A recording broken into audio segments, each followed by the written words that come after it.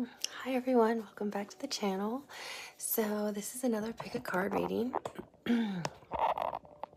This is going to be for, I made notes to make it easy. This is for no contact or that you've been ghosted. So there are 3 different piles to pick from, and you're going to pick either based on that you like the number 1, 2, or 3, based on the picture that you might have already seen posted on the thumbnail, or based on the way you like how the decks are. So this is one of my new decks I really love. It's called the Dream Keepers Tarot. Or maybe you really like the rose quartz crystal that it's paired with. This is for pile number 1.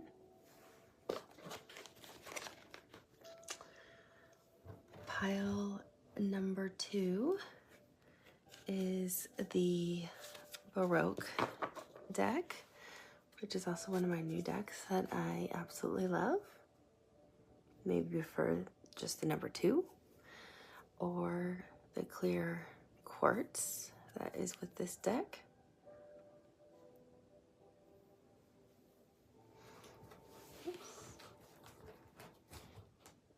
And then the last one is the Moon Dust Tarot deck that I think all of you see me use a lot because I love this deck and enjoy reading from it a lot. Or you might like the green aventurine crystal I paired with it. Or you might like the number 3. Use your intuition when you pick your deck, and if more than one speaks to you, feel free to watch more than one pile. This is a timeless reading, so you can come back at any point in time and watch a different pile anytime you feel like it. So enjoy, and I hope it's helpful. We're going to be looking at, how does your ex feel about you now? What do they want to say to you now? Will they contact you? And then any guidance or advice that is in your highest good. And then, of course, as you know, I always let spirit guide the readings. So each pile may be a little bit different in the end if spirit guides me. But I try to stick to it so they're kind of consistent. I noticed in the first pick a card reading that I did, I really kept them all consistent. Spirit didn't deviate. So some were longer than others, but spirit didn't seem to deviate. So I don't think it'll deviate. We'll see. So enjoy, and timestamps are always below so you can jump around to the piles. And if one pile doesn't speak to you, try another pile. I'll see you soon. Bye. Hello, pile number 1. How are you? You picked either pile number 1 because it's number 1, the Dream Keepers Tarot, or the beautiful pink or rose quartz crystal. So this is for a no contact or you've been ghosted. And we're going to look at very specific questions. And if spirit guides us to other things, we will look at other things as well. So the first question we're going to look at is, how does your ex or romantic interest, the person you were interested in, maybe you went out with them a few times and then they just ghosted you, either way, feel about you now that you're no longer speaking? How does your ex or romantic interest feel about you now that you're no longer speaking? How does your ex or romantic partner feel about you now that you're no longer speaking?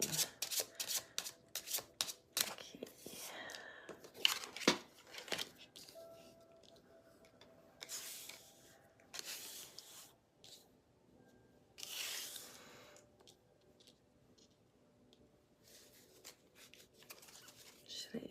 Okay, so Spirit's saying get 3 more cards. So I will. Spirit, can I have 3 more cards, please? How does your ex or romantic partner feel now that you are no longer speaking? Oh, we got 3 more cards. Okay. Let's take a look.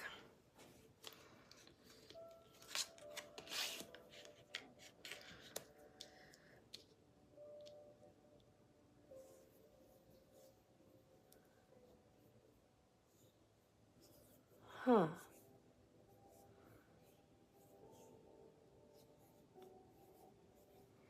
So I get a lot of messages. What I try to do is stick to like the main key storylines I'll hear. Otherwise, I could do this reading for like 3 hours just on pile 1, and I don't really want to do that.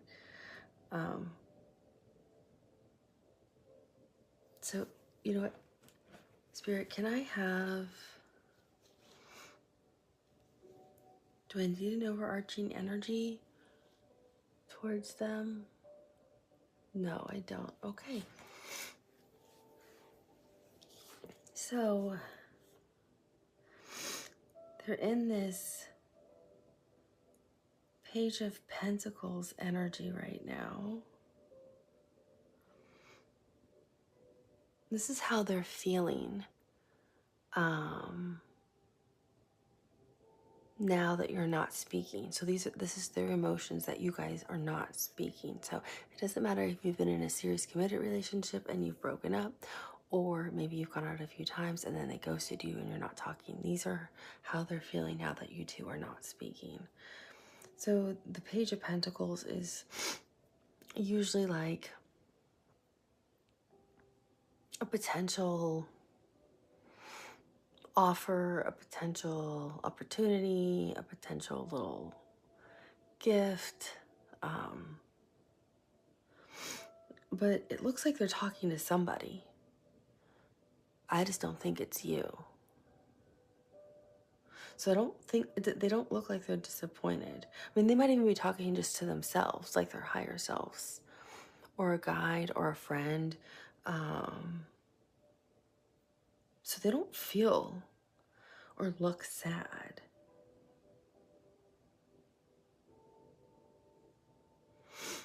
They just like they're having some fun.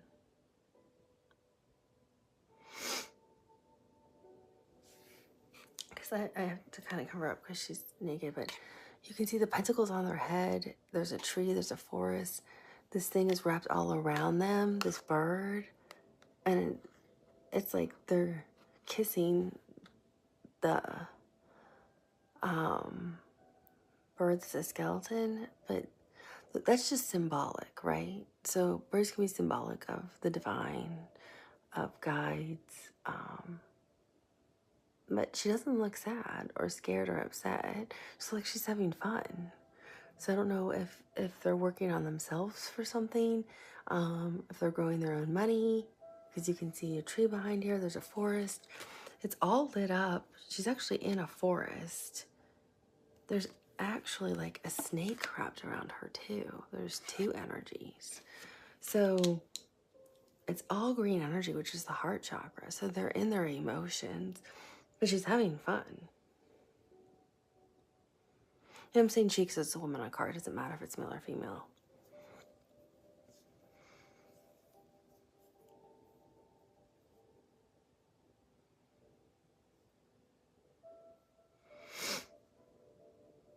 So it doesn't seem like they're upset that they're not talking to you right now. They're having some kind of experience. We can look and see if they're dating. I don't know if they are.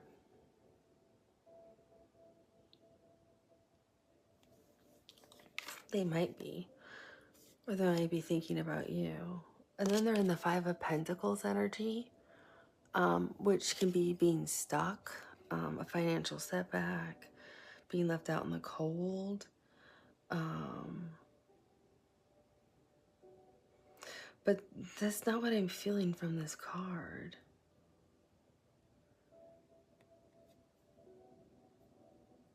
Because you can see like there's like hands coming down from like the heavens helping.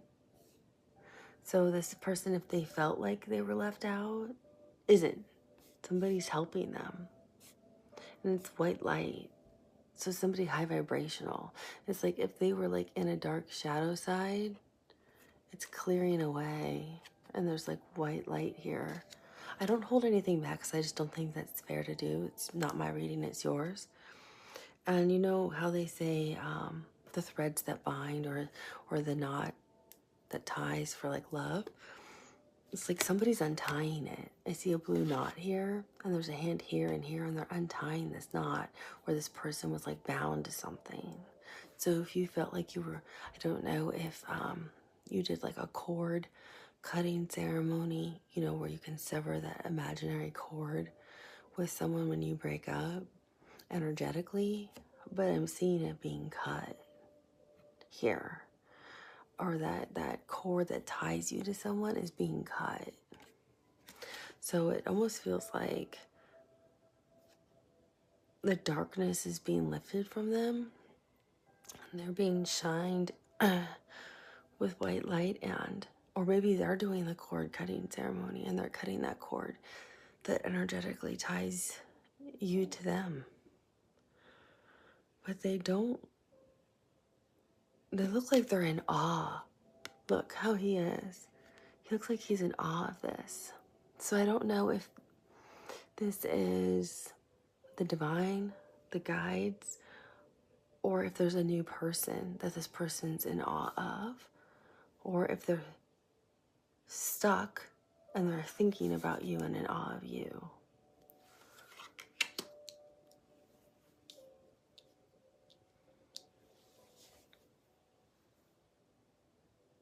Because then you have the Four of Swords, which means taking a time out, which I would tell me that you guys, between the Five of Pentacles and this, I would say you definitely are not in communication. Look how dark that is. I mean, it almost looks like the Ten of Swords with those way those swords are sticking up. And she just needs 6 more, I would think. I mean, it looks like Ten of Swords energy, the way that she looks dead there.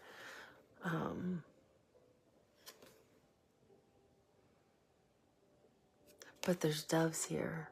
2 doves, which is peace and love. And the moon can represent not our fears, because she's smiling, actually. She looks very peaceful. And the moon can also represent our emotions. And there's a lot of blue. And look, some of that purple, like that rose quartz, which is our heart, which is the rose quartz can activate our heart chakra. There's a lot of emotion here with these colors. And the moon can also mean our emotions and our intuition. So it's like they're not talking because they're in their emotions. They're thinking. They're in their head. They're in their thoughts and feelings.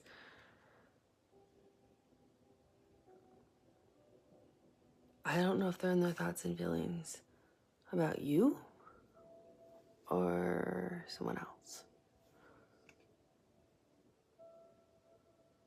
I see 2 people's faces up here, look. So they're thinking about 2 people, like them and someone else. I don't know if it's you. I am gonna have to ask and find out if they're with somebody else or what the blockage is. I guess what do they want to say to you now will help.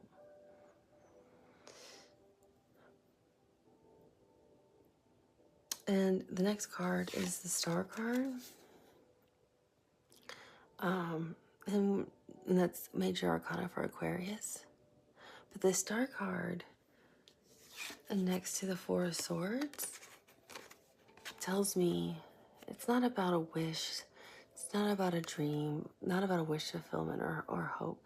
It's about healing, because the Star card can mean healing, rest, recovery. So they're healing themselves right now. They're definitely healing themselves. And look, they're healing their heart.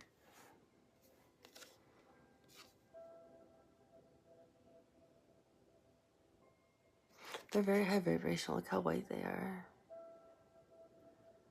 They're working on themselves. So being over here as this card with the Ace of Pentacles. It's like the Page of Pentacles, I mean. It's like they got in touch with their heart chakra. And the Five of Pentacles, they severed their ties. It almost feels like to like negative energy or energies they felt held them back. Whatever those energies were. That could be you, and that might not be you. I don't know. It could be other friends. It could be a work thing. It could be they had to move somewhere else.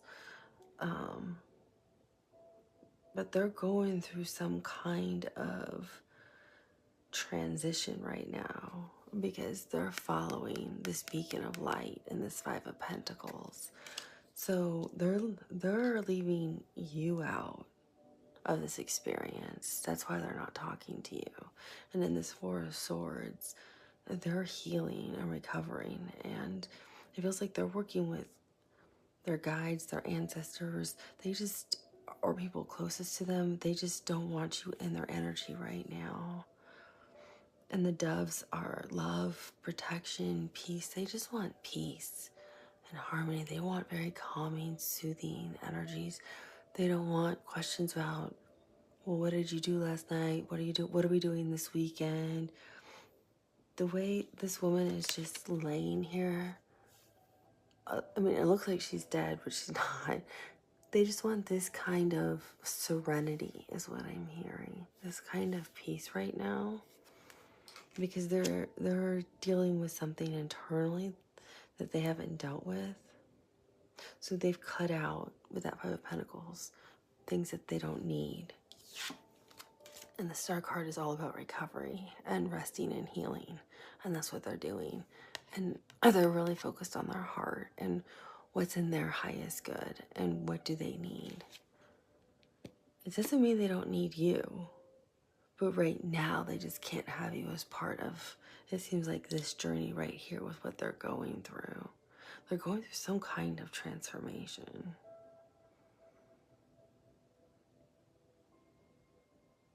I don't know if you get involved later, but right now, this is why they're not talking to you. I don't feel like they're talking to a lot of people. But they are definitely raising their vibration and their energy. Maybe they're trying to raise it to match yours. I don't know if you felt that you were always at like a higher vibrational level than them. If you did, maybe they're trying to raise their vibration to align with yours.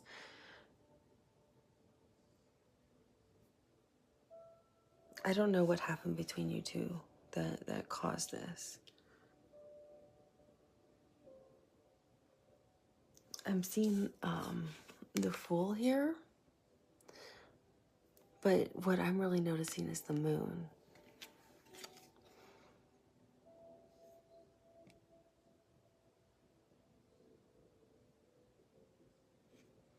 The Fool can mean new beginnings, new adventures, trying something different. It's ruled by Uranus, so it means wanting new experiences, wanting fun adventures. It can mean a fresh start in love. It can mean short-term relationships, not long-term commitments. Like, I just want to have a fun fling right now. I don't want anything serious.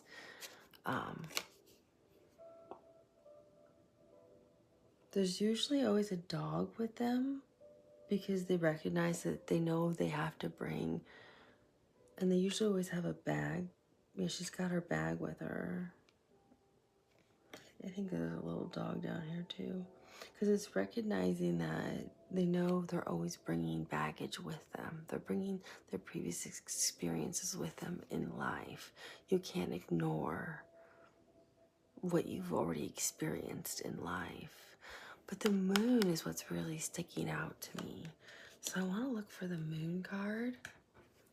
This is like my second time ever using this deck. So that's why I'm a little bit slower too with reading the cards. Sorry about that. But I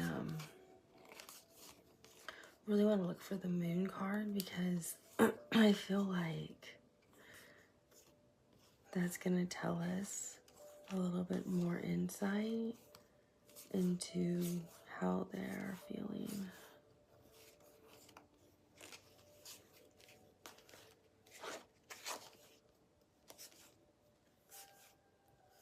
And I'm just going slowly so I don't miss it. Unlike my one deck I use all the time, I can flip through pretty quickly.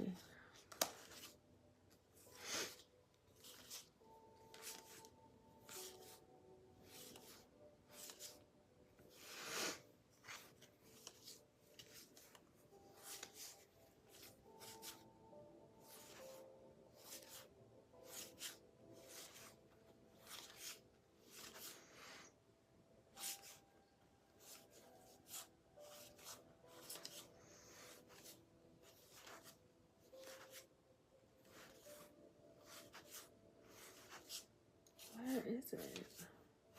Of course, it's going to be at the very end. Oh, I think this is what... no, that's the Magician. There's two cards in here that they use a different word for instead of Wheel of Fortune and for a Magician. There's two different words they use instead than the typical words. They use words from mythology instead. Okay, so I must have missed it. Oh, the moon's already here. Never mind, the moon's already here.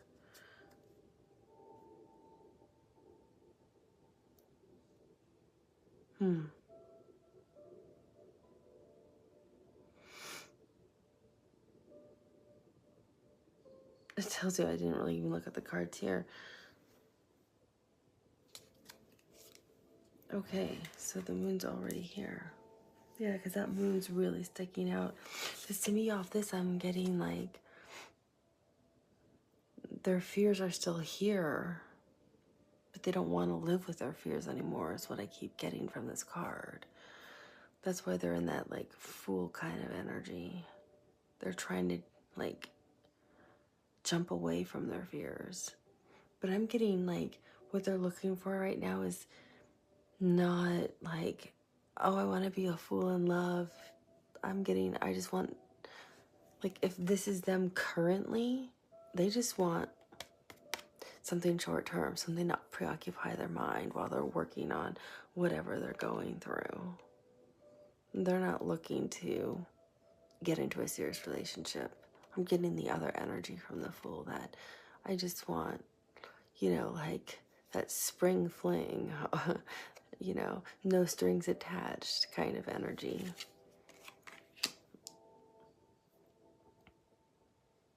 And I think they think too highly of you to call you to be a fling.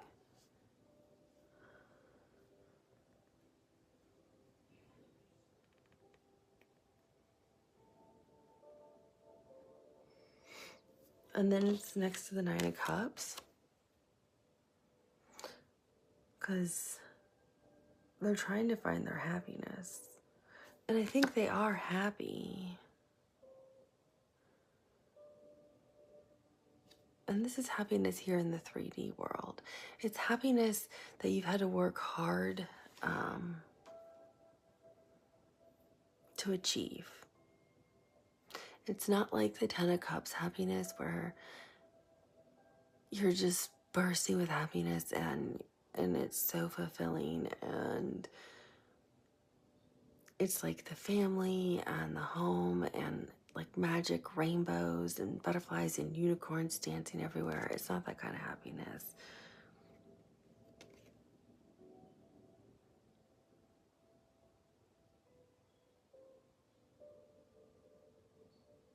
You can even see, look, she's got like a key. Like look, it looks like a keyhole right there that she's trying to turn. And this cup is even falling over.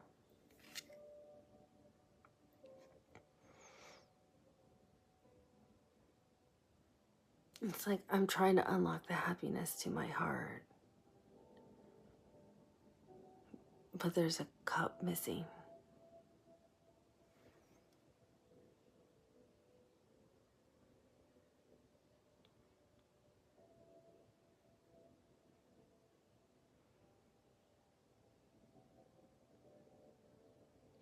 So that key's not going to work because you need one more cup.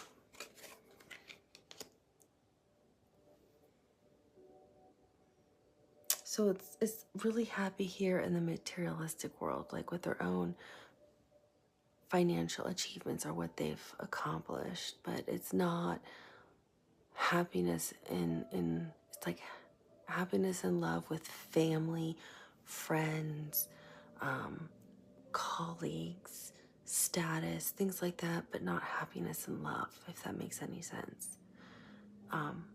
They don't have that love, and they can't unlock that love because they don't have that love yet. Because they're only looking for short-term things. And if you're looking for short-term things, you're looking for different types of energies and different types of people, and those people aren't going to reciprocate the type of love that you're looking for.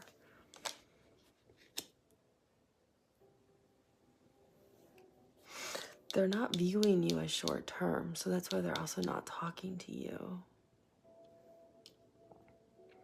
While they're in this Four of Swords energy, they are thinking of you as the lovers.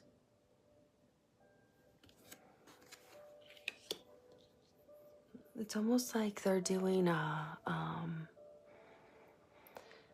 how do I phrase it?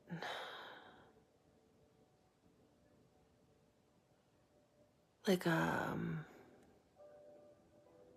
life review.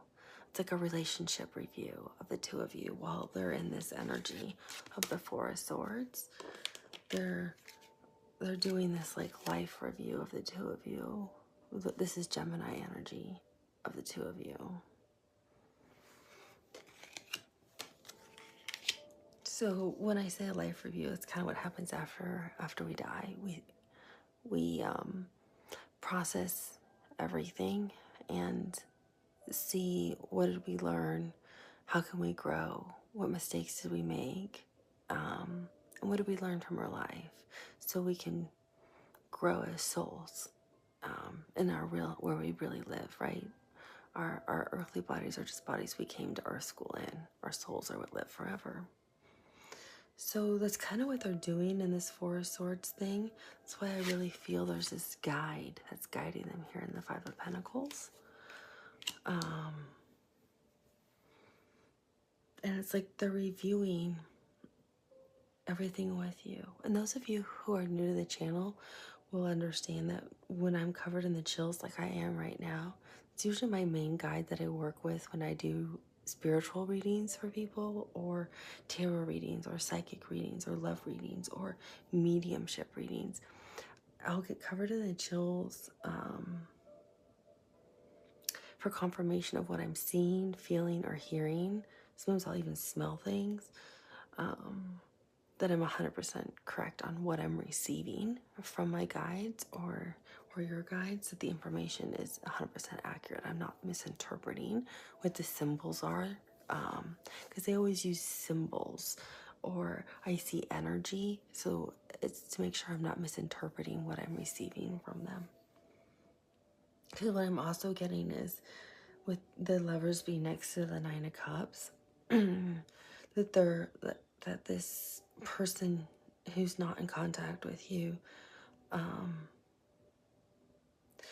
and can't open the key to their heart for love is also reviewing you and is thinking, was that the right person? Was that the person I'm supposed to be with? Is that the love of my life? Did I make a big mistake, or how do I fix this mistake? I'm not saying they were the one that you might. I'm not saying you could have broken up with them and regretted it.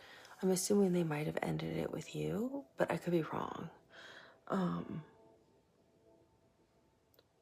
But it feels like, and I'm covered in the chills, like they're processing, are they that missing cup I need to open my heart fully to what it feels like to really have that soulmate, to have that unconditional love I'm looking for in a relationship and in a partner as the Lovers.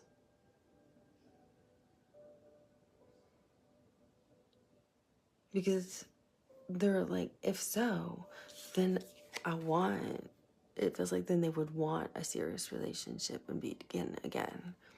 But they're not there yet. It's like they haven't healed something. And they're aware of that. Because we have the moon card. Because I'm willing to face my fear then. I want to take it head on. And you can even see in the picture, she's looking right at like what the mask is that she hasn't dealt with. Like, here's her shadow side, or his shadow side, doesn't matter, male or female. But it's like they're taking on what their shadow is with respect to love, that they're afraid about love and willing to deal with it. So that way they're capable of loving and being in a true, healthy, loving partnership. And that's under the Star card, which is also a healing, and it's also wish fulfillment. But they're trying to heal that wound.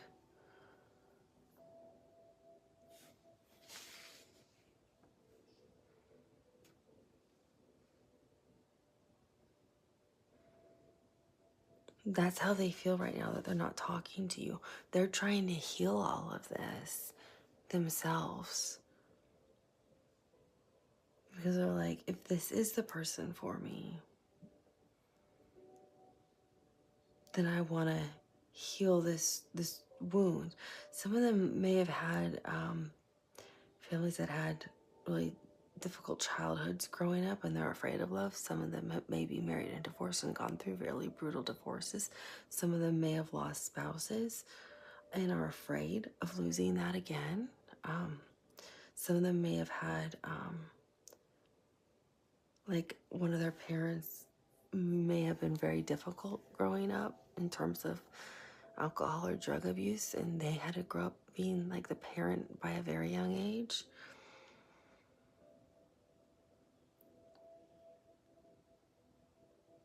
Some of them have never felt or received unconditional love until they met you, pile one. And so it scared them and they ran, and I'm covered in the chills. And so they're not used to what healthy love feels like. They only know what unhealthy love feels like. And they're trying to heal this wound. They're facing their fear so they can come back and love you. It doesn't mean you'll still be there, and I'm not saying you should wait. I'm just saying that's why they're not talking to you. They're trying to understand what's going on and why they feel the way they feel about you. Because the way they feel about you feels different than they have felt about others. And I'm covered in the chills. Because they really feel you're the one that has the key. You're the one who has the key to their heart. And that scares them a lot. It really scares them. It really scares them a lot. So we want to look at, what do they want to say to you now? Okay, so let's just put those cards right over this. So what do they want? What does this ex want to say now? What do they want to say now? What do they want to say now? What do they want to say now? What do they want to say now? What do they want to say now? I'm hearing shuffle of cards. So 1 minute, please. I gotta pause it or the camera's gonna run. Okay, so let's find out. What does your ex want to say to you now? What would your ex, right? Yeah, what would they say to you now? What do they want to say to you now? What do they want to say to you now? What do they want to say to you now? What do they want to say to you now? What do they want to say to you now? What do they want to say to you now? What do they want to say to you now? What do they want to say to you now? What do they want to say to you now?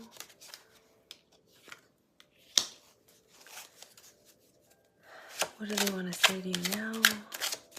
You're in their head. What do they want to say to you now? What do they want to say to you now? What do they want to say to you now? What do they want to say to you now? What do they want to say to you now? You're literally in their head. What do they want to say to you now? What do they want to say to you now?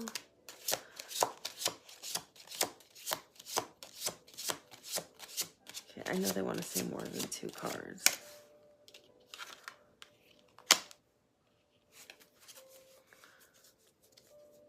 What do they want to say to you now? What do they want to say to you now? They have a lot of emotions towards you. What do they want to say to you now?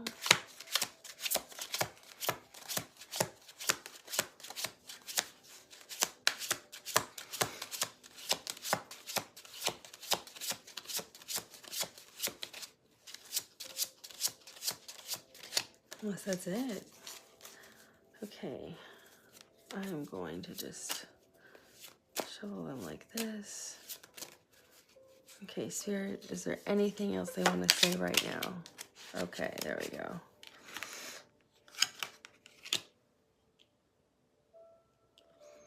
Okay, that's pretty clear. 4 of Cups, they know they refused your love. I'm hearing I just can't. I just can't. I just can't. I just can't do it. Not right now. They know. That's exactly what I'm hearing. So this is what they want to say to you now. Pile number 1. So we have the 7 of Pentacles, which is just screaming the heart chakra to me, because it's all green, and that's the heart chakra, literally. But you can see somebody's dancing in their head. So you're literally in their head. You're in their thoughts. You're in their thoughts and their heart. You really are. That's what they want to tell you. But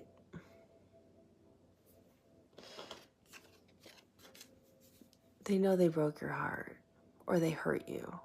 Some of you, they literally broke your heart. And they know in doing so, they feel like they know they destroyed you. Like, some of you, I'm getting different things for some of you. Some of you, they know they literally like destroyed you. Like, there's almost like no coming back. You're so broken from it. That's why there's no head on this person. It's like they like mentally destroyed you. They hurt you so much and you cried so hard. It's like you feel like you don't even exist anymore. And they know they hurt you that badly. Others of you, they know you're still holding on with so much hope. That's why you're cradling this heart in your hands, as if it's their heart. You think if you hold it enough, they're just gonna show up. And they're saying like, no, love, you didn't do anything wrong. You didn't love them wrong. You didn't do anything wrong. It just, they had other things they had to deal with. It has nothing to do with you, pile number 1. You have to understand that. This has nothing to do with you. For some reason, they're reminding me, I don't know if it's a movie or a story from Edgar Allan Poe about the Headless Horseman, but I know it was a movie that was made several years ago, and I think, what's her name is in it? Let me look it up, because they're showing me the movie of someone riding on the Headless Horseman.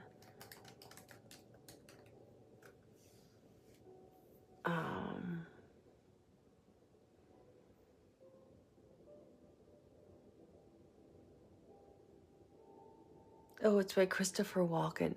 I was thinking of the movie, sorry, Sleepy Hollow. Is the movie I was thinking of, but that because the Headless Horseman's in it. Yes, Sleepy Hollow with Johnny Depp, and it came out in 1999. And Christina Ricci. That's exactly what they were showing me was Sleepy Hollow. Because I was thinking of the Headless Horseman. I'm Christina Ricci and I don't know why they're showing me that movie.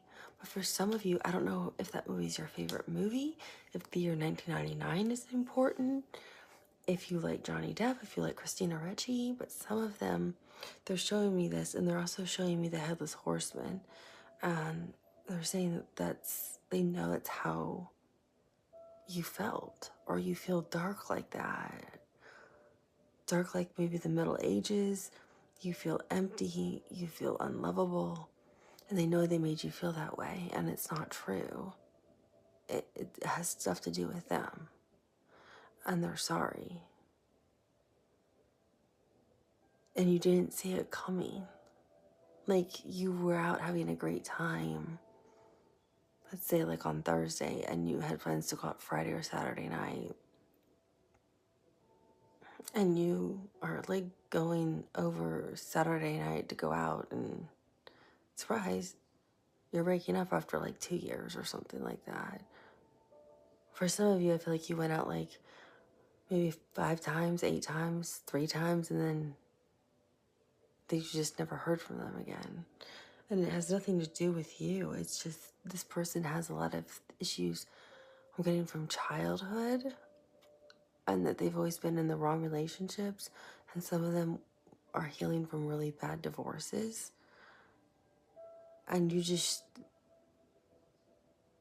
are, I'm hearing, a casualty of war in love. But they're asking you to stop holding on to the heart. That's what they want to say to you. You are in their thoughts and in their heart, but they can't do anything about that right now. And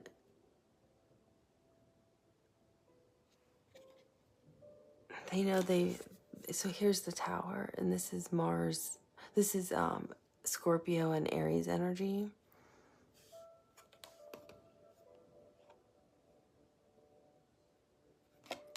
And you can see that person literally cracking in half. It's like they feel, so I get for some of you, it's almost like you felt like you were having a nervous breakdown because you thought everything was perfect and fine, and you had no idea. For others of you, you did not see this coming at all. You were just shocked. Literally, the Tower is like, you were shocked. It was like you were sitting in a chair and somebody pulled the chair out from under you, and you just started falling, I'm hearing, through the depths of hell in pain, because you just had no idea. I could almost cry because I can feel your pain. And I'm so sorry, pile number 1. You had no idea. Someone, and I feel like this is for some of you that were with this person for a while and really trusted them, could blindside you like that and hurt you so much. And I'm so sorry that you went through that. But you have to understand, you did nothing wrong. There's nothing wrong with you. You are a beautiful person. See how this person is cracked? It's this person that needs healing, not you. It's this person that you're inquiring about that needs help, not you. You need to ask the question about, what do I need to look for in a healthy relationship? Not, why is this person not contacting me? Because you are a beautiful person, and I can feel your pain. Sometimes I can feel it so much, I can feel it by holding this card and this card, I can feel your pain.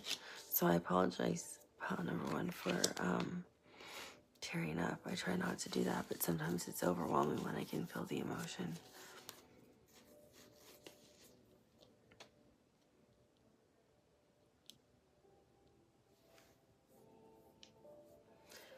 And then what they want to tell you is the Two of Pentacles. And this is Jupiter energy. And they tried so hard for so long to juggle it all. They tried to juggle what they were dealing with internally and never communicated to you. You can see the pentacle here and here, but the bird. They kept secrets from you, secrets you still don't know about. They try to juggle it. They try to juggle too many things. They try to juggle childhood traumas for some of them. They try to juggle heartache and healing from divorces for others. They try to juggle financial insecurity and pretending they were stable for others. They tried to juggle that their heart wasn't open to love for others. They tried to juggle that they were really in love with you but just too afraid, and kept it closed off. They did everything possible to keep their heart closed off to you because they did not want to be hurt. So they held off as long as they possibly could in ending this relationship, when the right thing to do was never enter in a relationship. I understand the Fool card now. They never wanted anything long term. They just ended up falling for you and ended up in a more serious relationship with you than they expected. That's what I'm now getting. And I put the cards up over here so I could have more room to look at these. And the one card that's looking at me is the Fool card. And I'm getting that for a lot of you, they were only looking for a short-term thing, and you turned into a much more long-term, serious relationship, pile number one. And that's the last thing they expected. You caught them off guard with that.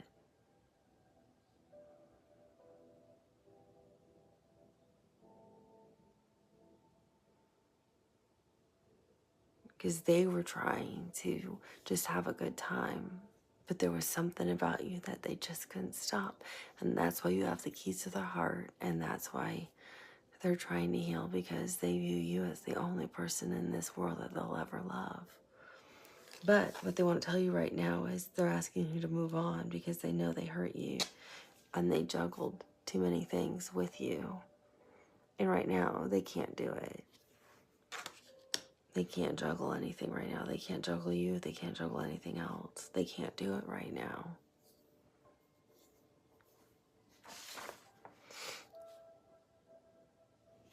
Will they contact you? Well, remember, they held back on their love too with the bottom of the deck. So let's see, will this person contact you? Spirit, will this person contact Three of Cups? I feel like, you know what's really weird too? This card fell out directly under the Three of Swords, the Three of Cups. I feel like some of you were put in third-party situations and you didn't even know it. And I usually don't say third party. I feel like some of you were in third-party situations and you had no idea.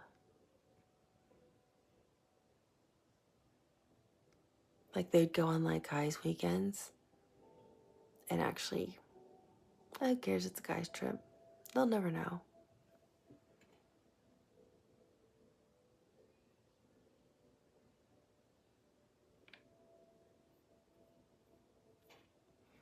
I believe Three of Cups is a yes card. They will contact you. But I don't know if you actually will want to talk to them, because I don't know if I really like this energy. to be honest with you, pile number one. But I guess my opinion doesn't really matter, does it?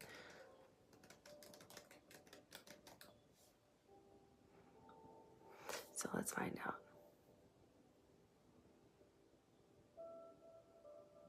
Yes, they will contact you at some point.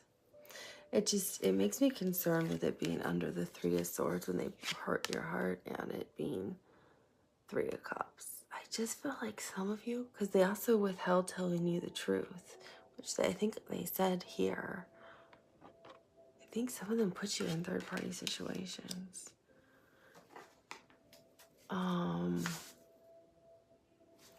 Let's see. Spirit, when will this person reach out to contact pile number one? Okay, we got 2 timing cards.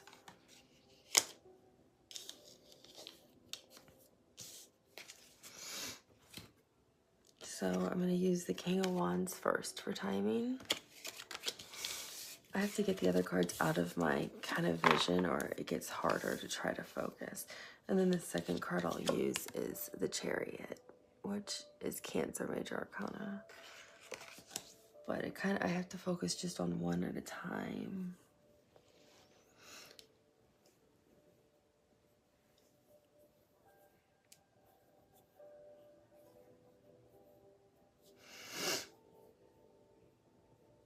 Definitely feels like spring. Because like the curtains are being pulled back and I see spring, green grass, blue skies, clouds. And I'm hearing spring has sprung, spring has sprung. So in the United States, spring is usually March, April, May. So whenever spring is, wherever you live, is when this person is one time frame. I'm going to see what it is on. So it could be spring. And this is the next card I'm going to use. Cancer, Major Arcana.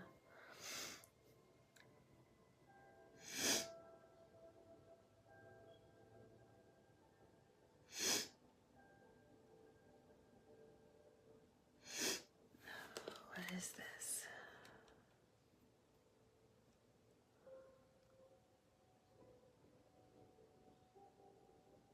Off to the races.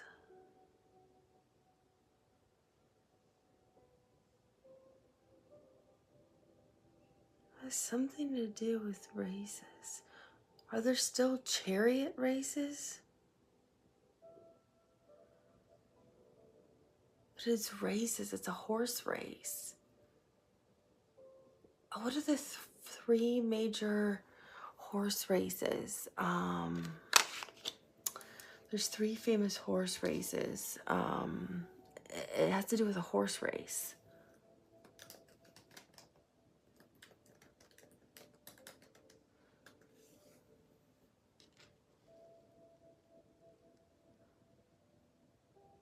It's the Belmont.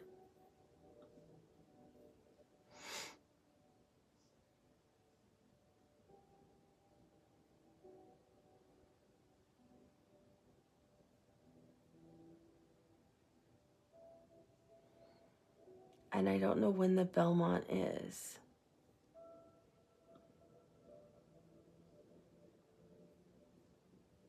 When is the Belmont?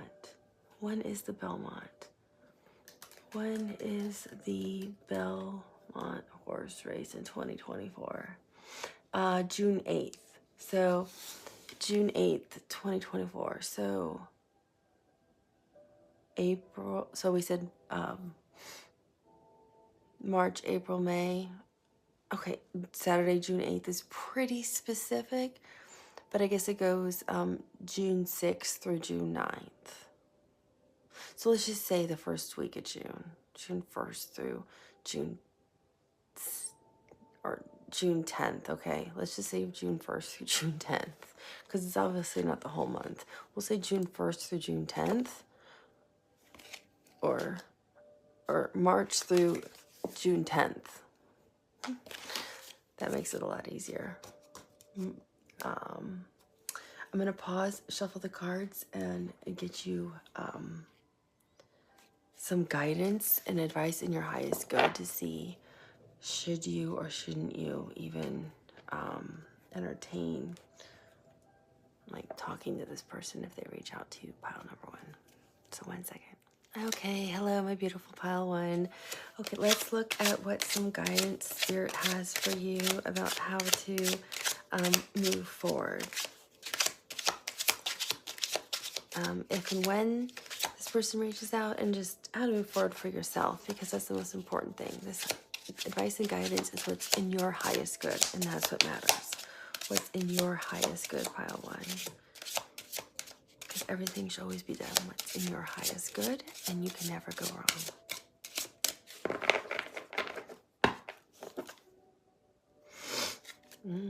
Two of Swords, you're at a crossroads. Spirit, what is in the highest good for my beautiful pile number one? What is in the highest good for their guidance, pile number one? What is in guidance, their highest good for pile number one?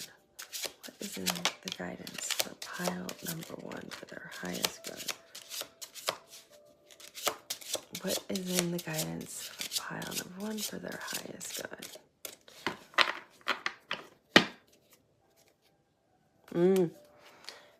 I think you should listen, or you're going to bring another tower moment. Just my intuition talking. But remember, everything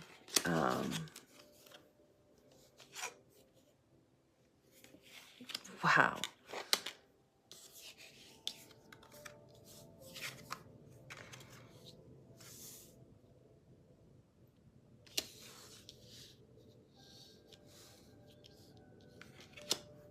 Yeah, this isn't interesting.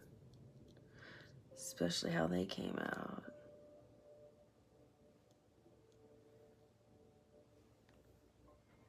Now remember, take everything as it resonates. And this is just the intuition, or this is just the intuition. This is just that guidance or advice that's intended for your highest good at this moment in time. Timing is fluid, energy is fluid, and we all have free will, and things can always change.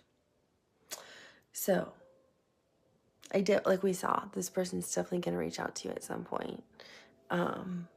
And it's going to be this Six of Cups energy, which is renewal energy. I think for many of you, you're going to feel like, oh, my soulmate's back. Finally, they're here. I was waiting for them. I cannot wait. I'm so excited. We can begin again. And I think they're going to give you all of these promises because they understand what they understand what they did. We saw it pretty clearly. They know how they hurt you. It's really evident. I'm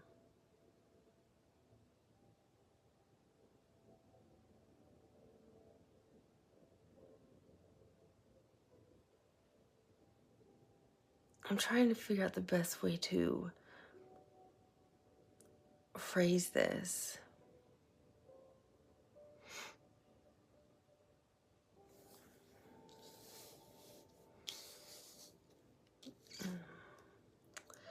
So I'm going to phrase it because I have to refer to this one card a few times. So remember, when things show up too that are very tempting and alluring and seductive and things we love, they always show up. The devil never shows up ugly and nasty and gross. They always show up just the way we want. So they're going to show up like the Six of Cups, my soulmate, my life partner. I kept thinking about you. You kept thinking about me. We dreamt about each other. We've had past lives together. We've always belonged together. And they're going to want to come in and swoop you off your feet and tell you whisper all these things in your ear. This is the devil right here. It's major arcana for Capricorn energy. it's, that's the problem, is you have to be able to recognize, has this person's energy really changed, or are they just sweet talking you the way they've always sweet talked you before? Because I feel like you've been down this path before. Maybe you haven't broken up before, but there's probably been disagreements or been hurt before, and maybe you had missed the red flags before. Because we've all had those things happen to us. And what Spirit's saying is, if they show up in the Six of Cups energy, right, which is soulmate, reminiscing, you know, deep connection, hey, I want to get back together kind of thing. It's okay to say, be the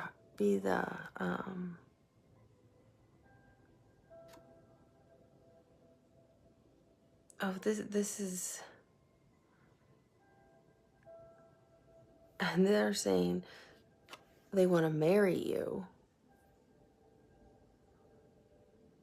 as the Hierophant.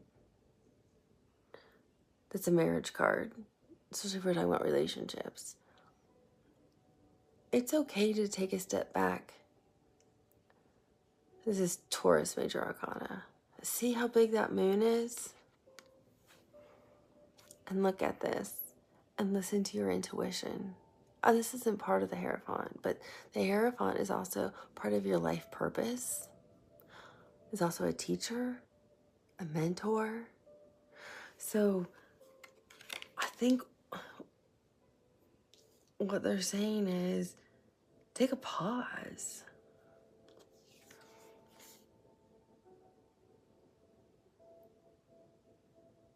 You don't have to run to them instantly if it looks and feels good. It's okay to let things unfold, especially if the immediate response is, you're my soulmate and I want to be with you and I want to marry you. Let's go get married, or let's move in together, or let's get engaged, or let's have a baby, or let's be exclusive right away. That's, do you see how red her dress is? That's called a red flag. And that's also saying you need to ground yourself to the earth. Get your root chakra grounded, because you're not grounded. You're up in the clouds. So it's saying ground yourself too, and listen to your intuition with that moon. Really listen to your intuition about how they're showing up, because they're showing up like this, and like the Six of Cups, because you don't want to end up hurt again by the same person doing the same thing again 6 months later, 12 months later, 3 months later. And I'm saying those numbers because those are numbers I'm hearing.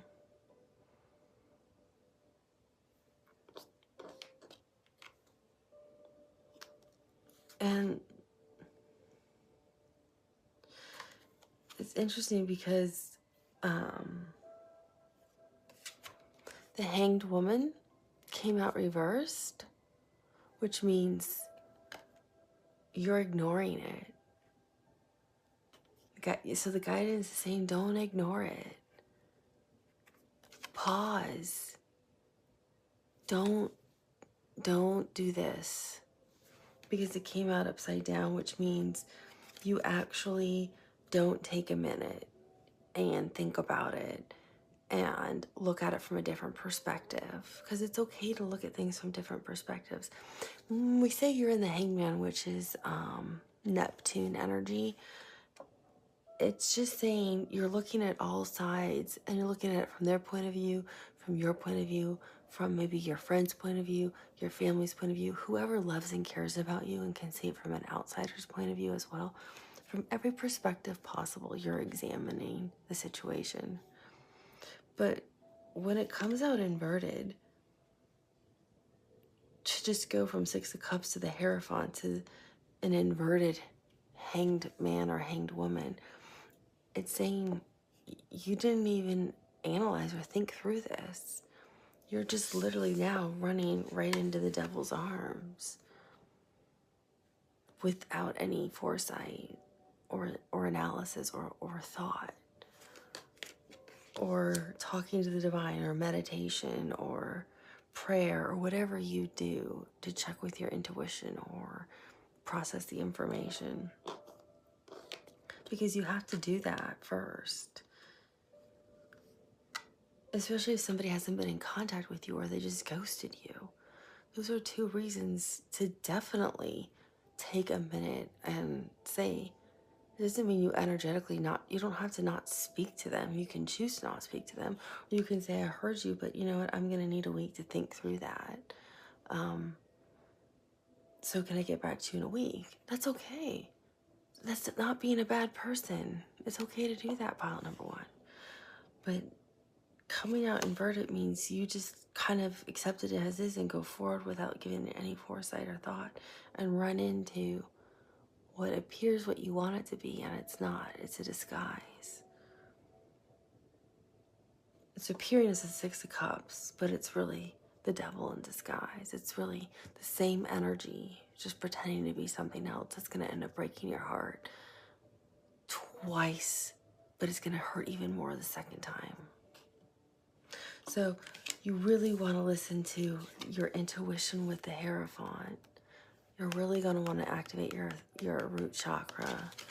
And you're really, the guidance and advice is saying, don't just go with whatever you hear. Take a minute, take some time, and look at it from every perspective possible before you make an informed decision. Don't take it at face value, because that's not what it is. And if you look at it from all points possible, and then you say it still is what I believe this is the Six of Cups, then you're making the best decision possible. Then this person may really be who they're saying what they are now in this changed energy. It's just hard to believe when this is standing right here. But it could be them obsessively thinking over you, missing you, and loving you. But you won't know that if you don't give yourself time to really think and analyze and feel it out. But if you ask for space to think about it, and then they just won't leave you alone and keep blowing up your phone and showing up at your place or sending you flowers or trying to talk to you or bugging your friends, oh, those are red flags. Don't ignore those red flags, because those might have been red flags you ignored before and you said, oh, no, that's fine, that's sweet. No, that's not sweet. That's someone who's not respecting a boundary you put in place. So you want to look for somebody who's going to respect you, pile number one, and boundaries you put in place in love and in life. For some of you, I feel like the person's in a new energy and they're coming to you. They're just so excited. They're so attracted to you. They so desire you. They want to be with you, and they just come rushing in. For others of you, I feel like they are disguised as the devil, that willing to say and do anything to get you back, and they're just going to break your heart again. So it's different for each of you, and that's why the divine is saying, or your guidance here is saying in your highest good, is to really stop, pause, and think and look at it from every perspective possible, not just your own and what you want it to be. You have to be objective and look at it not from your own point of view, but from the point of view of like a judge who would be running a trial and prosecuting this person. Look at it from a prosecutor's perspective, and then a defense attorney's perspective, and then a judge's perspective who would be dissenting them, or the perspective of some jurors on the case. Look at it from very different eyes and emotionally remove yourself from it. If you can see the bigger picture for what it is, you will make the healthier choice for yourself. That's what's in your highest good and what the guidance is for you. I hope that's helpful, pile number one. If pile 2 or 3 spoke to you at all, feel free to look at those and watch those videos as well. And I will have more pick a card readings coming soon for you shortly. I'll talk to you soon. Bye. Hello, pile number 2. How are you? You picked pile number 2 either because of the number 2, because of the Moon Dust Tarot, or because of the beautiful green aventurine quartz crystal. I can't think straight. I'm sorry, it's late at night when I'm filming this. So we're gonna look at no contact or that they ghosted you. And we are going to understand, what we're going to look at first is, how does your ex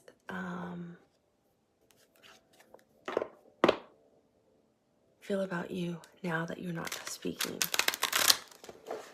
So you could have been like in a long-term committed relationship with them, or you could have gone out several times and then they've ghosted you.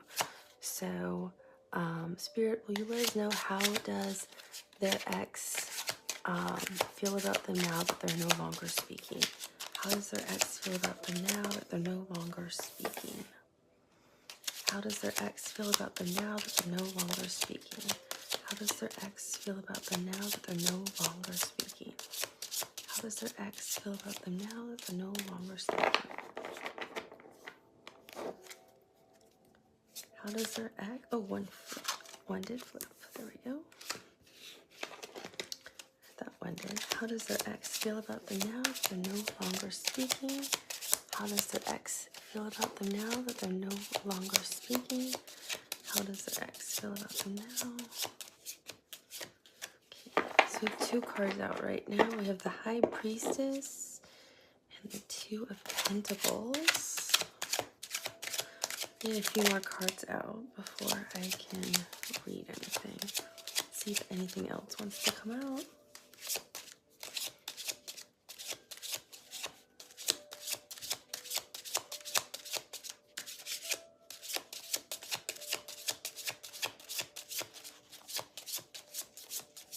I guess that's it.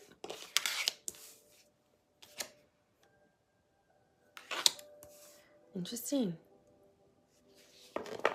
So the way they feel about you now, so the High Priestess is ruled by the Moon, which basically is our intuition, or, you know, Pisces or Cancer kind of energy, because those are kind of like our intuitive signs, but mainly kind of Pisces.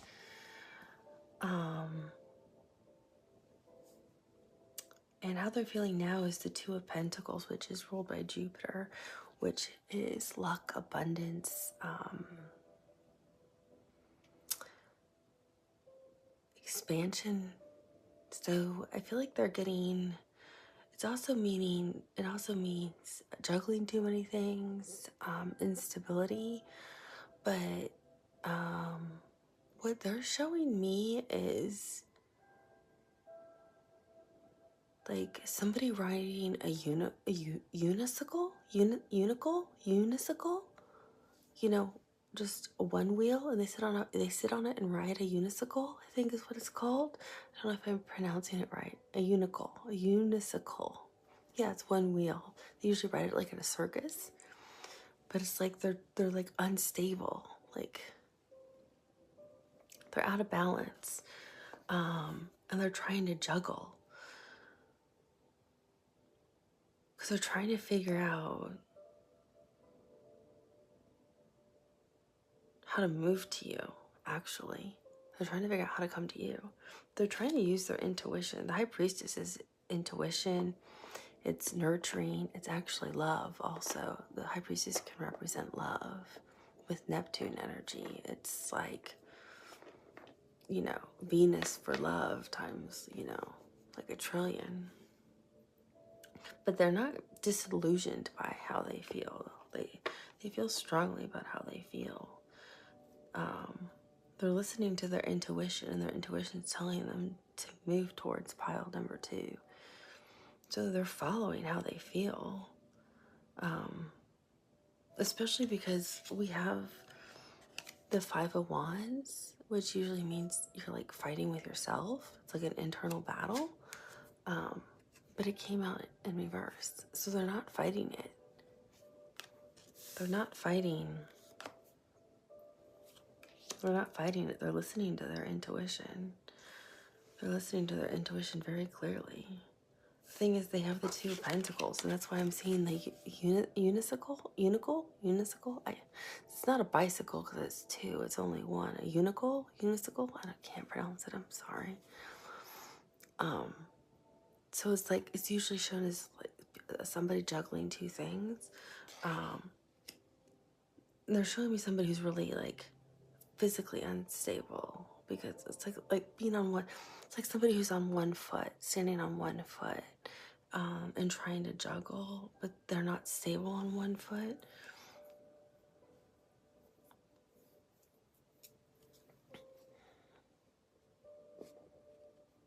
It's like they don't know.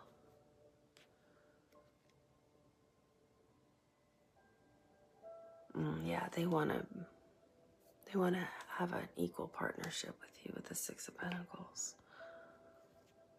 They want to marry you, Hierophant, or have a serious commitment with you. Yeah, they don't know how to move towards you. That's what they're trying to figure out. The 2 of Pentacles is like kind of making a decision, but they're getting stressed out about it with Jupiter. Because luck and fortune's on their side, but with expansion, with meaning it's going to keep growing and growing, I feel like they're getting more nervous about it. And I'm hearing a grandfather clock like dinging, like it's like somebody said like a clock, and it keeps dinging every hour on the hour, reminding them, when are you gonna call pile 2? When are you gonna call pile 2? It's like their intuition keeps dinging. When are you gonna call pile 2? When are you gonna call pile 2? So that's how they feel right now, not talking to you. It's like, I want to talk to pile 2. When are you gonna, well then when are you gonna talk to pile 2? That's what's happening with them. Because when they think about pile 2 and talking to pile 2, they think about the 10 of Pentacles. And when you think about the 10 of Pentacles, it's total stability, total happiness. It's commitment, it's family, it's home. It's the person you want to build a stable, happy home with. It's usually depicted as like dogs, like a grandfather, a couple. It usually has a tree in it, 10 pentacles, a home's in there. So you're the one they want to build this happy, stable home with.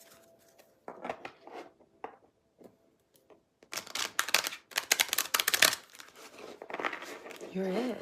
You're who they want it with.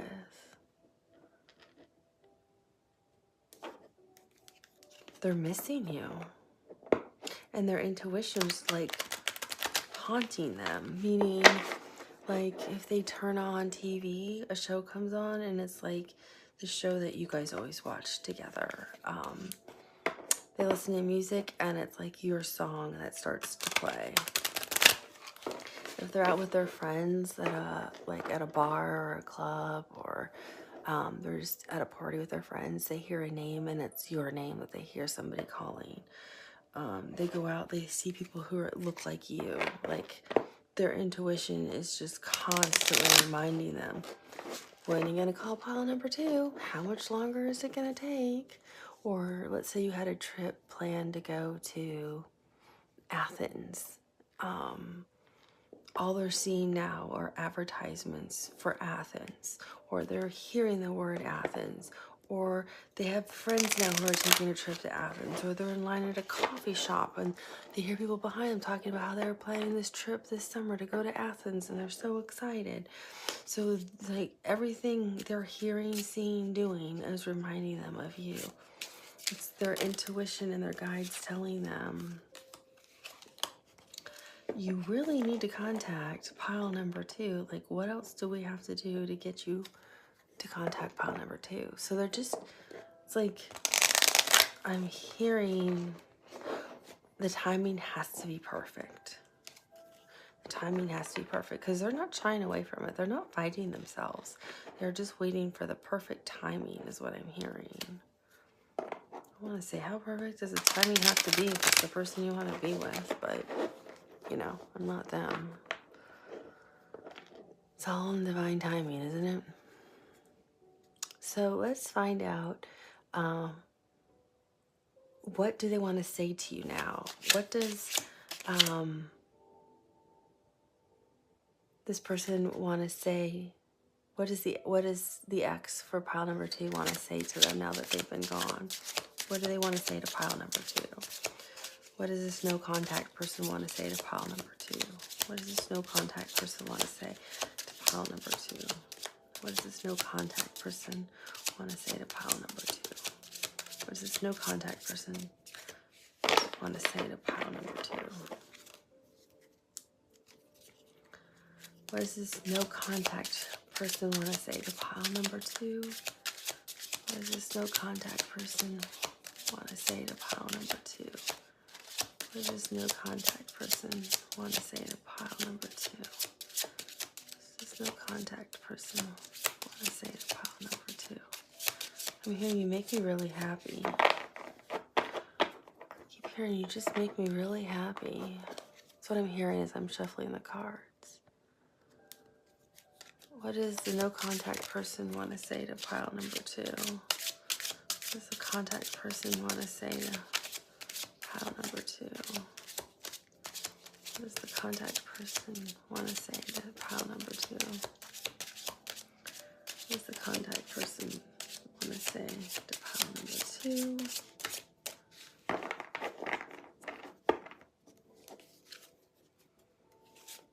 What do they want to say to pile number 2? What do they want to say to pile number 2?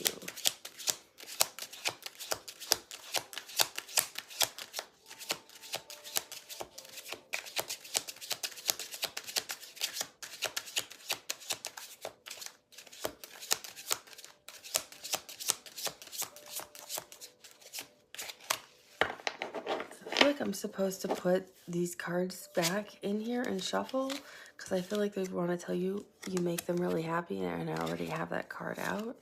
So I'm going to shuffle these, because they kept hearing, you make me really happy, you make me really happy. And the only way they can say that is the Sun, which I just put the deck at, and the Ten of Pentacles.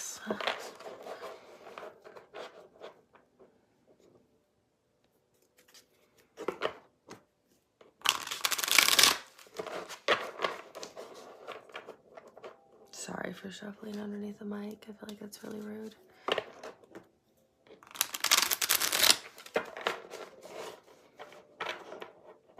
So the first card that came out for what they want to say to you is the Ten of Swords. And I feel like,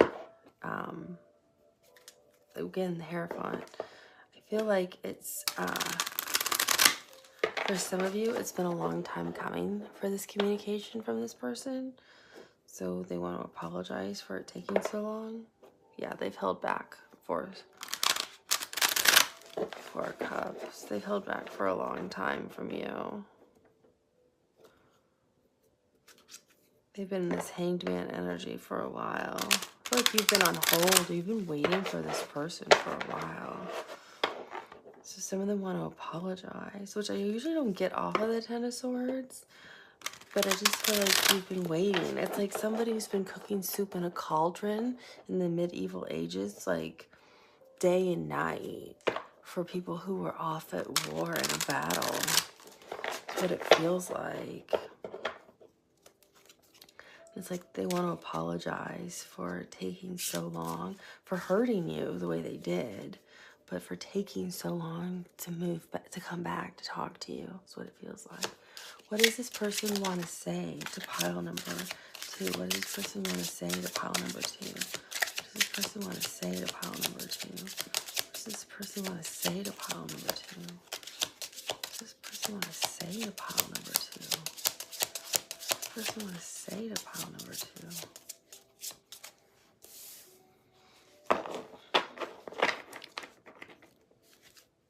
They've definitely learned a lesson. What does this person want to say to pile number 2? What does this person want to say to pile number 2? What does this person want to say to pile number 2? What does this person want to say to pile number 2? What does this person want to say to pile number 2? What does this person want to say to pile number 2? What does this person person want to say to pile number 2? Oh, right on my hand. They're in that hanged man energy. It looks like a chariot to me.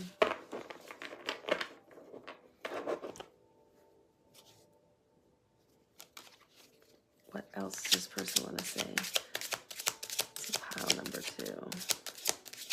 Oh, I understand. Okay. What does this person want to say to pile number 2? What else does this person want to say to pile number 2? I'm hearing, I'm sorry I left you hanging. The Ten of Swords, they really left you hanging. What else does this person want to say?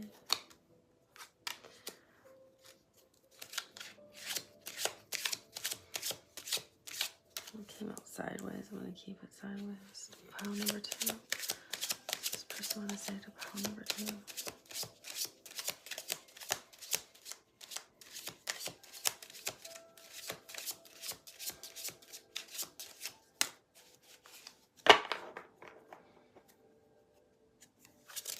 What else does this person want to say to pile number 2?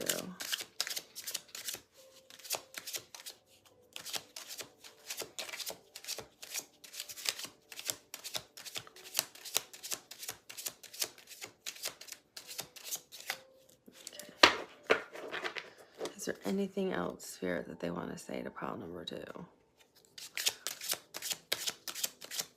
we going to really end with that? That's what I figured. Okay, good.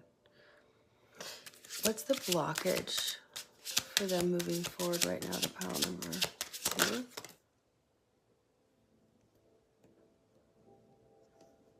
That's the blockage? Is there anything else on the blockage, Spirit? Anything else on the blockage?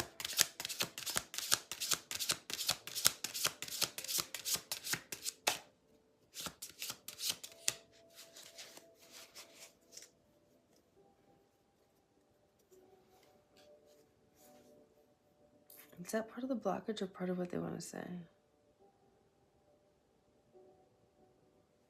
What they want to say or the blockage? What they want to say. 2, 4. Yeah, because you want 4 cards under for each. Okay. Don't do blockage. Okay, I won't do blockage. You have 6 of Pentacles on the bottom.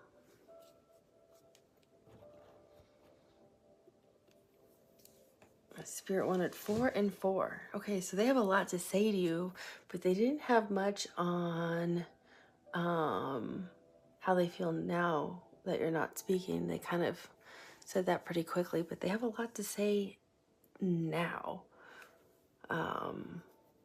which is kind of interesting, especially with one of the cards coming out sideways. So the Ten of Swords, I kept getting, it's been a long time coming, and for some of you, like, they know they've really, really hurt you, and they know this, and this is not an apology card, but I'm getting this is an apology. They know it's been brewing for a long time. They know they've really hurt you, and it's been a long time coming for communication for some of you. Some of you, I heard they just left stranded, like you really were ghosted. They just literally like up and disappeared on some of you, pile number 2. And that's why this is such a long time coming, because you just don't understand, and they never explained why, and they know it hurt. And some of you were actually like in serious relationships, and they just up and disappeared on you. With the Page of Pentacles, they're showing me this is Saturn. Like they have so little to offer you right now that they're having a hard time coming forward and talking to you. But I keep hearing that song, Since You've Been Gone. I think it's Kelly Clarkson. They've learned so much, and they feel so small and so insignificant now. But they've learned a lot based on the mistakes they've made and what they've done. They understand the significance of how they mistreated you, especially with the ending. because how all of you were treated at the end was wrong, and it doesn't matter for anyone in pile number 2. You were all mistreated at the end. It wasn't a no breakup is easy, but it wasn't a mature way to end a relationship, is what I'm hearing. And this person understands that, and they've learned that, and they're really embarrassed by their behavior and ashamed by it.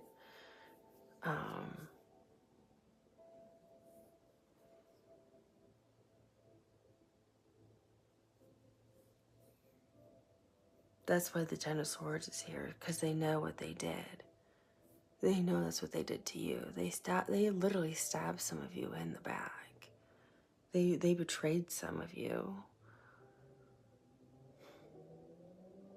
They've made some of you that angry too. They've hurt some of you that way. And with the Hangman, they literally, ghosted you, but they also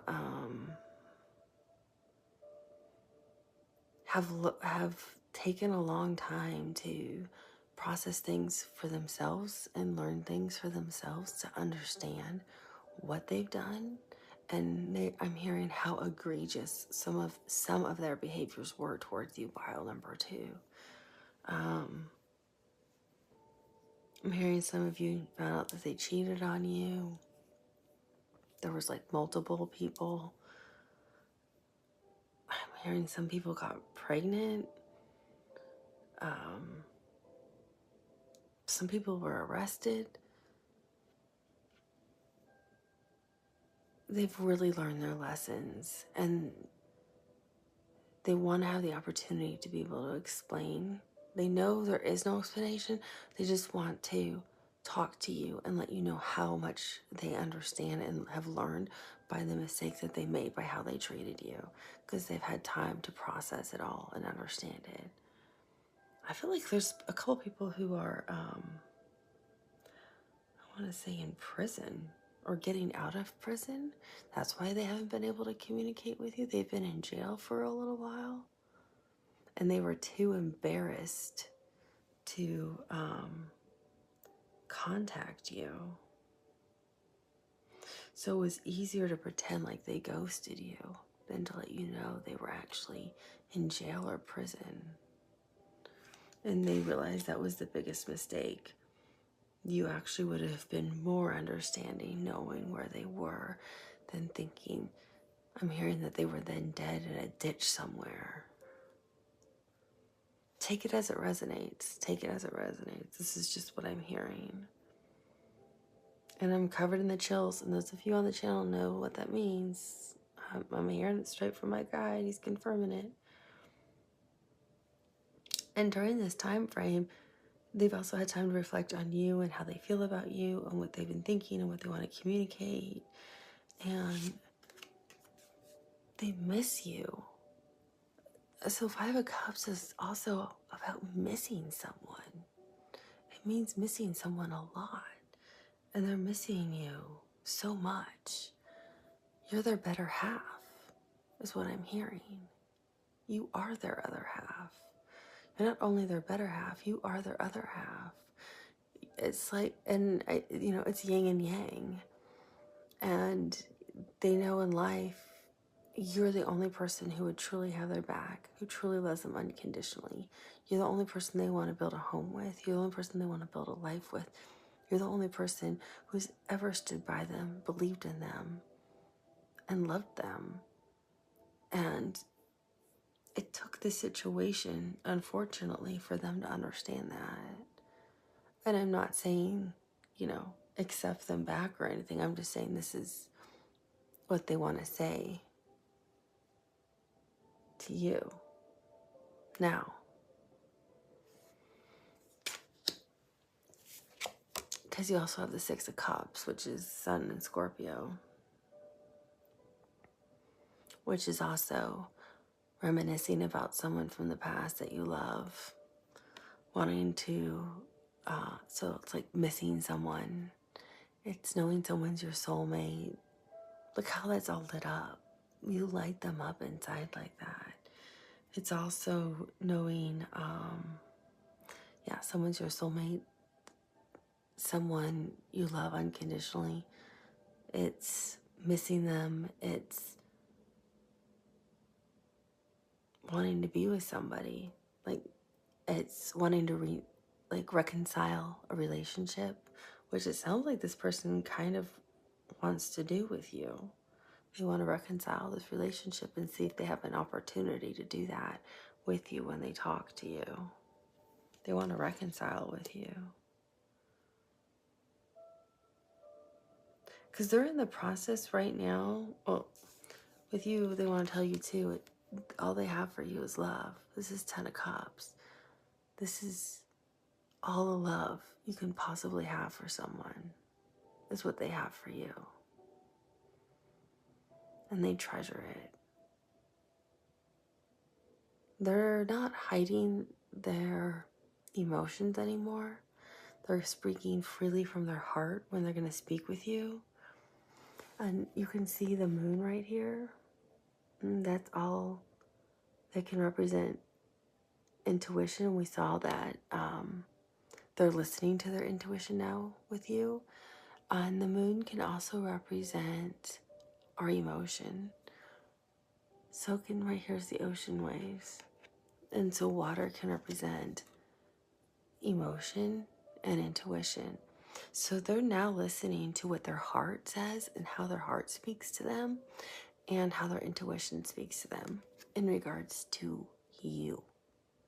And you're the only one who brings them total fulfillment and love and happiness. You're the one they want for their home. You're their total love. You are the love of their life, the love of a lifetime. But they feel like this small little person who only has this little thing to offer you.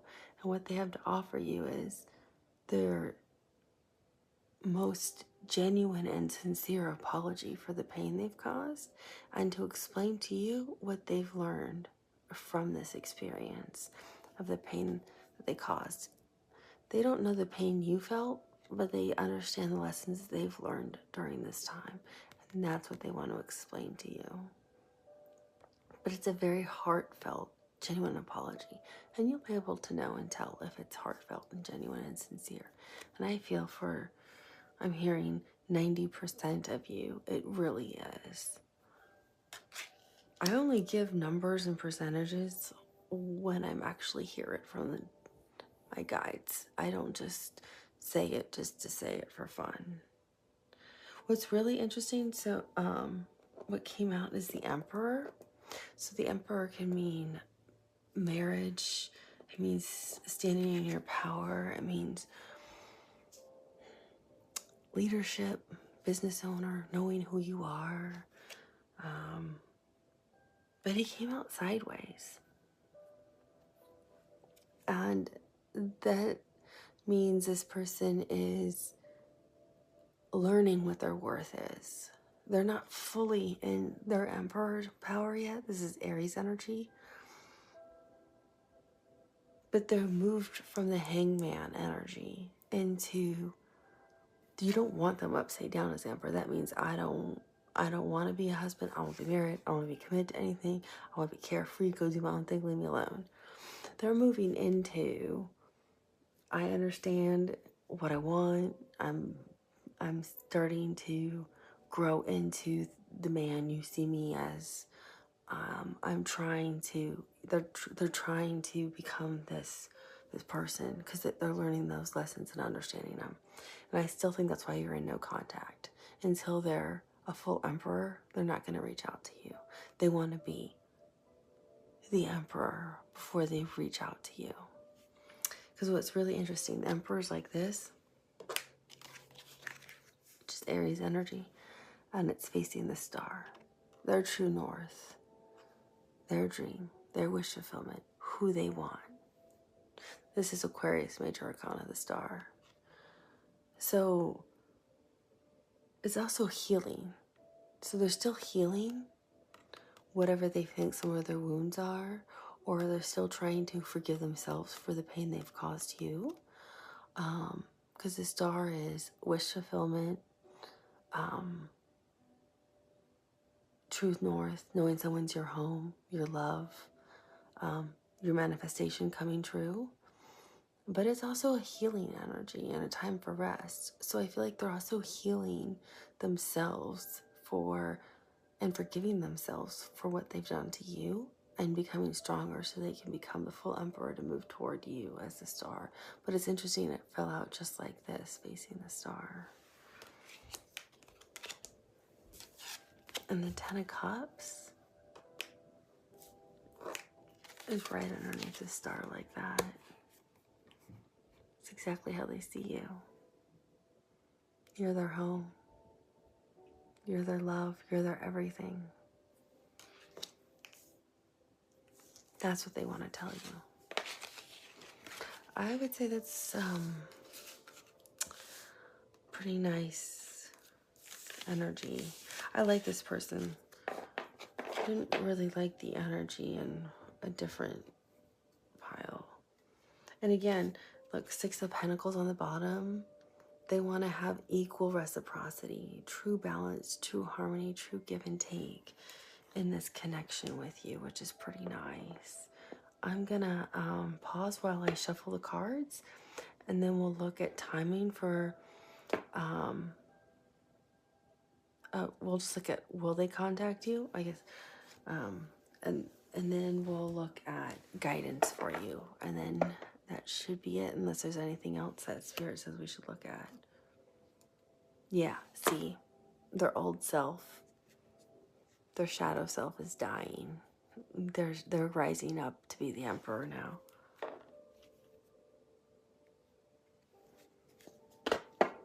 Definitely. Okay, welcome back, pile number 2. So, let's see, will this person contact you? Will this person contact pile number 2, Spirit? Will this person contact pile number 2? Chariot. That's Cancer Major Arcana, and that's a definite yes. They are definitely going to contact you. So let's find out what the guidance and advice is for you that's in your highest good when they contact you. Spirit, what is the advice for pile number 2 when they contact them? What is the advice in the highest good for pile number 2? What is the advice in the highest good for pile number 2?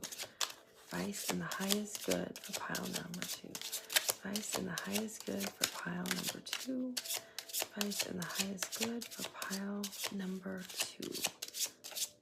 Advice in the highest good for pile number 2.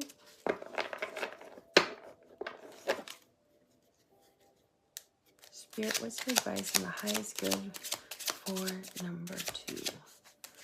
What is the advice for pile number 2? What is your advice for pile number 2?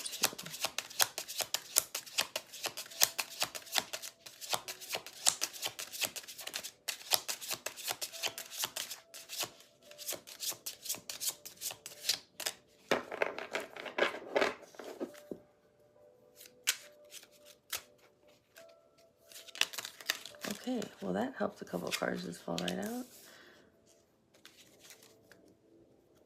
Spirit, what is the advice for pile number 2? What is the advice for pile number 2? What is the advice for pile number 2?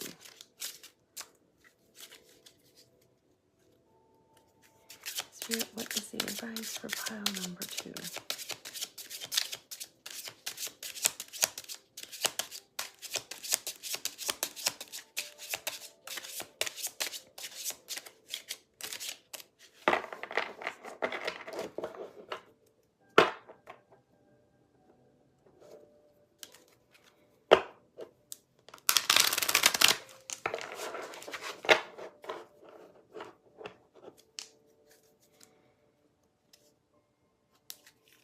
Spirit, what is the advice for pile number 2?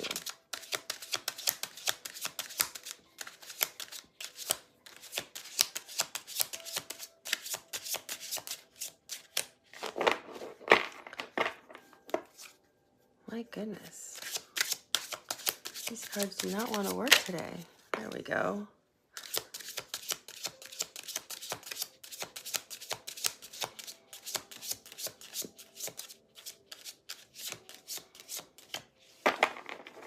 I feel like you could be dealing with a Cancer. You could be dealing with a Scorpio. There we go. We'll see if any more come out. I feel like I need to finish the deck when I have it in my hand, just in case Spirit wants a few more. Could be dealing with an Aries or an Aquarius.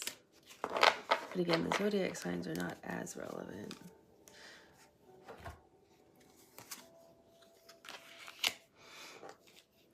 Okay, let's see how Spirit wants these laid out.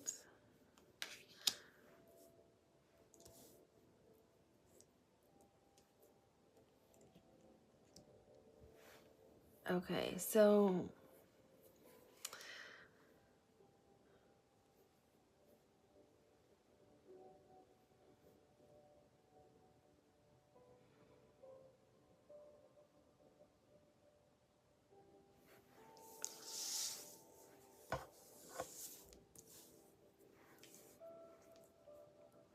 I have to hear what they're telling me. I mean, I guess it doesn't matter. I can just pick the cards up in any order, but it's easier if I can hear the message. So, the Death card, Scorpio Major Arcana. What I'm hearing, the guidance and advice being, and this is always what's in your highest good, your best interest. And take what resonates for you, and what doesn't, don't make it fit. But what I'm hearing is put to rest or put to death or let go of the stories or what you keep telling yourself from the past that was connected to this relationship that no longer serves you because it's just hurting you. You have to let it go because it's no longer, that relationship is dead and gone. The relationship is over. So there's no point in replaying out what could have been if I had, or if he had, or if she had, or if this had happened instead, because it didn't. The relationship was already over. You already broke up. Somebody was already ghosted.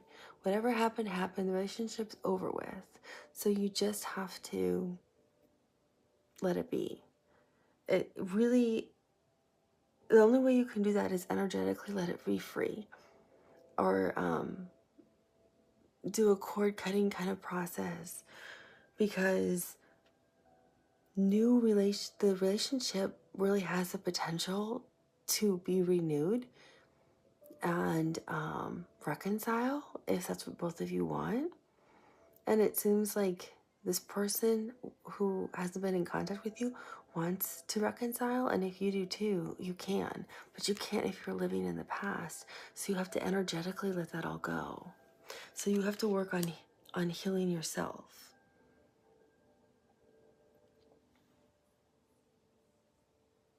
Because this person who's in no contact with you is shedding their old skin as the Knight of Wands. They're shedding their old skin and raising their vibration and healing the wounds they have to heal to become a better version of themselves. And they're facing their fears. They're acknowledging what their fears are, what they learned, what they did wrong in that relationship, and what they're sorry for, and what they don't want to make as a mistake going forward, so they can be healthy and be in a good place to love you the right way going forward.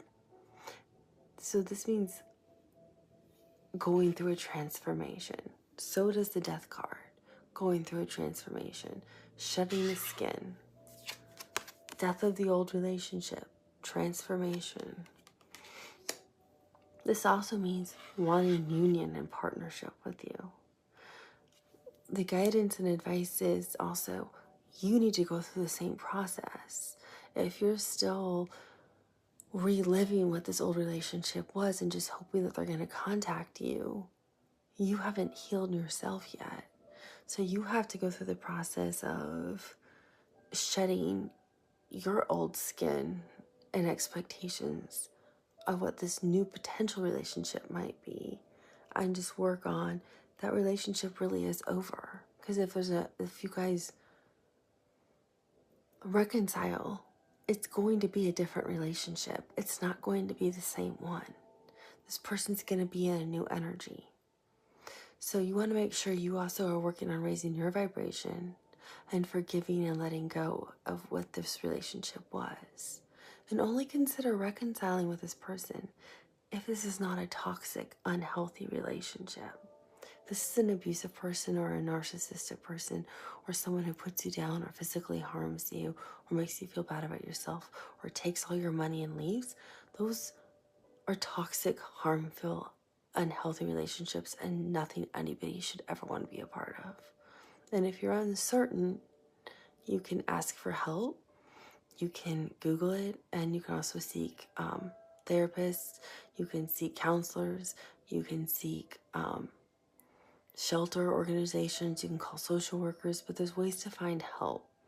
And women can be just as abusive as men. So don't think it just goes one way, because that is a total myth. And it's not healthy for either person to be abused by anyone in any manner.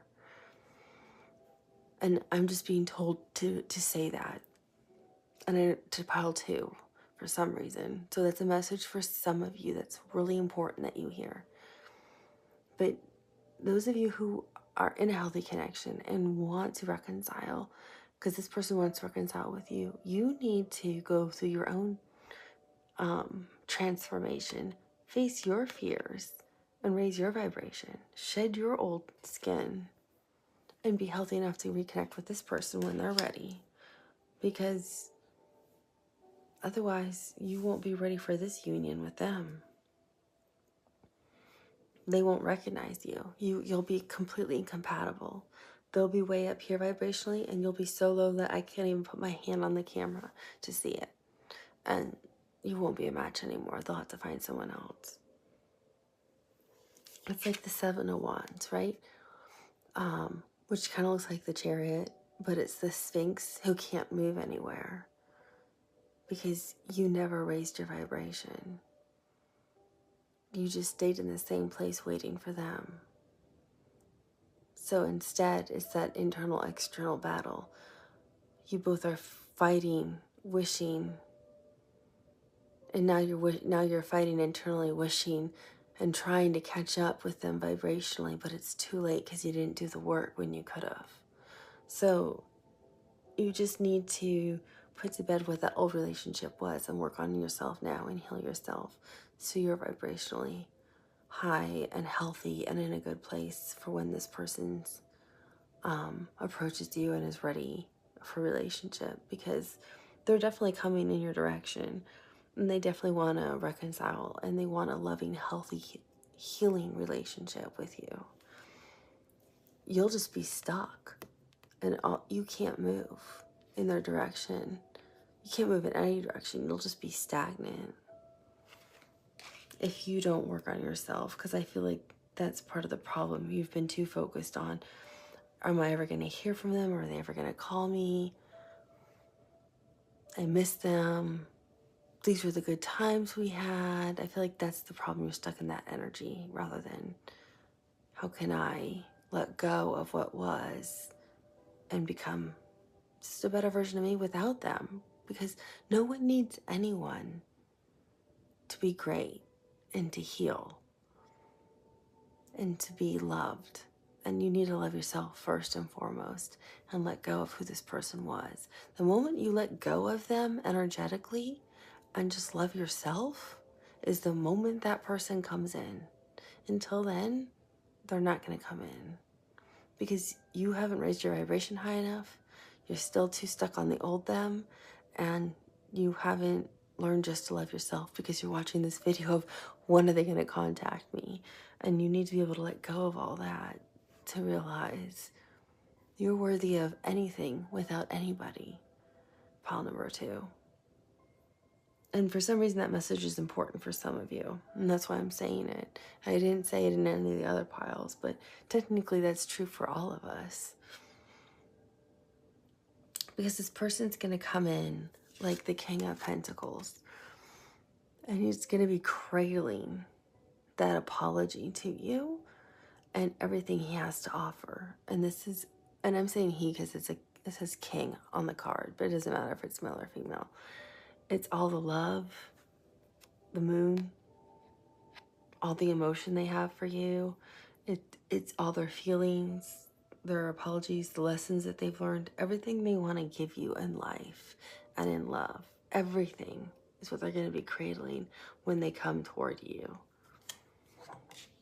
That's what they're going to do. They're going to, I'm hearing, lay it all out on the table. This is what I want now. I do want to be married at some point. I do want children. I want to have animals. I want to travel.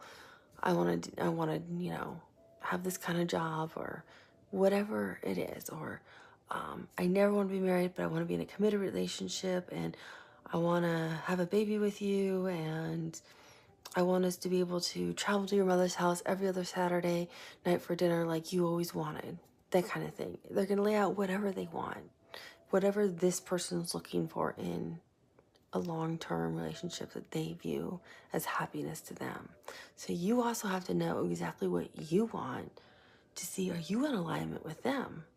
Because you might not be anymore. And if you're not, that's okay. Because then this isn't the person for you, someone else is.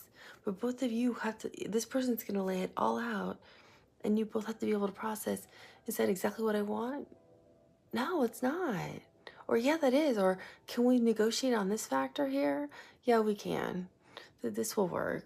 No, we don't have to have 3 kids. We'll be happy with 2, you know, that kind of thing. So you have to know exactly what you want when this person shows up, because they're going to lay it all out for you. So you have to know what you want and what you don't want so you can have that honest conversation with them. Because if you don't know, how can you even have a conversation with them? You're just going to agree with them, and then you'll wake up one day going, I don't want any of this. This isn't even my dream. All I wanted to do was live in the countryside and raise baby goats. And you're living in some huge city in a high-rise with 2 kids, and you travel internationally, and that's all, you hate it. So, you know, you have to know what you want. That's why your guidance is get in touch with yourself, understand you, let go of the old relationship. It doesn't exist anymore. It doesn't matter. And this person showed up again with the 10 of Cups. They're going to give you all the love they possibly can for the rest of your life in this world, is what I'm hearing. I'm hearing they want to shower you in love, and they will always speak to you in love from the heart. Because they truly love you unconditionally, and they will always love you. You will always be the love of their life. And it's okay if in the end, if you two are not the right match, you will still always be the love of their life. And you still both can find other loves. We are allowed to love more than one person in our lifetime. It is okay. It's more important you end up with the right person who wants the same things you do in life than anything. I feel for the majority of you, though, this probably really is your soulmate who does want to reconcile with you. And I don't usually think that on the no contact ones. But, I mean, the cards just keep showing it. And then they're going to show up with the 6 of Wands, which is victory. It's usually depicted as a person riding on a horse with the flowers over their head. I want to see who rules the 6 of Wands. I know it's Leo energy, but it's Leo and something else. And I feel like it's important for some reason. It's Jupiter in Leo. Yep. Luck, abundance. Luck, abundance, expansion, success, It's also, I think, self-confidence and recognition outside of just victory. So you two will recognize each other for the successes you both have in life. You'll be successful together in your relationship. You'll be lucky in love. You'll be abundant in finances, whatever abundance means to you. Leo rules the heart. You'll be victorious in love because you have the 10 of Cups. You both speak from the heart to each other. And this is only if you work on your own energy of letting go of the past relationship and work on moving forward. Because you're then going to call them in energetically when you actually let go of them. So you'll have unconditional love for each other. Always. You'll be really successful together. You'll recognize each other for both who each other are. And you'll have so much joy and abundance in love. And you'll always speak from the heart. And you'll always be victorious in whatever you two set out to do together.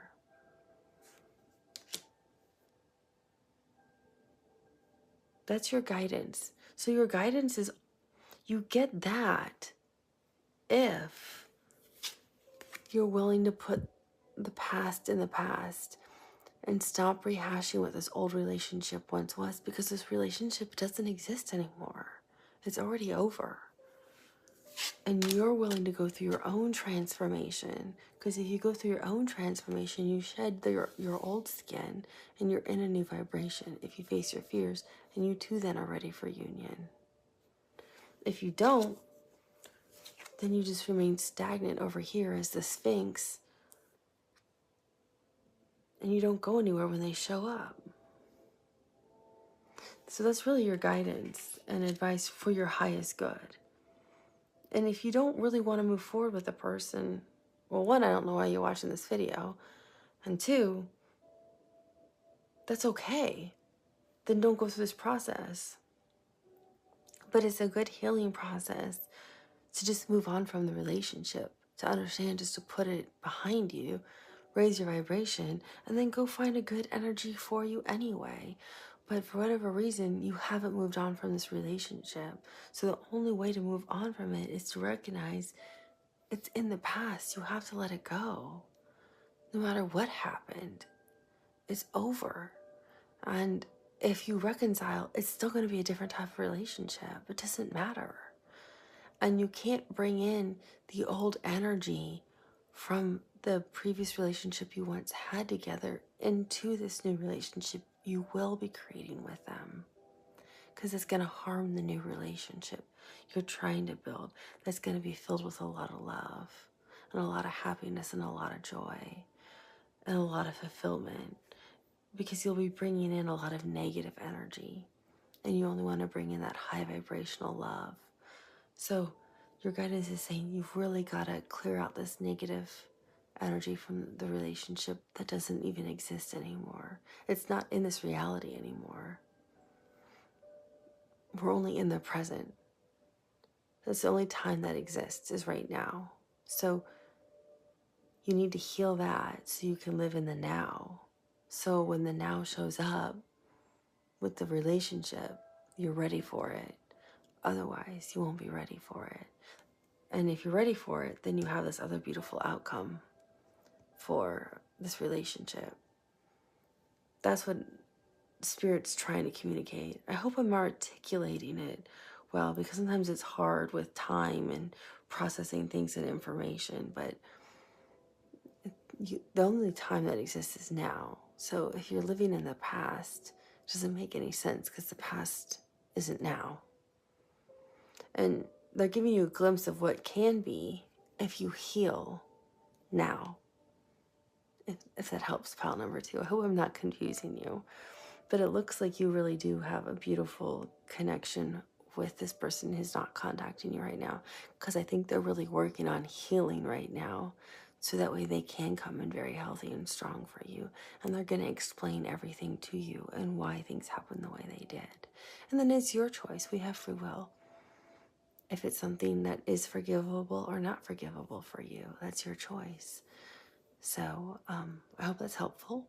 If a different video resonated with you, feel free to watch one of those instead if this one did not, or if you were just also drawn intuitively to videos 1 or 3, watch that as well. It might have messages for you as much related to this person too. No pun intended. Pile number 2.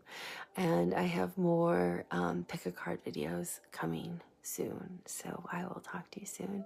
Thank you for being a part of the channel. Thank you for liking. Thank you for subscribing.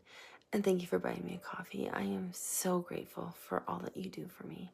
And thank you for all of you who book private readings with me via email. As you know, I don't have set prices. You pay what you can afford because we all have different budgets, and I want everybody to be able to get a private reading if they want one, because I think that's what's fair and equitable. So I don't want to have to charge people. I want them to pay what they can afford. That's what matters to me. And I will talk to you soon. Bye. Hello, pile number 3. How are you? So you picked this pile either because number 3 spoke to you, the Baroque Tarot deck spoke to you, or my clear quartz crystal spoke to you. Either way, you listened to your intuition, and this is why you are watching pile number 3. So the first question we are going to look at is, how does your ex, so this is for exes, for no contact, or people who've been ghosted. So this can be serious long-term relationships, or people who've dated for a little while and then you were ghosted. Either way, that's what it's intended for. So what we're looking at is, why did your ex, or how does your ex, feel now that you are no longer speaking? That's going to be the first thing we're going to look at. Is, how does your ex feel that you are no longer speaking?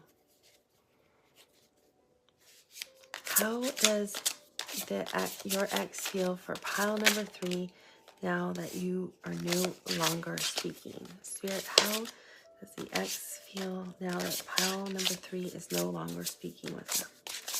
How does their ex feel now that they're no longer speaking to pile number 3? How do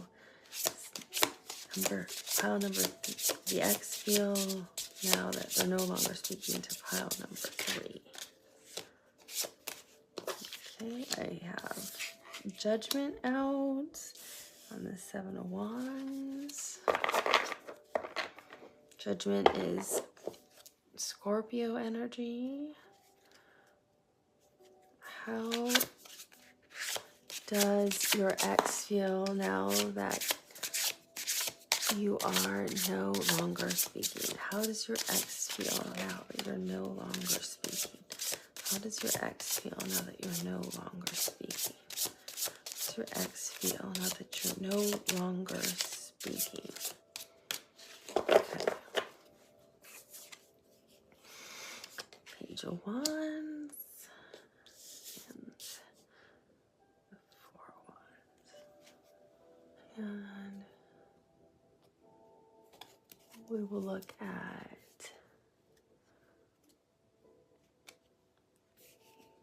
what do they want to say to you now?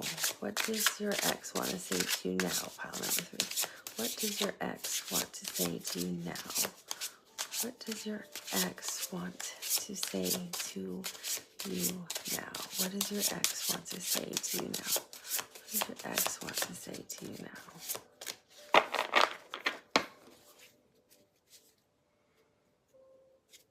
What does your ex want to say to you now? Pile number 3. What does your ex want to say to you now? Pile number 3. What does your ex want to say to you now? Pile number 3. What does your ex want to say to you now? Pile number 3. What does your ex want to say to you now? Pile number 3.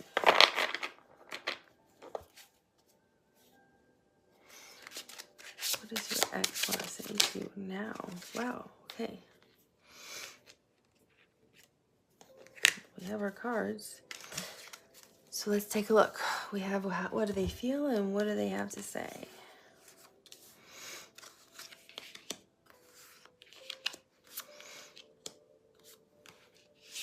They got a lot to say.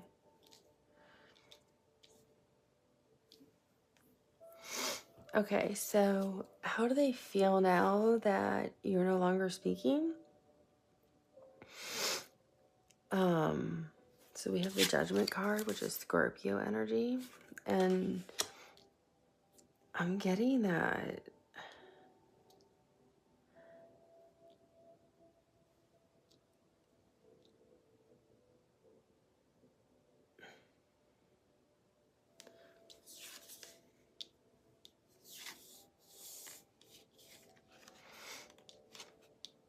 they were feeling really judged.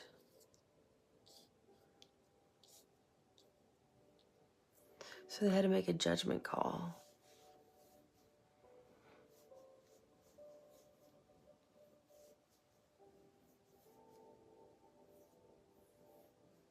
Yeah, they were feeling really judged.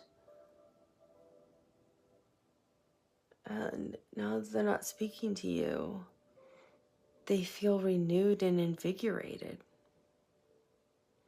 Like a major shift, a major transformation has happened. Like they feel good about themselves. They feel good in their energy. They feel good about who they are, where they are, the decisions they've made. They had to do what they had to do is what I'm hearing. I have no idea what that means, and I don't know how things ended or what they did. But the judgment is like life-altering events, and when you go through it, it's brutal. It is, you never come out the same again when you have the Judgment card. It is literally Scorpio, like the phoenix rising from the ashes. It is a major, major life transformation. And I feel like that's exactly what they went through, like a major life transformation.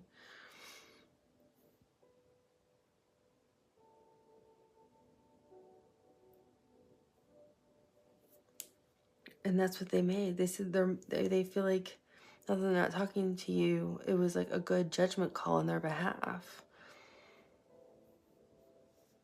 And they've changed.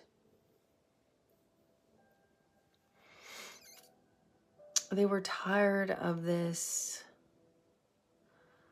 like, feuding. It felt like there was like a lot of bickering going on, pile number 3. And they just didn't want to take it anymore. Because the Seven of Wands is here. And they're giving me a lot of this, like, back and forth kind of bickering kind of energy between the two of you. And they said it's just so quiet and peaceful now.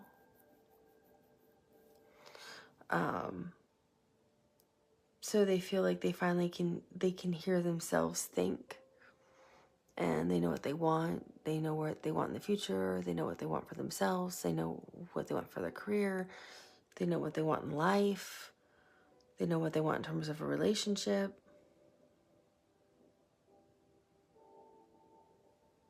They know where they're heading.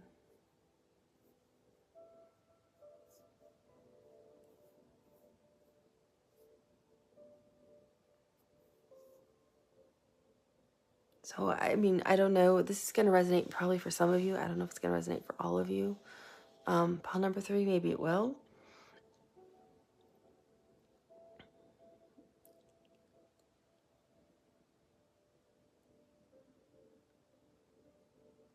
But they feel like they're ready to get back out there, is what I'm hearing.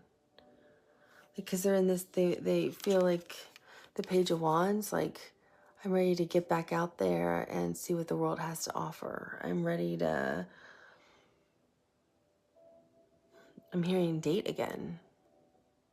And it doesn't mean, I don't know, I haven't looked at how they feel or what they want to say to you.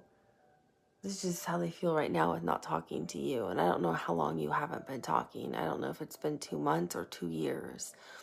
But they want to get out there and date and flirt and have fun. They're in a whole new energy from this Judgment card. They're in a completely different energy. They're in a very serene energy, a very calm energy. They don't ever want to be with anybody who is like nitpicky, bickering. They don't want to fight with people. They just want to be able to flirt and laugh and have a good time. They're all about harmony and balance and peace and serenity, beauty in nature, enjoy the animals, enjoy the beach and the water, enjoy the swimming pool, enjoy the world around us. It's very,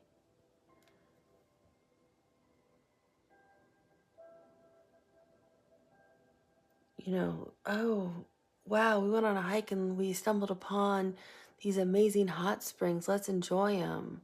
Look at the beautiful fog coming in. It's very live in the moment, enjoy what we have kind of energy. Very transformative. They went through something really major. I don't know if they had like almost a near-death experience or they took some ayahuasca and had a really unique spiritual experience. If some of them had like Kundalini awakenings, if some of them are shamans now, if some of them have true spiritual gifts and abilities that really can see, or some of them are mediums and can really see in other realms, and have finally woken up to their gifts, but they are in a whole new energy, and they don't want anybody who can kind of like disturb energy and flow. And or I don't know if this person is just really high, and I'm picking up on that. And I'm being really serious, pile number 2. I'm not trying to be funny.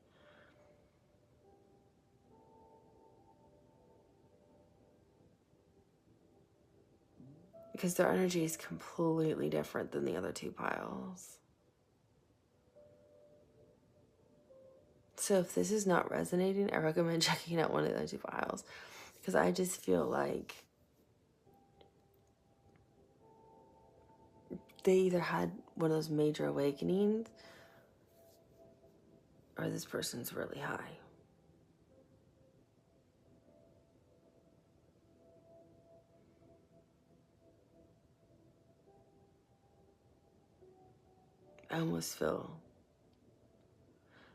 I feel like for some of you, I feel like I'm picking up on 2 different energies. Like some of you, the person could have gone down the dark path and actually started dabbling or gotten worse maybe with using drugs than they used to.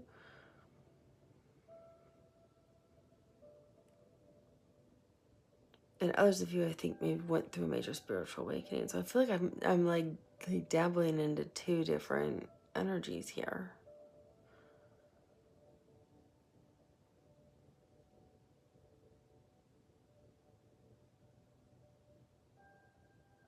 Because it depends like what card I'm focused on, how I feel. It's like I feel really high on one of them, but some of the others I don't feel that way. So it's like I think there's 2 different energies that are here.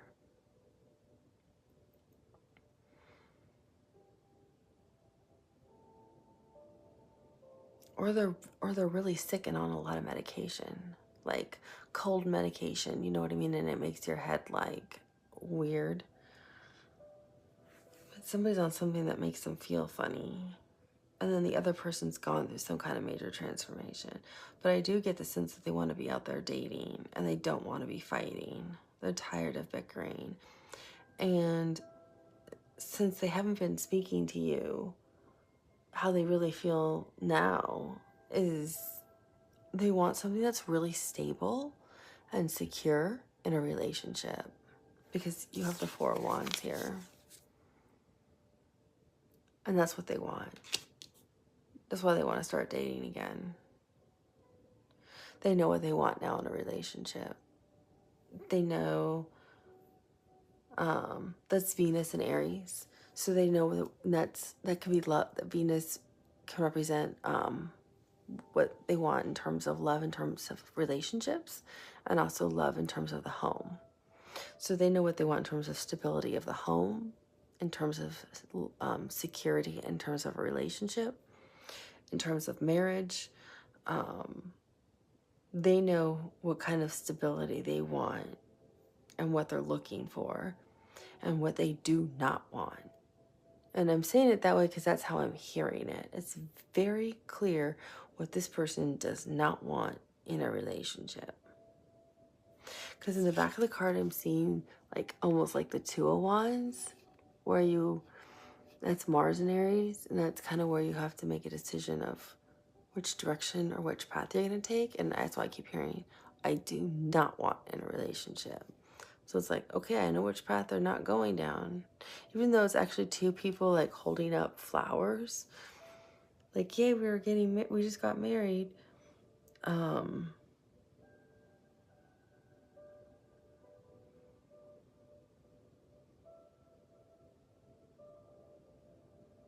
This person is very clear on what they do not want in a relationship and what they definitely want. So this person is looking for something really serious. That's why they want to be back out there. The next question was, what do they want to say to you now?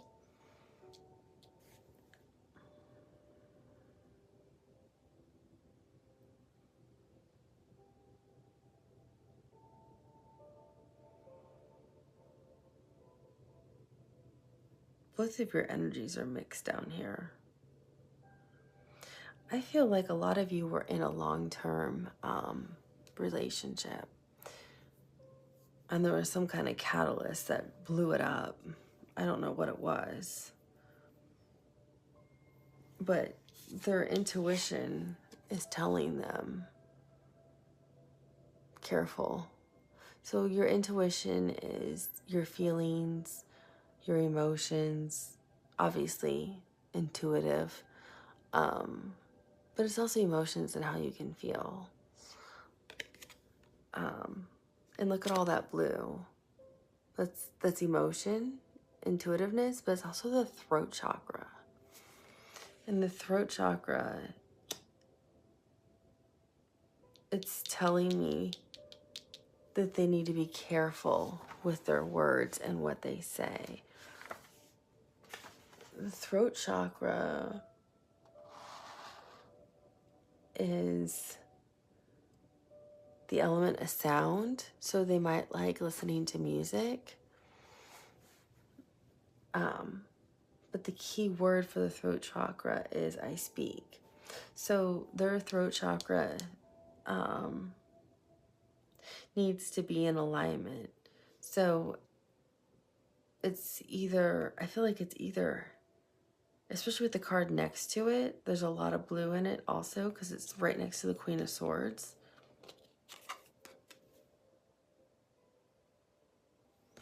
And look how her hand is like up like that. Like, don't come too close. Like, she is like careful. She's got her finger pointed.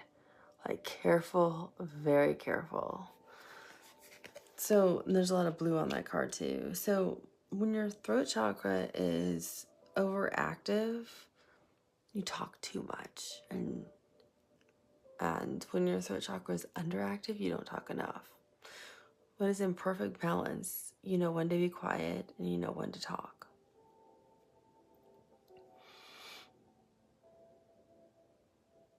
And I feel like their intuition's telling them you need to be really careful with your words and what you say.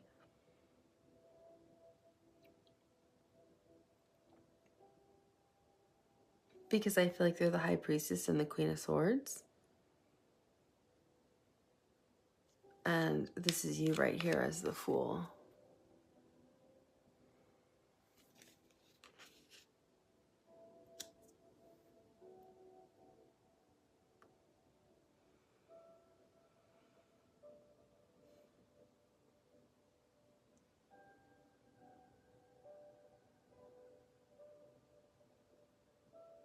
Because it's underneath the Page of Wands where they're like, hey, I want to date again. I want to get back out there. I want to start dating again. And I could see them considering, or even saying, hey, yeah, you want to go on a date and see how we do, or how we work? I could see that, or I could see maybe you even saying that if they said, hey, they were open to dating again, or they're looking to date again, or something like that. Like that kind of comment coming up in a conversation. And this is actually, I believe, water in Libra as the Queen of Swords. And she's ruthless. She just cuts right through you, right to the point, no emotion. Doesn't care about what you're thinking, feeling. Can tell you exactly what she thinks. And I'm saying she because she's on the card. The way her finger's pointing, and it's pointing, I feel like at you, right at the Fool. Like, why would that be a good idea? Why would we go down that path again? Why would you think we would even start this? Would be like, a one-night stand, or you're not who I want to build a relationship with, or I just got through telling you this whole, spiritual transformative experience I've gone through, and I just told you what I'm looking for, and you're not looking for half the same things I'm looking for. You haven't even changed. You're in the same place I left you in.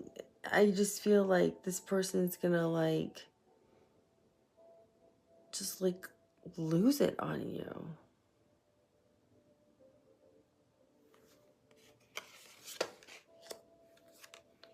They're not going to tell you how they feel, from a loving, caring perspective.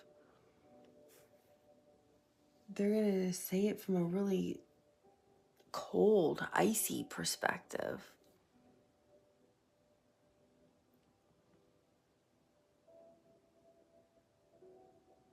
Or it could also be, I'm sorry about everything. I've been really sick with the flu. If you've been watching my channel, you'll notice I've been coughing through several of the videos, and I'm still getting over it. Or I'm also getting, you're the Queen of Swords, and they're the Fool, saying, hey, look, I want to get back out there. I want to start dating again. You want to go on a date? I don't know if I want anything serious or not, because they're keeping this from you. They haven't told you what they really want. That's just what we know in the tarot. Do you want to go on a date and you're kind of like, well, I don't know. I feel like some of you actually, I feel like a lot of you accept the date, and it puts you in a really bad place.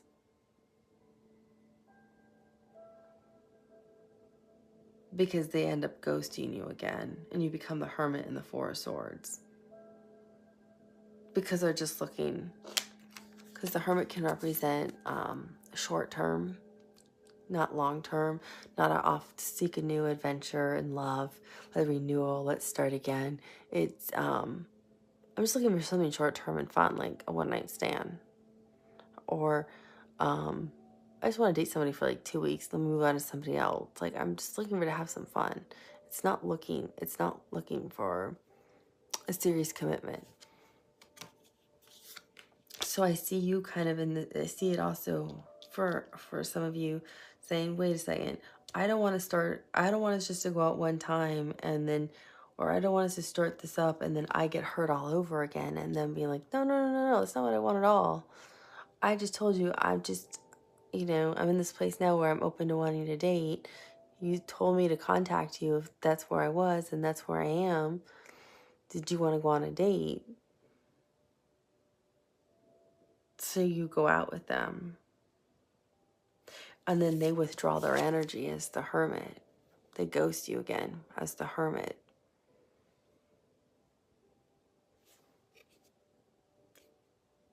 And see all that blue? They shut down. They stop talking. They're off on a new adventure. And that's right underneath the Four of Wands. They're off looking for their real life partner. And it ends with the Four of Swords.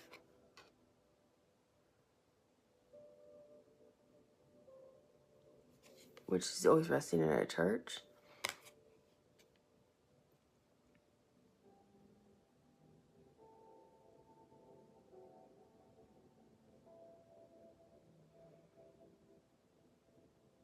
And I still see blue here, like their throat's still closed.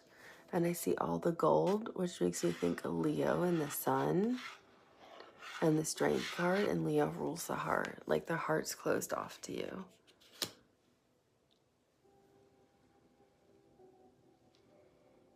So, yeah, that's really what I'm getting.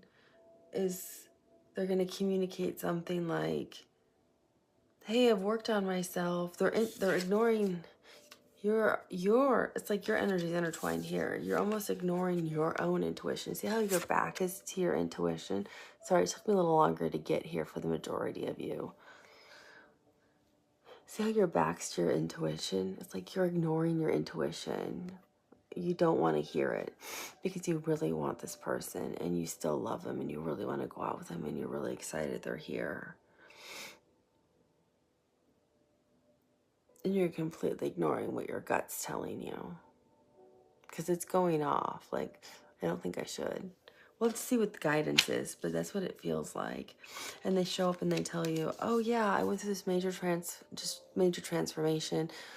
You know, I made a bad judgment call, like ghosting you or blowing it up the way I did with how we broke up.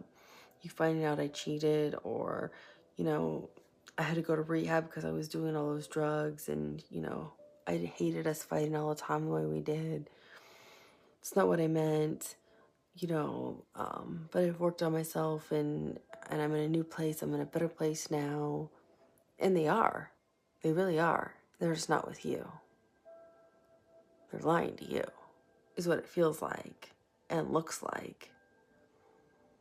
Because this is right underneath the Page of Wands, where they are definitely in the energy of, I'm looking for a hot date. I want to go out. I want to date. I want to play the field. I want to have some fun. I want to see what the world has to offer me and what I can learn. The world is my oyster. But they know what they're really looking for is a serious, stable, committed relationship that can lead to marriage or lead to buying a home or lead to living together, lead to a life partner. That's what they're really looking for. But this is like them giving you the apology in this Fool energy. And you in this Queen of Swords energy is ignoring your intuition and saying, I don't know. I don't know if I really buy this. That's why your hand's out like, don't step any closer there, sir. Speak your piece. What do you really intend? And they're like, I really intend to take you on a date. They're not quite lying. They're just not telling you the whole truth. They're withholding information, which technically, pile number 3, people would consider lying. So they don't tell you the whole truth of, well, technically I'm looking to date people and find the right person for me and the right match for me because I'm looking for a stable, serious, committed relationship because technically I want to get married or I want a serious, committed relationship or a life partner and somebody I can buy a home with and live with, and that's technically what I want. I just don't want it with you, Queen of Swords or pile number 3. I just want to go on a date with you and sleep with you again. I don't think they're going to tell you that. They're just saying, no, I just want to go on a date. You told me to call you when I wanted to go on a date again or when I was ready to date.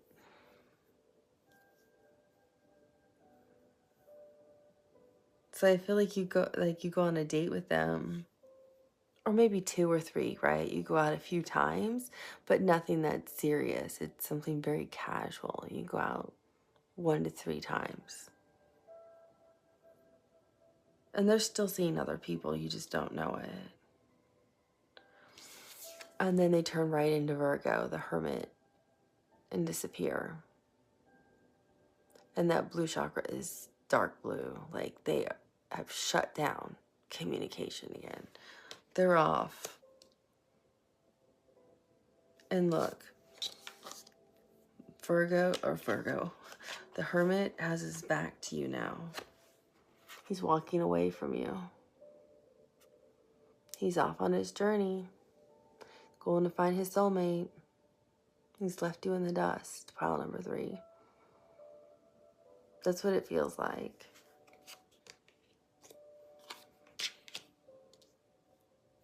And it's like, why haven't I found them? What am I doing wrong?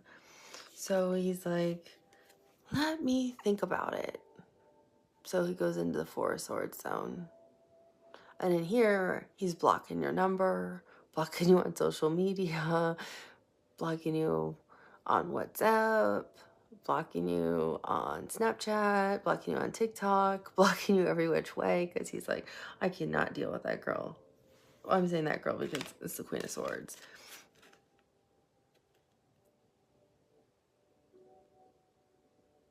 It's a woman crying in the church. It's almost like it's the Queen of Swords up here crying over this person. Because you realize this person's gone. Pile number 3, like they're gone. And you're brokenhearted again.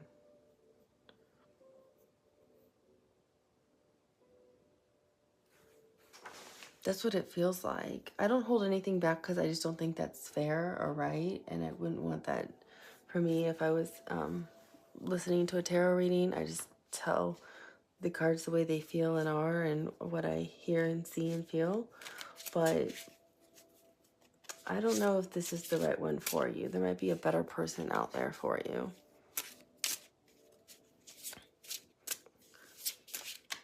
Because they're definitely, let's see what Spirit has to say if they're going to contact you again. Because I think they are. I think they're going to ask you out.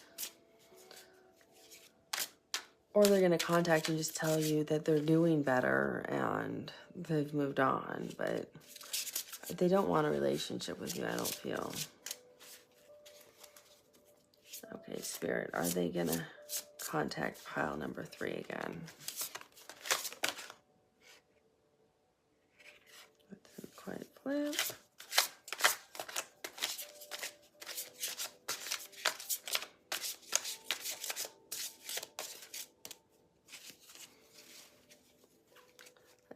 Are they going to contact pile number 3 again? Yes. 6 of Wands, victory. They're contacting you again. The majority, I'm hearing the majority of you. So let's see what your guidance is. And your guidance and advice I'm asking is, what's in your highest good? What does Spirit want for you that's in your highest good? What's in your highest good? What's in your highest good?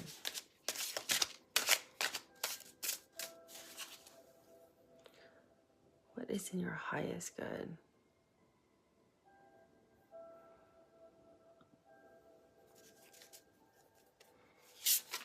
What is in your highest good? What's guidance in your highest good?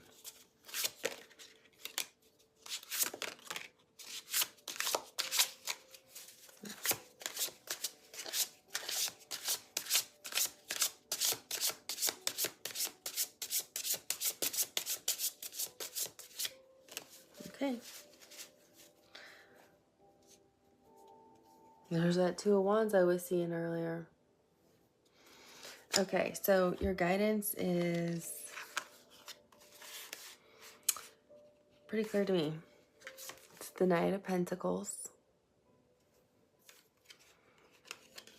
the Magician, the 9 of Pentacles,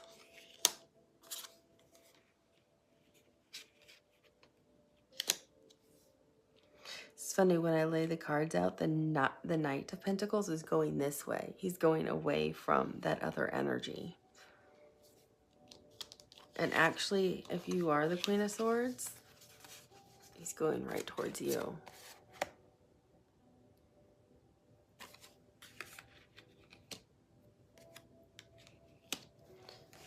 There's something I had in here that I really liked about the Knight of Pentacles.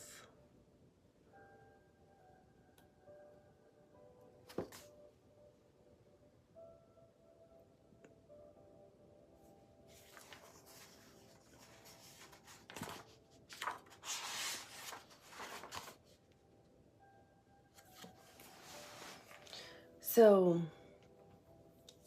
the Knight of Pentacles is very hardworking, very determined knight.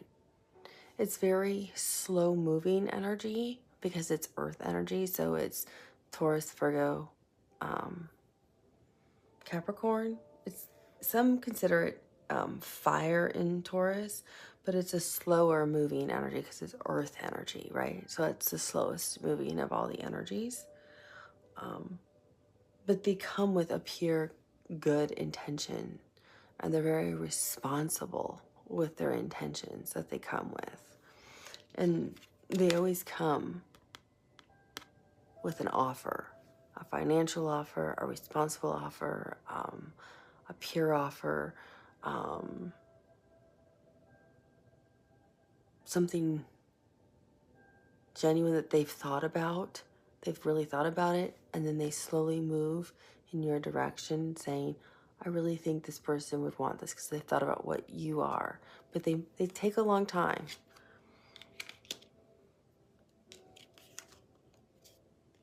The Magician's got the pentacle right around his heart. So I'm seeing the two things that are standing out to me is the pentacle around his heart and the sword. So this person is coming to speak their truth with integrity, sincerity, honesty, and from the heart with the pentacle. So it's going to be a really honest, integrity, and really a person with high integrity that's very heartfelt when they speak.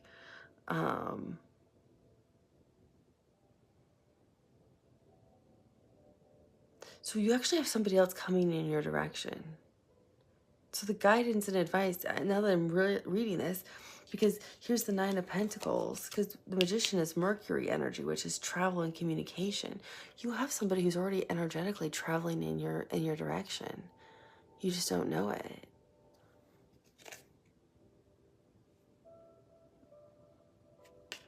And I believe this is, yeah, Venus and Virgo. So this is, the Nine of Pentacles is Venus and Virgo. And Venus rules, like partnerships and the home. Beauty, love, home, partnerships. Nine of Pentacles is a lot of financial stability. It's hard work is paid off. You've done a lot of hard work on yourself.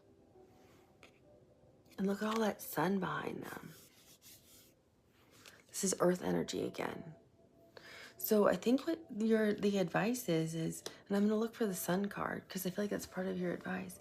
But I think what the advice is saying is, if you're willing to, pile number 3, if you're willing to let go of this energy and this person that you have no contact with, pile number 3, and continue to work on yourself, love yourself, do what's in your best interest, a different energy is moving in your direction.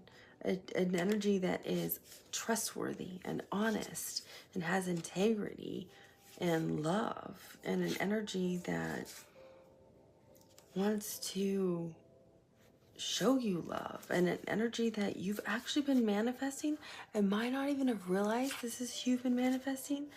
It might have been you thought you were manifesting this other person from your relationship back to you, but this is actually who you were manifesting. And they're gonna bring you a heartfelt, truthful offer, a genuine relationship that's gonna grow over time into a beautiful partnership. It's a slow moving energy, so it's gonna be one of those relationships that grows. Are you kidding me? It's even as I was talking, I was saying it. It's gonna be one of those relationships that grows over time, and turns into one of those like beautiful partnerships where you really love each other, because you have Venus in there.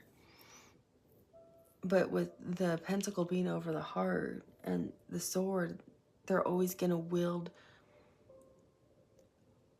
the truth to you, but speak it in such a soft, loving manner that you will always be very honest. They're always going to speak from the heart with you, because the pentacle's over the magician's heart. You're going to have very heartfelt, honest communication with this person. And you're actually going to grow really old with this person. See how it's like an older person in the photo? This is the real energy moving towards you that you've manifested. And that's the guidance or advice in your highest good. If you want it, if you want to move away from this no contact person and are willing to move on from that. Because I was seeing the sun too in this one, the Nine of Pentacles, the Venus and Virgo. I'm seeing the sun. So I'm like, well, where's the sun card? Oh, it's with the Lovers. That's Gemini energy. And the sun card, and look, blue, your throat chakras are both going to be evenly balanced because the blues are even all the way around. The sun, which is ruled by the sun, so you both will have great open communication. This Leo energy, which also rules the heart. So you both are going to love each other so much. And the sun card's the happiest card in the deck. Like I said, I thought this was a really loving, heartfelt energy. And they're being divinely guided to you because an angel's over the Lovers. And the Seven of Pentacles, which means this is the seed you planted that the magician then took and grew into from your manifestation. And all this green is the heart chakra.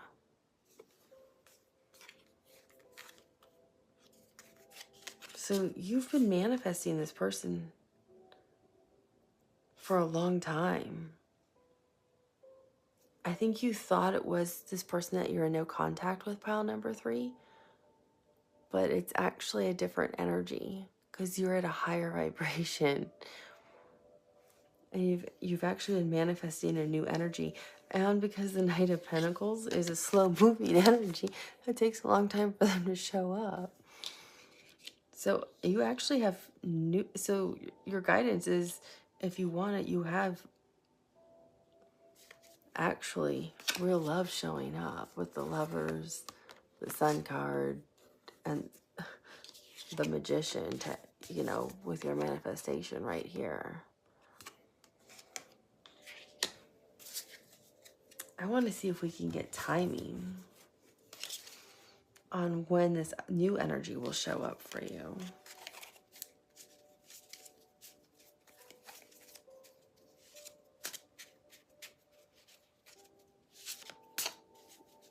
You're the only one I'm doing timing for. But I think you're the only one I've seen a new energy show up, pile number 3. But you definitely have new love coming right at you. Okay, Spirit. When will this new love show up? Whoa. For pile number 3. When will this new energy, this new love, this real soulmate show up for my sweet pile 3? When will this show up for pile number 3? When will this show up for pile number 3?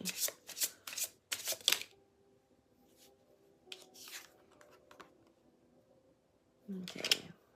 Scorpio season.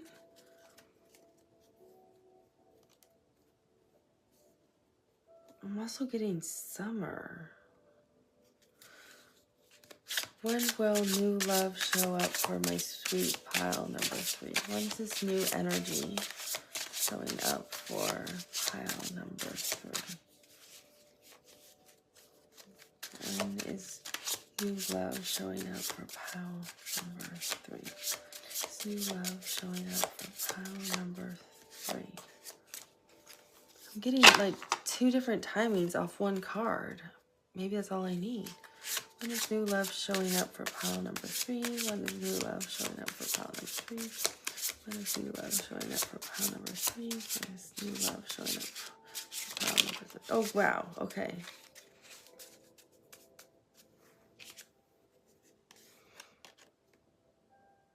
No, we got the Sun card again. And then I got the Ten of Swords. Yeah, this Scorpio card was giving me like different... It was giving me summer and it was giving me Scorpio season.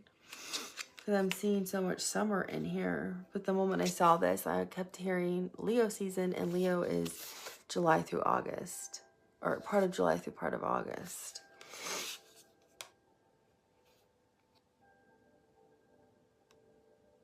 And sunflowers bloom in June and July, I believe.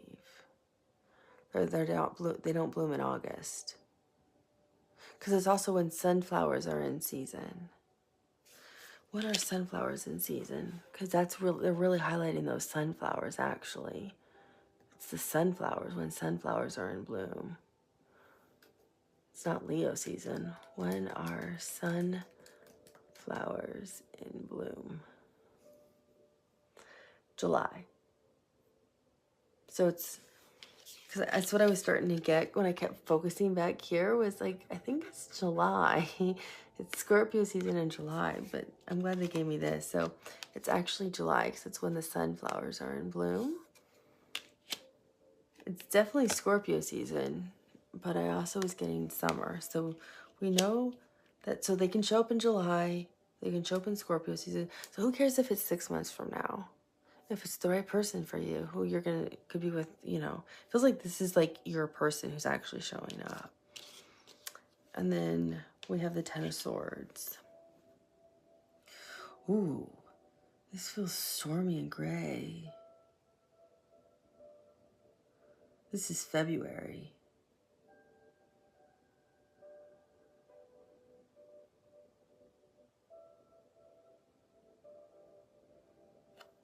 Or February. February, July, Scorpio season. I hope that's helpful. Thank you for watching. Thank you for liking. Thank you to all of those of you who've bought me coffees. I am so grateful for your support and love. Thank you for sharing. Thank you to all of you who've emailed me for private readings. As you know, I do not charge with set prices. I let you pay what you can afford. And everyone who's had private readings know my private readings are usually anywhere from an hour and a half to potentially 3 hours long. I actually did a 3-hour reading 2 nights ago. So yeah, and they're extremely accurate, and I really love doing the private readings. But I don't have a set price because I want everybody to be able to have access to a private personal reading if they want one. So that's why I don't have a set price, because everyone should have a reading. If they want a reading, you should be able to pay what you can afford. So thank you for buying me coffees, to all of you who do. And I'm going to be doing a lot more pick a card readings. If there's a specific pick a card reading you'd like, just leave a comment and let me know, and I will be happy to do it for you. If you don't want a comment, just email me privately and I will do that too for you. I'm here for all of you. It's not for me, it's for you. So I wish you a beautiful evening, morning, or afternoon, wherever you are in the world, and I'll talk to you soon. Bye.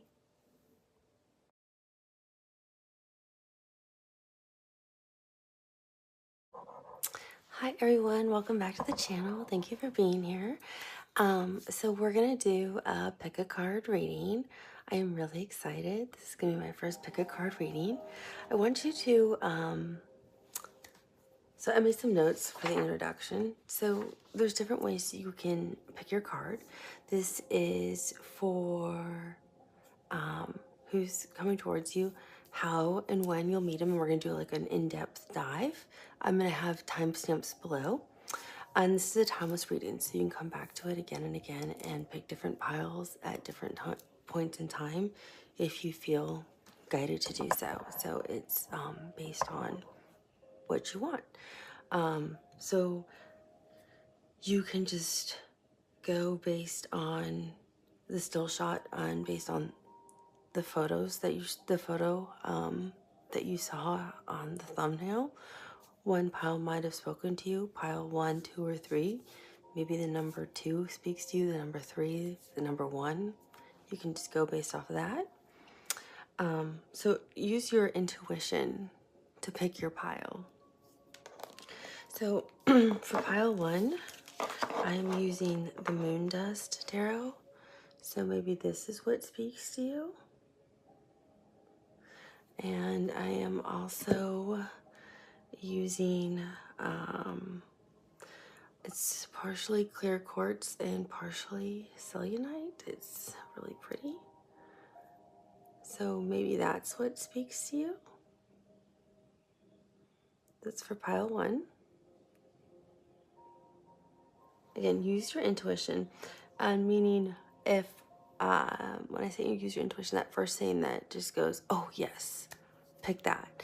If 2 really speak to you, then watch 2 different piles because there might be messages for you in those 2 different piles. For pile number 2, I'm using green aventurine as the crystal.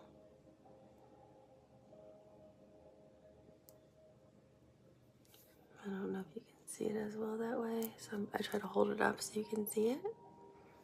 And then I'm using Salvador Dali as the deck. And then for pile number 3, I'm using my new tarot deck I'm like obsessed with. I just absolutely love. I love all 3. These are probably my 3 most favorite tarot decks that I'm using. I just ordered 3 new tarot decks from Europe, so they won't be here till like mid to late February till the 1st of March. But I could already tell just by even looking at the photos, I could already start reading them, so I can't wait for those to arrive. But I have some other pick a card readings I'm going to be doing, and another tarot deck I'm really excited that's arriving tomorrow. And with those I have like, I ordered a couple other things to do, so I can do no contact and for people who are in connections as well. So there's another one coming too. This is the Baroque deck. And I'm using, and this was paired with the rose quartz crystal. So I don't know if it's the crystal that talks to you, one of the decks, or if it's pile 1, 2, or 3. So if you're not sure, just pause, take a moment, close your eyes, think, and then pick the deck that pops into your head. That's all you have to do. You can't go wrong. Okay? So I'll start in a moment with pile 1, and I'll see you soon. Bye.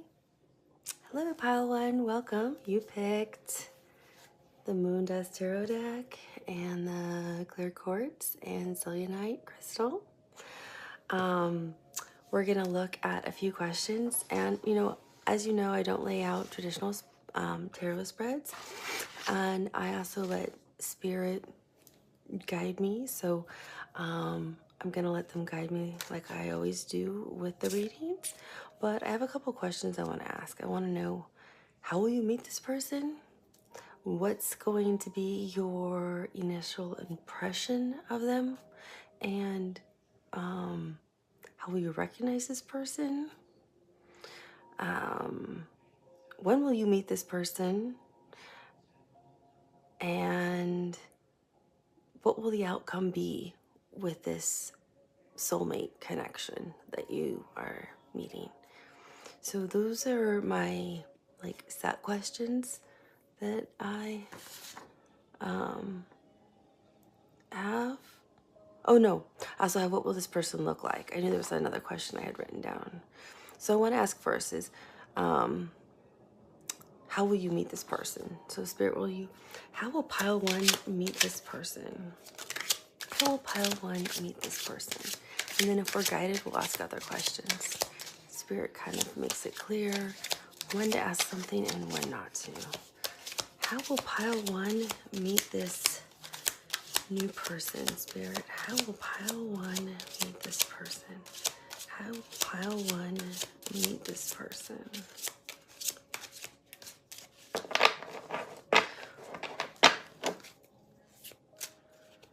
Clearly not today. Wow, with that, we got a couple cards already that came out.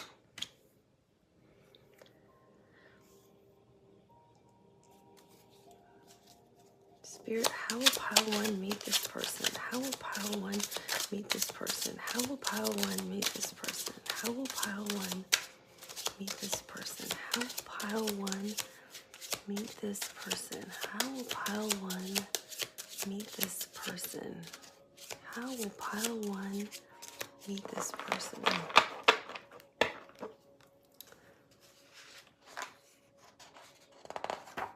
I'm just looking at something really fast. How will pile one meet this person?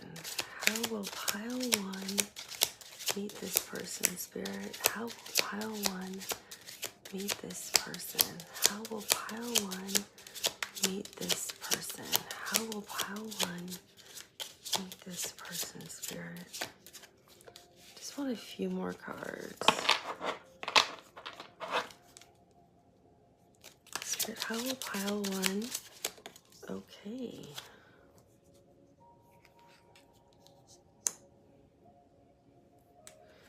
Are there any other cards for us, Spirit, on how pile one will meet this person?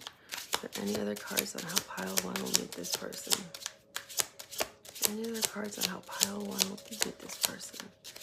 Any other cards on how pile one will meet this person? Any other cards on how pile one will meet this person? No. Okay. So, Ten of Swords. But I see like the cauldron and it's like boiling. So I feel like, you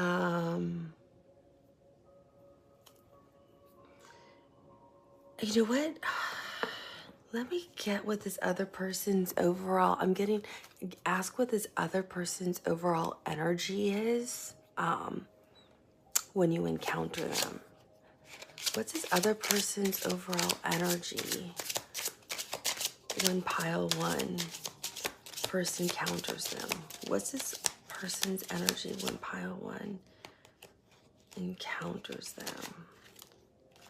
What's this person's overall energy when pile one first meets them? Okay. I think I need to shuffle these for a second. Because I think I need to know what their energy is, because I'm getting already a sense of like a situation happening. Not like, because you don't know this person. This is somebody you obviously don't know, because it's somebody who's coming towards you. What is this person's overall energy when pile one meets them? Just their overall energy, not towards pile one. Just what's their overall energy that they're in at the moment? What's their overall energy that they're in at the moment, Spirit? What's their overall energy that they're in at the moment? What's their overall energy that they're in at the moment, Spirit? What's their overall energy that they're in at the moment? Whoa. Uh-huh. That's what I was thinking. Okay, what's their overall energy that they're in at the moment? What's their overall energy that they're in at the moment, Spirit? What's their overall energy they're in at the moment?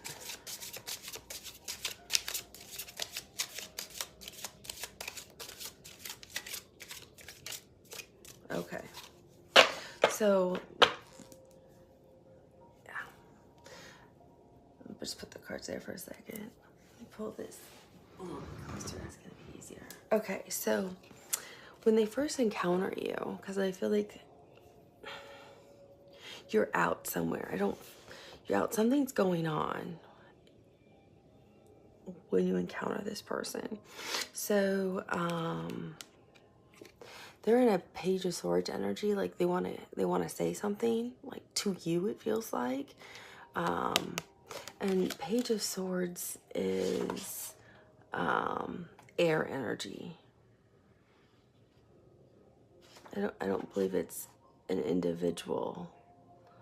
It's not an individual sign. So it's air. It's Gemini, Aries, and Libra.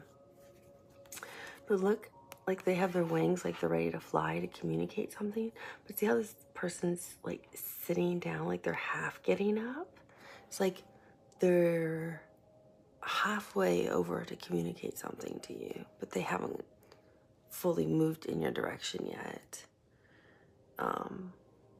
So they're in movement toward you when you encounter them.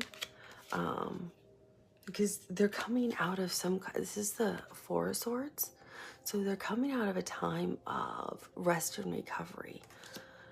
That's what their energy is, their current energy. It's not towards you, it's just what their overall arching energy is. So I don't know what they're recovering from. They could be recovering from broken heart. They could be recovering from having been sick. They could be recovering from grief, the loss of a loved one, loss of an animal even, recovering from like a really, there's a lot of people who are, I can't think of the word, CPAs and like tax attorneys, and it's tax season right now, and a lot of taxes are due by April. So in the United States, I don't know where they are everywhere else in the world, but they could be exhausted, meaning I'm using that as an example because at work, big projects are due for a lot of places, so you work so many more hours. They could, like, for example, too, like if you're a physician or like an ER doctor, sometimes you're supposed to work like a 12-hour shift. Maybe it was like a really rough day in the ER and they are just so exhausted and so drained. They just are coming off a really long shift in the ER. They could be a nurse coming off a really long shift in the ER, a 12-hour shift. And maybe it's the end of like 3 days or in a row of working 12-hour shifts, and they're totally exhausted. And they just, because I feel like this is a need to recover. They need rest and recovery is what it feels like. They need a timeout. Like they're exhausted is what I'm getting from this actually. That's why they can't get up and move as fast as they want to say something. I'm actually getting, they want to communicate. They need time to rest and recover.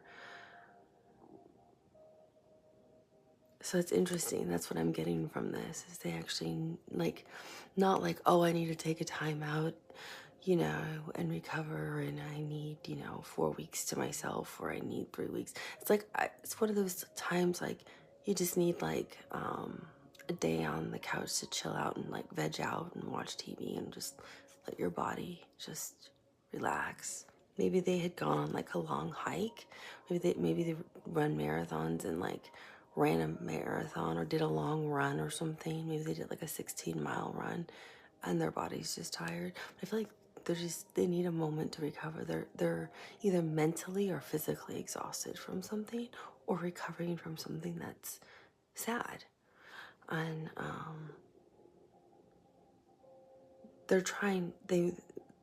you catch their eye, it feels like.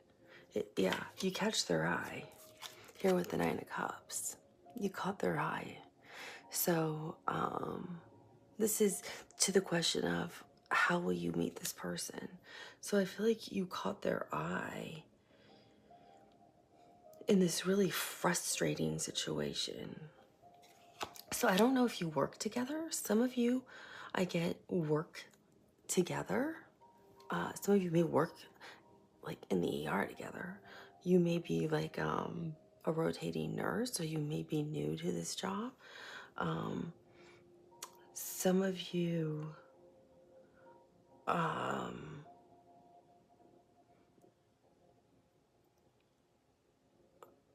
like it's like it's like you joined like a running group or something, or joined some kind of group, like a cycling group, or a group who likes to go on hikes, or a group that likes to do things, or a group that likes to play golf or tennis.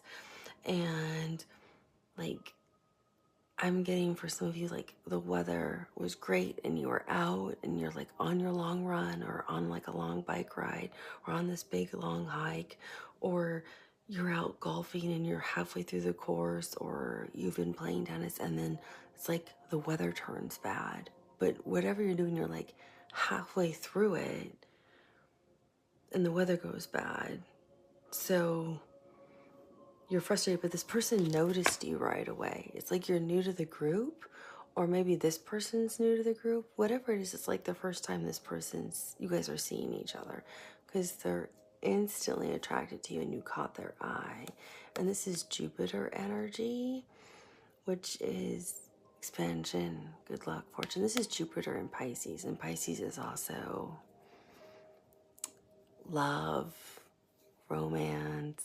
Like Pisces is that one who wants to write you the love poems. That's what Pisces is all about. But this is good luck, good fortune, abundance, good things. It's also travel. So you like, that's why I feel like some of you could have like be out like hiking somewhere, running somewhere, riding your bike somewhere, halfway through like the golf course, and now you're like in the middle of this like massive thunderstorm or something, and you got downpoured on, or it's just like raining really hard, and it's just like, are you kidding me? This is just like ruining my day. Or you're, it's like also see a line of people. They're just showing me a line of people, but they're over exaggerating it. When I say they, I'm referring to my guides. They're over exaggerating this line of people to make a point of it being a line. They're showing it like a line of people like around the world. So I know that's not really what it is, but it's almost like you're in line at the airport, to go through like TSA, through security or something. Or you could be in line at the grocery store or the post office or wherever, but you're in line and this line is just taking forever. Or at the bank and it's so long. You're just, but whatever's happening, it's something that's kind of like ridiculous. It's not something that is serious. So I don't think it would be like security at the airport. Maybe you're waiting to get your bag of baggage claims or something, or someone lost a bag. But I'm just seeing a line of people waiting. Everyone's getting really annoyed. And this person spots you, and they're exhausted. So they're exhausted. They're exhausted because I don't know if they've traveled for a while, or you guys have been standing in line forever. Maybe like a new iPhone is released and everyone's waiting for the iPhone, or a new video game came out, or there's everyone's waiting forever to check out at the grocery store, but for some reason like the self-checkout isn't working and there's only one person who's checking out people. Or at the post office, it's like, really, there's only one person here, or there's only one bank teller, and there's like, it feels like 30 people are in line is what it feels like. It just feels like you've been in line forever. So this person, because the Capricorn is here as the devil, but it's not like the devil we think of like addiction, lust. I mean, they find you attractive instantly. They've got their eye on you and they find you attractive. But it's not that negative connotation we kind of think of with the devil. It's like you both are getting like really frustrated. Like, are you kidding me? Like, how much longer is this gonna take? Or if you're on the hike in the mountains and it becomes this crazy downpour, it's like, really, did anyone even check the weather report? Like, how did we end up like on this trail run and no one checked the weather, and you're like the new person to the group, or maybe both of you were new to this running group? And I get the energy of this person being, that's when they then say something finally to you, is when you're both soaking wet in the pouring rain on this trail run of like, do they really send us out on trail runs to go run, you know, like 15 miles, but never check the weather? They just think it's a good idea to send us out into the woods to run. And then I guess they want to see what happens, who comes back and who like doesn't slide down the mountain during a tsunami kind of thing. Like, this person's funny. They have a sense of humor. They make light of the situation you guys are in because it's kind of an annoying, frustrating situation. Or they make a joke about being in this line that feels like you've been in forever. And they make like a joke about like, well, I'm trying to hear it. It's like, well, our bags are packed, so we might as well just go to the Caribbean. It's already cold as ice in here. You want to go? It's that kind of thing. It's like they make a joke like, I got my suitcase, you got yours. You want to go? I see that flight's available. They canceled all the other flights. They make a joke about something like that to you, and you start laughing. You guys just kind of start engaging in a conversation to like while you're in line waiting to pass time. So I feel like you guys meet under an unusual situation where you're both doing something I feel like you like. So either you're trying to travel somewhere, maybe you're trying to pick someone up, maybe you're both sharing. I'm getting also some of you are actually sharing Lyft or sharing Uber, and you end up in this like traffic and you can't get to where you need to be on time. And the person's like, well, at this point we're both late and we're never gonna make our appointments, so we might as well just get a drink, or we might as well just get dinner, or we might as well do this.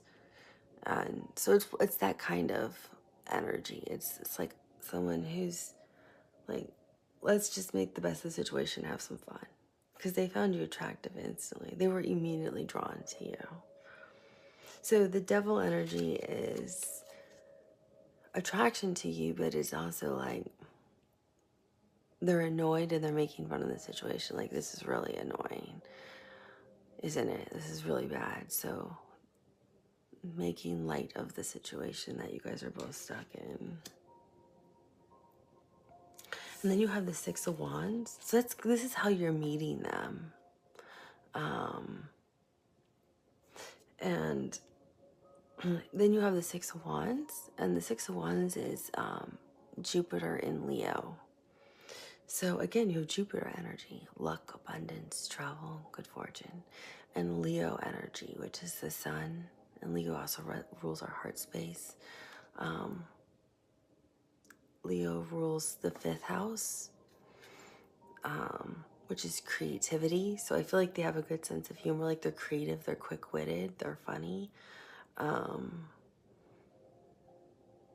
So Leo ruling the 5th house is that instant spark with somebody. It's that when it comes to love, it's not the long-lasting partnerships. It's that instant, oh wow, they're really attractive. That person's really, really handsome, or oh my goodness, she's so beautiful, or she's really alluring, really sexy. Like, she's just my type. It's that kind of energy with Leo. It's that kind of spark and attraction. It's that physical attraction that you immediately get with somebody. That's what the 5th house is with Leo.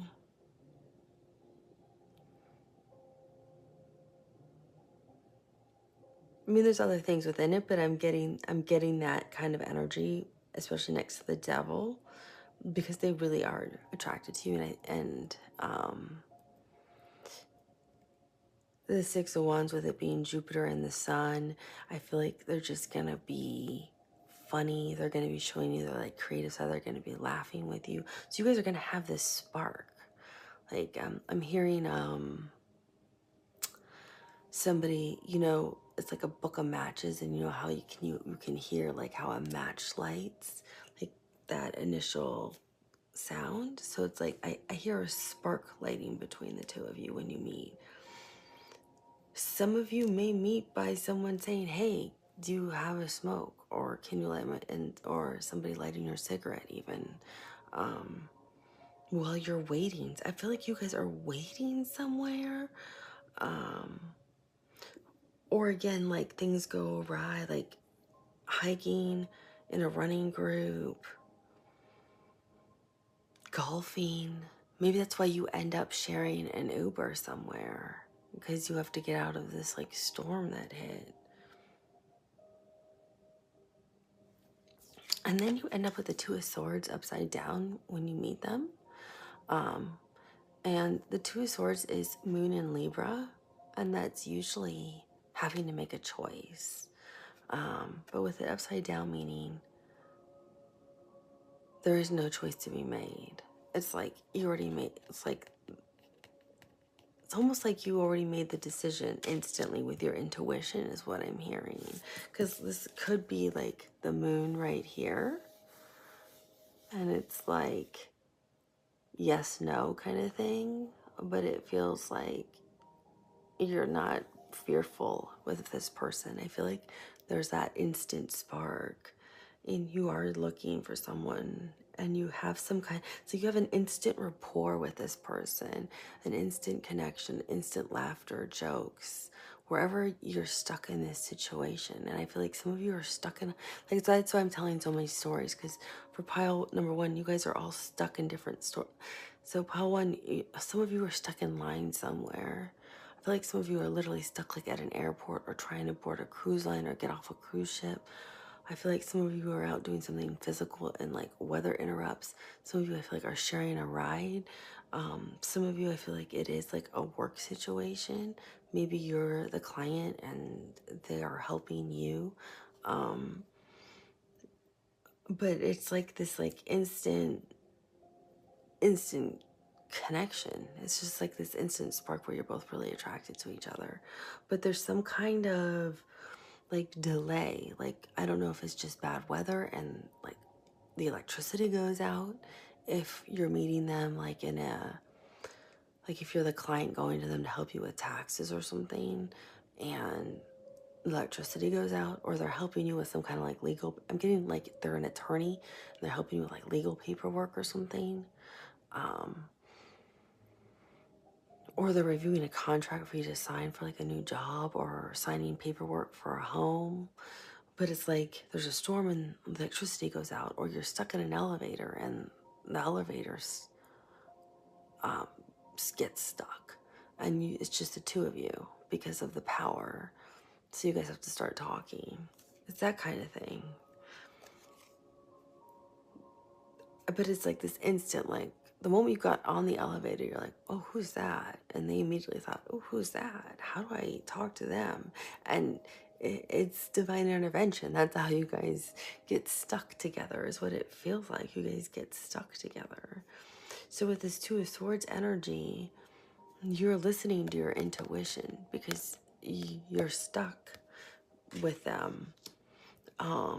So it's not like I don't have to make a choice. Like, how do I figure this out? The divine's already helping you with this, so you can keep this conversation going. I want to know, because I was going to ask a different question first.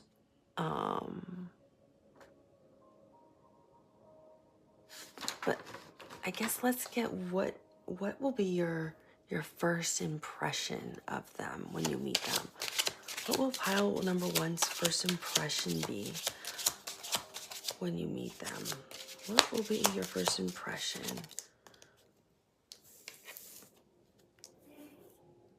Okay, the King of Pentacles, What will pile number one's first impression be? What will pile number one's first impression be? What will pile number one's first impression be? Pile number one's first impression be? Pile number one's first impression be?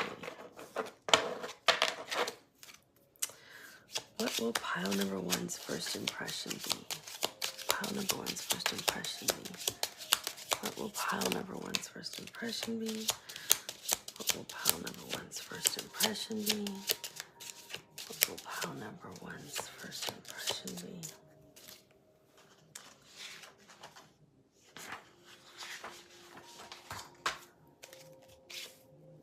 What will pile number one's first impression be? Oh, interesting.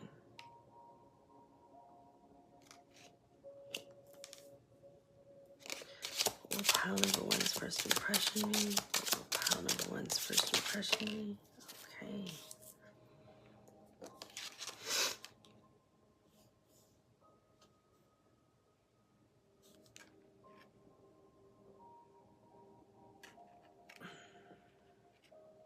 This came out sideways. One of them came out sideways. Okay, so your first impression of them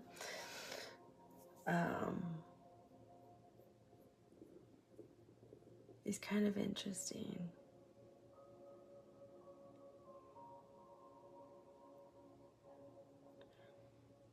So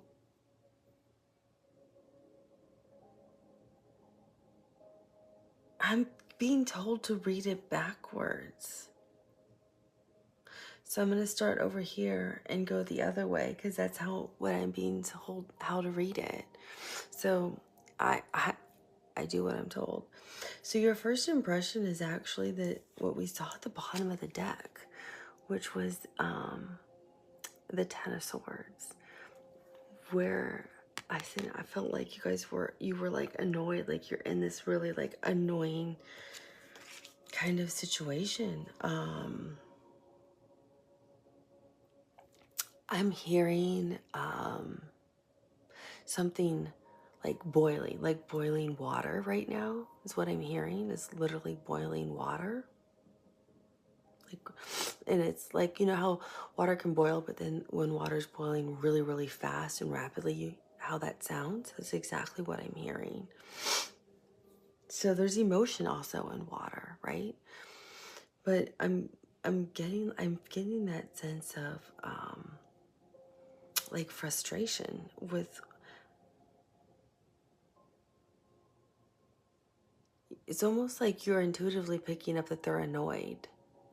Not like this person's just annoyed. Like I said, I think it's coming from whatever their exhaustion is, from where they're coming from.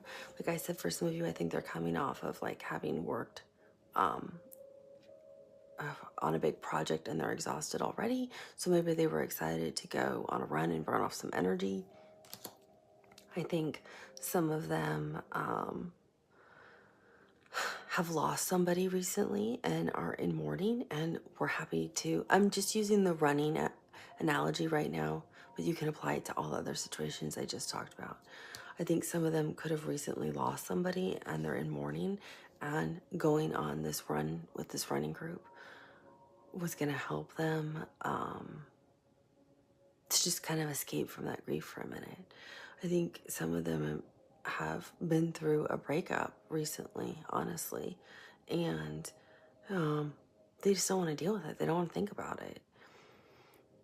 Because you've broken up with someone, it also doesn't mean you're not open to a new connection. So don't be afraid just because that one relationship ended. It doesn't mean you're not ready for another. It just means sometimes you go a little bit slower with the next connection. Because sometimes one can end and another one can just show up. And sometimes it's because the right one now is shown up. So I feel like you are feeling their frustration, their energy, especially with whatever the situation is. If it's the weather that goes bad, if it's when the electricity goes out, all of that. But I feel like when your presence is right more around them, it shifts. It goes literally from the Ten of Swords, and you can start to see it shifting. I'm gonna flip it so you can see how I see it on my side. So you can see how, because it was like deciding, does it go upside down? It was trying to be like, do I do this or this? And this is the Seven of Swords, which is Moon in Aquarius. Ten of Swords is something in Gemini. I can't remember. Sun in Gemini. So even though you sense like that boiling water, that like frustration from them, maybe that, because I don't get like the true Ten of Swords where we usually see somebody laid out flat with 10 swords literally in their back.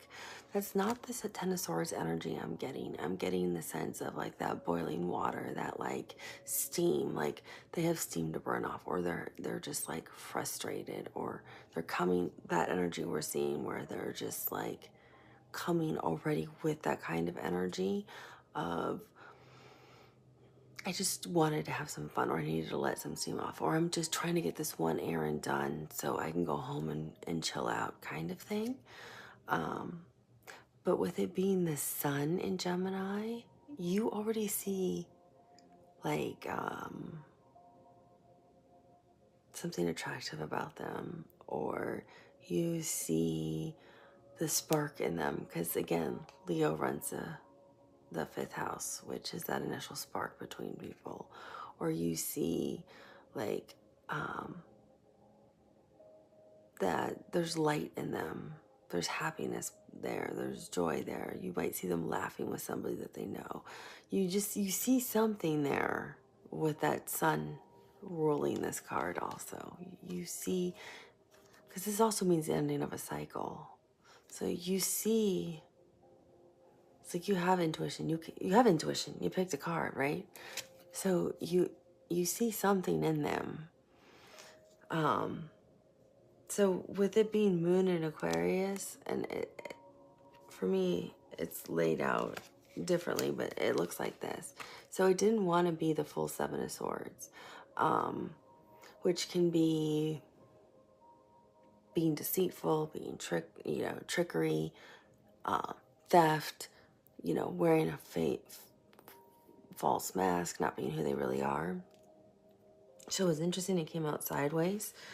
Oops. I knew that was going to happen. I was trying not to. Hold on one second. I just dropped my. Okay. Sorry about that. Bad one. So with the Seven of Swords being sideways, it means this person energy is already shifting. It's like they've seen you. Maybe you saw them first. Now they've laid eyes on you, or they bumped into you, or however you two encounter each other. Your impression's changing them, and your impression of them is now changing. You don't see them as this negative Ten of Swords energy. You see them as, oh, well then who is this person? Because maybe you thought, I think you could see like potential in them with that Leo energy, that sun energy. But I think you just saw them maybe as hot-headed or angry, or like, what's up with that person? Why are they like that?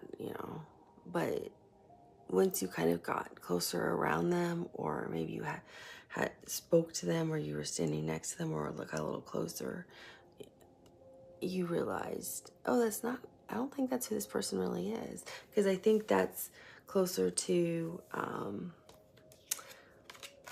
when they made a joke about the situation, and you're like, oh, this person might be a little bit more different than I realized. They're starting to show maybe more who they really are. Maybe I was a little wrong about how I perceive them. Maybe they're having a bad day. I don't think they're dishonest. I think they're having a bad day, maybe, because look what's just happened. Look where we are, kind of thing. So your perception of them is actually changing right in front of you when you meet them. And it's interesting because this heart is pointing towards the next card, which is the Three of Wands. Sun, again, Sun in Aries, which is also our North Node. So the Sun in Aries and the Three of Wands tells me you're very attracted to this person. You see potential, I feel, as your encounter with them continues on. So the more you're around them, your first impression is like, oh, there's a lot of opportunities here. They're really interesting. I'm enjoying talking to them. There's lots of opportunities with this person. They're really interesting. They'd be interesting to continue talking to. They are a really confident person. They're really funny. They're really attractive. Again, that Sun card. That Leo energy. They're confident in who they are. Their heart seems open. They seem like they're in like a happy place right now, just talking to me. You start to have, I feel like, that spark with them. And then you end up with the King of Pentacles. So I feel like you start to see them as really grounded, because this is earth energy. And the King of Pentacles, that's who I really wanted to see, is what, there's a specific sign that the King of Pentacles is kind of connected to. Well, some people will say there is, but I kind of liked that idea, actually. It's the heir of Virgo. So you start to see them kind of as reliable, having a leadership role. So for some of you, if you were out running and the storm got really bad, you see them taking charge and helping everyone get out of like running in the trails so no one gets hurt. If you're stuck in the elevator, they take charge of the situation for you. If you're trying to deal with like legal papers for yourself, they are smart with business and can see how to solve the problem for you. So they already see how to solve everything, and you like that. You like that they're business savvy, they're smart, they're grounded. It's like they're rooted to the earth, and there's no rush for anything. And you like how they're solving their problems. They're using their intellect for you. And you're like, well, I was really wrong. I think they're having a bad day too, like I am now.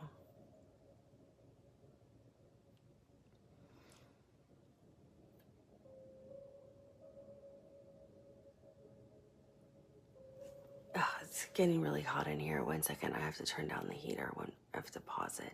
I feel like that's what's going to be happening. You're going to get like flushed with them, or like my face is on fire.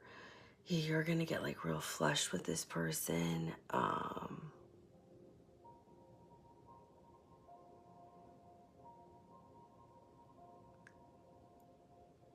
You are gonna go through a whole, the way I was just even reading their energy about how your impression is of them, you're gonna go through a whole, like, your body's gonna change. If you listen to your body, it's gonna change while you're around them, and you're gonna feel differently, because I'm feeling differently. You're gonna feel very calm and excited and happy, but they're gonna have a very calming presence for you. But 1 second, because it's very cold here and the heater's been going and it's getting really hot. So let me pause for 1 minute. Sorry, pile number one. Okay, sorry about that, pile number one. I also had to turn the fan on. So what we're gonna look at now is how will you recognize, how we recognize this person. So I'm shuffling the cards again. So how we recognize this person is what we're gonna look at and see what we get. And then I'm also gonna look we'll see if we should look at what will this person look like. I don't know if we should ask that question or not. And then what will your outcome be with this connection? But how will you recognize this person? And then, of course, we'll look for timing, too. I always do that at the end. So how will you recognize this person when they show up? This is going to be different for all of you. I'm trying not to make these readings as long as I have, like, for my personal readings. I did one last night, and it was 3 hours long. So I'm trying to give you enough information on these, but it takes a lot of energy to do these readings, and I'm trying, and I can hear a lot of information, but I'm trying to give like the main storyline I can for the collective, or the information, like the 2 or 3 key pieces of information, but I can't give it all. I'm really sorry. Or these readings would be, especially if I'm doing paper card readings, these readings would be like 5 and 6 hours long. I mean, some of these readings, when I was doing them before, I had made the choice, and even my guide's like, you need to stop back energetically. It's just making me sick and wearing me down. Was just they were getting too long, so I'm trying to make all the readings now just more like 15 to like 35 minutes if I can. The bigger cards I know are just going to be longer. That's just the way they are. But I'm trying not to tell you every single thing I see and hear and feel, because it's just too much. Otherwise, I can tell everybody's storylines, and it's just too hard for me. So I do apologize for that. If you want a really detailed reading, please feel free just to email me, and I'm happy to do that for you. And, you know, you pay what you can afford. That's all that matters. Just pay what you can afford. Because I want people to be able to have the readings that they want and need. It's always what I've wanted. That's what matters the most. Okay, so what I want to be able to ask is,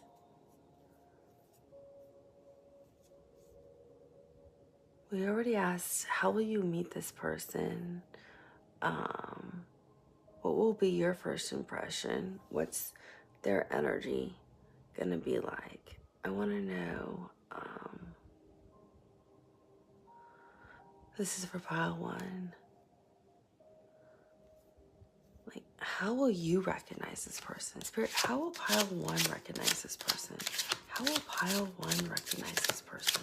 How will pile 1 recognize this person? How will pile 1 recognize this person? How will pile 1 recognize this person? How will pile 1 recognize this person? I'm hearing the name Adam, the name Khalid, the name David, David, Evan, Roberto, Calvin, Alan,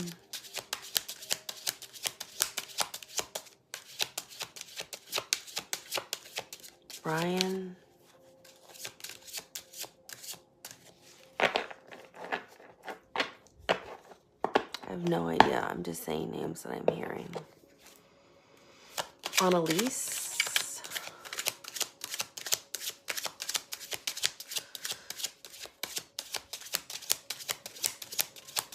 Dana, Tatiana,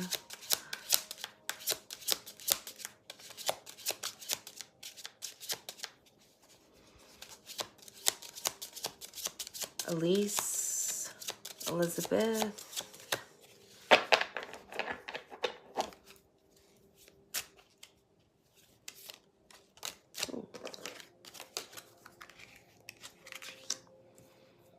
it's strange how cards will do this.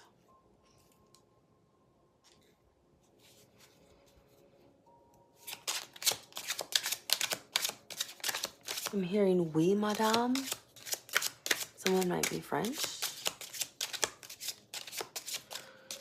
Whether they like to speak French.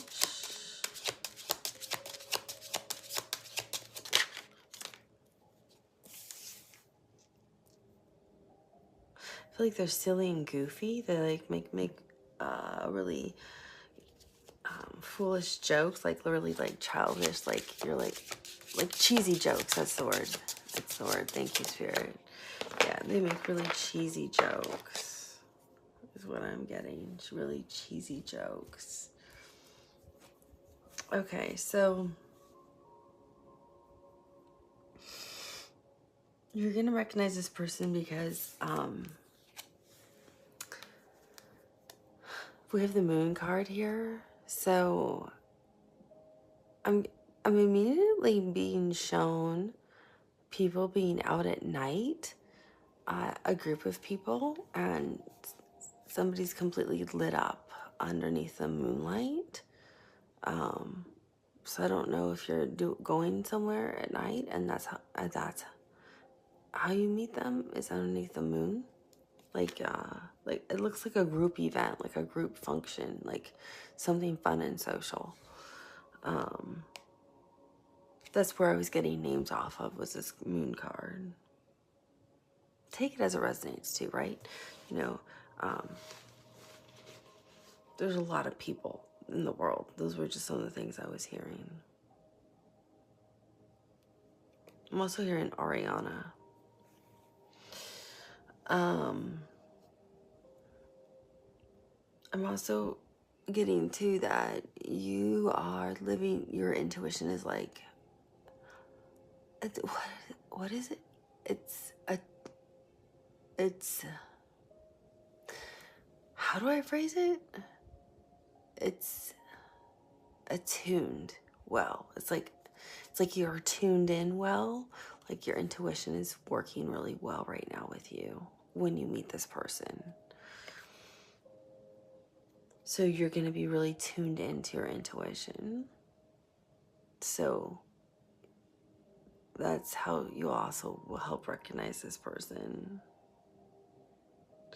And like one of the other initials could be C, D, F, E, A, or B.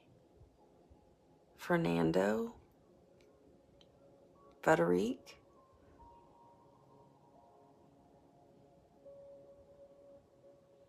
Francis,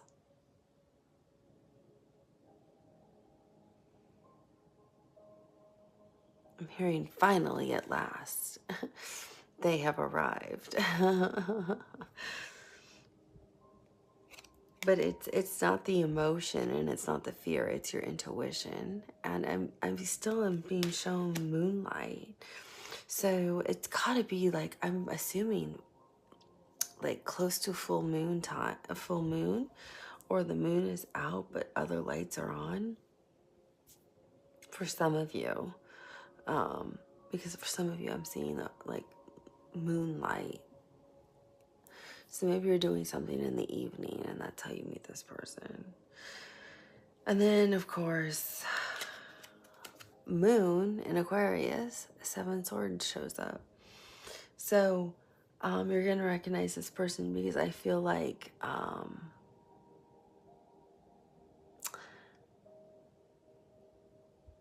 it's almost like this is like the second time you're with them, it feels like.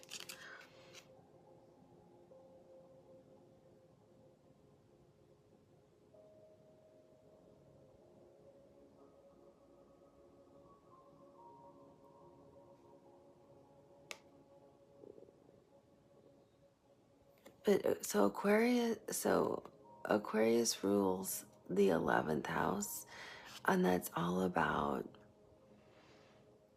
humanity, mankind. It's also about being social, being in social groups. So that's why I think you're gonna be like with a social group doing something social, and that's how you meet. I still think something frustrating is gonna happen.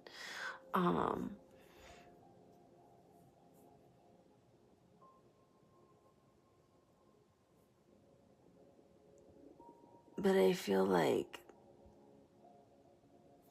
because I was asking how you'll recognize this person, right?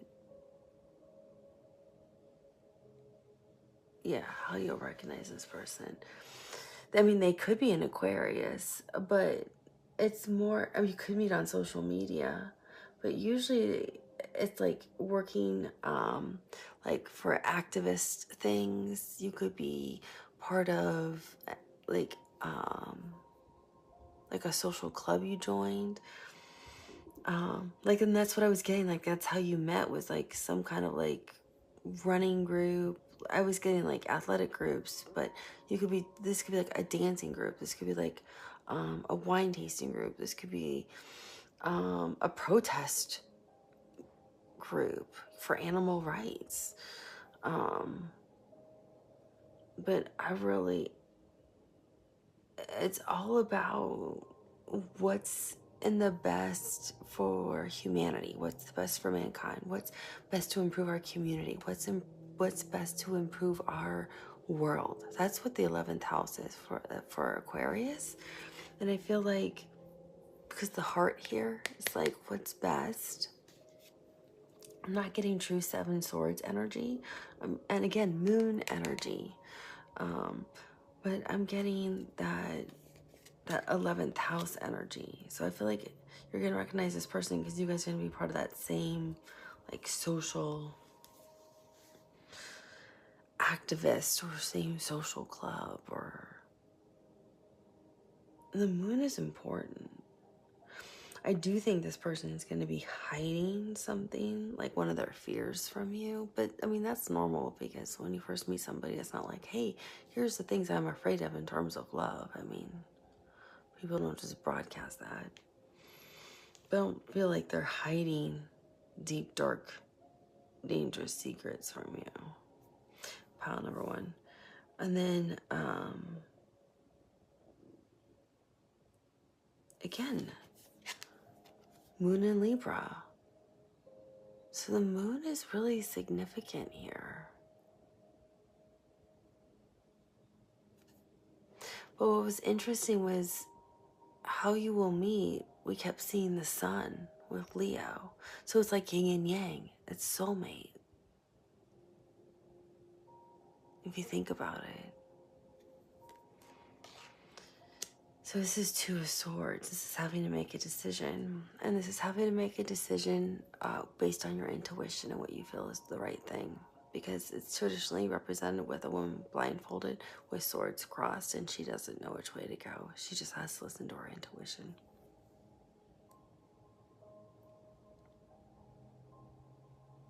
And this showed up in how you meet them. It was 2 of Swords, and it was reversed. It was like this person knew to move right towards you. But you have moon, moon, moon. You have 3 moons.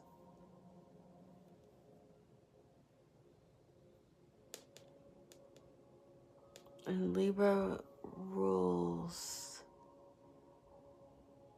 the 7th house, and that's the house of partnerships, marriage. Which is interesting, because when we think about pile number 1, how you first meet them, like the opportunity that presents itself, we saw a lot of Leo energy there, and that Leo energy is all about the 5th house, which is the spark. And that spark is that love that first like attracts you to someone to get you to the 7th house for a partnership, for marriage, for commitment. So it's really interesting. You have yin and yang with the sun and the moon, and then you have the spark with the partnership with that 5th house to then take you to the 7th house for partnerships.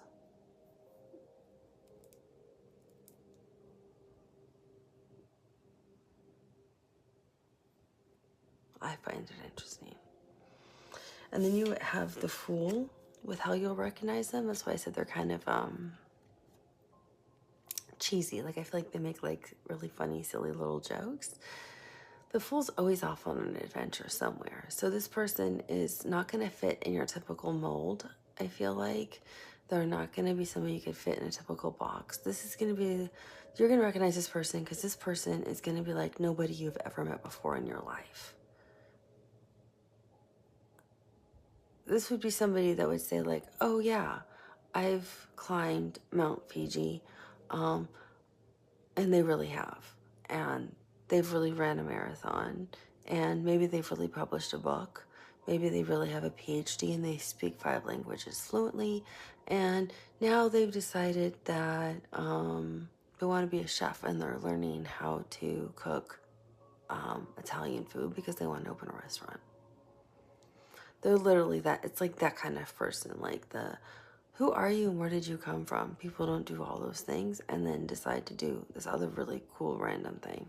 Like it's that kind of energy. It's not they closed that cycle because we saw that 10 of Swords kind of energy you were from them and that you were picking up on.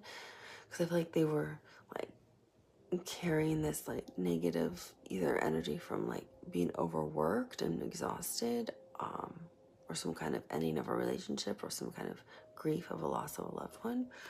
But they're in this Fool energy, not just because, oh, I'm in a new beginning and a cycle ended. It's like they're always off on an adventure. They're always off doing something new. They're always off enjoying creating life. But they're looking for their other half. See how they're not looking at each other? One's looking this way, one's looking that way. It's like it's them. It's like the same person trying to look in 2 different directions, going, where is my soulmate? Where is my other half? And the Fool is ruled by Uranus, and Uranus is a planet that rules Aquarius. So if you know anything about Aquarius, you know no 2 Aquarians are the same. It's actually the rarest of all zodiac signs, because I think Aquarius is only 3 weeks long to be born within Aquarius season.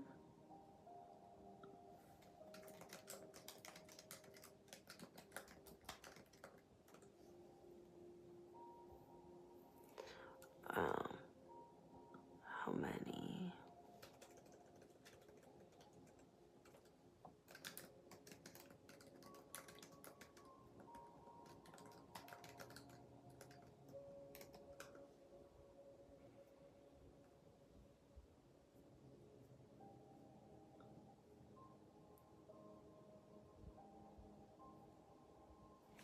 It's the 20th through the 18th. Let me just quickly look at this. So it's 1, 2. Oh, it's easier if I do it this way. 1 week.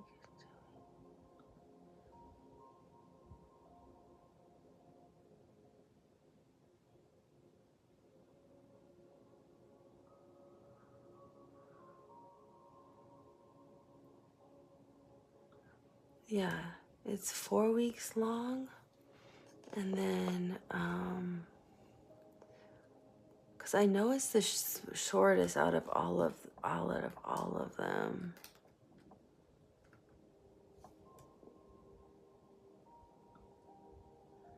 So let's look at this next one to see.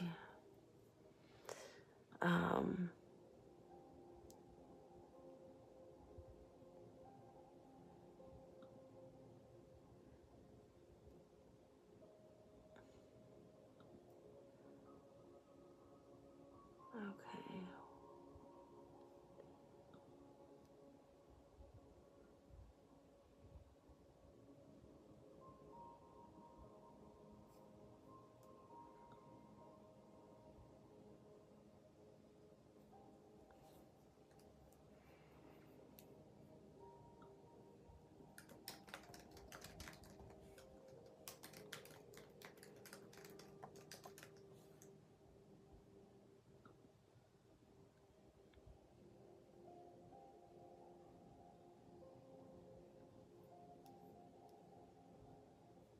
Yeah, the rarest. Aquarius is the rarest zodiac sign.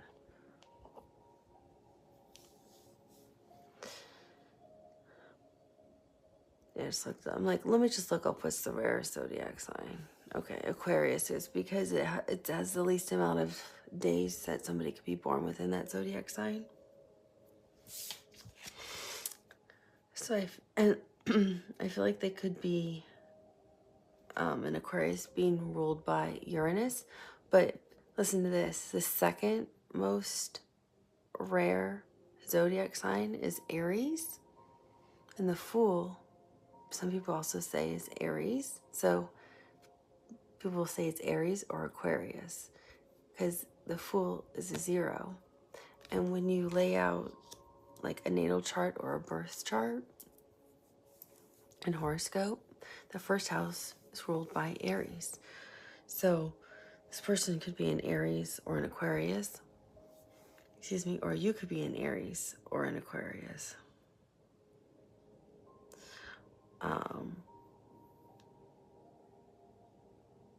But with Uranus being the ruling planet, that just if you just read about like what is an Aquarius, it's completely unique. It's the most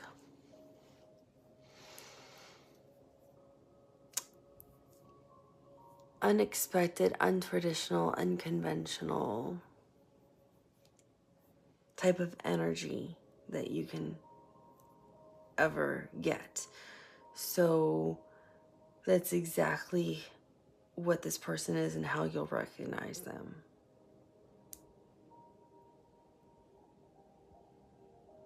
They will be, if they're a more mature person, they'll be their authentic selves, and an authentic Aquarian you cannot miss. But definitely they listen to their intuition. They do not live in fear. They are fearless. They are truly fearless. And I feel like this person's definitely just going to be who they are. And you'll see that they're very, I'm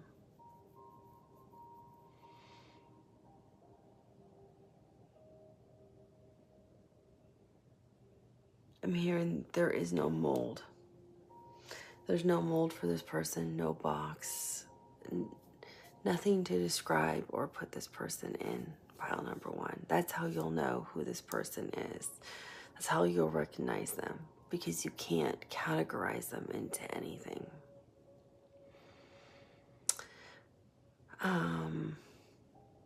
So I'm going to pause it and shuffle these because I want to incorporate these cards into it. And I don't want you to have to listen to me shuffling. And then we'll look at what your potential outcome can be with this person. Okay, pile number 1. Let's see what your potential outcome is going to be with this new energy that is coming towards you. What is your potential outcome going to be with this new energy coming towards you? Remember, I do not hold anything back. And after this, we will look at, well, first, I guess we should look at, I'll pull these and then we'll pull some timing cards because I should look at timing first. What is your potential outcome going to be?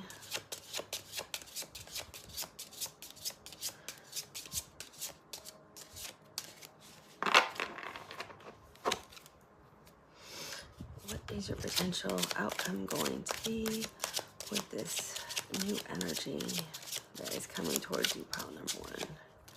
What is your potential outcome going to be with this new energy that is coming towards you, pile number 1? What is your potential outcome going to be with this new energy that is coming towards you, pile number 1? What is your potential outcome going to be?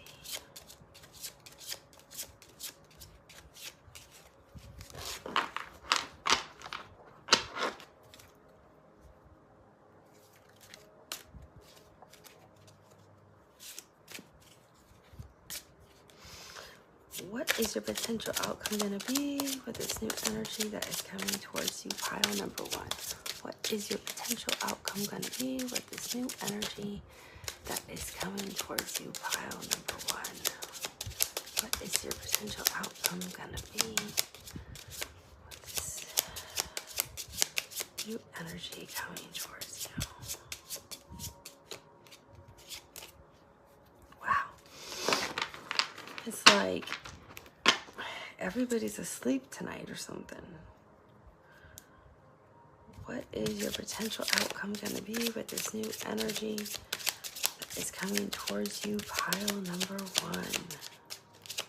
What is your potential outcome going to be with this new energy that is coming towards you, pile number 1? I have noticed that when I try to do readings or I'm picking up on other people's energies and they're in other parts of the world, or they're in places where they're asleep and I'm awake, if they're so druggy, it's really hard to read. King of Swords came out reversed.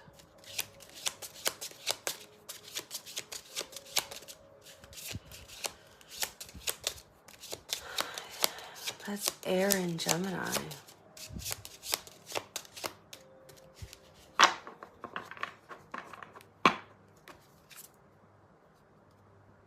Okay, Spirit, can we have a couple cards on timing of when pile number 1 will meet this new energy, please? Some timing cards. So please have a card for timing of when pile number 1 will meet this new energy.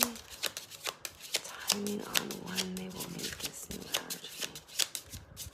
Timing on when they will meet this new energy.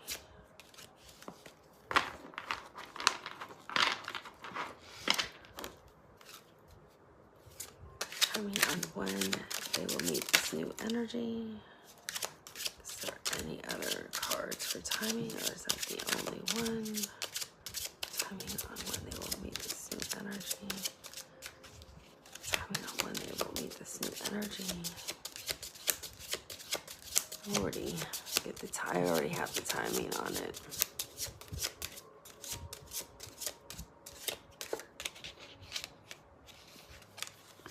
Okay.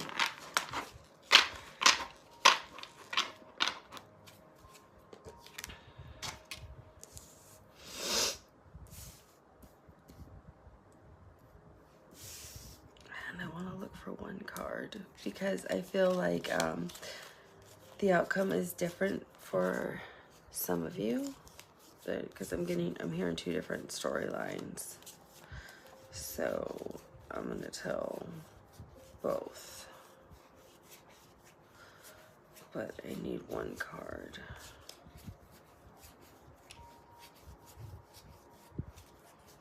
Spirit, will you please confirm that what I'm hearing is correct about timing, or is there something different for timing?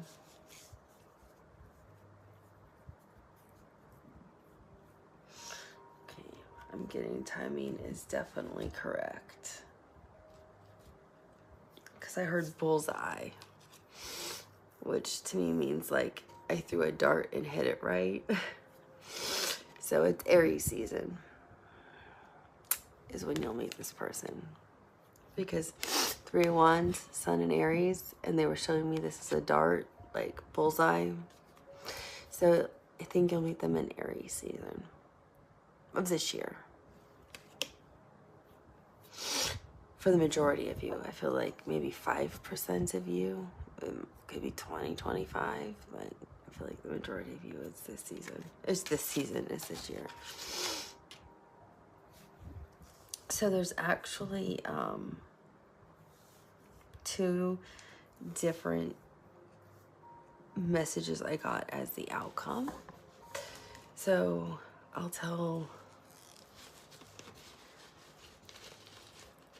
I guess, so we have lots of soulmates in our lives. We have, sorry, I haven't been feeling well, so I'm drinking some Sprite to help settle my stomach. I apologize. I really just don't feel good. It doesn't impact me being able to feel, read, or hear things. It's just hard because I've been really sick, so I am so really sorry. I apologize, pile number one. So we have lots of soulmates in our lives, and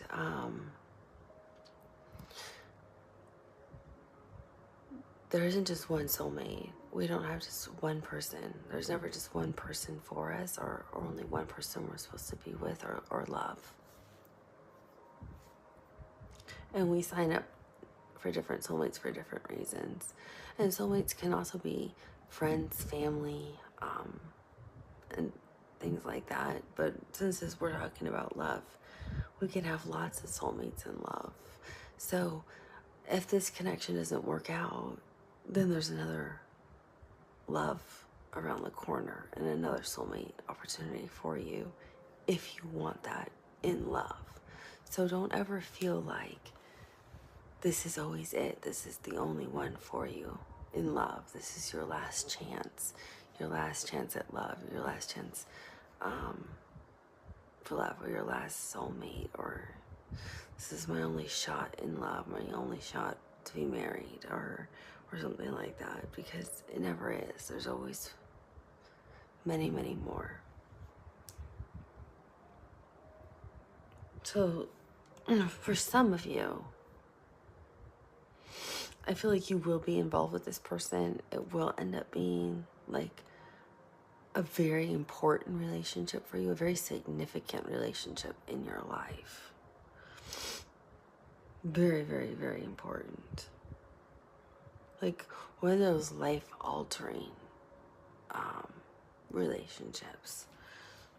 You have the Three of Swords. And this is, I believe this is Saturn. Yep, Saturn in Libra. And Saturn is the planet of lessons, so it teaches us things. The Three of Swords is traditionally represented with a heart with three swords through it. And right next to it, you have the Hierophant, which is Taurus Major Arcana, Earth energy. And then you have the King of Swords, which is Air and Gemini, which is speaking truthfully, honestly. I really like what I read about how somebody described them. Very charming, very humble, very polite, responsible, ready for anything. But is this somebody who speaks without emotion? But they know, because they're very charming, but they don't use emotion. And they know how to use their words to hurt or to fight. They know when to wield that sword. And with it being reversed, it's saying this person is not using that discernment. This person is using their words to hurt you. They're not being emotionally respectful or kind towards you when they speak. Because air energy, Aquarius, Libra, Gemini, can cut through people with their words. When they know your weakness, they know how to use their words as weapons. I'm hearing the word nuclear weapons to harm people.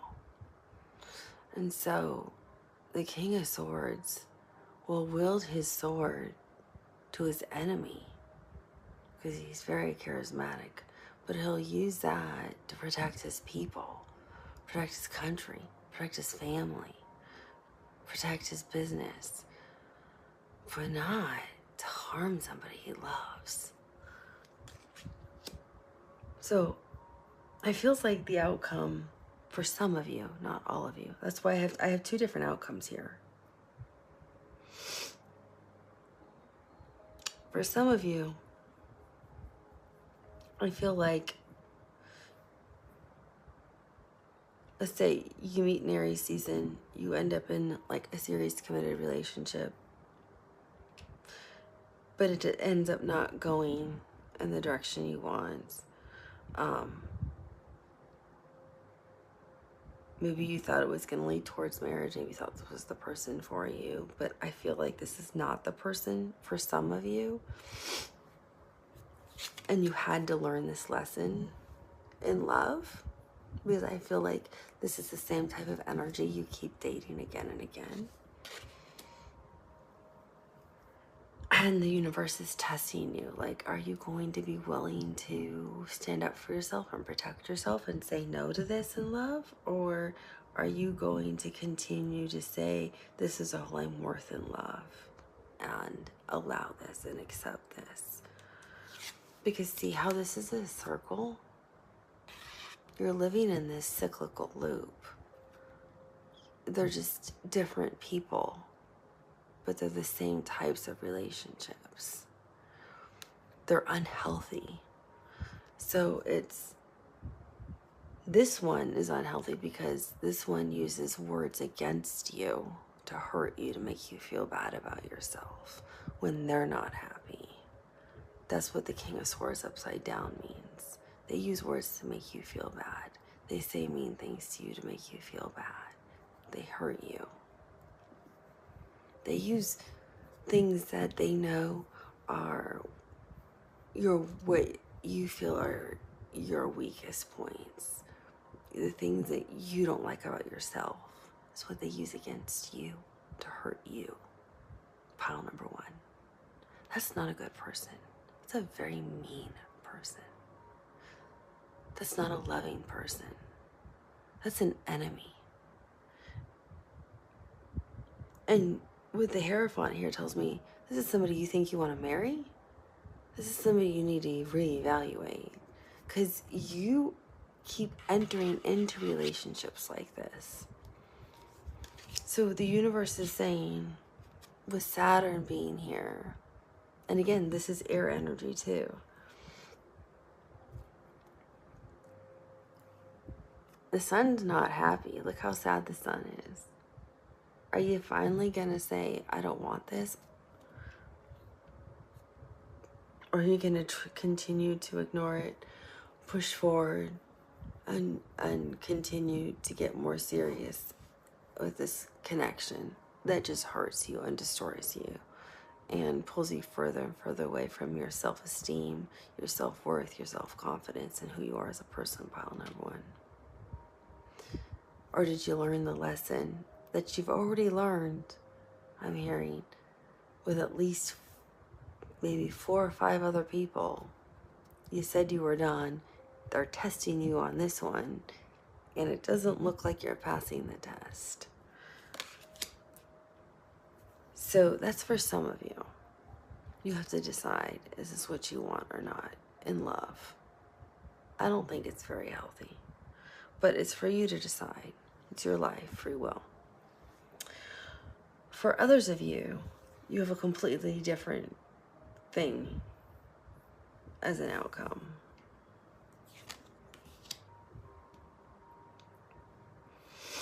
So you'll have this person over here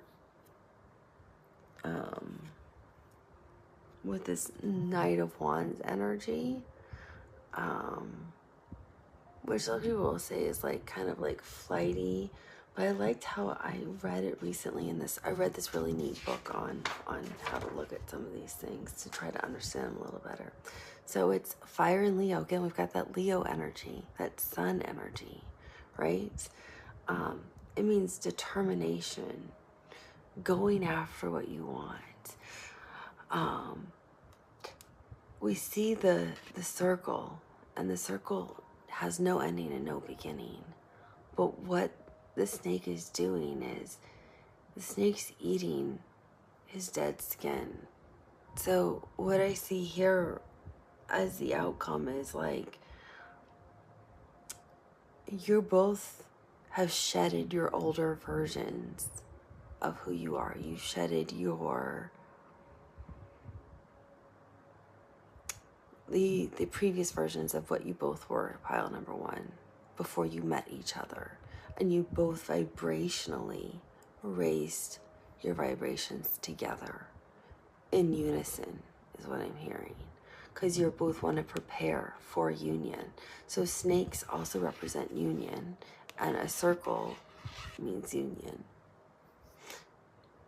A ring. Forever, no beginning, no ending.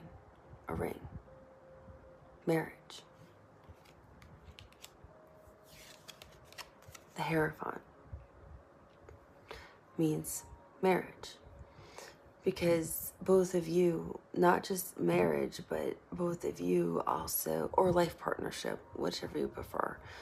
I'm just trying to say serious, committed relationship. But what you both do too with each other is you both learn from each other. You both enjoy these really interesting conversations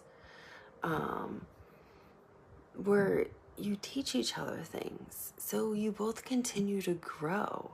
That's why we're seeing you shed these old energies, because you grow together. Because the Hierophant's also about being a teacher. And both of you have really interesting knowledge to give and share with each other. So you both are growing together in this connection and shedding these older versions of yourselves to become better versions together, because you both want to be together, and you're growing this connection to become stronger and more loving and more stable, because you want to be in a union together, but you also enjoy how you teach each other interesting things.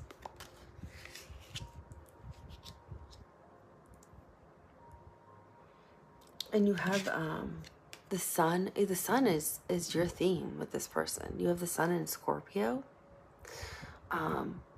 which also means soulmate energy. It means that instant recognition, that instant spark. And that can be because this could be somebody you knew in this lifetime, but maybe you haven't seen them in 10 years, and it's like, oh my gosh, I haven't seen you, I can't believe I just ran into you. But this is your heart and soul, both of you, just glowing. Both of you are just glowing, and people go, what have you done? You look so great. And it's the love that both of you have for each other. That's what looks so great on you. It also can mean renewal of a relationship. So some of you, I feel like a very small group of you, are reconciling with somebody from your past. It also means past life energy. And I think that's why you have that instant spark and that instant connection and that instant chemistry and that instant knowing and that instant conversation that flows and that instant love. Because you can be with someone for 5 years and have no connection at all. You can be with somebody for 5 months and have such a deep understanding of each other and have such a deep connection where you have such unique conversations that you know them better than you've known people your whole life. So timing isn't that relevant. It's how deeply do you really know people is what matters. And for some of you, it's because you've had past lives with them that you just instantly know them. And of course, you over time keep getting to know them, but yeah, they're just light you up inside and you light them up, and people can see it when you're around each other. With the Six of Cups, and some of you both have talked about wanting to have children together. Some of you were friends in childhood. Also, with the Six of Cups, I'm getting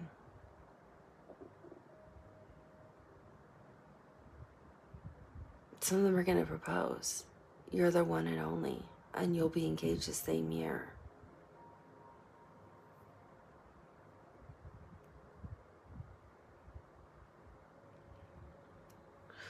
Because you also have the Sun card. Ruled by the Sun. Total happiness, total joy, total fulfillment.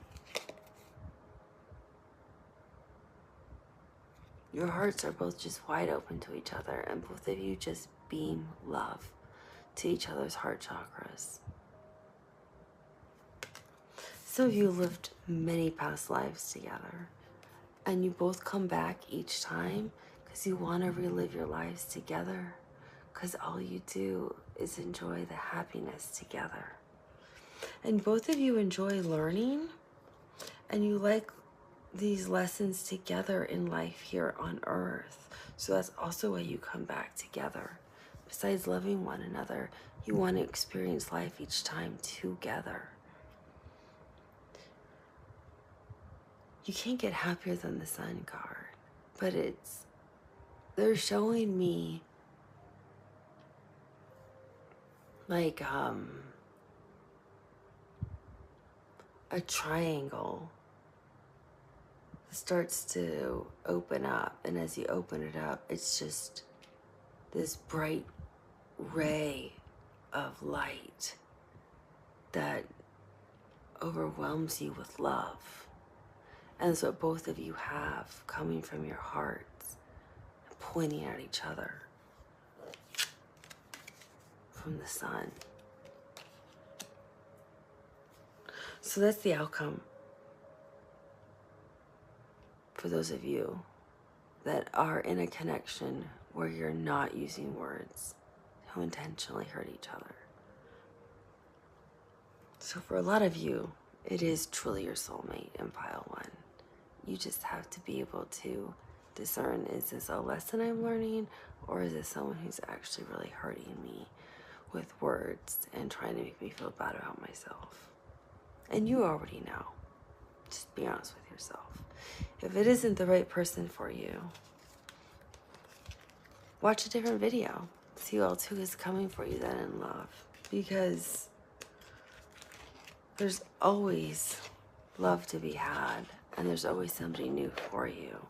It's just, are you strong enough to walk away? And are you ready to walk away?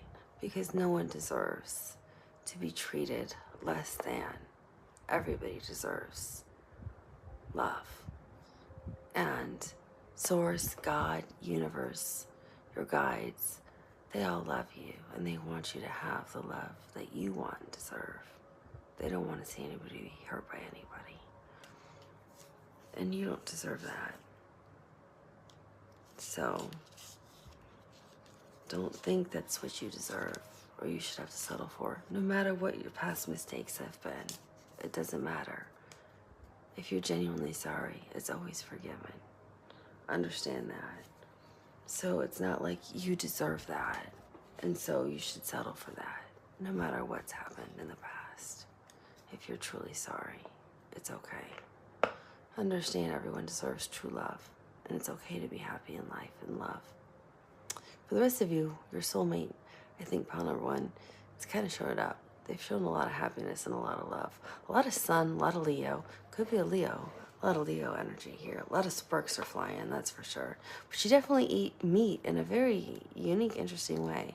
So please come back, leave a comment, let me know how y'all meet, because I'm intrigued. So if you're drawn to any of the other piles, feel free to watch those too, because they could be relevant to this. And if this is not the person for you, come back anytime you want and watch a reading and see what's going on. Thank you for watching and participating, and I'm gonna go on to pile number 2. I'll talk to you soon. Bye. Hello, pile number 2. How are you? I hope you're doing well. I'm sorry for the pause. I ended up getting really sick last night, so I had to stop filming so I could only film for pile number 1. So as you can see, I'm wearing something different from the introduction. but you selected the Salvador Dali tarot cards, and you also selected maybe the green aventurine as your crystal. So that's what I'm using.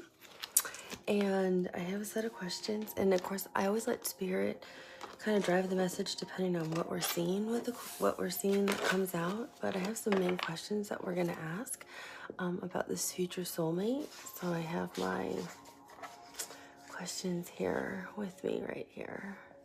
I'm trying to get everything set up so I can see it all at once. So the first thing I'm going to be asking is, how will you meet this person? So let's first ask Spirit, how will pile number 2 meet this person? How is pile number 2 going to meet their new person, Spirit? How is pile number 2 going to meet their person?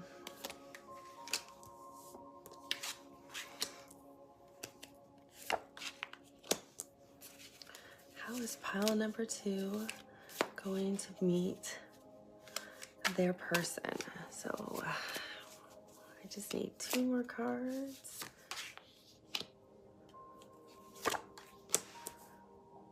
Okay, and Spirit, I did the same thing with pile number 1 because it was helpful to also see what kind of energy this person's going to be in when you meet them. So Spirit, okay, though, that definitely wants to come out. Okay, wow, this person's in some big energy when you meet them. So I went over the energy first. So I'm trying to follow kind of how I do pile number 1. For you, pile number 2. And none of the cards are alike. So I wouldn't, so far I don't say, if the cards were very similar, I'd say, oh, you should watch pile number 1 if you were drawn to it. Again, though, always follow your intuition. If you were drawn to pile number 1, watch pile 1. If you weren't, you don't need to watch it. So if you're drawn to more than one pile, always feel free to watch more than one pile. The messages could be for you in more than one pile. And at another point in time, if something doesn't work out, you can always come back and pick a different pile if it speaks to you, because this is a timeless reading and these messages are different in the piles. So this person's energy, which is actually really kind of interesting, are 2 major arcana. So this person's, I'm hearing, full of life, and they've got some big energy here. So they're in the star energy. So that's Aquarius major arcana. And they're also in Virgo energy, which is the Hermit. But what I find really interesting is the Hermit always carries a lantern with them. And in the lantern, technically in traditional tarot, what the Hermit lights up, the Hermit right here, is actually the star from the star card to guide the light for the Hermit as the Hermit goes on his journey. And I'm saying him because we're seeing he, but it doesn't matter if you're a man or woman. But that's the star. So it's interesting that the star came out. I'm just covering her up because she's for YouTube. But it's interesting that the star came out with Virgo, or the Hermit, because the star is what's always in the lantern. So there's some kind of connection between these two. And these are the major arcana. So Aquarius and Virgo energy. Maybe those are both your zodiac signs. Maybe those are your moon signs. Maybe those are your rising signs. Our rising sign is what people initially, before they know us, like people first is, that's what they kind of, a rising sign or your ascendant, it's the same thing, is what people think who don't know you or first meet you. That's what their initial impression of you is. Your sun sign is your main personality that you show the whole world. And the moon sign is who you are on your real emotional level, and the people who are closest to you, your family, the person you are romantically connected to, and any kind of sibling or close friends. It's really how you love. So those three placements are really important. Other placements are important too, don't get me wrong. Your Venus placement is also how you can love, but your moon sign is really who you are at your core. It's how you really feel emotionally, and also how you really kind of show love. Your sun sign is after you get to know people, like your colleagues who really know you pretty well after a while, or your friends who know you, and people who get to know you. That's really what your sun sign is. It's really who you show the world. But your rising sign is kind of how people just perceive you initially. So one of those three major placements might be Virgo or Aquarius for either of you. That's why I'm calling out the major arcana. But it feels like too, so the Hermit is also somebody who goes on a journey. They're looking for something. They're in search of something. Sometimes it's spiritually, sometimes it's emotionally, sometimes it's something, sometimes it means they withdraw their energy and they're like in isolation and just trying to find something within. Sometimes it doesn't mean they withdraw their energy at all. It means they've manifested something and there's a wish that they're looking for. And it's the star. It's like a wish fulfillment that they are in search of. So they could be in search of their soulmate. They might be on dating apps. They would be actively dating. They might be asking their friends to set them up. They might be joining like social groups looking that are of interest that they're interested in, right? So they might be interested in painting, so they're taking painting classes. They might be interested in hiking, so they're hiking. They might be interested in cooking, so they're taking cooking lessons. So they're just actively trying to find people who have similar interests. They might looking for their soulmate, because that's what they're in search of, is a romantic connection. They could also have gone on a journey to find themselves and heal what they felt was something that was not healed within them, because the star card can also be healing. So they might felt for them to be healthy in a relationship, they have to fix something within themselves to be ready for that next connection. So I'm giving you all this information because I feel for all of you, your person it's different. Some of you, they're out searching for their soulmate. Some of you, they had to heal something to be ready for the next connection. For others of you, I feel like they did go internally and went through some kind of big transformative experience. So they did isolate themselves in some way. Like it's almost like they went to the mountains kind of thing and meditated on some kind of retreat. So for all of you, they did different things. It's going to be different for all of you, but that's the kind of energy they're in. But they're all now looking for that love connection.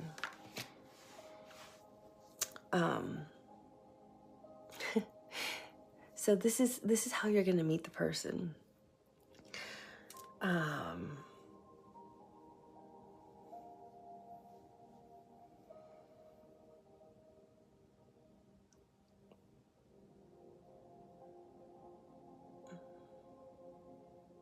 It's funny, we're starting out with, I'm going to use Virgo to help cover this up, but we're starting out with Temperance,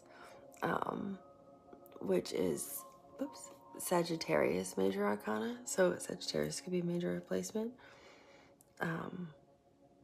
But I feel like they're ready because they've stabilized and harmonized who they are. So they're stable in their energy. They're ready. They're ready for a commitment. Because temperance can mean a lot of things. It can mean patience. Like they've patiently waited. I see they've traveled a lot because I'm seeing looks like pyramids in the background. And the way the cards are laying out, the angel's like looking to how they meet you, how, because it's the first card out, but it's looking at how all the cards are laid out. But it also means harmony, balance, alignment. So some of them may have gotten into meditation and learning about different chakras. I'm seeing the root chakra, the red chakra, red is really lit up to me, which makes me think of the root chakra. And I just read something really interesting about the root chakra, so I feel like it's important. Yeah, so the key word so that's earth energy. The root chakra is earth energy, Virgo, Taurus, and Capricorn. But it also, like, the key phrase for the root chakra is I have. So I feel like they feel really stable in what they have and what they have to offer people. Like a connection, a romantic connection. 'Cause I see a lot of red. And I'm also seeing light blue, which it means emotion, but I'm seeing it more as the throat chakra. And the throat chakra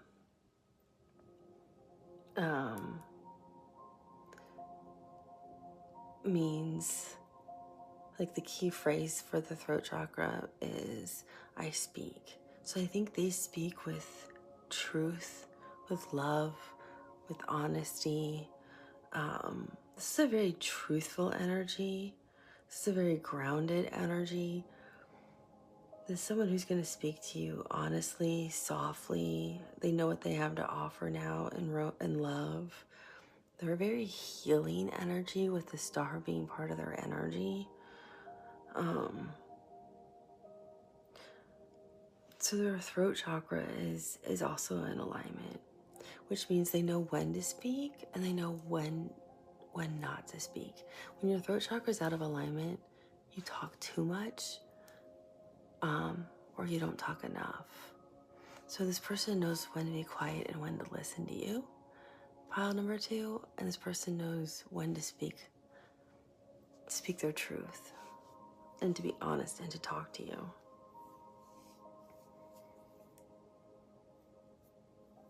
I feel like that's part of their energy. That's why I was getting more of that with it. Like I said, this person has big energy. I like this person's energy, pile number 2. I feel like you meet them out socializing. And it's something fun for a lot of you, for the majority of you. I'm gonna tell the main storyline first, and then for a smaller group of you, I feel like it's a different situation. So I'll tell that one second. So for the majority of you, it looks like, because we have the King of Wands here, we have the Nine of Cups, and we have the Eight of Wands, we have the Queen of Cups, I have the Three of Cups, I have the Three of Swords, and I have the Magician. So they have been manifesting you. And I feel like you've been manifesting a soulmate as well, pile number 2. But looking at all these energies here, there is a lot of red. So that root chakra, they know what they have to offer you. It's very clear. So I just need to tell the first storyline first. Sorry, I'm talking to my guide because I can hear both storylines at the same time. So if it's too hard for me to tell 2 storylines at the same time.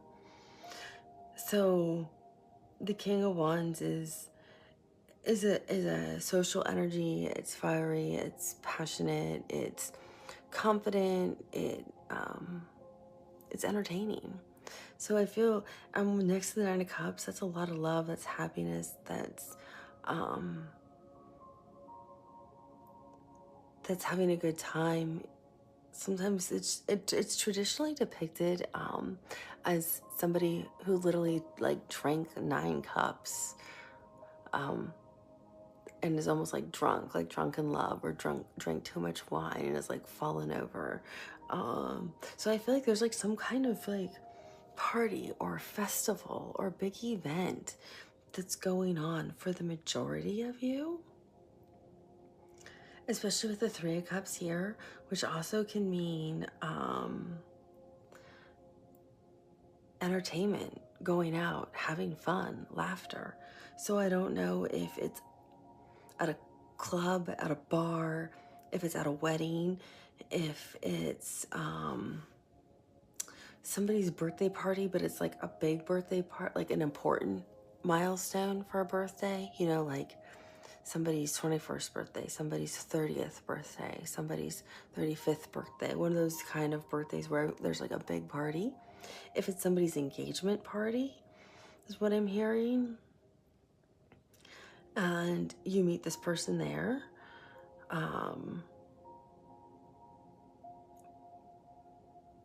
I'm hearing it could be the Carnival, which hasn't come up yet, and that's in Brazil. It could also be Mardi Gras, which is in New Orleans, and that hasn't happened yet. Mardi Gras is Fat Tuesday, and that is like 2 days. That's usually the Tuesday before Ash Wednesday, and I think Ash Wednesday is actually what? I think it's February 14th this year. If I'm right and I knew off the top of my head, that's gonna be really weird. Let me look.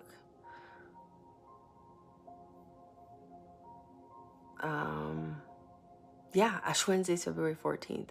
So I think Mardi Gras is February 13th. So you could be February 13th. Carnival, I think, is usually around that same time. It could also be during Chinese New Year. There's a lot of celebrations for Chinese New Year, and the Vietnamese New Year. There's lots of parties and celebrations for that. So, and I'm covered in the chills. So those of you who are new to the channel, if I get covered in the chills, that's my guide, who is the one I can hear clairaudently, and it's usually my male guide that works with me.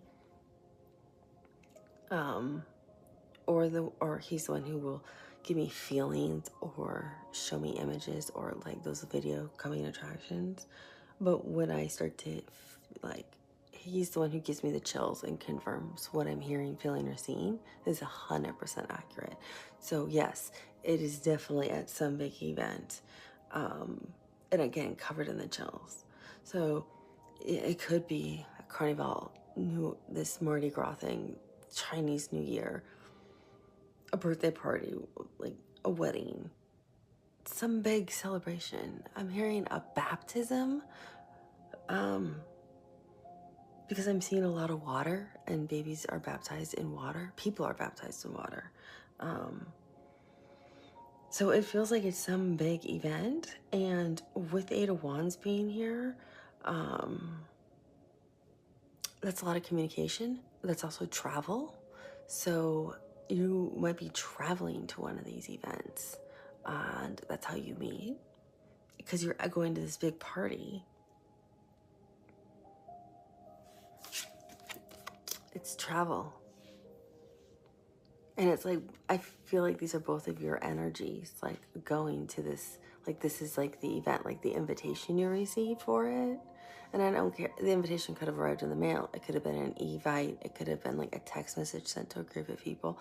But I feel like these are both like energies, not you as people, but like this is like you, pile number 2, and this is like your future soulmate, and you both received it. And this was like you can see, this looks like people fighting, but this was you just trying to decide, do I go or not go? Do I go or not go? And you go. But this feels like the invitation to whatever this event is that you're going to. The event could have come, the invite could have come many ways, but I feel like that this is your, like the invitation, you're both decide to go, but you don't know each other. You meet there at this festivity, at this party, because here's all the 9 of Cups, and here's the 2 energies. It's like both of your guides on each side are working to get you to go there. Your soulmate's guide is working, and pile number 2, your guides are working, telling you, you gotta get there. You gotta get there. Something's great. Something's great. Because these are the Nine of Cups. I feel like one of you instantly wanted to go, and one of you was like debating, should I or shouldn't I?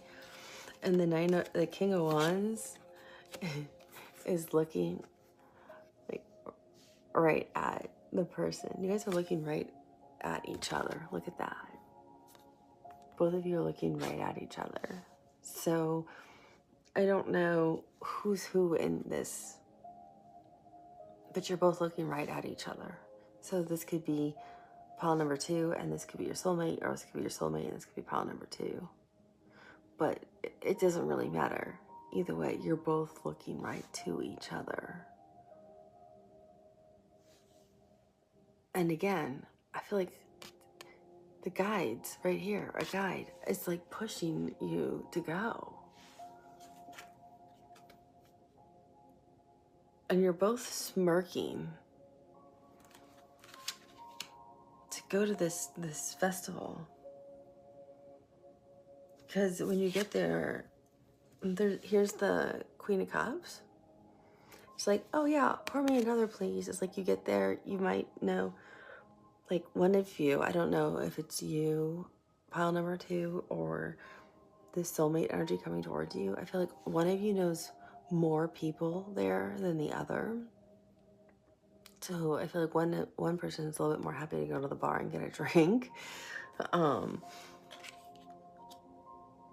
But again, smirking. It's already caught. Somebody's already caught somebody's eye. Very attracted. And then,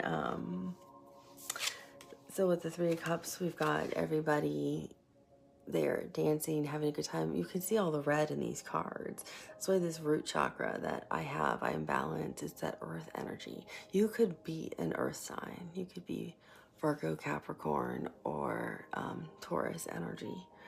But it's that real earth energy. You could do meditations to stabilize your root chakra. Maybe your root chakra is out of alignment. But I feel like you're very grounded. And as I feel, this person's very grounded. But both of you are very grounded in your root chakras. And both of you know what you have to offer. So it's like you're at the party and you're having so much fun. And I see the 2 of Cups. It's like you end up spending like the whole party together once you connect. Because I see water flowing. And with this water flowing, I see, wow, what's this? I've never noticed this before. In the background, there's this like, the water, it's like a water fountain that's just bursting with water, which makes me think of,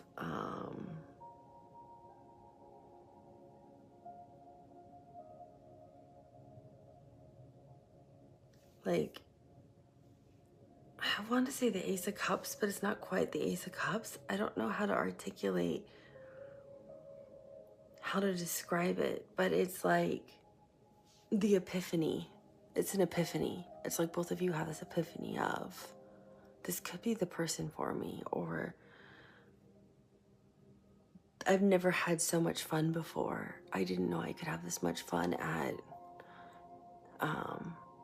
a baptism, or I didn't think I was gonna have this much fun at this engagement party where maybe you knew just a handful of people, but you met this person and it was like no one else existed. It feels like you two meet each other and the whole world just completely fades away. But it feels like an epiphany, and it's just water. You know how water fountains will spit out water and the water keeps cycling again and again, and that's the love. I feel like the love's gonna grow and just keep continuously growing. But I feel like that's really how you guys meet, is at some kind of festival or big party or something, and you guys just have like, I'm hearing you dance the night away. It's so much fun. Because it's both what you both manifested this. You both wanted the same thing. You both are looking for your soulmates. This is exactly what both of you wanted. And for the majority of you, there's a smaller group, which I'll get to next.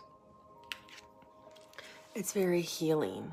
Like, you both have come from other relationships. This is Saturn in Libra, the Three of Swords.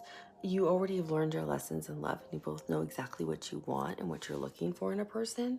So it's a very healthy, healing relationship. It's not a painful relationship. It's a beautiful relationship full of love, because you're both very grounded with this root chakra. So you're stable. You both know what you have to offer. I feel like you guys have one of those great conversations. You like talk all night. And it feels like at the top of each sword, it's the star. That's like, for both of you, this is your wish. This is what you wanted. So I feel like you meet at this party. And what's really interesting is there's a dragon at the end, at the bottom here, and this Chinese New Year and for the Vietnamese New Year. So I feel like a lot of you might be meeting during that time frame, or are meeting at like a party for the Chinese New Year or the Vietnamese New Year. It's the year of the dragon. And there's a dragon down here, and I'm covered in I'm completely covered in the chills. So we'll be in the year of the dragon until January 25th, 2025. And I think it starts February. When does the year of the dragon start? It's like February 10th, I think. I'm not sure.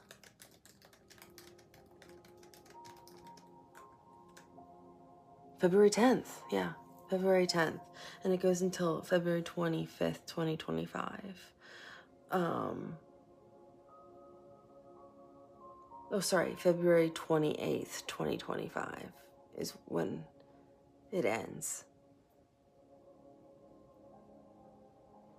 So I feel like that's a very significant time period for you with this energy. Maybe you meet, fall in love, and get engaged during that time period. But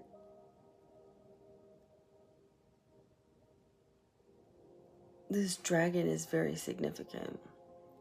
And remember, red is good luck and good fortune in the Chinese culture and in the Vietnamese culture too. It's very,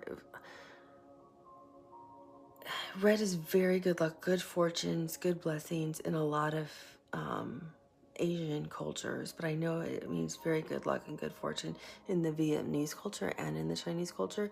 And then it's also the year of the dragon in the Vietnamese New Year, which I think is also the same time period. I think it's around February 10th that it's the Vietnamese New Year. So you could be meeting them at some kind of party like that, because it's the year of the dragon. So it's a very healing time frame with the dragon being here. You've learned your lessons, you have healthy boundaries, and both of you want the same things in love. So I don't feel like it's like heartache or pain. I don't feel that. Now, for a smaller group of you, I feel like you don't meet at a party or some kind of festival. I feel like you have a lot of love to give, and you've been reading a lot, you've been working on yourselves, and you don't want any more heartache. You're still afraid of being hurt. And this is a very, very small group of you, pile number 2, very small group. Especially too with this person, I feel like this is for the group of you that the person's energy was the one that the person literally had to go on a true journey somewhere to find themselves, and I'm covered in the chills. So this really is a specific message for a very small group of you, but this is that second storyline. This is for the energy where they literally had to go on this is the energy that had to go on a specific journey to heal themselves or find themselves for something. So that's what I was getting. There was a couple kinds of energies there. Both of you have suffered pain and loss, and that pain and loss could be in different ways. It could be from heartache from divorces and marriages falling apart, and I'm covered in the chills. It could be, yes, and I'm seeing darkness here too. Oh, yes. So it could be you've healed and recovered from divorces, and you're hesitant. I mean, who wouldn't be? That is a big thing to recover from.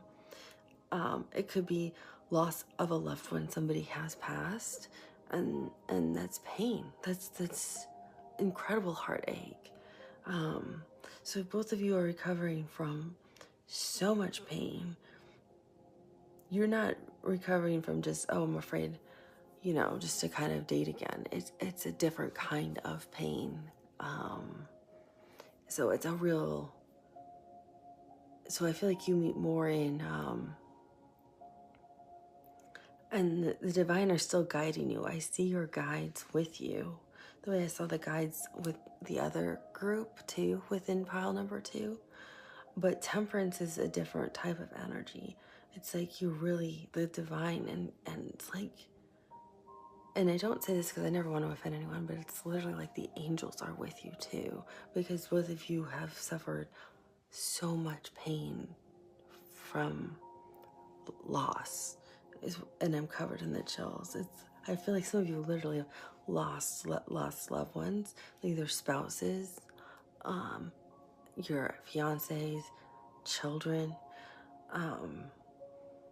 your boyfriend or girlfriend were killed, or you've been through really extremely difficult divorces that made you fall into very, and I'm covered in the chills, very deep, dark sides of depression because it was so, I'm hearing traumatic, that you connect and your guides are still guiding you. They're still leading you in the right direction. So there's 2 different ways I'm seeing that you connect with these people that you meet. One, I'm seeing a bookstore. You're looking for books, and you're trying to find other things to read. And actually, you're both trying to get the last book. It's actually kind of it's literally, they're showing me almost like a movie scene trailer. It's like a rom-com kind of thing.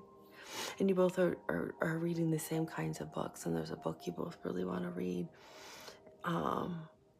So it's a book, and you end up talking and going for coffee, and that's it. I was gonna say it's magic, and then I realized the magician's right here, and it's just magic, and I'm covered in the chills. That's for some of you. It's a small group of you. But your guides led you right there to it. And the other small group of you, it's like, you go to, I don't know if it's at the synagogue, at a church, at a mosque, but there's like some kind of support group you go to where it can be anonymous. And I'm not saying anyone is an alcoholic. I'm just using AA as an example where people can go to AA and talk freely about their recovery or what they've been dealing with and healing kind of things.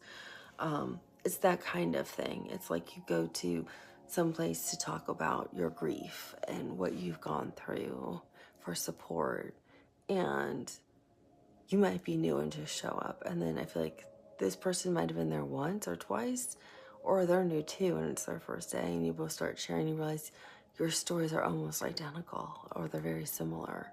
And so you're standing at like the really terrible coffee they serve afterwards and donuts, and one of you says, this coffee is so bad, that coffee shop across the street's way better. And you end up over there getting coffee. And you both don't go back to that support group again. You find a different one because you realize if you're interested in each other, you can't be in the same support group. You can't go to that support group because you met there. That kind of thing. So I feel like some of you meet in a support group and you were divinely guided there. Your guides brought you there to help each other, because it's going to be a very healing, and I'm covered in the chills, a very healing, loving, everlasting relationship. So the majority of you, I feel, are meeting at these like festivals, parties, invitations, things like that.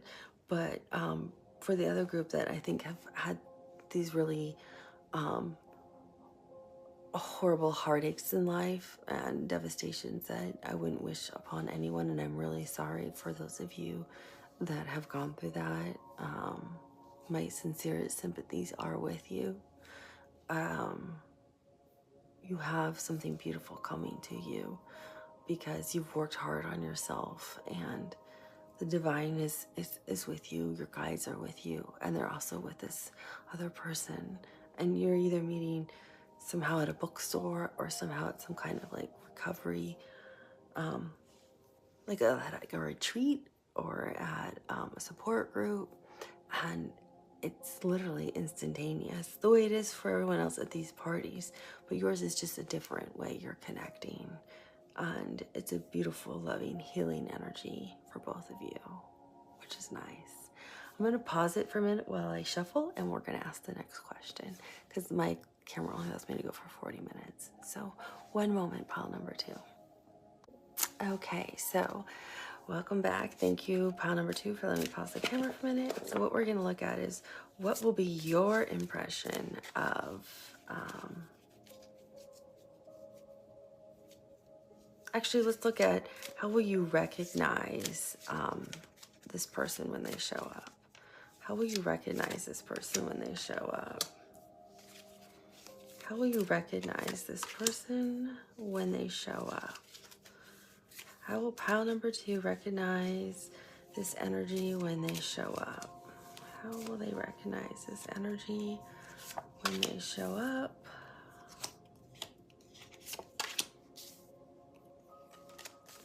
How will pile number 2 recognize this energy when they show up? How will pile number 2 recognize this energy when they show up?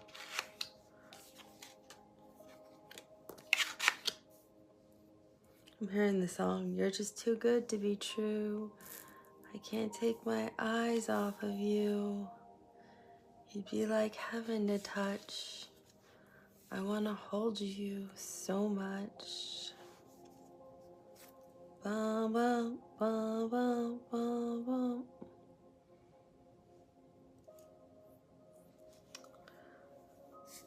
And let's get 2 cards on timing of when you will meet this energy, or whatever Spirit wants to give us for timing. I'll take. Of course. Are there any other cards, Spirit, for timing? This one? Okay.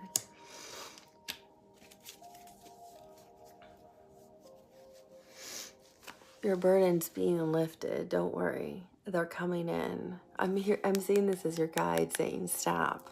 Don't worry, your soulmate's showing up. It's coming. It's coming. It's the 10 of Wands, which means the cycle's ending. And I can tell you it's ending because the Fool's right here. New start in love.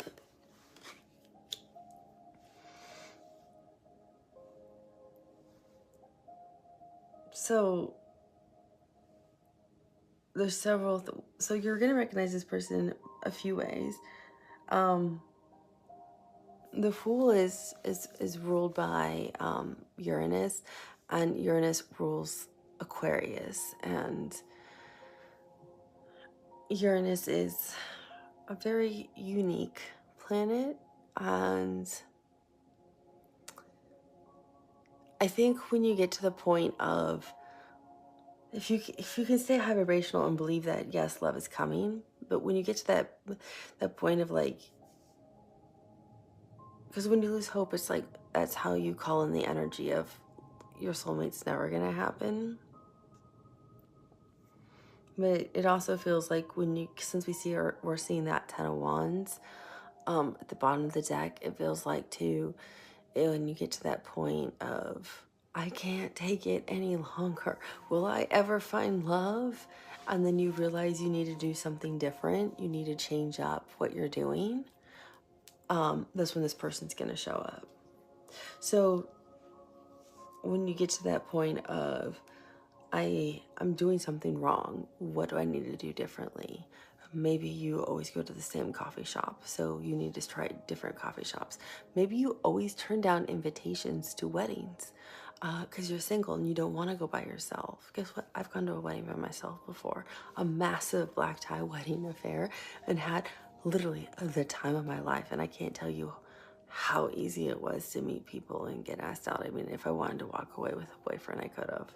I just wasn't in that space at that time. But it is, you know, if you're like, well, I would never do that, or I'd never go to an engagement party by myself, or I would never go to my 10-year reunion or 15-year reunion by myself. Oh my gosh, what would I do if I looked single like that? Well, you have so many other successes.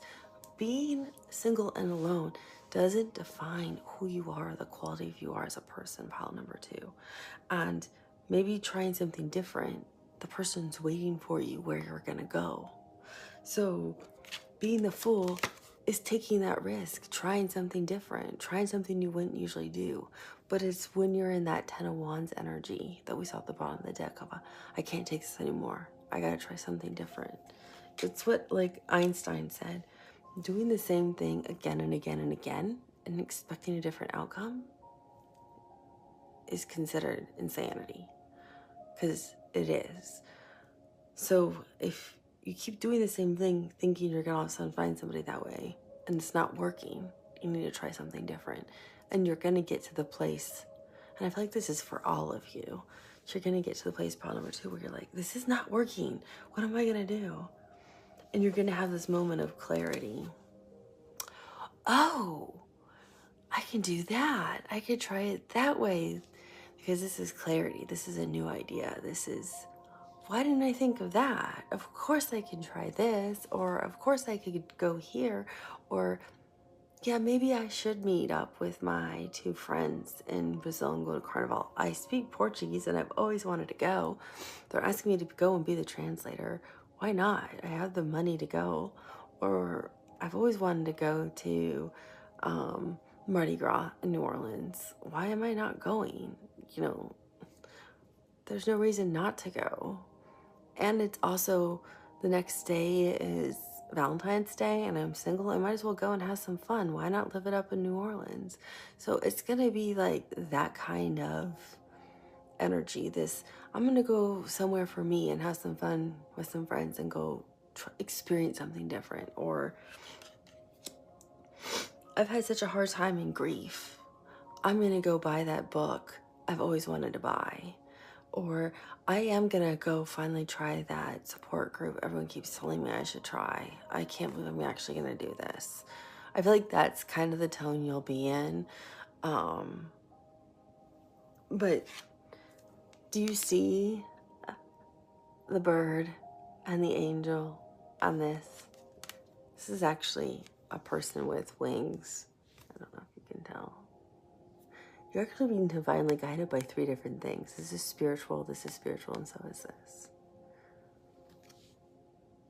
And these are all flowers, and flowers can be spiritual things because they come from the earth, right? And the earth is a beautiful spiritual place.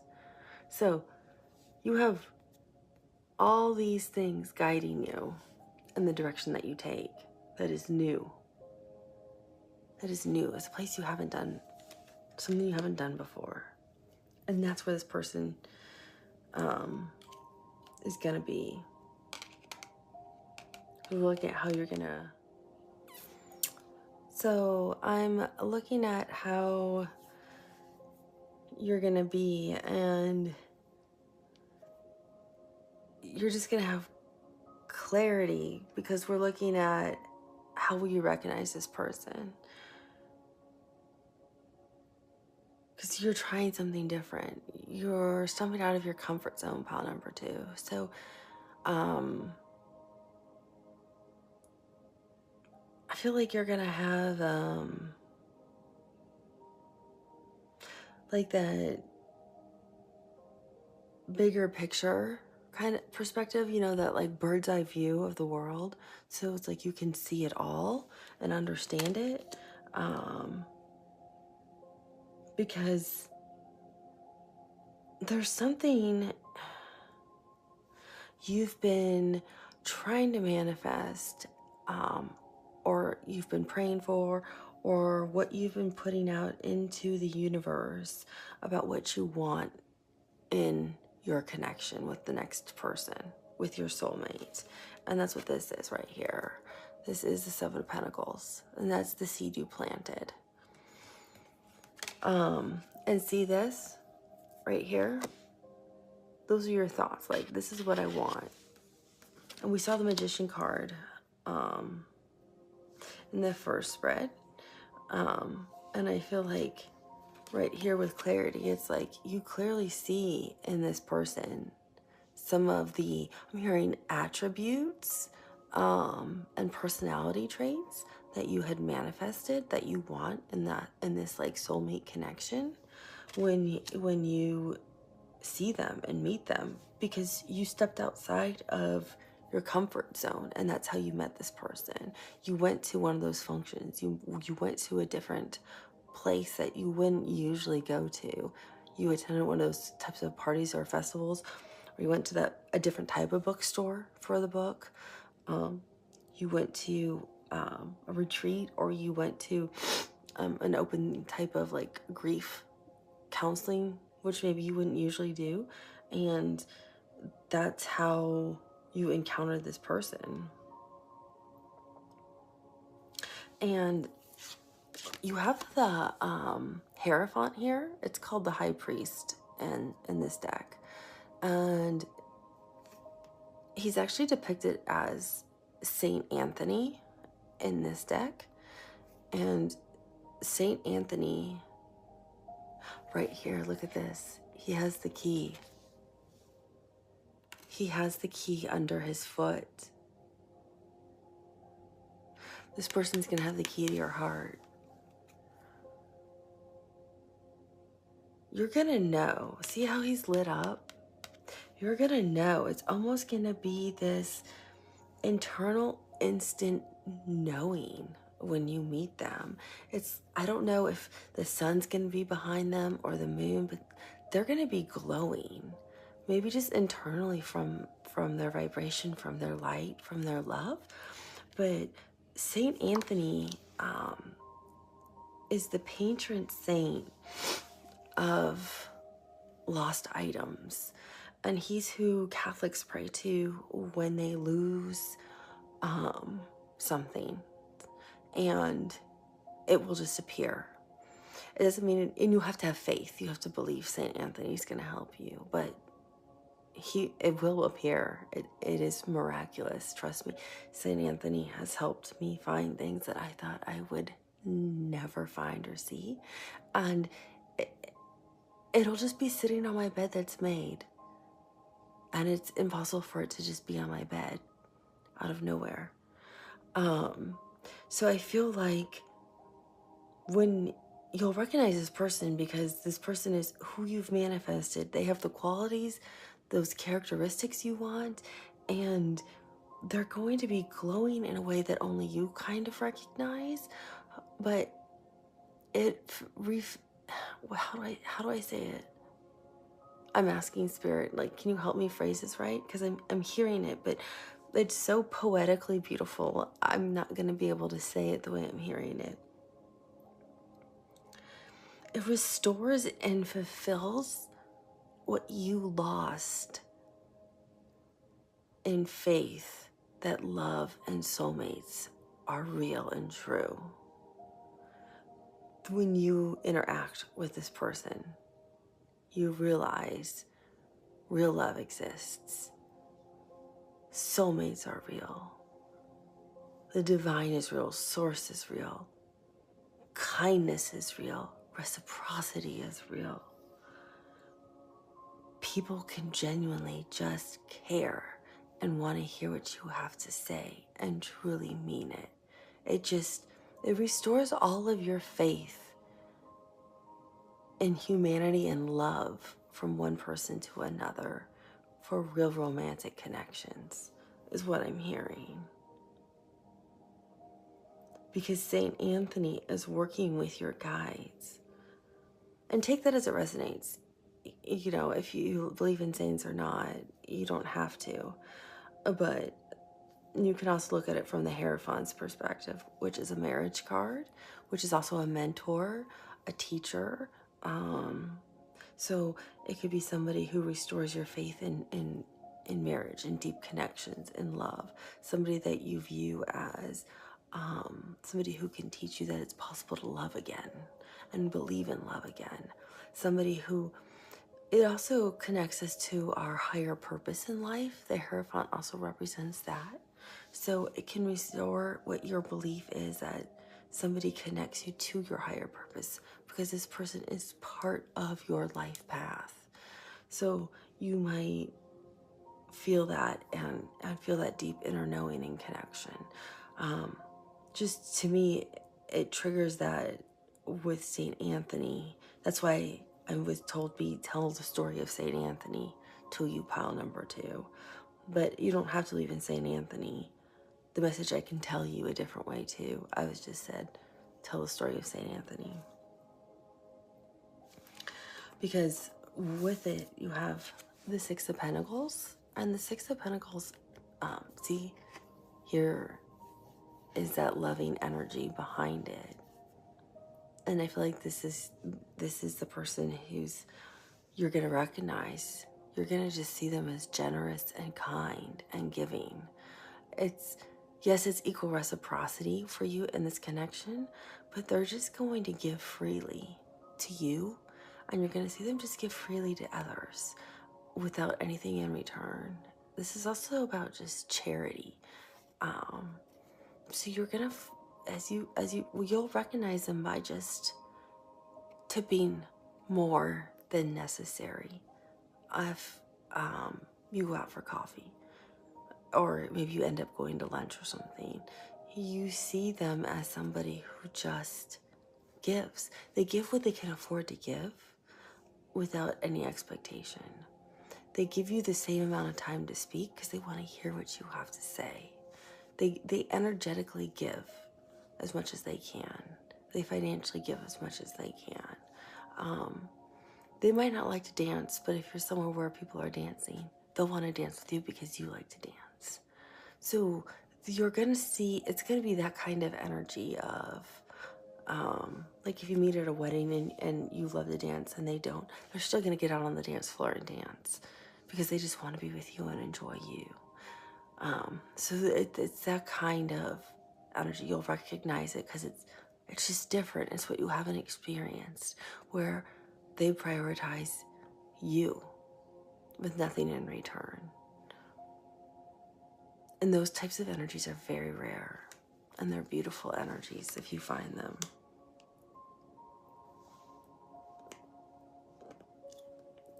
They're being guided to you to, you'll recognize them too because, well, the butterfly again, it's divine, but Knight of Swords is Aquarius energy. It's air energy. It's a very truthful, honest energy. They're problem solvers, but they just say, this person's not gonna, you'll recognize them because they're not gonna hold back. They're gonna tell you what they think, no matter what.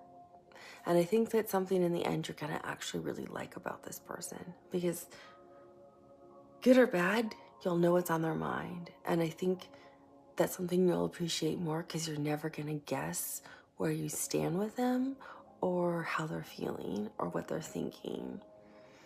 Sometimes it can be harsh. Sometimes they might speak it a little too fast or say it and you're like, ooh, that stung, but they don't mean it. They're just sharing right as they're thinking out loud with you. They're not processing, maybe I should slow down before I say something. But they're a very give and take energy. They want things fair and balanced. And with this high priest here, they'll learn from you. If you're like, do you mind thinking or slowing down before you share every thought with me? Because some of them sometimes hurt a little. And they'd say, oh, yeah, sure, of course I would do that.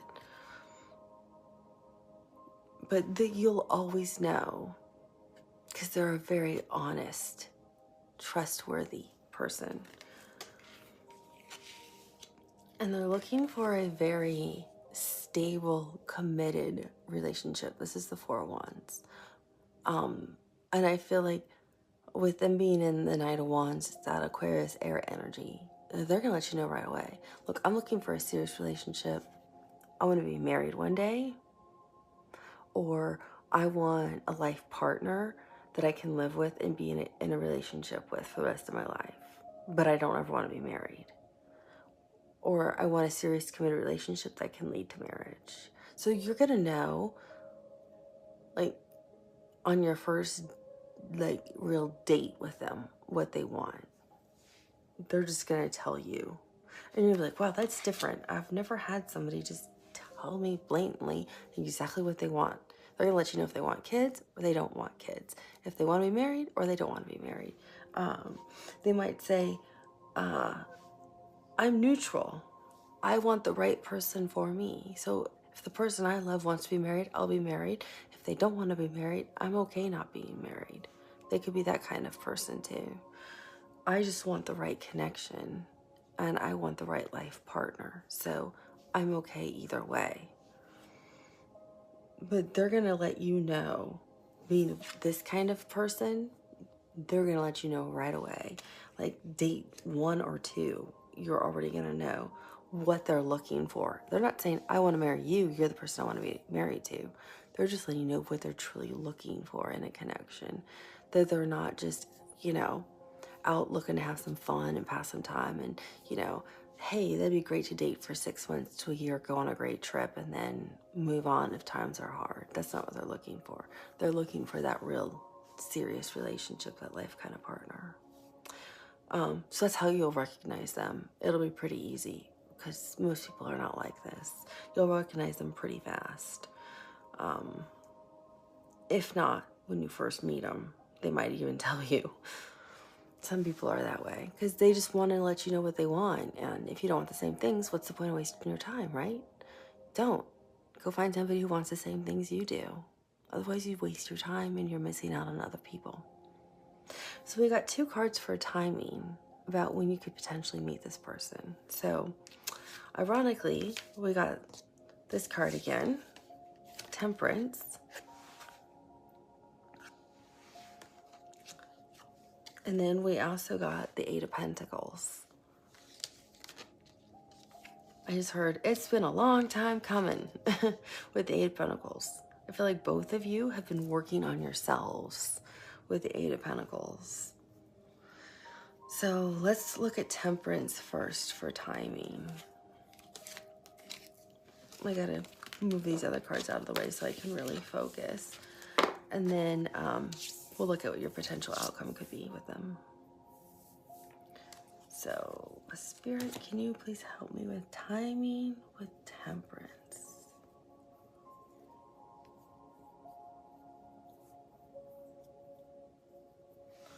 Oh, there's something written on here. I've never seen that before or noticed it.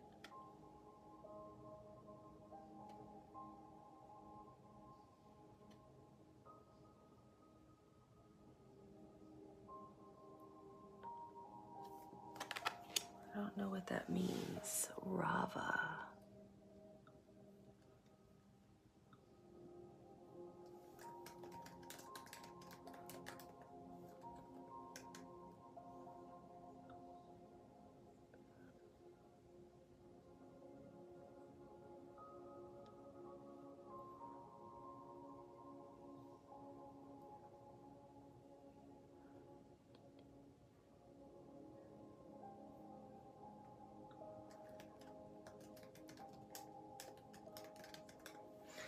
So there's something about Rava.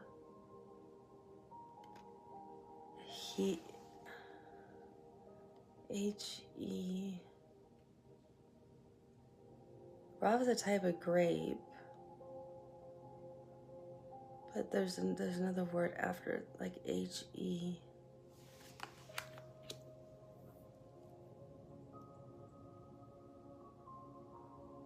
It's like in Sanskrit.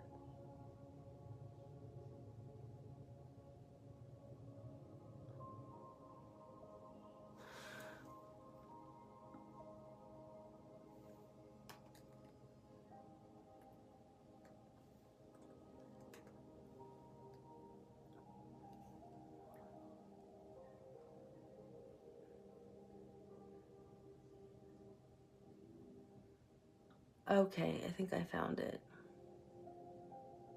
Let me pause this because I'm Googling it. 1 second. Okay, I cannot figure out the rest of it because there's 2 other words with it. And so I was trying to find the guidebook that I have, but I can't get to it right now. So I was asked, Spirit, can they help me a little bit more closely with timing? And what's really interesting when you look at the card, and these are the original Salvador Dali cards because he came out with different versions, but these are his original ones where they're actually in Spanish on the top and English on the bottom. And he intentionally marked them to be different. Like he didn't do the, and he signed each card like right here. Dali signed here. So he did all the cards intentionally, not with their original intended tarot signs. So like this is supposed to be Sagittarius, but he intentionally signed it as Aquarius.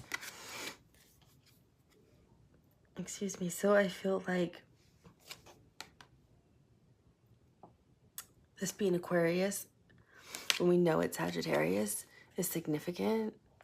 And we also know that the Chinese New Year, because Aquarius season is still going on when the Chinese New Year starts, because I felt like that was also important, because I got talking about the Chinese New Year with this reading. I want to know, when does Pisces season start?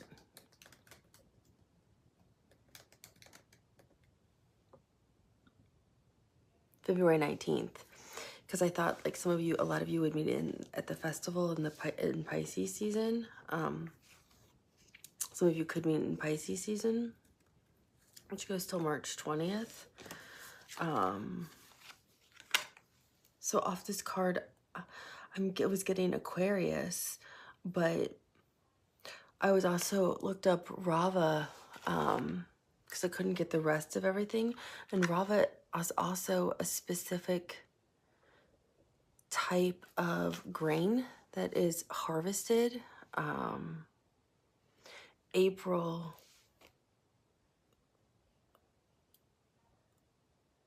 This can be harvested in, I think, Rava can also mean semolina.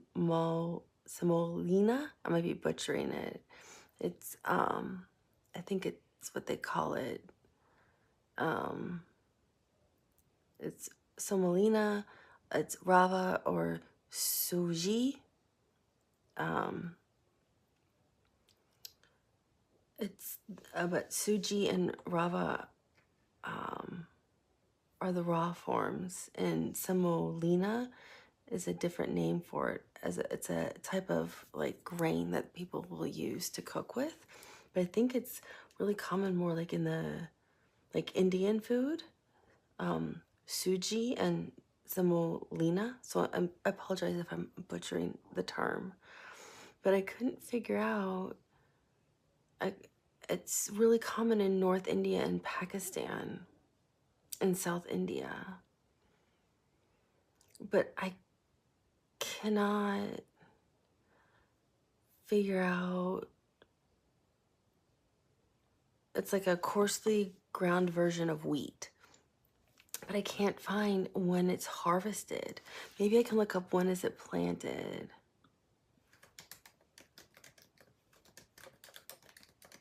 Because when I was looking at this, I kept seeing like Egypt or the Middle East. Like this looks like the desert to me. That's what I was getting from the terrain. So I feel like that's part of it. But they're only telling me when it's planted.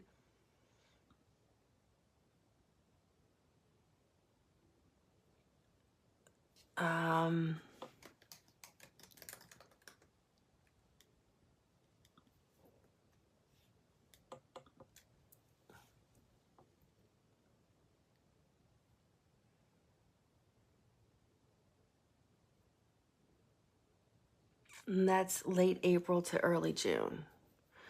It looks like that's when it's planted.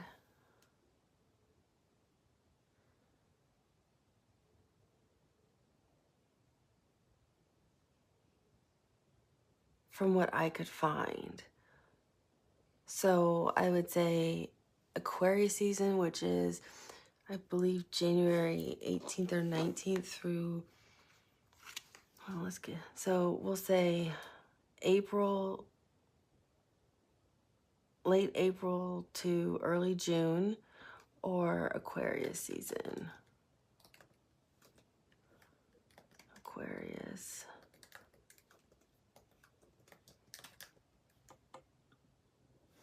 Which is January 20th through February 18th. Which is part of the Chinese New Year, just not the whole thing because it runs through March. Like a lot of the, oh, that's Pisces season. We know, so we know the Chinese New Year runs all the way through January 28th, 2025. But I feel like the big party, the big celebration is going to be, because it starts February 10th. So I feel like the big celebration is going to be like the first 10 days, which would be February 10th through like the 18th through the 20th. So pretty much Aquarius season will cover if you're doing the Vietnamese or Chinese New Year for the dragon, because we were seeing the dragon. And it's also covering if it's the 14th for if you're going down to New Orleans. When is Carnival this year?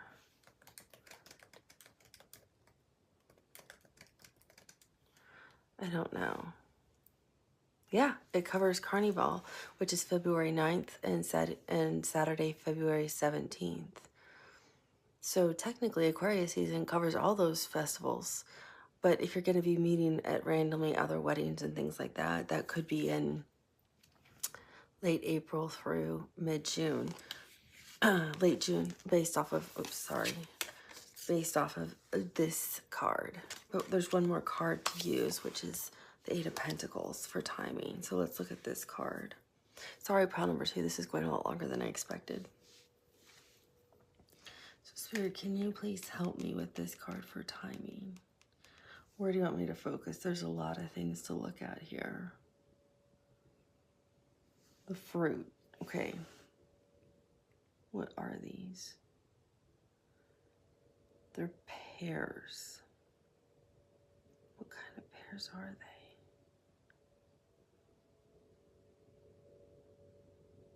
I'm hearing Asian pears, but they don't look like Asian pears.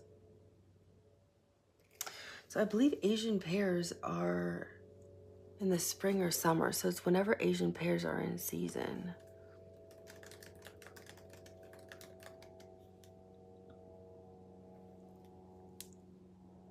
Late summer through early winter. What month are Asian pears ready? Midsummer through early fall. So that makes it nice in general. Midsummer through early fall. Because these are pears and I said, so there we go. Midsummer through early fall. So that can take you all the way through, if you're in the Northern Hemisphere, all the way to like the second week of October. So I would say Aquarius season, late September through June, end of June, and then, well, then it takes you, no, then it would take you late April all the way through the second week of October is when you can meet this person. So I'm going to pause, shuffle the cards, and then we'll look at what your potential outcome is going to be for this person. One more time. Sorry, pile 1. Or pile 2. Hello, pile number 2. Welcome back. So we're going to look at what your potential outcome is going to be with this soulmate energy that we have just encountered. It's kind of interesting. Some of the same cards just want to keep popping up again and again. Oh my goodness. It's like, do they just not want to just keep being here?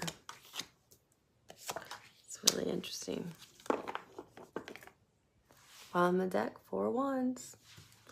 They definitely want a stable, committed partnership. That's for sure. Okay. So, it's funny how it doesn't matter how many times I shuffle or what I do, the same cards keep coming out. So, this is your potential outcome with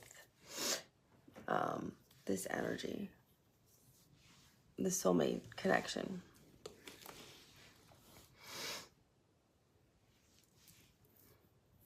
I'm hearing you can have it all if.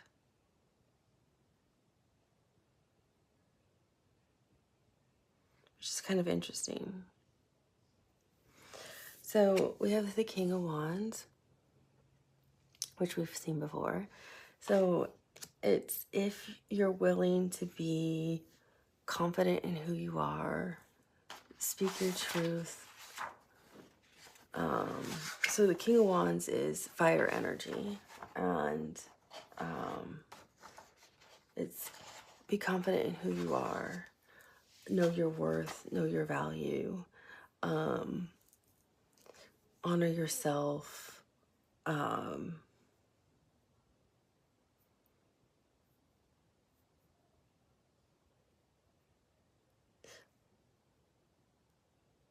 I'm seeing a lot of yellow here, which makes me think of the sun and the solar plexus. So the solar plexus is fire energy, because look how lit up that is. And I was thinking, is your solar plexus in alignment? I don't know. Maybe that's something you need to work on. And the key phrase for the solar plexus is, I can. So you have to know you can. You're capable of anything and everything. And fire energy is Leo, Aries, Sag, and an Aries never doubts themselves. A Leo is the most confident sign there is. I mean, they are confident.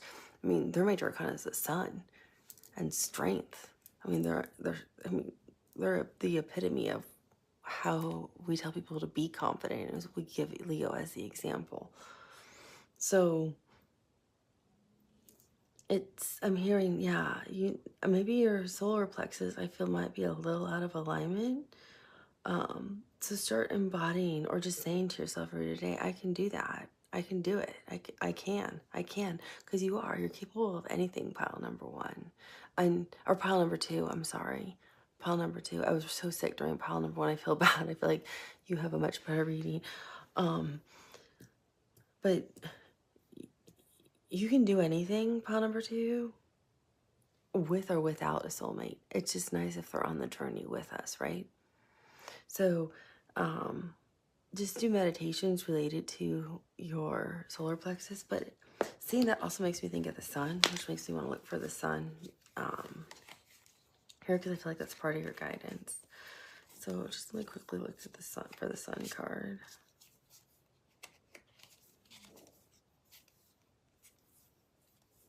Because I feel like you're going to be like confident, self-assured is what the King of Wands is, and attractive. But if your solar plexus is out of alignment, you're going to be struggling with that.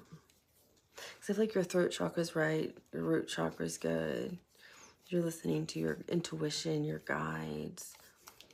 That's how you've ended up with this soulmate connection. But your outcome could go a little wonky is what I'm hearing if your solar plexus isn't right. Because that's usually how we connect with people a lot of times, is through our solar plexus, the world card. Yeah.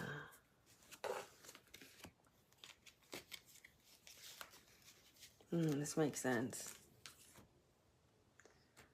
So,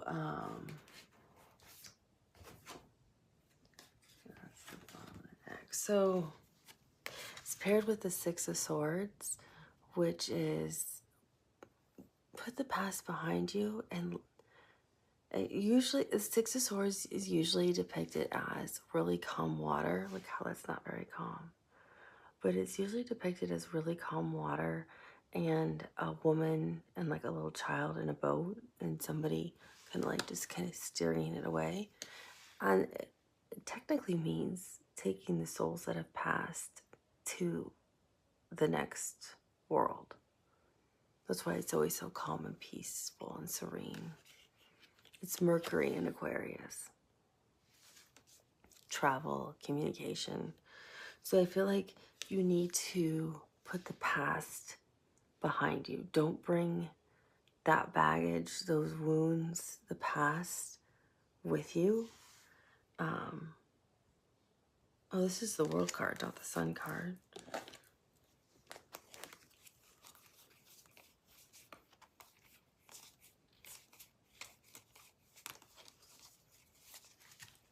Did I pass the Sun and didn't even notice? His pictures are so different that they're not typical. I was looking at for red. They're not typically how we think of. I love Dali's cards, and the other deck I've been waiting for.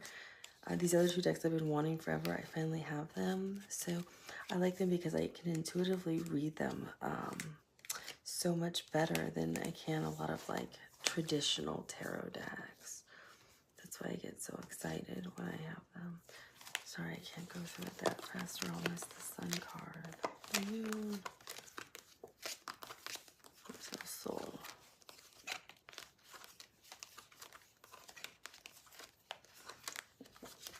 I do feel like that's part of your guidance because obviously, well, I'm going to finish that because I feel like we don't make mistakes in tarot, you know?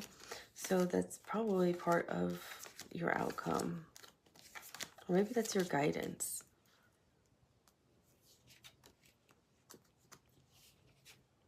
But it does feel like you need to put the past behind you, that's for sure. I feel like some of you will be bringing baggage with you if you're not careful.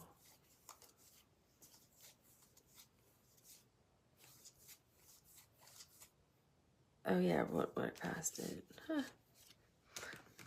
And I remember stopping and looking at that card too. That's really funny.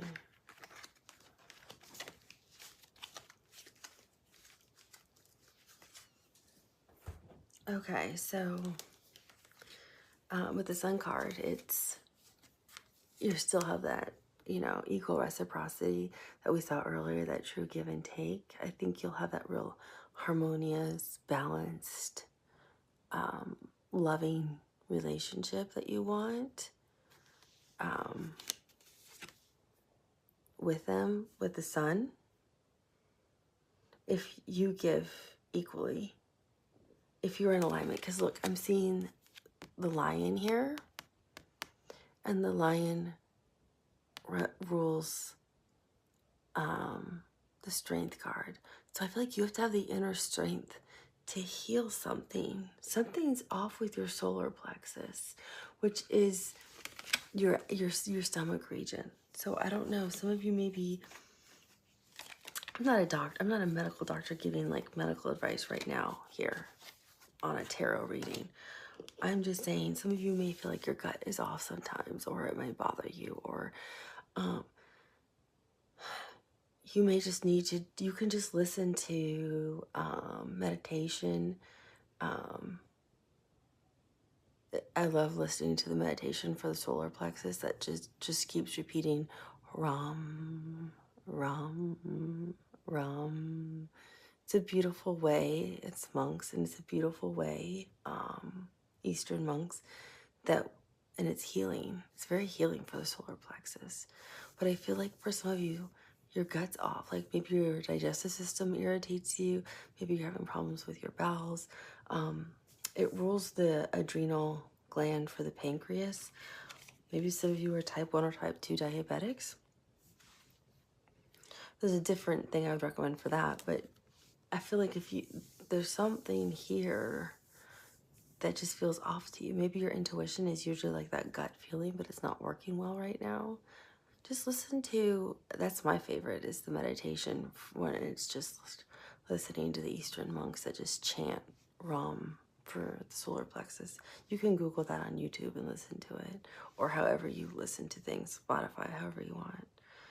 Apple Music, it doesn't matter. But I feel like with the lion being here, it's like reaffirming something's going on. Because it's strength. That's Leo. That's Leo right there. Saying it's definitely happening. And I feel like that's what's kind of going to waver for your outcome. Because if you get out of alignment, your vibration gets thrown off. And if your vibration gets too low, you two are no longer a match. Because you also have the Knight of Coins or the Knight of Pentacles, which, look, it's like that. It's all the colors of the sacral and the solar plexus. Sacral is the orange and the root chakra.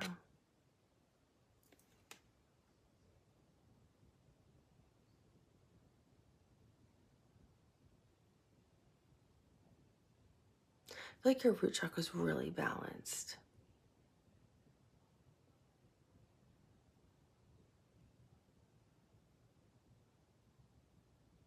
But it's like the sun's inverted. See how it's white and the rest is supposed to be kind of like the sun? But this is the sacral, which is, because I see all the orange down here. And that's I want. And this is water energy.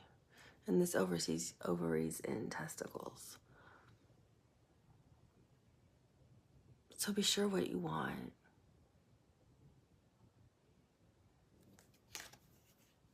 Because you can have it all. Especially with the Sun card being total happiness, total joy, total equal give and take. I feel like you can have it all too with your sacral chakra.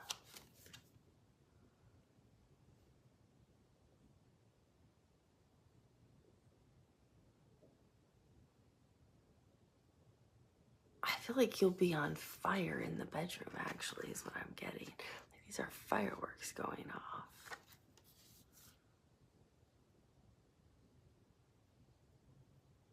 Yeah, that's what I'm getting. Fireworks are going to be going off.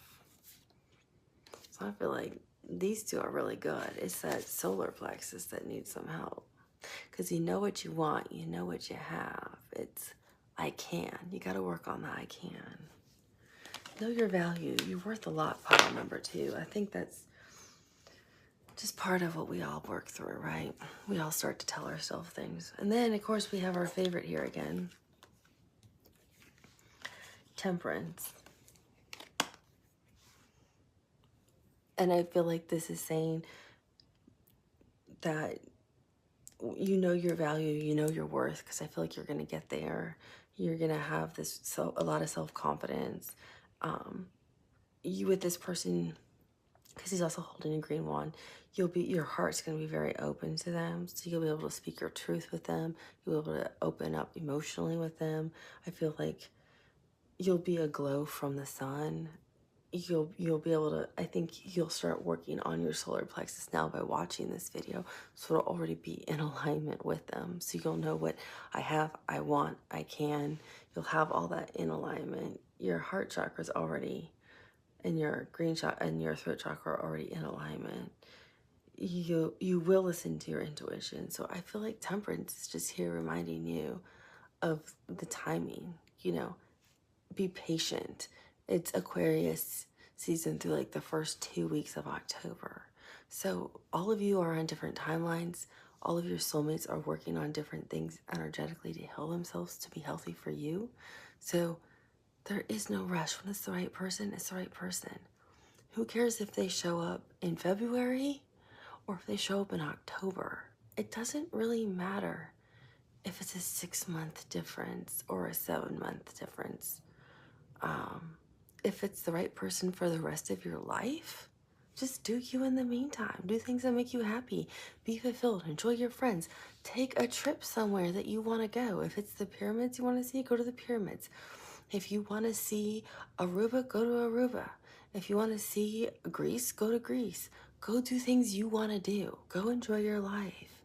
Because once you are committed and you're with somebody, or you're married, or you're in those types of relationships, your life's changed forever, because it's no longer just you getting to make those decisions. Those are always joint decisions forever from then on. So temperance is telling you right here as an outcome, you're going to have everything you want, and this relationship's going to be beautiful. It's going to have harmony and balance for both of you. But you also have to be able to be patient for yourself, within yourself. You also have to be able to heal yourself. And you also have to have patience to allow someone else to come to you healthy and healed.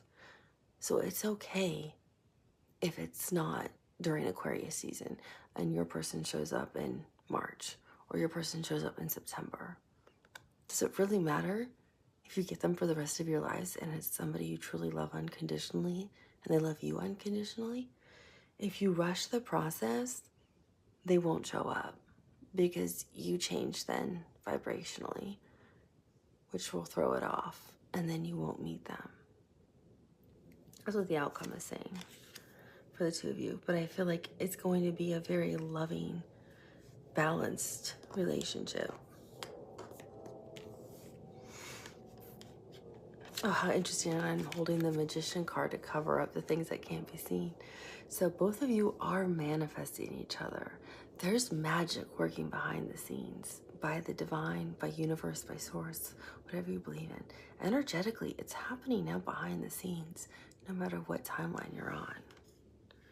So you then have the Three of Cups, which again I see too as like your two soulmates. When you guys show up, you both will immediately see each other as each other's soulmate, and you'll have a lot of fun together. But I'm getting something else with this, because right next to it is the Death card, and this is Scorpio's major arcana. And with this, I get they don't want to be put in a situation where it's a third party, or you're dating lots of other people, or sharing your energy with other people in the bedroom and them. This is how they would feel. They're just in a place where they want to get to know one person and focus on that person. Doesn't mean you're exclusive right away. That's not what I'm saying that this person is communicating either. But they want, see this light blue, a really open chakra with you where you guys both communicate freely. They don't want to rush the relationship. They want it to be natural, the way this beautiful red rose is here, out of whatever situations you are coming from. They know if you go too fast, it dies. They want something beautiful to grow between the two of you, the way this red rose is here. So they want you to go out, have fun, dance, laugh, and enjoy each other. But the slower you go, the faster you end up together in a committed relationship, if that makes any sense to you. Because they want it to be natural and organic and develop over time. They want the two of you to be happy together and actually genuinely fall in love. Not, well, we've been dating for a month, we must be exclusive. They don't want to share their energy with other people and focus on other people, but they don't want to have to worry about labels right away either. So I feel like the outcome is saying if you worry too much about those things, you bring death to everything. You end it all. So just let it be. And this beautiful red rose, which is also the symbol of love, will grow. And all of this becomes red roses. And this like death, like crying, fades away. And it turns into the Four of Wands we saw at the bottom of the deck. So it's kind of dependent on the energy you bring. Your outcome with this soulmate is really dependent on the energy you bring to the connection, pile number 2. You can bring an ending to it, or you can bring in everlasting love to it. It's what do you want? But the slower you move, Not like, oh, I can't be intimate with them until, I'm not talking about those types of things. I'm talking about not putting pressure on defining everything. Just enjoying being with them, having fun, just letting it grow naturally and organically into this beautiful relationship. Then you end up with the soulmate you want. If you try to define everything really fast the way fire energy usually does, that's why I'm saying heal your solar plexus. Because I think if you realize I can, that's fire energy. I think you realize I can be with someone without worrying about a label. I can go out with somebody and have fun. I can do this. I can continue to see the same person and not worry, are we exclusive or not? That conversation will just naturally happen. And the less you worry about it, the sooner those things will happen. It's the more you stress about a label and the more you stress about defining everything and where are we and where are we going, the more you're going to push this beautiful connection away, and the more you're probably going to bring an ending to it. So I hope that's helpful, pile number 2. I hope you enjoyed it. I have lots of other pick a card readings I've been working on, so I will be recording those shortly, and I will talk to you soon. Bye. Hello, pile number 3. How are you? Welcome back. I apologize. I started filming yesterday and I ended up getting really sick last night, so I had to stop. So pile 2 and 3, you are being filmed on the second day. So you chose my new deck I'm really excited about, the Baroque deck, or you chose, oh, it wasn't this crystal. Sorry, wrong crystal's in my hand. You chose the clear quartz and part of the selenite crystal that's combined. So one of those two spoke to your intuition, or the number 3 for pile 3 spoke to your intuition. So we're going to look at a few things. First, we're going to look at how will you meet this person, this new soulmate? What will their energy be? Then we're going to look at how will you recognize this person? Then we're going to look at timing about when you will meet this person. And then we're going to look at what will the potential outcome be for you and this person. And then I'm going to let Spirit kind of lead the way about any other potential questions I should be asking. So far they haven't done that on the other two, but pile number 2's reading was just a lot longer. So, you know, Spirit leads it. It's different for everybody. Every pile's different. So we will just see what Spirit has to say. So Spirit, how will pile number 3, wow, meet this new energy coming towards them? Okay, your cards are flipping out really fast, which is so funny because I had a really hard time trying to work with these cards at first. How will pile number 3 meet this new person that's coming towards them? How will pile number 3 meet this new person coming towards them? How will pile number 3 meet this person coming towards them?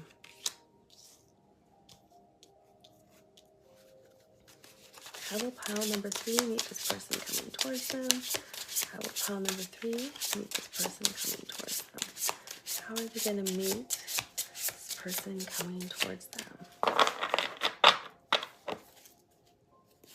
Here's pile number 3. Okay, we've already got 2 cards. Wow, they are just flying out. Your person is awake, alert, and ready to go. That is for sure. That is for sure.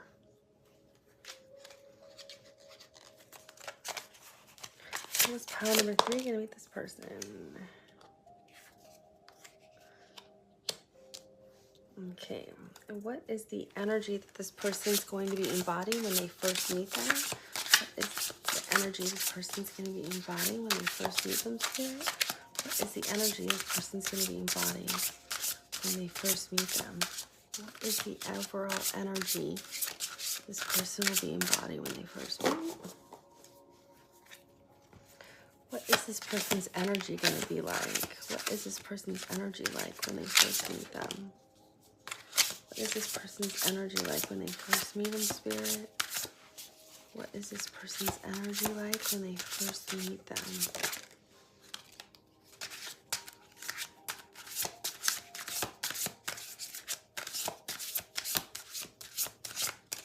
Okay.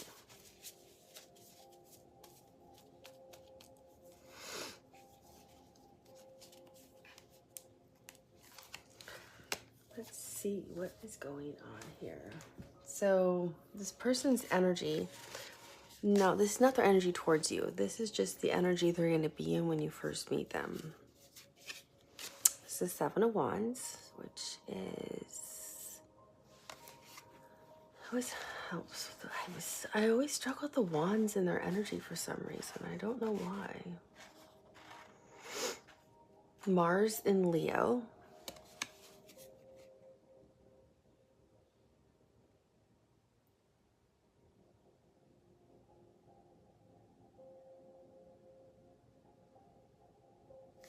So that's fast-moving energy.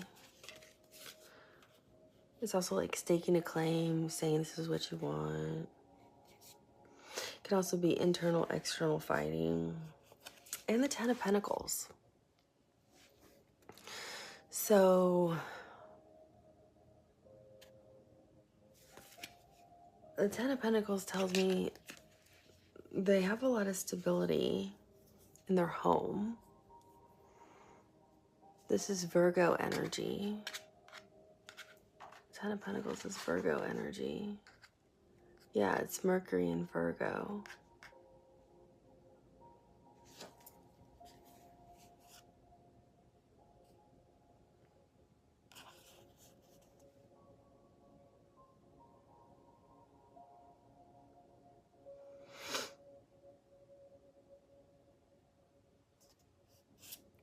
It feels like, and I don't want to say it, but it feels like, especially with the Seven of Wands, of like going back and forth and it being Mars energy in Leo and the Ten of Pentacles. I feel like they're financially secure, but this also represents home, stability, like wanting like a secure, happy home. But with it paired with the Seven of Wands, it's like either that's what they're trying to find and stake and claim. I'm getting two different messages. So I feel like there's two different, for you in pile 3, I feel like there's two different types of energies coming towards you. Not the same, not like if it's you watching it, I don't think both are coming at you. I feel like for some of you it's one type of energy, and for others of you I feel like it's a different one. So I feel like for some of you it's somebody who wants to claim somebody who wants the same thing. Like they're in the energy of, I'm looking for this. This is what I want. And I want to find somebody who wants the same thing as me. And we can build it together, because I feel like they already have the financial money behind them. I feel like they might be older than you. You could be older than, you could be younger than, yeah, then you would be younger than them. Or you might be the older one and they could be the younger one. But I feel like they could be the older person potentially. But you can reverse that too if it resonates. Take it as it resonates, right? For others of you, I get some of them are in this type of energy because they've left a marriage, like a marriage is ended. They've left a home that was not, it might have been a financially stable home, but I don't get it was a happy home. Because with Mercury makes me think of communication, travel. I feel like the communication was like this. It was conflicted. It wasn't in flow. It was Mars kind of energy. It was like battling all the time. This internal, external kind of communication. Like it was conflict all the time, is what I'm getting in terms of communication within the home. And they were so tired of not just being able to just sit down and just have a normal conversation or enjoy dinner or just enjoy being at home with their spouse and have just, I'm hearing you just eat spaghetti and watch TV or enjoy the dogs. Like they just couldn't even do that. And there would be a huge fight that this person would ensue. Like I felt like it wasn't them, it was their ex. I don't know if they're completely divorced or their divorce is almost final, but I feel like they can't get divorced fast enough. It was so bad. Like I'm hearing like, yeah, they just want to stake through it, like run a stake through it. Like this is dead and gone. Like this marriage is over, and they'll be honest and tell you that. So for some of you, I feel like this person is definitely either already divorced or the divorce is almost finalized, because this is what they want. They really want a secure, happy, abundant home life. Others, this is what they want to claim. They're looking to find this and build this with a partner. Others have never had this with a partner. They thought they found it, but all they had inside was fighting and miscommunication and arguments. And now this is what they want with somebody, because all they knew was misery. So it's going to be different for both of you.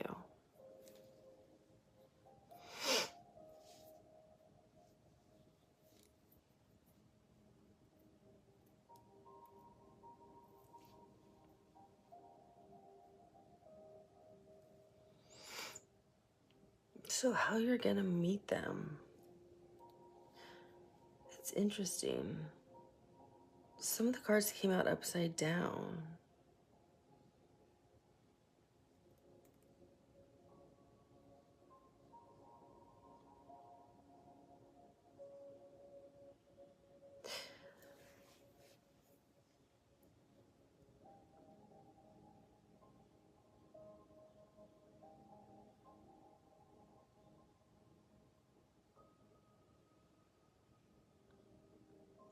I feel like this person, so this is Virgo Major Arcana. They've been searching. Either way, either energy. It doesn't matter if it's the one who's divorced. I'm just going to call them divorced. It doesn't matter if they're almost divorced or not. I'm just calling the one who's divorced, or the one who's been looking for a soulmate for that Ten of Pentacles. They've been on this journey. This I think I said Virgo Major Arcana.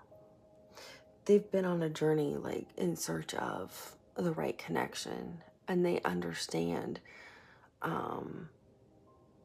They've been researching and trying to understand things and how things work.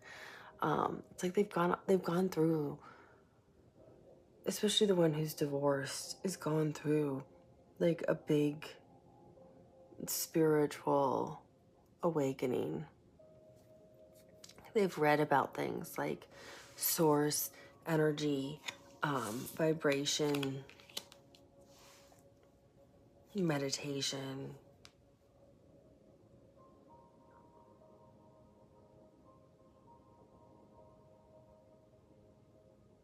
Because they don't want to end up where they feel like they're fighting again with people. And the Nine of Wands is like, you're battling again with people. I think this is what, Saturn?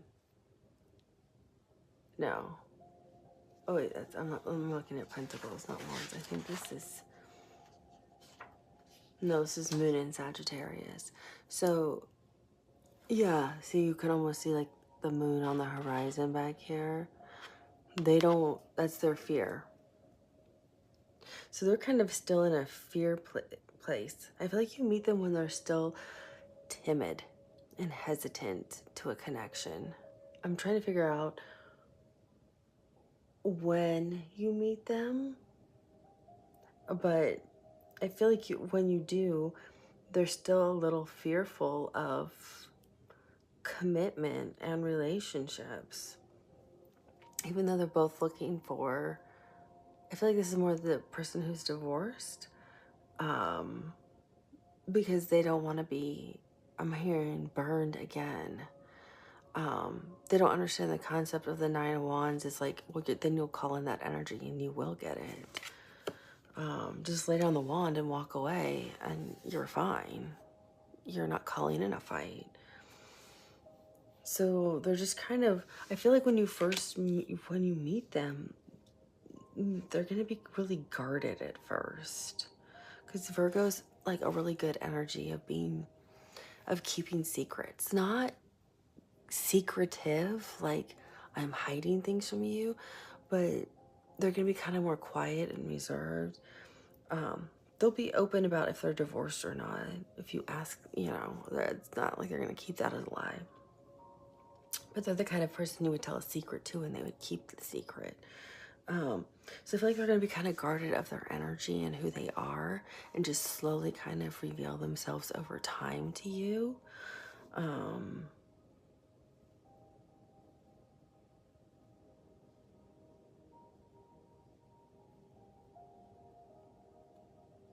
feel like you almost meet them at like, this is going to sound really weird. I'm getting different storylines for you, but for some of you, you're going to meet them at like a charity event. So I don't know if it's charity for animals, charity for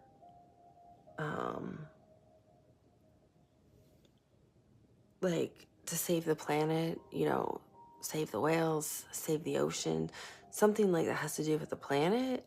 If it's a charity event, something about raising money or some kind of fundraiser. Some of you might meet them related to like politics, and both are like volunteering for like the same campaign, like the same political person that you support because you think they're have the same values that you value when it comes to like what's justice and equal and fair and right. I want to look up where justice is in this deck because I feel like you both value reciprocity and justice and the scales being aligned. So I feel like a lot of you meet volunteering somewhere. You might volunteer to pass out water during like a marathon or something like that. I'm just giving examples, but it feels like to me, it really feels like animals related to the earth or something with politics. So I really want to look for the Justice card. This is a brand new deck. This is, and I absolutely love it. I'm just not used to it, so it's taking me a minute to flip through it because I don't know what the Justice card looks like, so I don't want to miss it. I like these decks that are more unique because I can read from them better intuitively. I get a lot more information from them than a traditional tarot deck.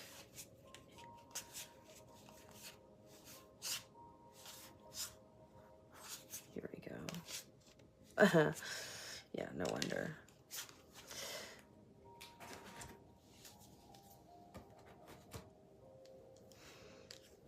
Okay, so yeah, justice is definitely a big factor. I think both of you really, you're either volunteering for a campaign or you're volunteering to go door to door, and people want people to go in a buddy system, or you're volunteering at like the main headquarters. It's something you both value is equal justice, equal rights, reciprocity, equal for all. That's really what it feels like. So, because this card, Six of Pentacles, is a card of charity. And I really feel it's a charity event. I'm not getting reciprocity. You'll have reciprocity between each other, but this is how the two of you meet. And I really feel you meet at a charity event. And from the Seven of Pentacles, I got it has to do with the earth because he's planting. And so I felt like this has to do with Mother Earth, Gaia. So for some of you, I felt like it had to do with like saving the planet somehow. Others of you, I just saw I just literally just see animals all around me. So I felt like some of you, it was like related to animals. And then the other part, I felt like with the charity, I could see the scales in his hand. So that's why I was like, it's justice. They want justice for people. So the King of Wands is just, he's fair, he's confident.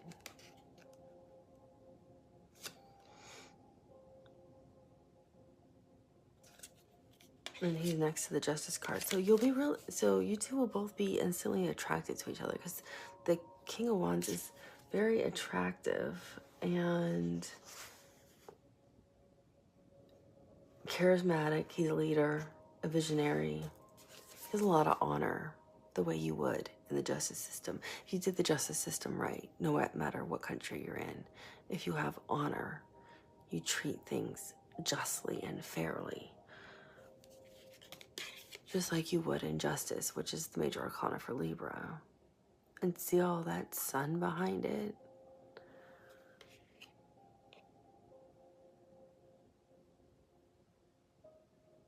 Which makes me think, the sun makes me think of Leo, and Leo rules the heart. So both of your hearts, this is something, you both are volunteering somewhere where you meet at this, like, it could be a charity event, it could be a fundraiser, it could be a party where you guys are being recognized for what you've done with your charity work, and both of you are getting awards and don't even realize it. Because both of your hearts are in what you're doing. I didn't even realize the other card behind it. How funny. Because I just said Leo with the sun. And both of you really love what you do with this charity work. So I feel like you could also be getting recognized and getting awards. And that's how you meet. Because I'm hearing applause. But the next major arcana is the Strength card, which is Leo. And look, she's adorned in flowers. Again, the earth. I think you're doing something with charity work with the earth, with politics, or with animals, because the lion is an animal. Like, so you might be doing something that has to do with like endangered species. But I think a lot of you will meet related to, I think the majority I'm hearing, the majority of you are going to be related to something that has to do with charity work that speaks to you. That's how you two meet, is at a charity event, through fundraising, or at some kind of award thing related to your charity work. And you're going to be very charmed by each other. A smaller group of you, it has to do, the Judgment is here, and that's Scorpio energy. And I'm getting two things with that. A really small group of you, I'm getting, this is actually somebody you're going to reconcile with before the divorce is finalized. I'm getting that specific for like one or two people watching, because you're both going to lay down your weapons and you're both going to decide you want therapy and figure out how to communicate, because you really did start out very happily together in this Ten of Pentacles, and you want to go back to that, and neither of you want to finalize the divorce. That's for the people who are not finalized with their divorce, but I'm getting that's for like one or two of you right now who might be going through a divorce yourselves.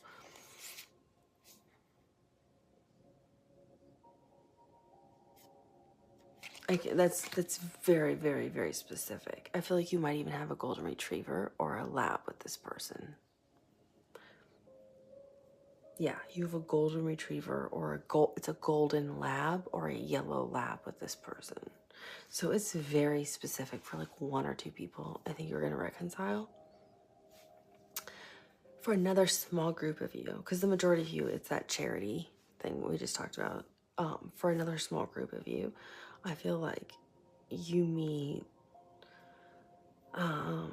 like in the court systems. So you're there, like maybe this person's there, like getting their divorce finalized, or picking up like a land deed, or signing paperwork. There's somehow you're both like in a courthouse, or you're both somewhere where there's like legal papers that need to be signed. Or maybe you're both at like, maybe you both have the same attorney, or you're both at the same law firm for some reason.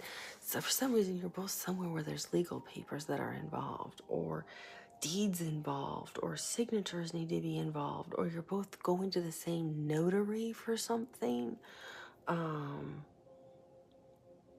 And you meet each other that way because there's a line and you're waiting in line, or you're both sitting in chairs, waiting to be called. For a lot of you, I get it's like a notary, something has to be notarized. Others of you, I feel like it's important paperwork. I don't know if it has to do with your passports. If you're getting visas to go travel to another country and you don't know each other, but you end up talking. Like I see people sitting in chairs waiting for their turn. And others I see at a courthouse for something. And you get talking while you're waiting. Because I see the Page of Wands with it. And the Page of Wands is fire energy. And he's fun. He's flirtatious, he's attractive. I'm saying he because he's the man on the card, but she's attractive.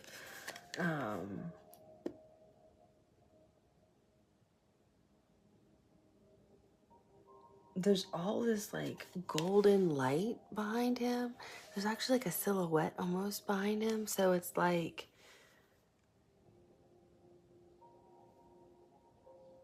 as you're sitting there, I think I'm just saying this as if you're the woman, right? And you could be the man I'm talking to, it doesn't matter. But the woman's sitting there, and it's like he just keeps looking over, and then she finally smiles or something because he's really good looking too, and he keeps looking over like, "Wait, she's pretty," but it's like there's like only a chair in between the two of you. So then he gets up and moves over and says something kind of funny or flirtatious. It's like he's being guided. There's like a guide here pushing him in your direction, or flip it and she's being pushed in your direction. Or if you're the man watching and it's a woman you're interested in, you're being pushed to go talk to her while you're waiting for this paperwork, or waiting for the notary, or waiting at the courthouse, or waiting to get a visa to travel somewhere, or waiting to get your passport, or something. But that's what happens. You say something funny and flirtatious and you guys start talking, and that's it. Because the group that's in this area over here about looking for the visa, looking for the passport, getting their notary signed, all of that, you actually,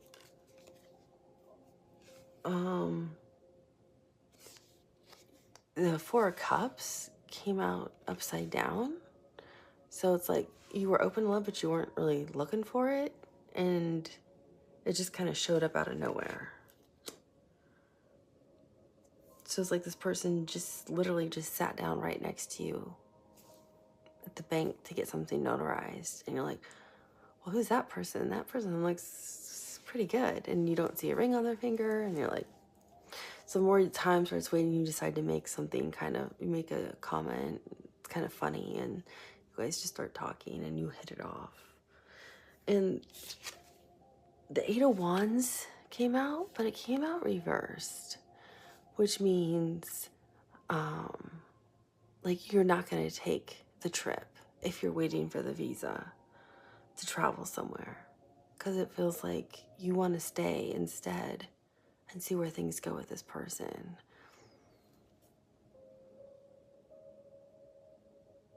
Or it also feels like, too, for those of you who are concerned about the person that you do meet, I feel like that you meet at the charity events, or you could even still meet too through the other examples I just gave, like getting a passport, getting a visa, getting something notarized. If they're not, their divorce isn't completely finalized yet, there is no communication going on with their ex other than their lawyers are only speaking to each other. They're not talking to their soon-to-be ex-wife or soon-to-be ex-husband. There is no communication. Like I said, there's literally only like 1 or 2 people that are going to reconcile. And they literally, I think, have a golden retriever or a golden lab or white lab. There's literally only 2 people who are going to watch this entire thing for pile number 3 that are going to reconcile with an ex, and they haven't even completely finalized their divorce. Otherwise, the rest of you, this is saying they're not talking to their ex to reassure you. So I want you to feel good about that. Don't worry, nothing like that is happening. Nothing shady is going on. And they're very open to love with this being upside down.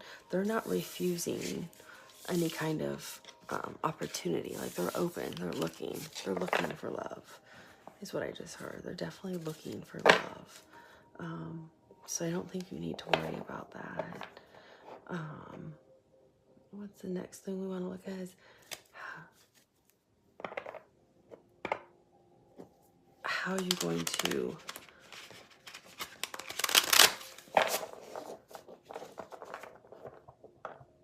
recognize this person. Okay, I'm going to pause this while I shuffle the cards, and then we're going to look at how will you recognize this person. It's 1 minute, pile number 3. Okay, pile number 3, we're going to look at how are you going to recognize this person when you meet them. How are you going to recognize this person when you meet them? How are you going to recognize this person when you meet them? How are you going to recognize this person when you meet them? How are you going to recognize this person when you meet them? You know, the one thing I noticed between all the piles is I shuffle them all again. Same cards keep coming out again and again and again. It's like Spirit wants to say, these are the important cards. Why you keep asking me? How are you going to recognize this person when you meet them? How are you going to recognize this person when you meet them? How are you going to recognize this person when you meet them? And can we have some cards on timing, please, Spirit? Some cards for timing. Some cards on timing. Some cards on timing. Some cards on timing. Okay. How many are there? Can't take all those. Take the first 2. And then we'll put these up here, and then we'll look at potential outcome. Spirit, what is the potential outcome for pile number 3? What is the potential outcome for pile number 3? What is the potential outcome for pile number 3? What is the potential outcome for pile number 3? What is the potential outcome for pile number 3? What is the potential outcome for pile number 3? Potential outcome for pile number 3. Potential outcome for pile number 3. Potential outcome for pile number 3.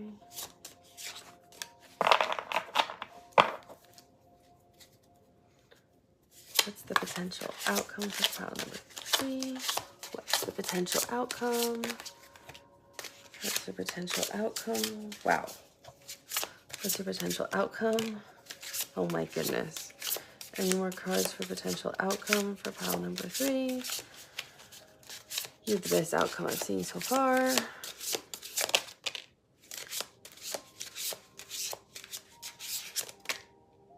Okay.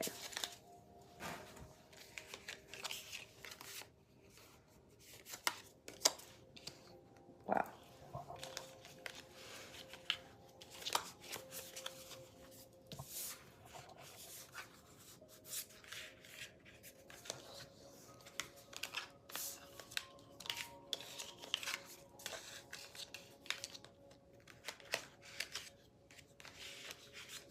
Your outcome is unbelievable.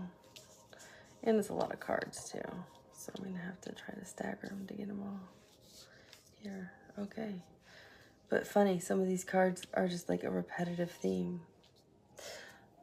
And there it is. Okay, so how will you recognize this person when you meet them? Well, they're going to be in that Page of Wands energy. That's how you'll recognize this person. They're going to be very flirtatious with you. Yeah, they're going to be a real flirt. So you'll recognize them by being very flirtatious with you.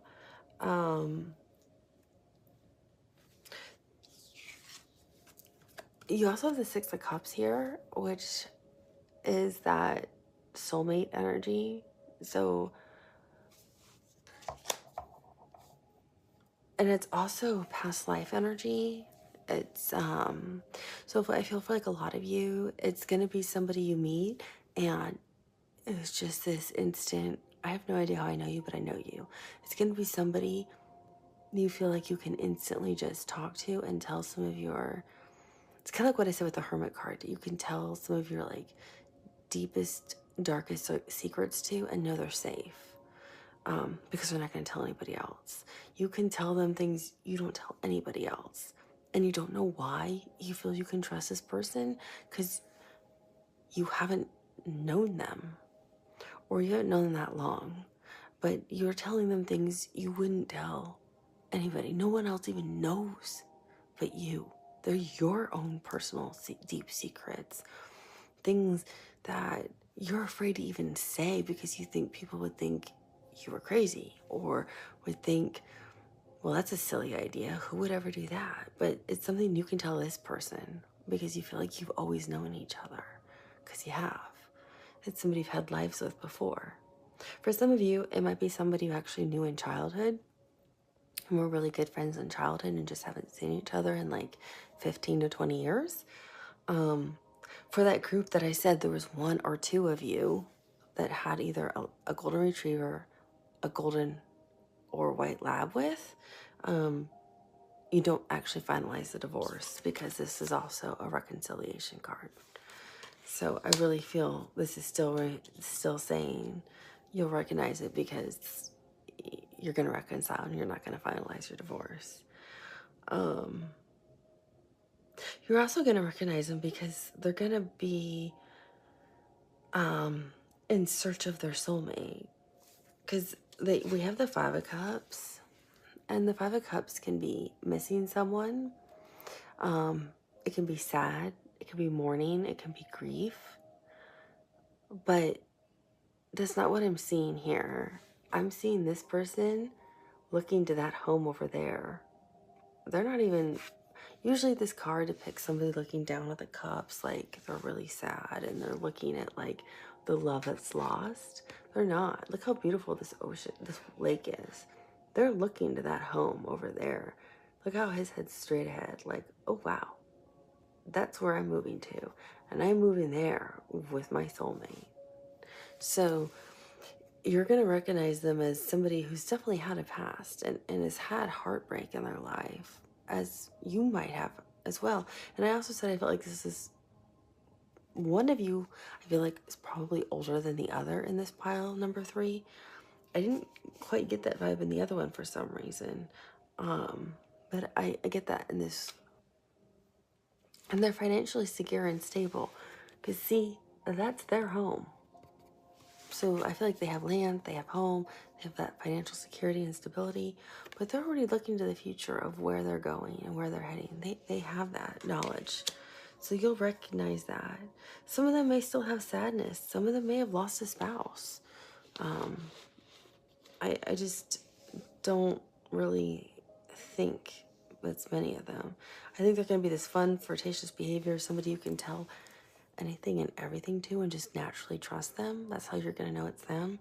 And somebody who's really looking ahead to the future of what they want to build with that 10 of Pentacles we saw in their energy. And they also have Moon and Libra with the Two of Swords. So they're gonna share, like I said, some of their fears with you, I think, what they're afraid of in terms of connections and heartache. And also what they want to make sure you're in alignment. Because they're with you, I feel like they're gonna think they're at a crossroads. Because that's being at a crossroads, right? With the swords being crossed like that. Because they don't want to make the same mistakes they've made in love again. So they're going to be pretty upfront with you, I think, about what they want. Because they don't want to make a mistake. And they're going to tell you what they're looking for to see if you guys are in alignment. Like, I never want to be married. Maybe, again, I only want a life partner. And if you're somebody who 100% has to be married, don't compromise what you want. Tell them I 100% want to be married at some point in my life. And then walk away. If you are okay with that, then you can keep dating them. If you're somebody who's like, well, I don't really care if I'm married or with a life partner. I just want to be with the right person in the right connection and in love, who's the right fit for me, then that's fine too.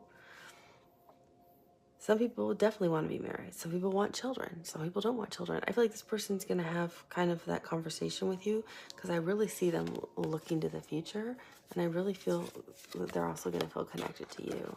But this is how you're going to recognize them. That instant connection, that I can tell you everything kind of connection. I think you're going to be debating. You're going to recognize them because you're going to be debating. You might have another option. Pile number 3. There might be somebody else you're interested in. And you're weighing, do I go with this one or the other one? So you might recognize them as this is the other person you weren't expecting to show up. This is the one that puts you in the, uh-oh, wait, I thought it was the other person. Who's this? I think that's what it is. Actually, this is the one that makes you stop and pause. Because I feel like maybe you've gone out with somebody else like maybe 2 or 3 times and you kind of like them. And then this person literally randomly shows up in your life. Like the other one you might have met on a dating app or were set up with on a blind date. That kind of more formal way. It seems like the more formal way now people are dating. Or you went through a matchmaking service. But this one just appears out of nowhere in your life. And now you're like, wait, what? Now what do I do? The more I'm around it, the more I realize this is you. And you really like flirting with them because this is them on one side of it. You really like flirting with this person. So I think that's how you're going to recognize this person, is the flirtatious nature of them. Yeah, I'm covered in the chills. So those of you who are new to the channel, if I'm covered in the chills, it's usually my guide confirming what I'm hearing, feeling, or seeing. I get covered in the chills. So you'll be in that energy. You're actually the one who's dating 2 people. Good job, pile number 3. Never settle. So for timing, we have 6 of Swords as our first card. We've got 2 cards, but let's focus on the 6 of Swords first, which I believe is Mercury in Aquarius. Yep. So what are we getting for timing with this, Spirit? What do you want me to focus on? I'm seeing a sunrise or a sunset. I can't tell. There's something in here red that they're really highlighting. Oh, it's a dog.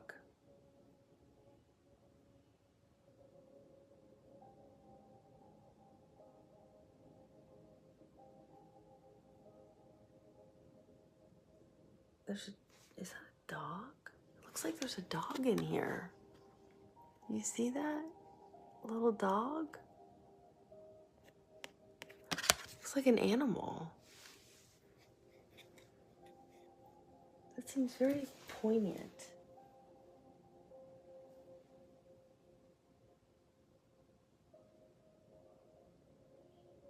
So puppies are usually born in the spring, and they're also usually born in the winter.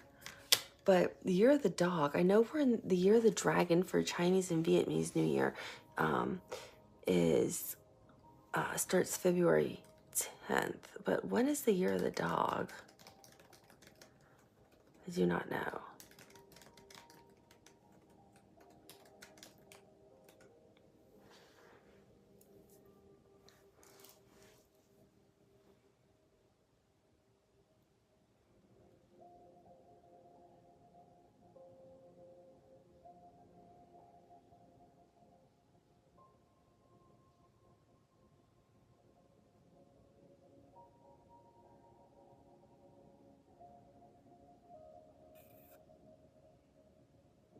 Well, dogs are important.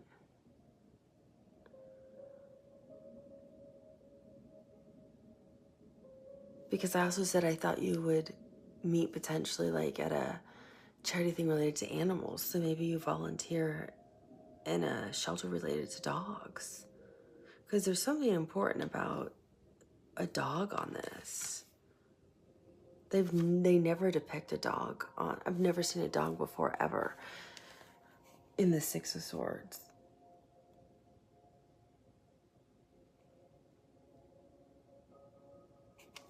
Okay, let me Google this and see what a dog might mean for timing, or maybe they're just highlighting that a lot of you might do charity work with dogs. But let me look this up really fast because I don't want to take up too much of your time. Otherwise, I'm getting something else for timing, but that dog is really significant. I'm also seeing 2 white swans. 1 second. Okay, so I got the timing. This is oddly specific. So the dog, they never show dogs, and the dog is very important. And I recalled how important the golden retriever was that I kept referring to several times. So I looked up about golden retrievers, and golden retrievers usually carry their puppies for 63 days. So I counted out 63 days, and that is approximately March 17th or through March 19th. So you can look at it that way. So whenever you watch this pile number 3, in about 60 to 63 days from watching this is probably based off of this card, because this dog is really significant, and so we're golden retrievers. So I was thinking about when puppies are born, right?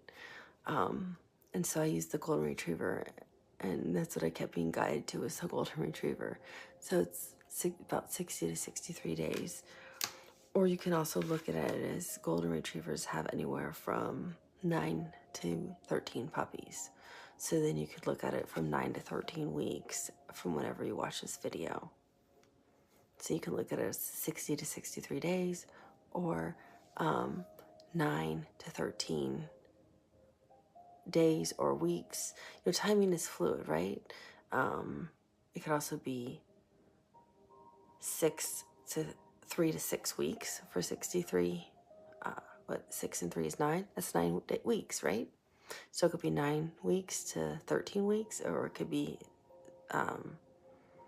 about 63 days for whenever you watch this. So the other one I'm using is 8 of Swords, which is Jupiter in Gemini.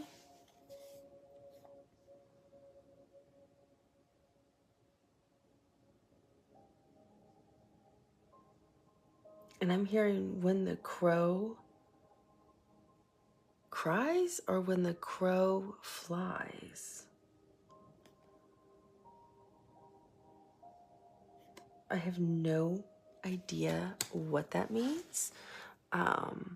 So I have to look it up. When, I don't know what that means. Sometimes I'll get really weird things. When the crow, it's when the crow flies.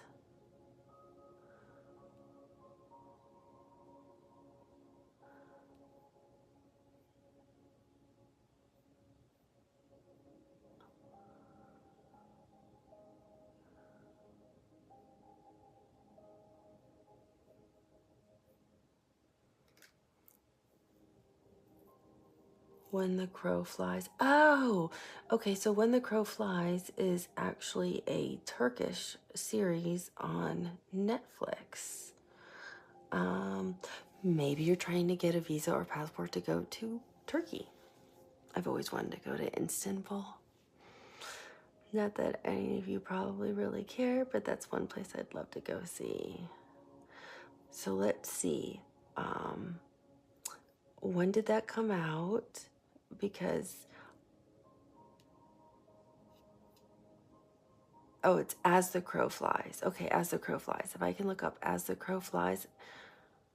As the Crow Flies. That came out.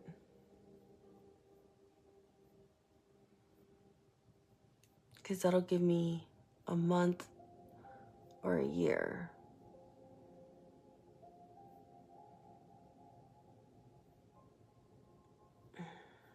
Okay, there's season 2.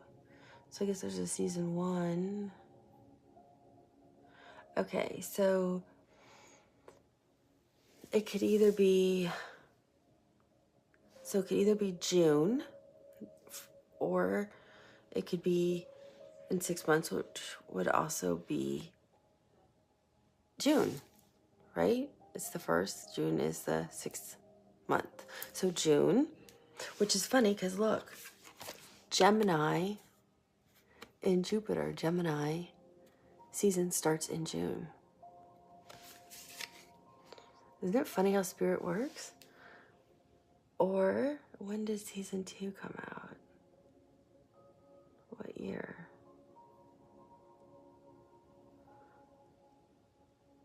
Oh, come on, just give me the year.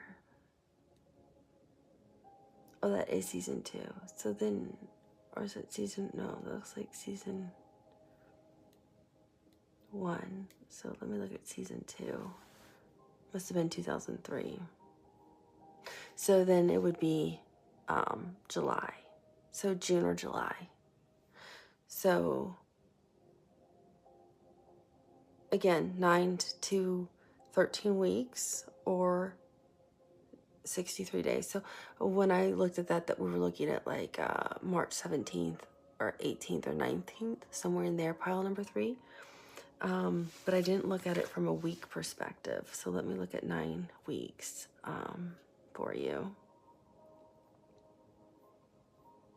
So 9 weeks is 1, 2, 3, 4, 5, 6, 7, 8, 9, which would be March 18th. That's because this is how many puppies they have. They can have 9 to 13 puppies. So that's if they have 9 puppies, and then 10, 11, 12, 13, or April 15th. So it could be between, March 18th through April 15th. It's kind of the earliest time frame, and then the latest time frame is June and July. So I hope that helps. And now let's look at your outcome, right? So it's pretty easy. It's pretty evident to me what Spirit's saying with this one. This is the 7 of Swords, and this is Moon in Aquarius. And it's saying, basically, take off your fake mask. Be your authentic self. Be who you really are. If this is somebody you are interested in, don't be deceitful. Don't pretend to be somebody you're not. Because the moon is our fears. It's our emotions, and it's our intuition. And the 7 of Swords represents wearing a fake mask, being deceitful. I don't think you're a thief, so I'm not getting into all the other parts. but you can see how he's like looking back, but walking forward. And the way the cards lay out is you're looking backwards, but walking in this direction, meaning you know you're not being, like you're going in the opposite direction of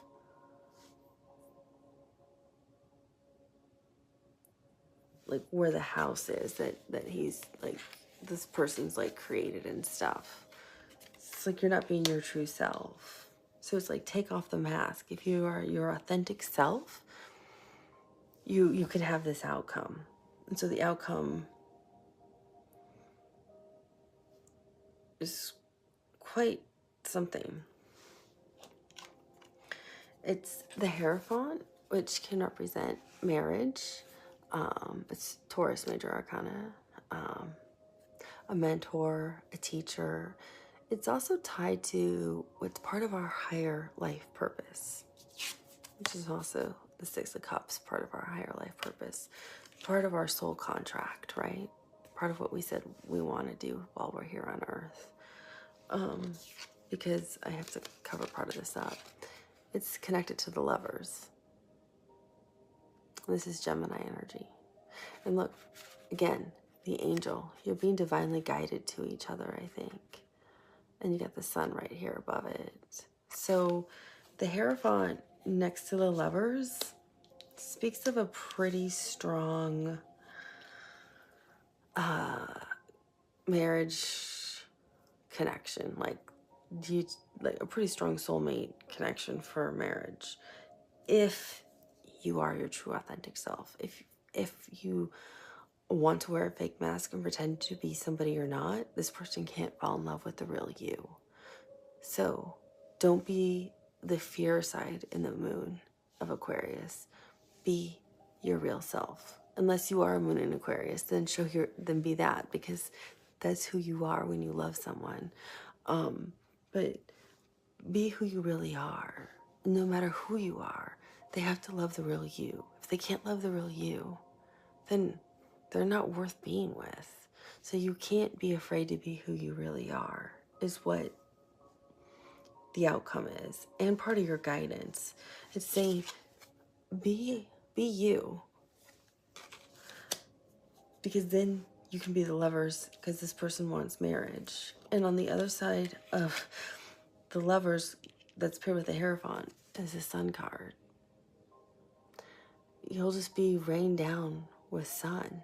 And the sun is ruled by the sun, but it's also part of Leo energy, because the sun is the planet that rules Leo. And that means, and Leo rules the heart.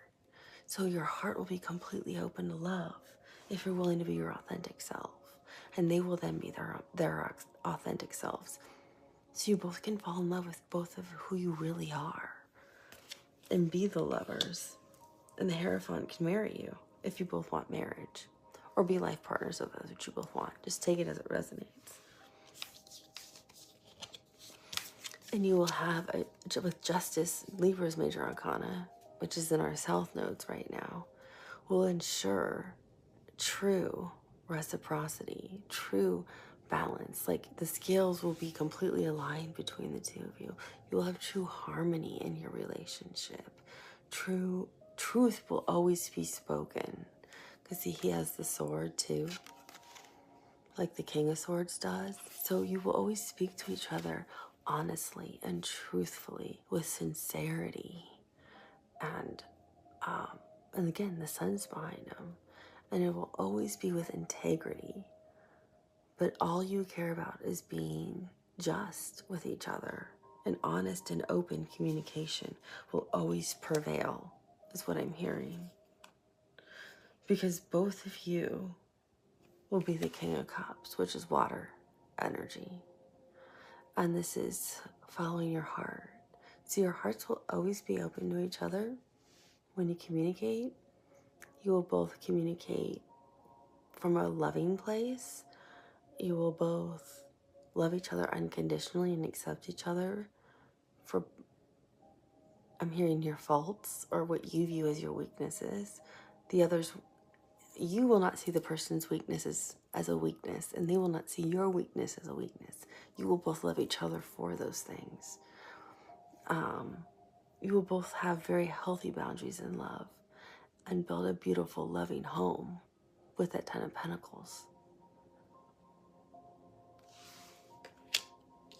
And if you want children, you'll have children. If you don't want children, you won't have children. If you want to travel, you'll travel.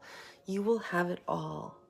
You will, it's like that true fairy tale, soulmate, loving relationship. If you want it, it's in pile number 3. And it's for yours. It's for yours for the taking. If you are your true self with them when you meet them. And you're honest when you meet them. They're going to be a very receptive energy and just accept you for who you are, because you're going to do the same for them. I know I would click on pile number 3 if I was watching this right now. This is the one I would want, because this is a beautiful energy. So it doesn't matter if they don't show up. Whenever you watch pile number 3, it doesn't matter. It doesn't matter if they don't show up for 9 to 13 weeks. If you're watching this in August, who cares if you have to wait 13 weeks? If this is the kind of love you get, it's worth 13 weeks. Do you and have some fun in between. Because once you get in these really serious, committed relationships, your whole life changes. And then it's about each other forever. And you can't do some of the fun things you used to do with your friends. And it can't be just you making the decisions all the time. It's always a joint decision. So enjoy your life while you can, because once you end up married or in really serious committed relationships that lead to marriage, you can't live carefree. So go do the things you want to do until this energy shows up. Just enjoy you. Enjoy your life while you can, because life changes once you end up in these other kinds of connections. It's still a beautiful thing, but it doesn't allow that other independence of, well, I'm going to do whatever I want. I'm just going to take off for this, city for the weekend with my friends because I feel like it. Well, you can't do that when you're married. You have to talk to your partner about that before you decide to go do those things, because now you both have money and you have to make those joint decisions together. Should we do that, or do we want to do something else with our money? So just enjoy where you are right now, because this person is coming into your life.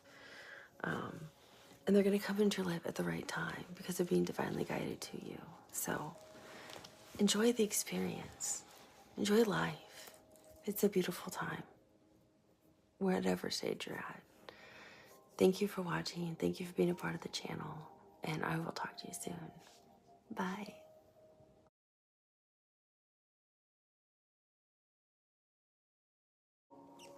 Hi everyone, welcome back to the channel. Thank you for liking, subscribing, for sharing. Thank you for buying me coffees, and thank you for those of you who have emailed me for private readings. I genuinely appreciate it. This is for those of you who are in no contact. So we're going to look at what their thoughts are, what their feelings are, and what the potential blockage is of why there is no contact. No contact means you're not talking. You might have broken up. You've probably broken up, or you are not speaking. You're not speaking to this person. That's what my intention is. So I figured we'd look at what's going on. Why is there no contact? What are they thinking about right now? And what the feelings are regarding you, since you're not in contact with this person.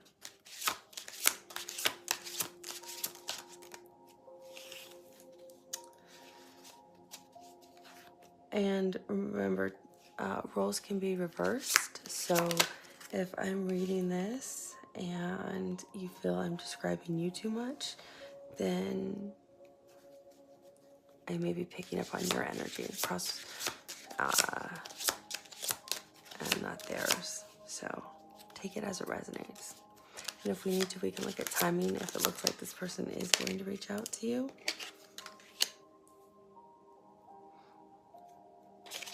It definitely looks like this person's missing you, I can tell you that much.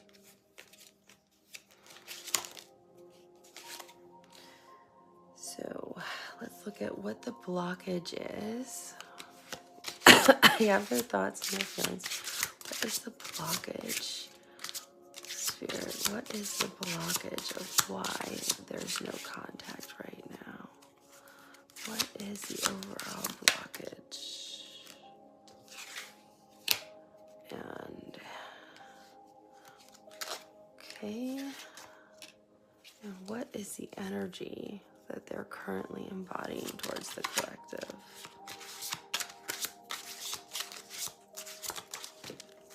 Okay, I can find out. Okay.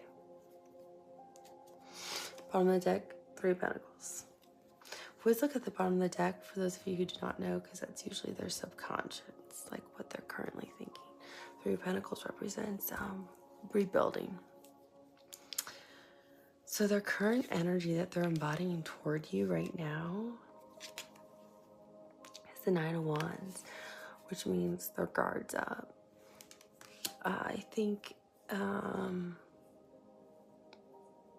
their guard's up because you might, well, you're in no contact, but I don't know who initiated the no contact, if it was you or them. But just because you're in no contact doesn't mean that it stays that way forever, you know.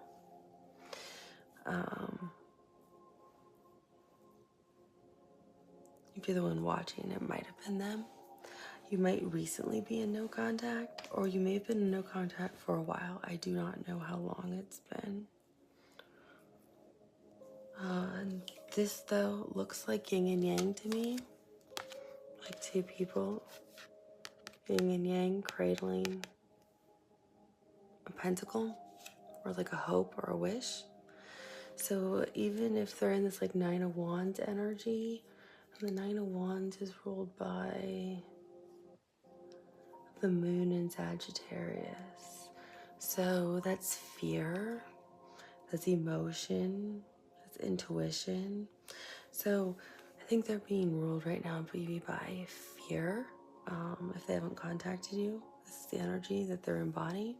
But they might be starting to listen to their emotions or their intuition to want to reach out to you or communicate with you.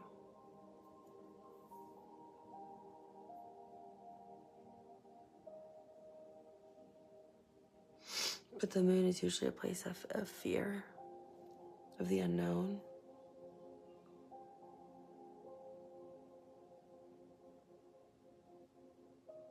But it really feels like this is the sun that you guys are both cradling, or some kind of wish. So I feel like they're transitioning into this energy of hope.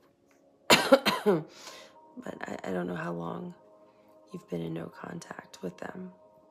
So their feelings, I mean, if this was a love reading, it's really beautiful. So their feelings right now, they're in, this major arcana for Taurus is the Hierophant. So the way they feel is, this could be marriage. It's a marriage card. It's like, but they could also be thinking about, maybe they felt that they played too much of a mentor to you in this relationship. Like they were too much of a teacher to you. And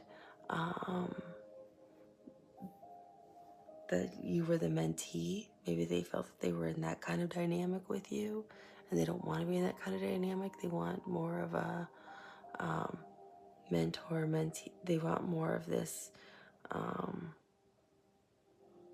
you know, equal balance kind of relationship where you are both equal partners. But that's not what it feels like. It feels like they're thinking about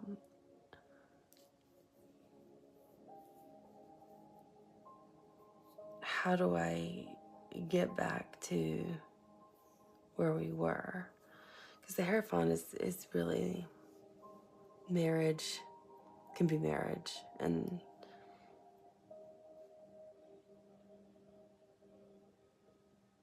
them being, if they're in the energy of the Nine of Wands, and if it's the moon, it's like maybe if you've been in no contact for a while, their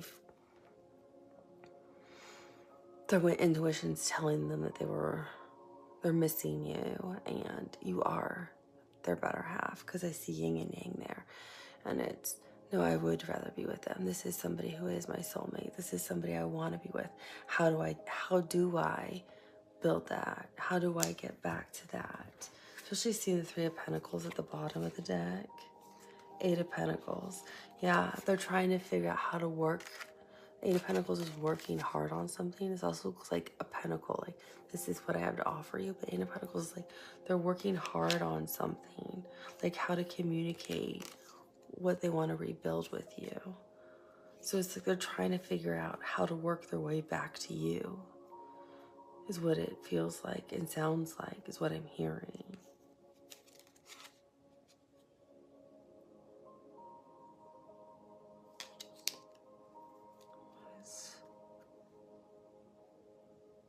Yeah, Page of Pentacles. They want to offer you something.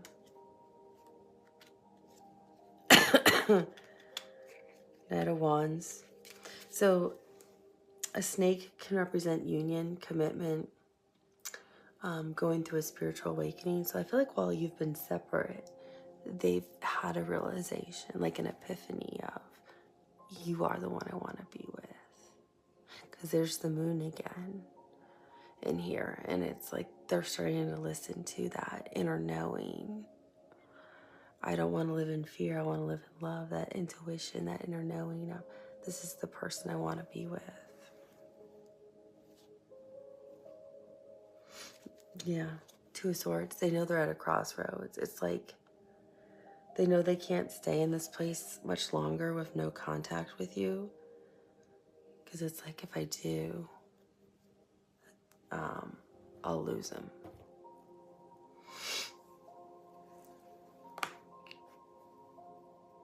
Twos are always having to make a decision. So they're trying to decide now, do I move in your direction or not, is what it feels like. Especially with the Hierophant here next to the Page of Swords. See how there's wings here, but they're sitting? It's like they want to communicate something to you, but they're sitting down. It's like they haven't taken off yet. And Swords is about communication.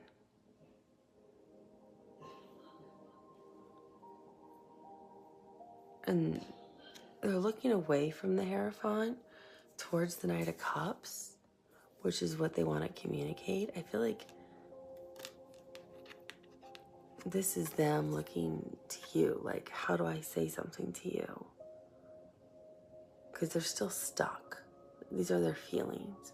And they're trying to figure out, how do I communicate this to you?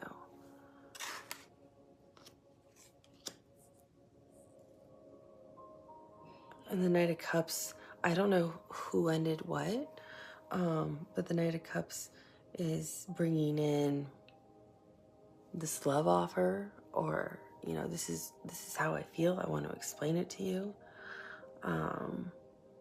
Or it's, I'm really sorry the situation happened.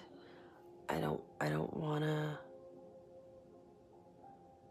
have that happen to it. I don't want this to be this way anymore. And here's why.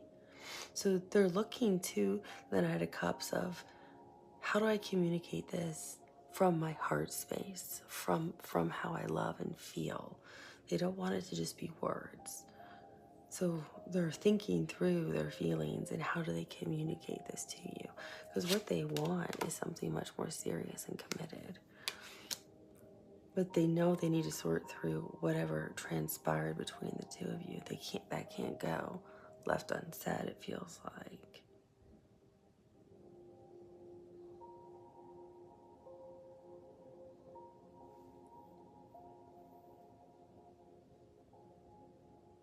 Because they want to put they definitely want to And with the Knight of Cups, they want to bring in this big offer to you. Like, this is what I propose. Like, let's just get back together, or can we start dating again and see where things go?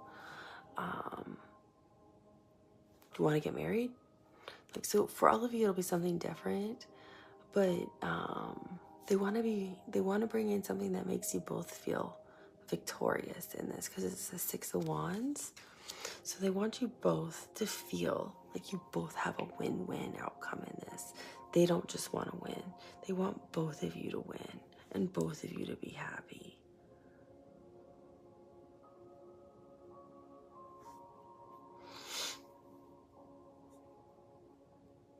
Oh, sorry, these are their thoughts. Their feelings are below. These are their thoughts. So this is what they're thinking. They're thinking you're the one they want a serious relationship with. So let's go through this again. They definitely feel you're yin and yang. They don't like this separation. It feels like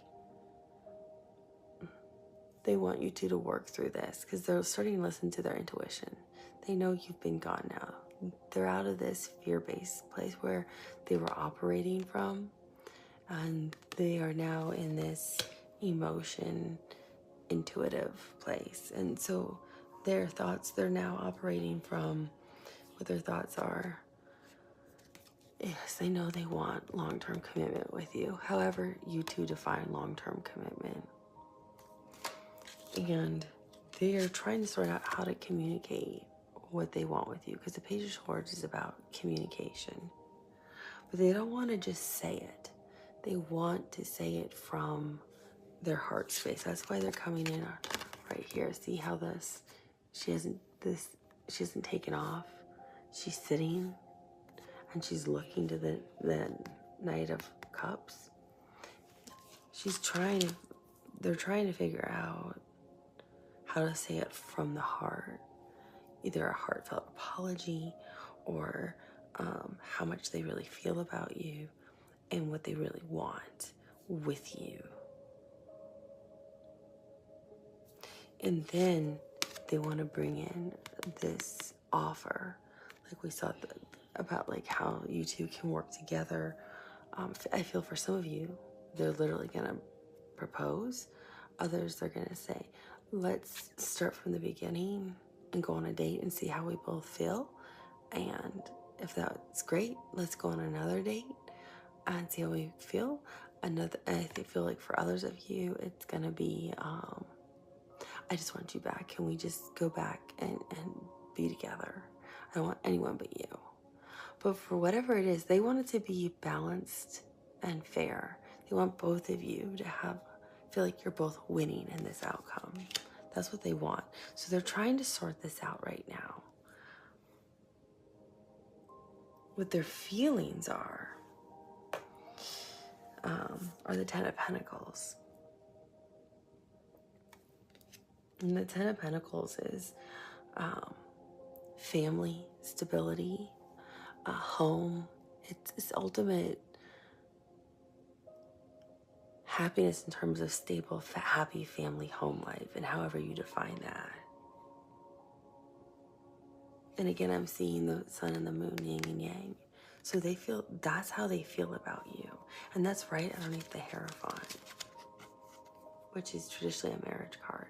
But for some of you, you may never want to be married, so it might just be like, a committed life partner kind of thing. With the Page of Swords, we have the Five of Cups. So they're missing you a lot, and you're in their head all the time. Like, they can't get you out of their head. Again, I see yin and yang. And they realize you are the one person that always had their back. Like, you had their back no matter what. And now they realize no one does. You were it. And I'm hearing they didn't have your back. And they're never going to do that to you. They'll always have your back going forward. And they're really, really sorry that they didn't have your back. And they're going to communicate that to you.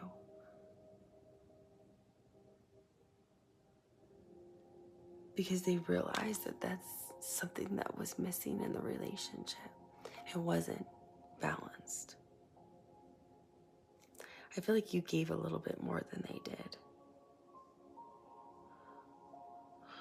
So this is traditionally represented by 3 cups being knocked over and 2 cups like still remaining behind the person who's really sad with their head down.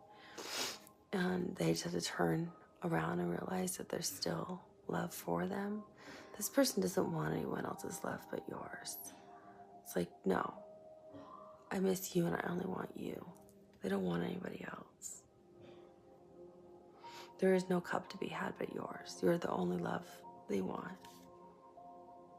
Because see how you just mold together? Like even your ears are yin and yang. Like your souls are just united.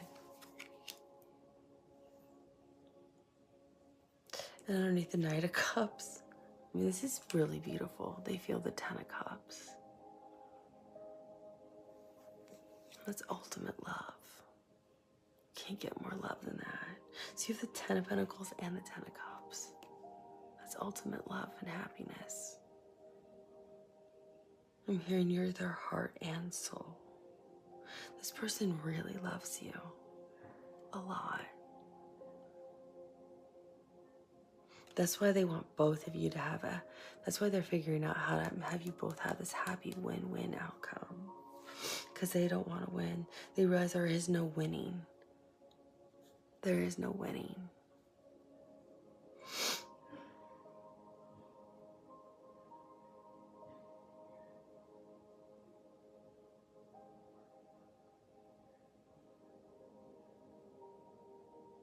There's something about the ocean here. I'm hearing the ocean, like the waves of the ocean. So it's like they think about, I don't know if you guys have traveled to the sea or the ocean or been by lakes or water. But something about the water makes them think of you. They've cried a lot over you. I don't know if they'd ever tell you that, but I've heard they've wept over you. They've cried so much they could fill an ocean. And then there's the 4 of Pentacles, which is the Sun in Capricorn, when we're in Capricorn season. And it's like they can't hold back anymore about how they feel.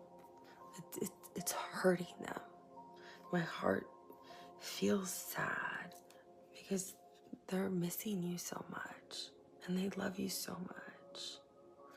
And look at this. It's like this big offer they want to bring to you that I was seeing up here in the 6 of Wands.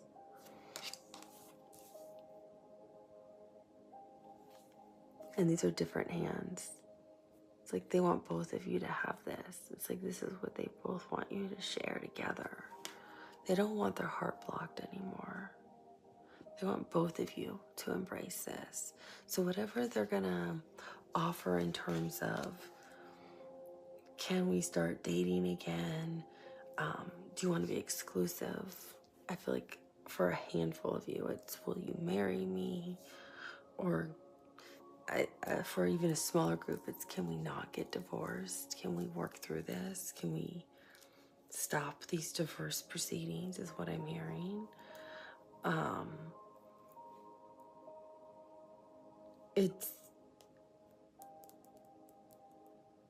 because they love you so much, they can't live without you. But they want it where both of you want the same thing. So they're trying to come up with what both of you want, because you are everything to this person. And now they're only working from within their heart. So the blockage is judgment. So what's blocking them right now from coming forward is, I feel for a small group of you, yeah, their divorce papers may have been filed. So they're trying to figure out how to stop that. And yeah, I'm sorry, I always look down, so I try to hold the card up. For others of you, they feel like they passed judgment on you too quickly, and now they're trying to figure out, or this relationship, they feel like they said harsh words and they've passed a lot of judgment, and now it's how do they backtrack and undo all of that.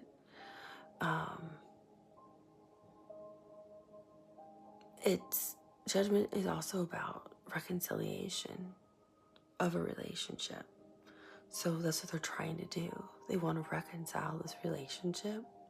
And the blockage is, how do I do that without being in communication with you?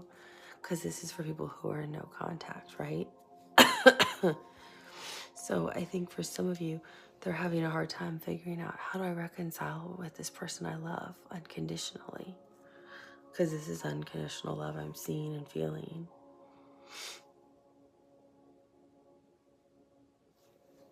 But I'm not even speaking to them. Well, you kind of need to be speaking to them if you want to reconcile with them. It's kind of the first step.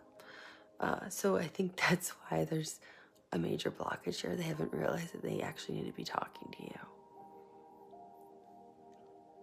I think it's because they're scared. They're scared of how you're going to respond to them. Because some of them know they've literally broken your heart. Even though I'm not even seeing that here, I just know it. I can feel it. Some of them literally just walked away. And that was it. And it's like, you just showed up one day and they were like, it's over, and they just walked out.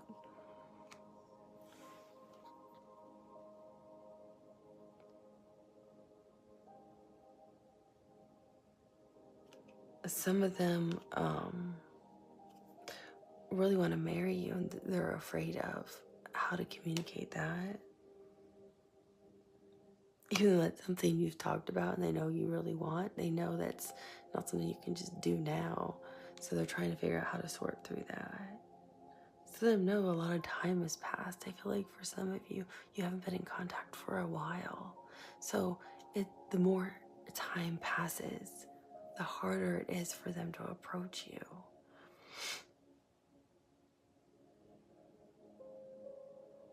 Even though that's all they desperately want to do. You are on their mind day and night. Night and day is what I'm hearing. They dream of you, they think of you, they look at your photos.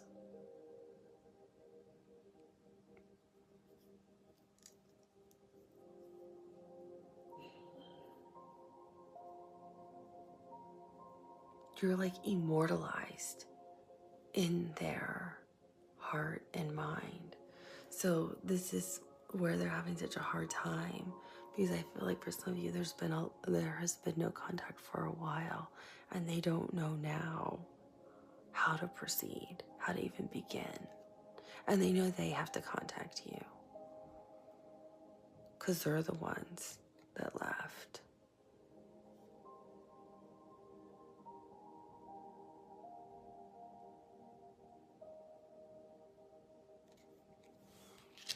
Let's see what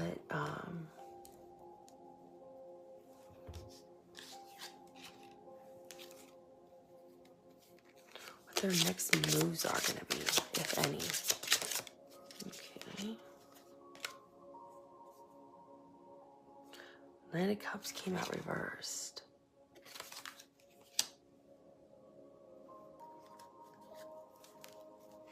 Can I get one more on the next moves, if any, for this Nine of Cups, Spirit? Two of Swords. Yeah. Okay, that makes sense. So, because they haven't moved in your direction, they're really unhappy and sad. So they're in that Two of Swords energy we saw earlier, which is Libra energy. It's Moon in Libra. Yeah. So they don't, that's the problem. These are their next moves. So right now, it's like, I'm so sad and unhappy because I'm without you.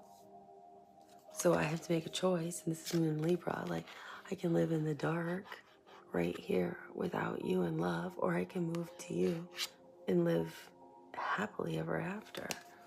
But they have to make this choice. They're stuck. They're stuck. They're literally stuck. Because I don't think they're afraid. They don't know what you're gonna say. They don't know how you're gonna receive them.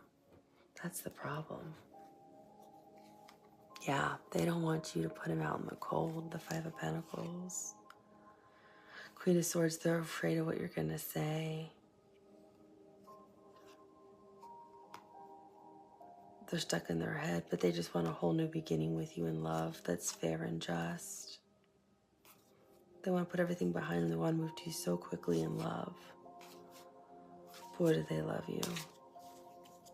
Yeah, they're really afraid you're gonna just be like, no thanks, That's the problem.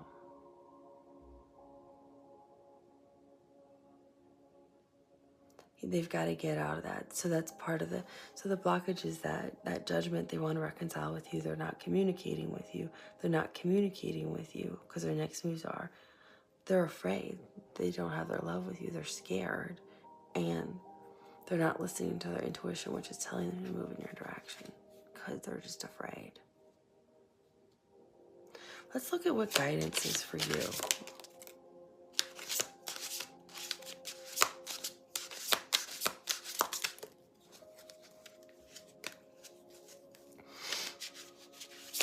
I got one more card for guidance. I'm already hearing, keep doing you. Oh, I already had.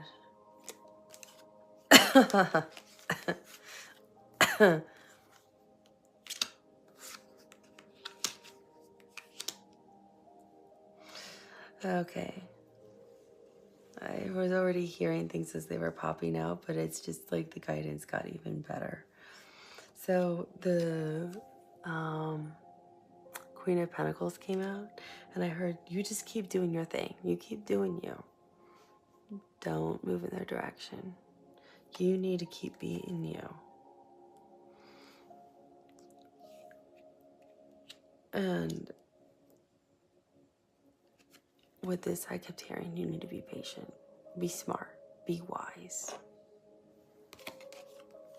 Do your own thing. You keep doing you. So whatever doing you is, and being patient, you need to do. And I'm hearing, keep your eye on the prize. And keep your eye on the prize with this. And you're looking to the Four of Cups. And so being patient is also, this is Major Arcana for Sagittarius. This is Temperance. So that's patience, it's harmony, it's balance, it's alchemy. Four of Cups is, it's traditionally represented as saying like no to somebody's love offer. But eye on the prize is actually, you have the snake, which I see is them wrapped around your hand. It's like wrapped around your finger. Because they want to move toward you. They will. So that's why you're over here doing your own thing. You keep doing you, you energetically call them to you.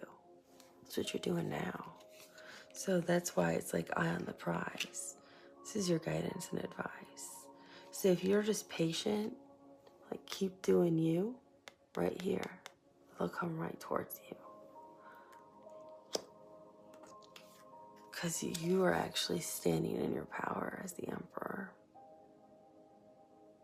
This is Aries Major Arcana.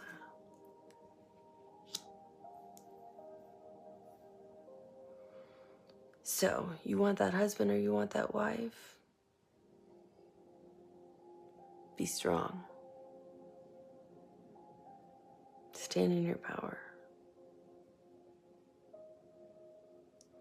And this energy will eventually move towards you. I want to see where the Empress is. Yo, man, they are in their head and afraid. that you are going to move on without him.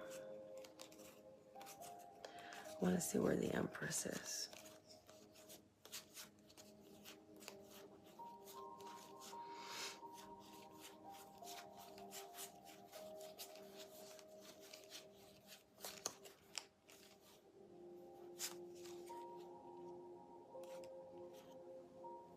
Yeah, you'll drive him right to you. Because the Empress is with the Two of Pentacles. And this is Jupiter energy, which is abundance and luck and expansion. And I'm seeing this as like, they can only take it for so long. Just like that Two of Swords, you got to make a choice. And then it's the Empress, which is the divine counterpart to the Emperor. And then the Ten of Wands. So they can't carry the Ten of Wands and having to make a choice to move in your direction for so long. They'll eventually burst. They can only handle it for so long. And then they're just gonna snap. So you can wait them out. And that's in your best interest, is what Spirit's saying. That's why it's patience. You keep doing your thing, eye on the prize, stand your ground. And they'll come towards you. I think timing's going to be different for all of you, but we can try to get some timing for those of you who want timing for no contact. Soulmate energy just came out. Six of Cups at Sun and Scorpio. So that's also past lives together, reunion, renewal, rebirth of relationships. It might be the only... There we go. Got two. It's like we might only get one. We got Seven of Cups as well. Which looks like one soul to me, one pentacle. So we'll use both of these for timing. Because I feel like timing's going to be different for both of you. Or for several of you, so it's better to have a couple timing options. Or sometimes Spirit just says, keeps relaying timings again and again. So when is this person going to reach out?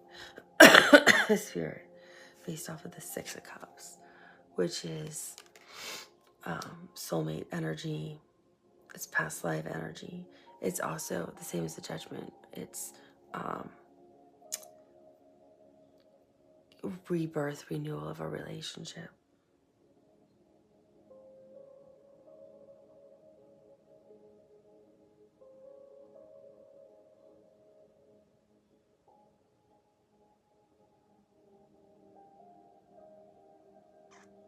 I'm hearing it's a full moon, but I don't know what month. It's a full moon when? Full moon in June.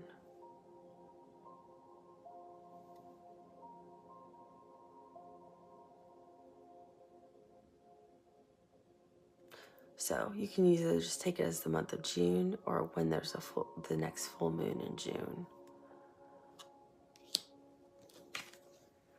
Seven of Cups.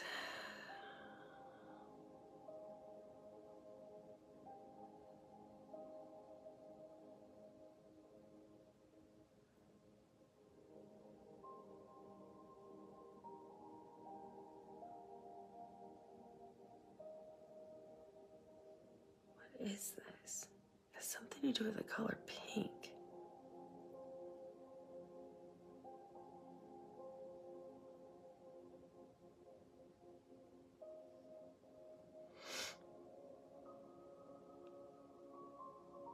Pink rays?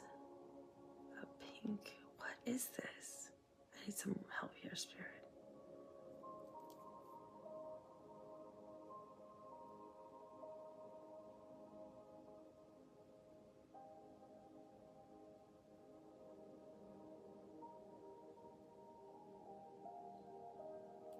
I'm going to pause for a minute because the camera's going to turn off. Okay, sorry about that. I'm hearing something about pink.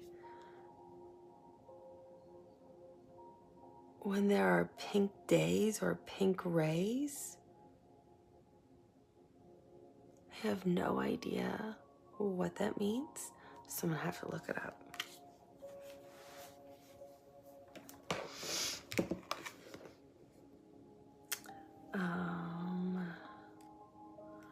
When are there pink rays? Days.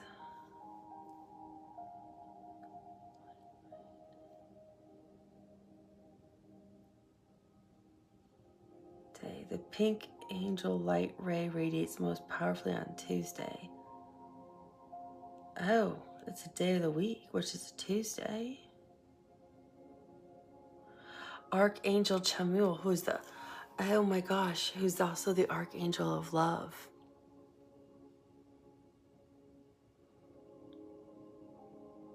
The angel of the third pink ray.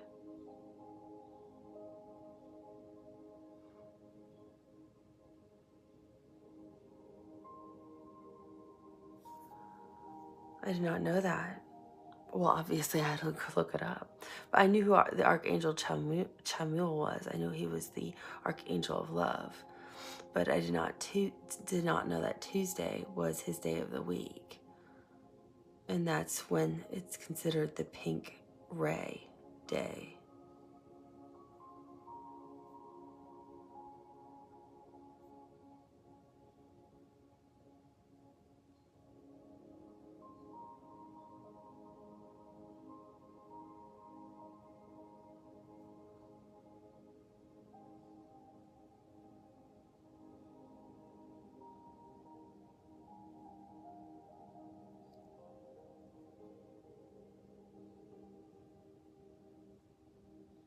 But there's gotta be, so it could be a Tuesday. It could be a Tuesday of any month. But Archangel Chamuel is the Archangel of Love.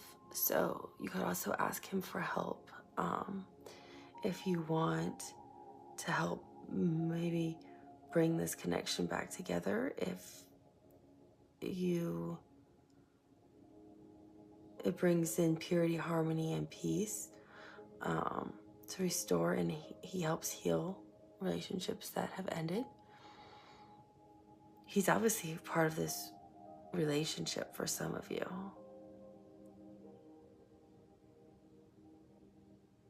And then I'm gonna look for when are pink days, because that was part of pink rays, and that's what came out with Archangel Chamuel.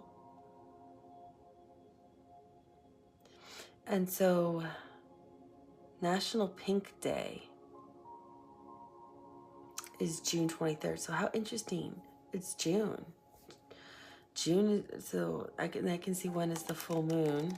When is the full moon in June 2024? 21st.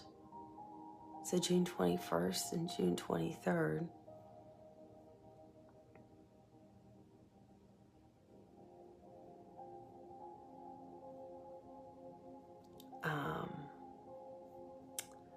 Are both the dates. The June 21st is the full moon, and June 23rd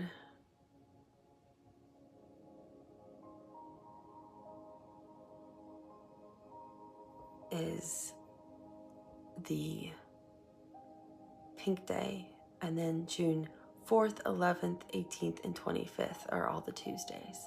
But it could be any Tuesday because that's considered pink ray days. So any Tuesday of any month is also another way of looking at it. Or you can also just consider contacting Archangel Chamuel because he's the Archangel of Love and healing relationships. So that's another way to do it. It's probably the best way. If you believe in angels or not, it doesn't hurt to pull in everything possible when you love somebody to see if they can help heal the relationship. Because if it's in your best good and in your highest good, then they will help bring you two back together. If it's not, they will not, and they will bring in the right love for you. So that's my recommendation. I hope this reading helped. Give me a thumbs up if you like the no contact reading. If you do, I'm happy to do more for you. And leave comments below. And if there's other types of readings you like, just let me know. I wish you a beautiful morning, evening, and afternoon, wherever you are in the world. I'll talk to you soon. Bye.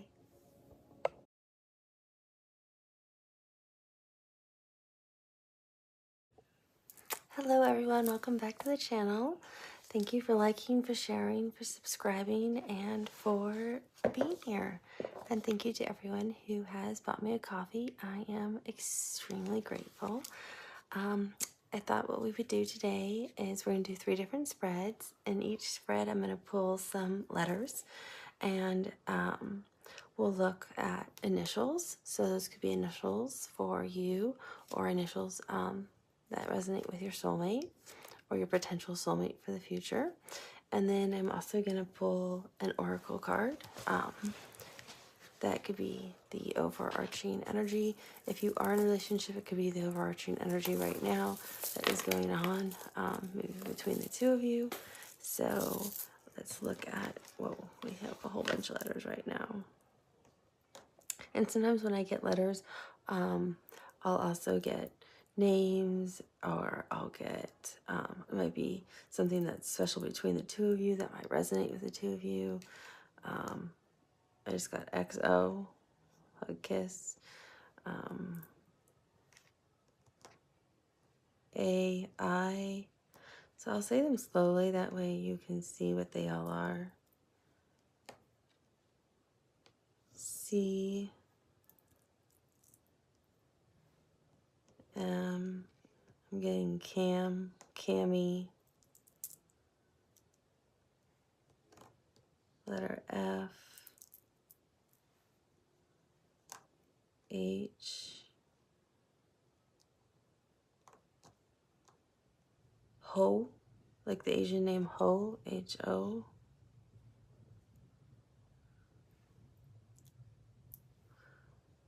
Letter L. I also have the word fox that came to mind. Then there's the letter R, the letter E. I'm hearing the real deal. Another A.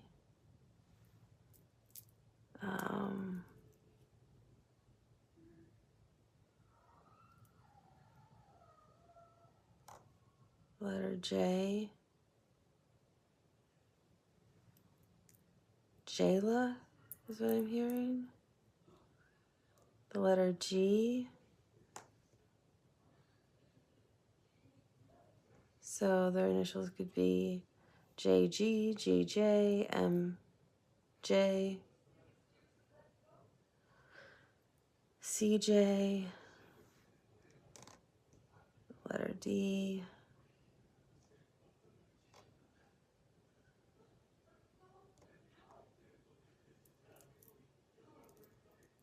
I'm getting the name Faye.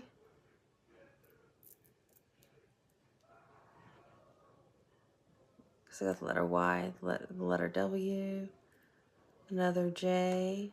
Some people could have double initials, like JJ. They might go by JJ. I'm also getting the name Gigi, Ginny, Jean, for both Gene, and then Jean for a man as well. I have 2 M's. I'm getting the name Dean. I have the letter D. We have 2 D's. That might be like DD. I'm hearing the word deer. And I have the letter N. So the initials could be NM, NJM. Their name could be Neil. I'm hearing, I want a meal, Neil. These are just more, oh, the letter K. So let's see what I get now. So I'll first repeat the letters and then I'll tell you. So these could be your initials, their initials. And then if you know their middle initial, that's even better. And then I'm going to tell you what names I'm hearing. So I have X, O, H, L, R, D, A, I, E, A, M, N, C, M, J, G, J, K, W, Y, D, F. Yeah. I'm hearing Fanny, Fame, Fax, Dax, Yong, Gong, John, Hong, K,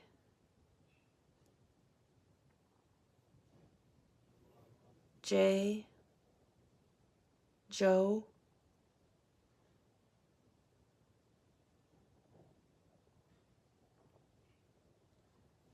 come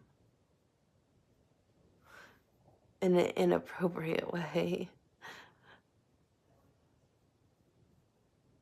Like, come here. Like they're like, yeah, like a very flirtatious way. I'm hearing the word home, road,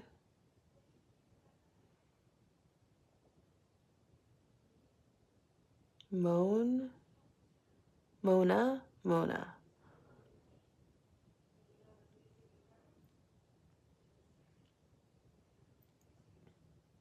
Jean, it's Jean. And then I'm also getting Jeannie,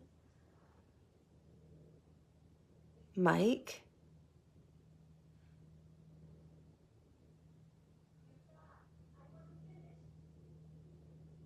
hike. You might like to hike.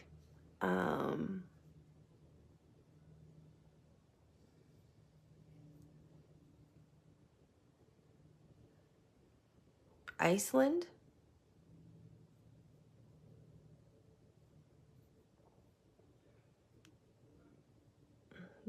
Dana,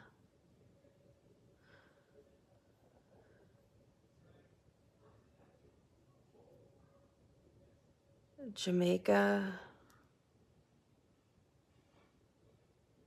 Holland,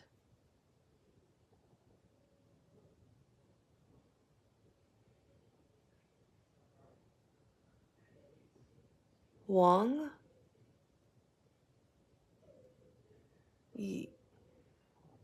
what is it? Yeah, Yam,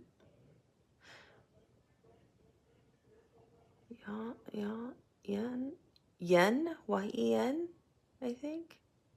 Yen, Yen. But it's also like yam or yam.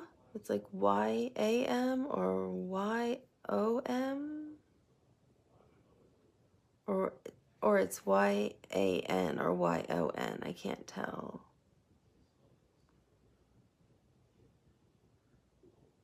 Fawn, FAWN.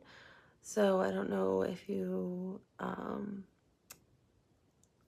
and because I heard deer, like, like sweetheart, and then fawn, are like the little baby deer. So I don't know if some of you are hunters.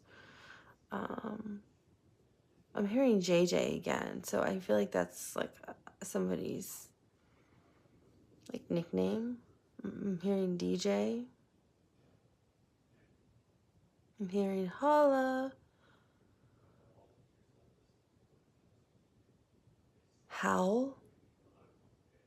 Like Howl's his name.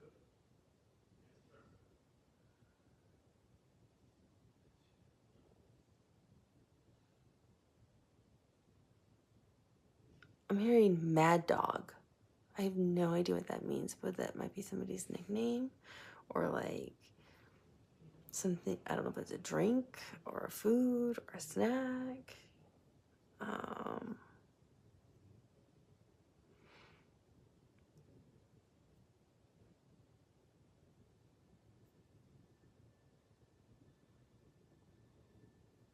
I'm hearing fake. I've been feeling like fake, like it's an inside joke, like you can make fun of like fake things or fake people or yeah, people who you feel are materialistic or like there's like some kind of inside joke. I'm hearing the word rose.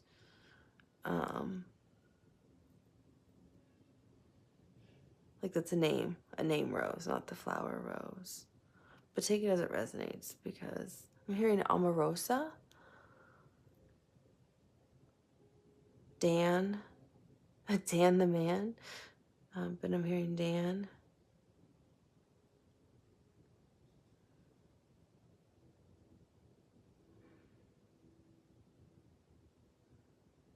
Jam, Ram, so I think they could Ram like they drive like a Dodge Ram.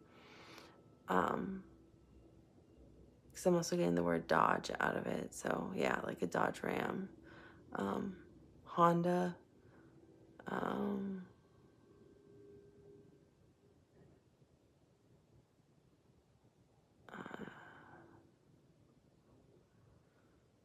Being told there's something else here and I'm not seeing it, then I need to hear it. If I can't see it, can you help me hear it, please?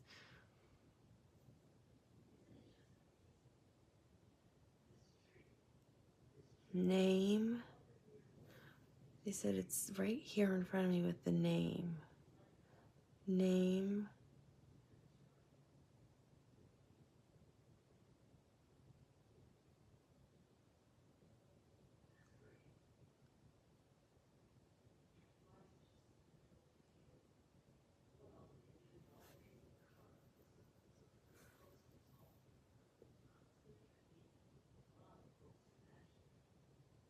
It starts with an I.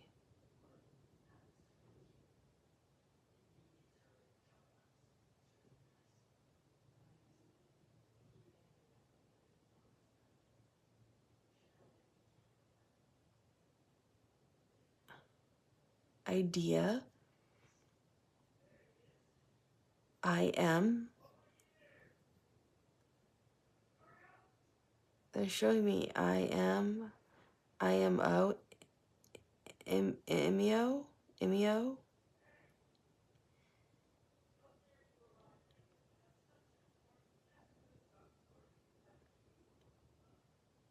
Something's important with the letter I. And they said Iceland was important. But something else about this letter I. I don't know. I'm going to pull a love deck because this is supposed to be short in 3 spreads. So I'm taking way too long and I'm sorry. But there's something important with the letter I for one of you. Ireland. I like it when they tell me out loud because I can now I can just hear them. And I can see it now. IREA. They're like, it's right in front of you. It's right next to the word. Oh my gosh. I love it when they start yelling at me like that. Okay, so.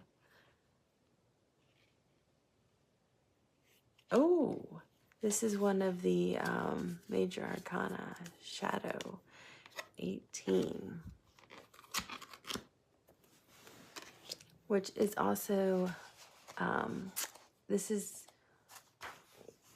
number 9, which is completion, accomplishments, transition, understanding. So this is the deck that has, it's a lot like tarot, but it's just a little bit different. It means the moon. I'm like, I know this means something because, so you can see like the light and the dark. So with the soulmates and the love oracle card from this perspective, I think it means for some of you with your soulmates, with those of you who resonate with this spread, like some of you are ready to go to the next step of the relationship and some of you are not, like they're still fearful. Some of you are emotionally ready and open. And the other person might be like a little bit more slower moving energy, like they're afraid of getting hurt. Everyone's always afraid of getting hurt. Doesn't matter what kind of relationship you're in. We all end up hurting people no matter what. That's just part of love and being involved with people. But look, they're both still holding the staff, the golden staff. So they're both in it together. So no matter what, you're both still in it. It's just one's just a little bit further in than the other. If you haven't met your soulmate yet, I feel like one of you is going to be a little bit more ready than the other, because it's like sun and moon duality. It makes me think of twin flames, where you kind of reflect each other. Soulmates do that too, right? We're all just a reflection of each other because we're all energy. So someone would project someone's happiness or what they want and desire, like I want a good, healthy, loving relationship, and the other person would project I am nervous and scared of getting hurt in a relationship. So we just mirror. Everything in our world is just ourselves projecting what we think into another situation. So this is a good connection. It's a loving energy. It's a healthy energy. It's an intuitive energy. And you're both in it because you're both holding on to the same thing. Neither of you are on your shadow side. You're just both reflecting what the other one is looking at. This one's looking at the person who's afraid. This person's looking at the person who's not afraid.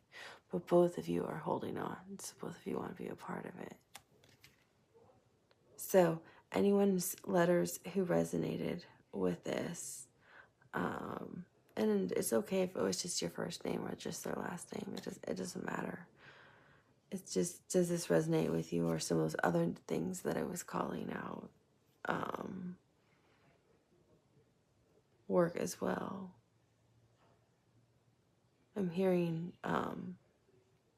Raj as well.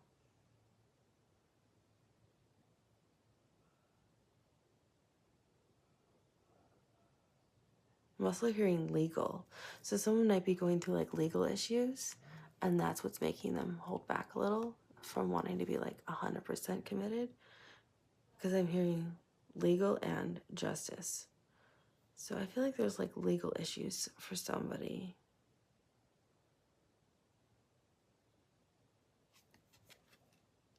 So take it as it resonates. I'm going to pause this, mix the bag up with all this, and we'll look at spread number 2.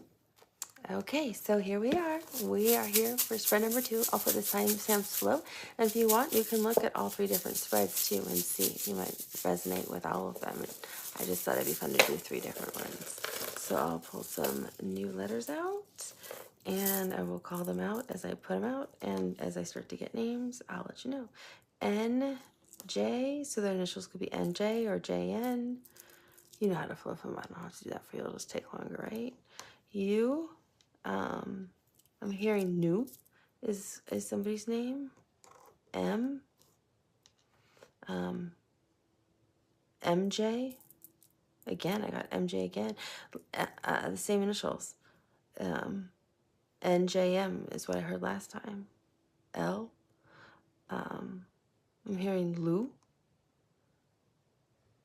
Mew. The letter Y. O.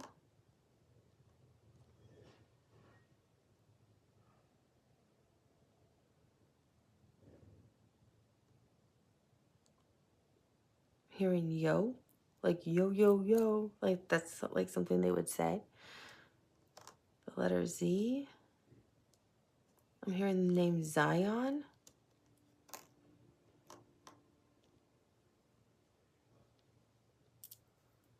I'm hearing the word joy. The letter B. It's a boy. Somebody's actually having a baby boy. You're pregnant with it. Somebody's pregnant with a baby boy. I can pick up on pregnancy, really. I should do a pregnancy reading, actually. I do pregnancy. Those I'm really good at, are pregnancy readings and telling you what the birth of the baby is going to be, the gender as well. I should do a pregnancy reading. That would be fun. the letter D,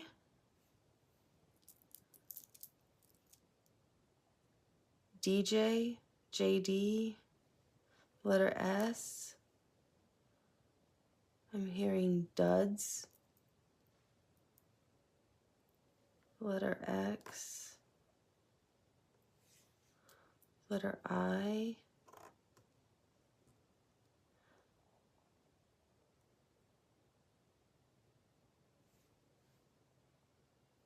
letter S. I'm hearing sizzle, let it sizzle. And I'm actually hearing like steak or chicken or something sizzling. I'm hearing Quentin, the letter T. Hearing the word toy and Tom, Tommy, TJ, letter A. I'm hearing good abs, like he's got nice abs. Letter I, letter D, and the letter U. I'm hearing the word ass, badass, sassy. So they might have a sassy personality. I know these are just supposed to be initials, but I'm hearing other things. Sorry, guys. Soak.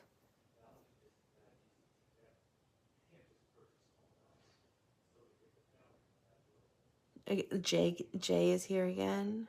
Jay. Tay, like Tay Tay might be a name, or they like to, or maybe somebody says Tay Tay.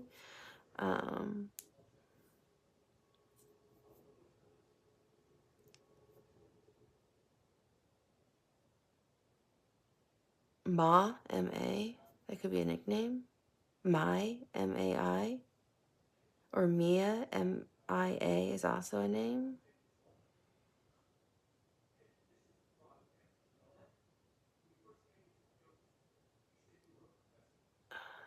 What's this name they're giving me? Qui?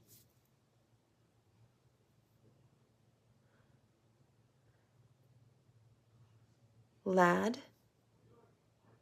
Again, that Irish one. It's almost kind of falling over from the other one.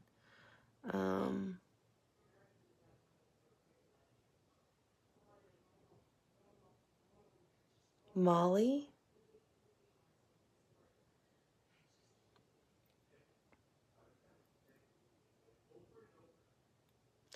Sis? So that might be something you call somebody's name, or like a nickname is sis.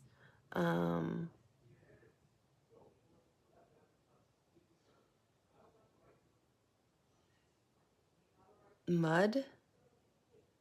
Did I say dud? I'm getting like Nan, Anna,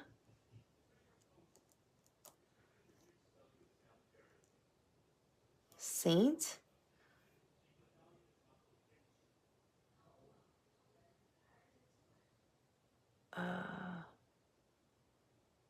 There's also what is it? Saint Tropez. Saint Tropez is what I'm hearing.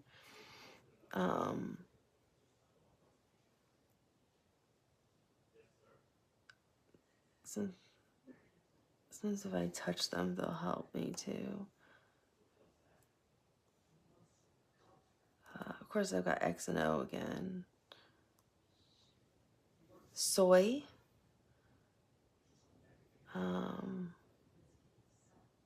Dolly. That is a name. I'm hearing Bollywood.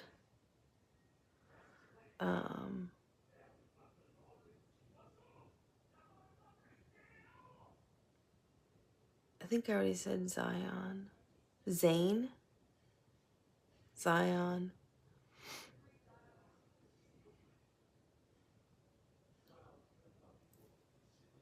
Naz, Bane, Quid, Jade, Jane, but it's spelled Jain.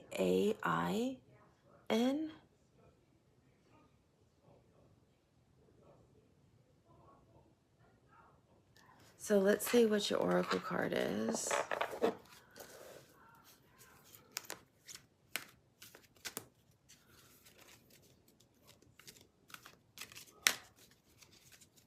And take it as it resonates, you know.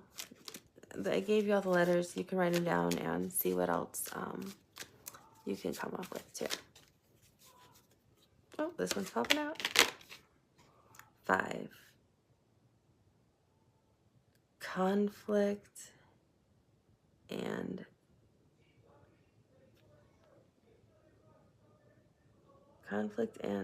defeat. Oh, this makes me think of the 5 of Swords. But I don't, the colors are different, so I don't know which, I gotta look at which one it is, if it's the 5 of Swords one, or if it's the, because I can't tell if,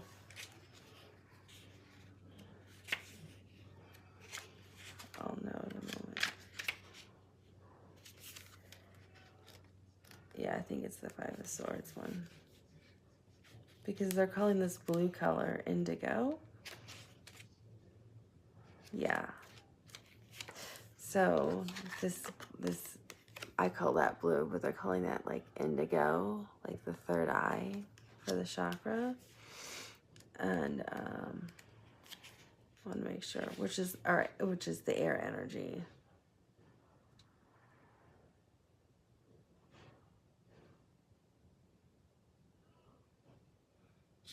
Yeah, this is definitely the 5 of Swords. Let's see, it's the 5 of Swords energy, and 5 is change, certainty, travel, inconsistency, and freedom in this deck. But I'm getting it very differently here. It feels like out of the 2 of you, one of you is going through, or will be when you meet. I do not know if this will happen before you meet or while you're together. Because I see like figures on the walls, and this also makes me think of like the sun. And the sun, we know, Leo rules the 5th house, ironically. So I think this is more closer to when you're meeting, because that's when you first meet somebody. The 5th house is when you first meet, like, somebody, when you, that first spark, when you first start dating. But this also makes me think of yellow with that. And then right here, the orange makes me think of your solar plexus. But it's like, you know, the saying, you win some, you lose some. You have to know when to give up. It's that you can kind of see how he's stumbling down the stairs. So this will either be, I don't know if this is you or with them, but I see this candle lit up, like the beacon of light.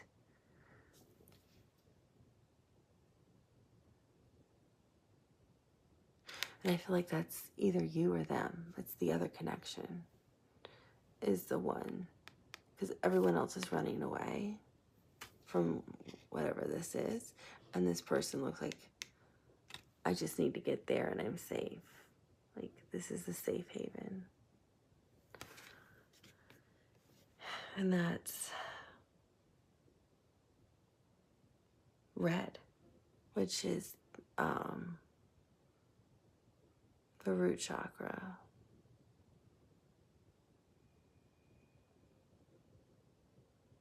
So I guess actually this orange is because the yellow is the solar plexus and the sun. This orange is actually the sacral, which is, you know, like our, kind of like our sex drive, if you will, for lack of putting it bluntly. I think there's a more, yeah, orange. It's the I want. The yellow, which is the solar plexus, is the I can. So this person's like, I know I can do it. I know I can make it. And down here is the root chakra, which I think is what they're trying to get to, which is, I think, you. I think this is, I think, too, in the 5th house when you first meet. And it's I have, which is earth energy.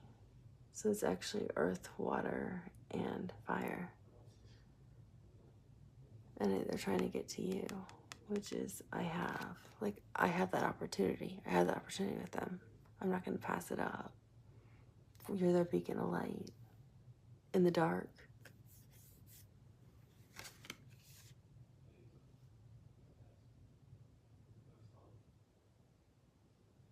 So conflict and defeat isn't always a bad thing.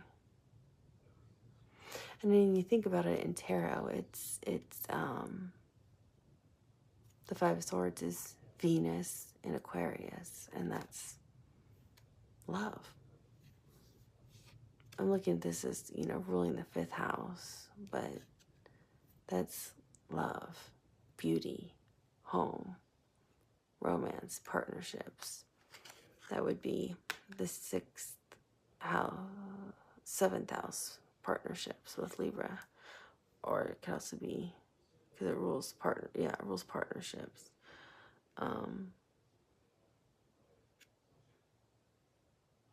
Beauty, how you perceive yourself, attractiveness. They're so attracted and drawn to this light, that initial spark, which is really what I'm seeing from that 5th house of Leo energy, because I feel more Leo energy. So I feel like it doesn't matter. I feel like in conflict and defeat, you're who they seek. And I'm not trying to make it rhyme. My guide can be really funny. He made me say this silly rhyme today on the pick a card for February's predictions. But I think you're the one that they know is their safe spot. You're their safe haven when times are rough.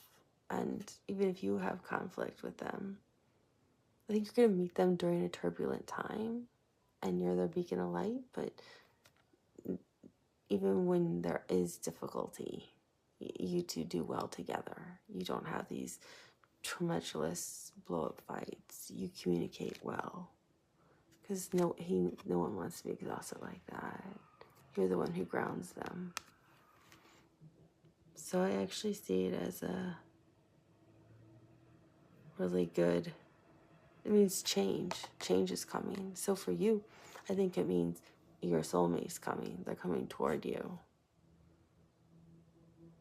If they're not already here, they're coming soon.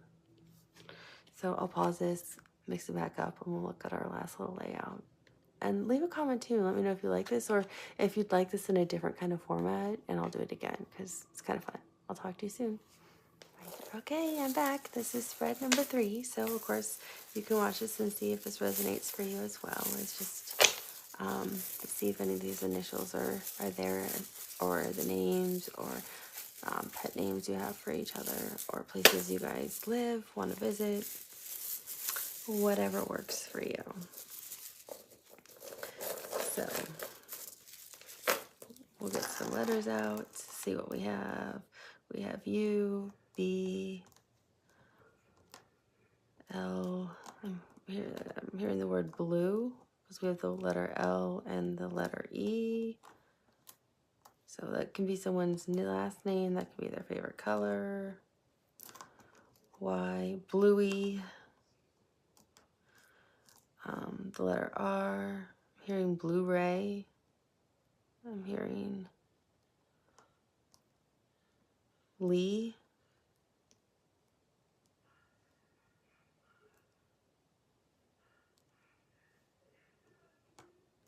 the letter Q, the letter M. Sometimes I put them too close together and it's easier if I have them spread out. The letter N. Yeah, I'm hearing Ray.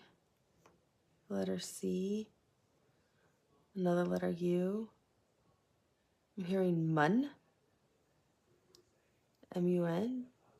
Men. Hun. H-U-N with the H and S.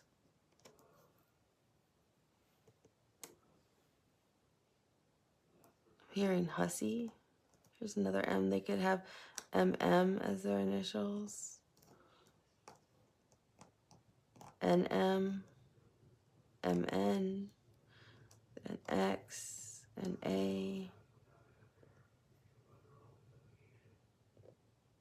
Yes, I see it, Spirit. I'm not going to say it. We have S-E-X spelled out. Rex is here, R-E-X. Bex, B-E-X. Alex.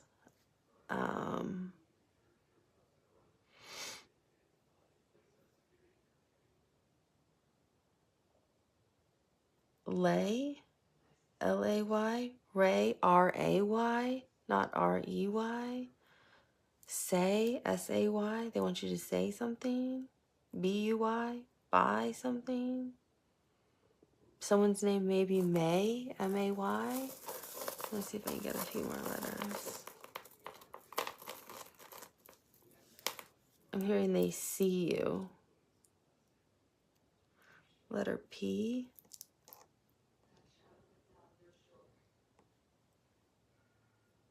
Pam. Paul. Letter O. Bo.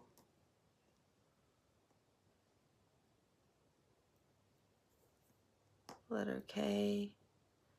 And the letter Z. So I'm hearing they don't want to poke the bear, is what I'm hearing. Polka. I think that's like a type of Polish dancing.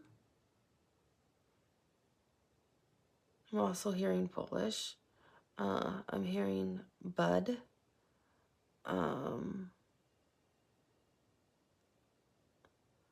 There's something with the initial F-A or A-F. Fam. F-A-M. Oh,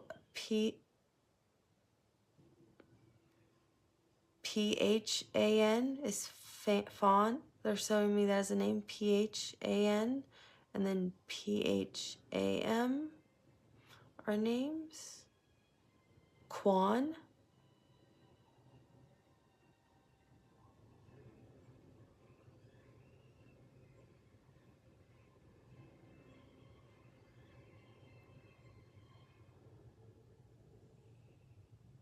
No. Mo. M-O. Ron. Leon.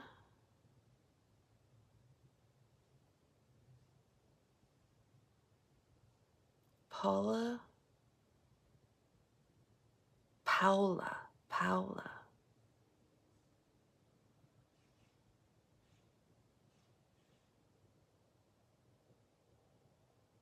I'm hearing Pedro.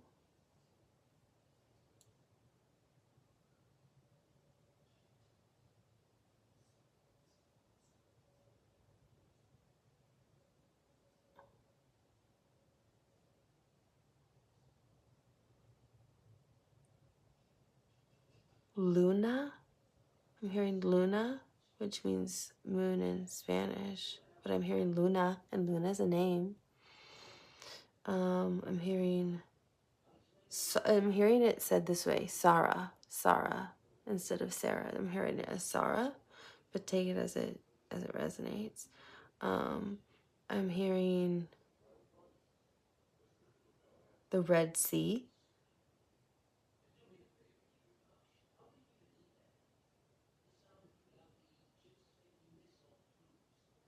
Yeah, there's something here important about the sea. The sea is important because the sea they keep highlighting the word sea.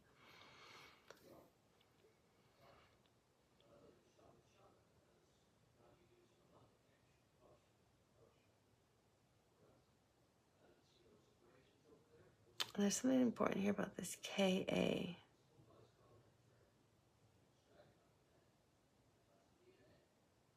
Kahn, K-A-H-N. Kahn.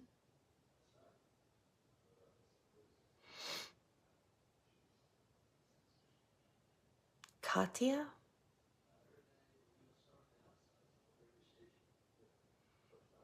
I'm hearing Rita.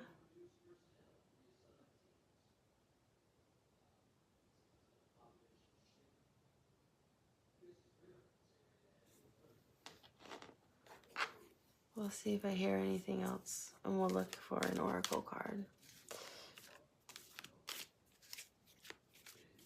I'm hearing lemon. Zoom. Zone. Zone. Like, this is my zone.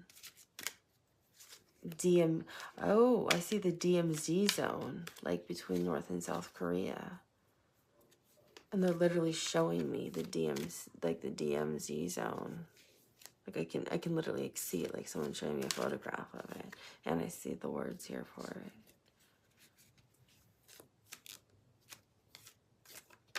Most of the letters, but I don't know why I'm getting the DMZ zone. Maybe some of you live in South Korea, or you've been there. Okay, I'm not taking all those oracle cards. I'm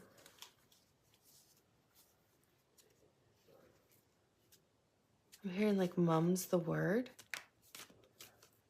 I feel like this is like maybe like a secretive relationship. Because like the DMZ zone, you went, that's someplace you would definitely not talk about if you were there in between it. I'm hearing hush. Okay, it feels like this is your card. Well, if that isn't ironic. Yeah, you would get into problems if you were in the... Isn't that funny how spirit works? Destiny. Number 10. You have two major arcanas here. Destiny and disruption, which is the tower. That's what yours came out as. Okay. Isn't that funny? That's the tower card. Disruption 16, which breaks down to a 7, which means spirituality, inner awareness, mastery, wisdom, insightfulness, and success.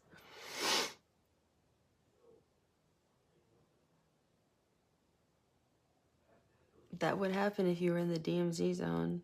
That's funny because I kept hearing hush, shh, secret. But look at the colors down here. It's like all these beautiful, like, it's blues and greens. It's the heart chakra and it's your intuition and your throat.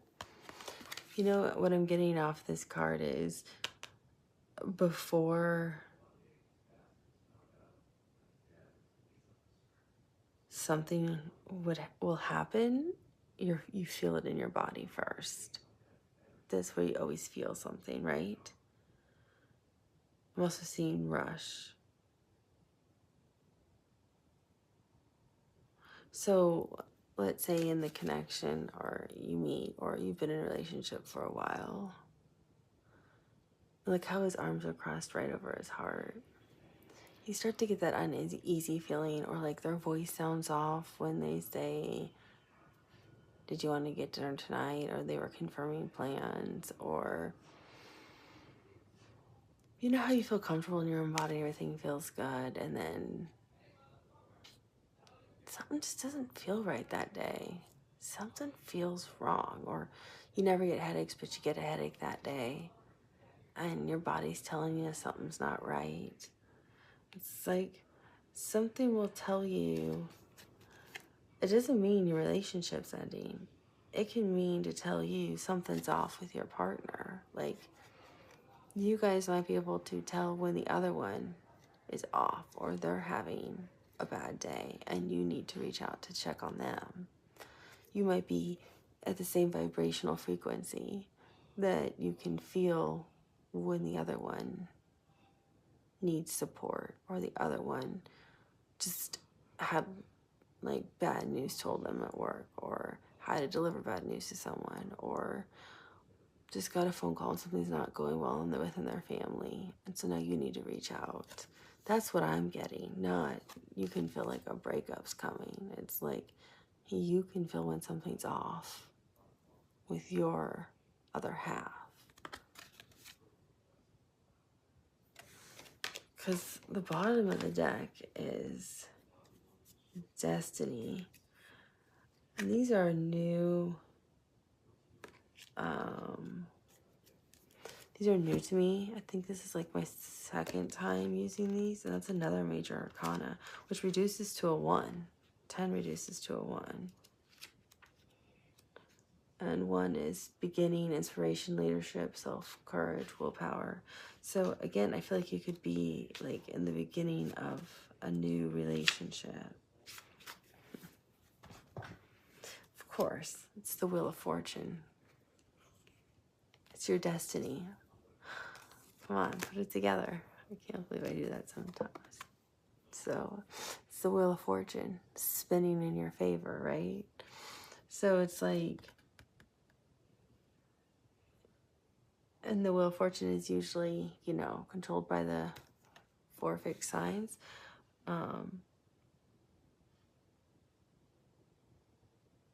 But what I'm noticing is the solar plexus right here. And the solar plexus is fire, and it means I can.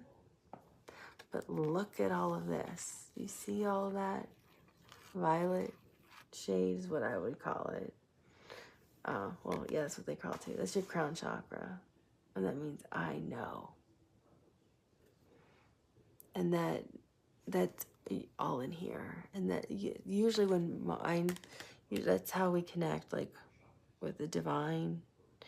That's how we get a lot of our intuition, is through our crown chakra when mine's activated. And I'm not talking from like the medical perspective. Mine, especially when I'm in a good meditative state, mine will get like really tingly and numb. Actually, my whole body does. It feels like I'm levitating. But my whole, it's like around my whole head. It's like I'm wearing a crown. Like, and it's like the whole thing is just tingling. It's going crazy. So the wheel, your destiny is definitely connected with this person. And 7 is also a spiritual number. It's a number of good luck. This reduces to a 1, which is new beginnings, leadership. So I feel like you'll be entering like into either you both have completed a cycle and your relationship's getting to a higher level in terms of spirituality and understanding and connecting with each other. Or you're a new connection, but you're at a high frequency already as a new connection, and you have a spiritual type of connection. So with the Tower card being here, tells me that you'll intuitively, both of you will intuitively have this. You'll just know when the other one's having a bad day. You'll know when to text them something that just might make them smile, or a funny meme. You'll feel it in your body because you have the solar plexus, which I keep forgetting the phrase is I can, but it's more the crown chakra of the I know. You just know. So you're just going to know when they're having a disturbance, when they're having a bad day. And then look at the rest of all this. All this is just green. And that's just love. It's your heart chakra. So you two will be really, if you haven't met yet, it's divinely orchestrated with how you meet and how you come together. And if you have met, and you're having a hard time, it's because you're going through a transformation right now together. You're both going through a spiritual upgrade, because this is 7 is a spiritual number. So I feel like you're both going through a spiritual number. 10 is obviously closing out a cycle, which reduces to a 1. And it's faded. You know, so the fortune is faded. So I feel like this is something you're both meant to be doing together. If you're already together, if you're not together, you weren't meant to do it together. You weren't. You were supposed to do it separately and then come together. So either way, it's divinely orchestrated for this. And it'll have a profound impact on how your relationship is and will be going forward, and how you interact with people. You'll learn to really listen to your intuition. So leave a comment. Let me know what you think. If you like this type of reading, if you want me to do something like this again, what would you like me to change? I welcome feedback all the time. Or if there's a different type of reading you'd like. I think I'll do a pregnancy one though. I do pretty well with reading pregnancy stuff. So that one might be kind of fun if you want to know if they're having a baby or not. I don't know. So let me know your thoughts. I'm open to anything. This channel's for you, not for me. I'll talk to you soon. Bye.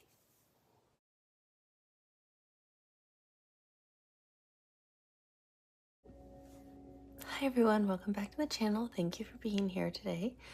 I was guided to do a reading for a message from Spirit. So I thought it'd be fun for you to pick a card if you feel guided. Pick a card. If you feel guided to both, watch both messages. There could be intertwined from both messages. I pulled oracle cards, and then I used from each tarot deck the temperance card to put on top of them. I've already, of course, shuffled the cards, so my apologies. I can't show you the card. And then I pulled the Ascended Master cards is what I was told to pull. So it feels like the Ascended Masters, when I say spirit, I mean all-encompassing, but it feels like they're the ones who really wanted to come through maybe more with a message for you. So those are the cards I pulled. But here is the crystal. So the first deck you can pick from was the Temperance card. That was the woman who was more in blue, and also had the white selenite heart crystal. And of course they're both using Ascended Master cards with this. And I'd have a card over the front of it. And then the second option, which of course I didn't get ready, would be pile number 2, which I will of course put links to the decks with one of these. And this also had the Hierophant, or the Hierophant, sorry, the Hierophant's at the bottom of the deck. I'll tell you that's the bottom of the deck in this one. Doesn't mean anything. I still have to shuffle this deck. Knight of Swords. And this one was with the Rose Quartz. So you might pick based on number 1, based on number 2. Maybe you feel guided to watch both messages. Feel free to do so. These are timeless readings, so you can watch them whenever you feel guided to. You might feel guided to watch one message now and one message later. Neither's right or wrong. It's what feels right for you, because these are intended for you. I'm charging the decks with my apophyllite crystal from India, for whatever feels right to you. So that's all that matters. But I actually took a really nice walk today. Today was a beautiful day. I was out in the sun, and I just kept hearing Spirit loud and clear. Actually, I talk to my Ascended Masters a lot. And especially when I'm having a really hard time. And they just were like, you're not the only one. A lot of people have messages we have to talk to. A lot of people have questions. And we want to answer things for a lot of people. So, you know, take a shower and get in there and record something. So here I am. Hopefully they can bring you the answers you're looking for. And of course, tomorrow I'm doing, no, tomorrow's Wednesday. Thursday, the 4th of April, I'm doing a live chat Q&A. Everybody's welcome. It's 3:30 Eastern Standard Time. And I'll probably be on for anywhere from 2 to 3 hours. And I will answer any questions you have. Spirituality, love, no contact, pregnancy, anything you want, anything that Spirit will allow me to answer, I will gladly answer for you. Sometimes I won't even use tarot cards. I can just answer and see. But I'm happy to do whatever I can for any of you. So I'm going to pause this and we will get to pile number 1. I'll see you soon. Hi, pile number 1. Welcome. I'm so excited you're here. So for your oracle card from the Ascended Masters, this is what I got. It says, courage arrives when you step over fear. It's 35, which reduces to 7. 7 is a very spiritual number. In Eastern cultures, it means good luck and good fortune. What does it mean? I think it means the same thing in Western cultures, but let me just double check now that I said that.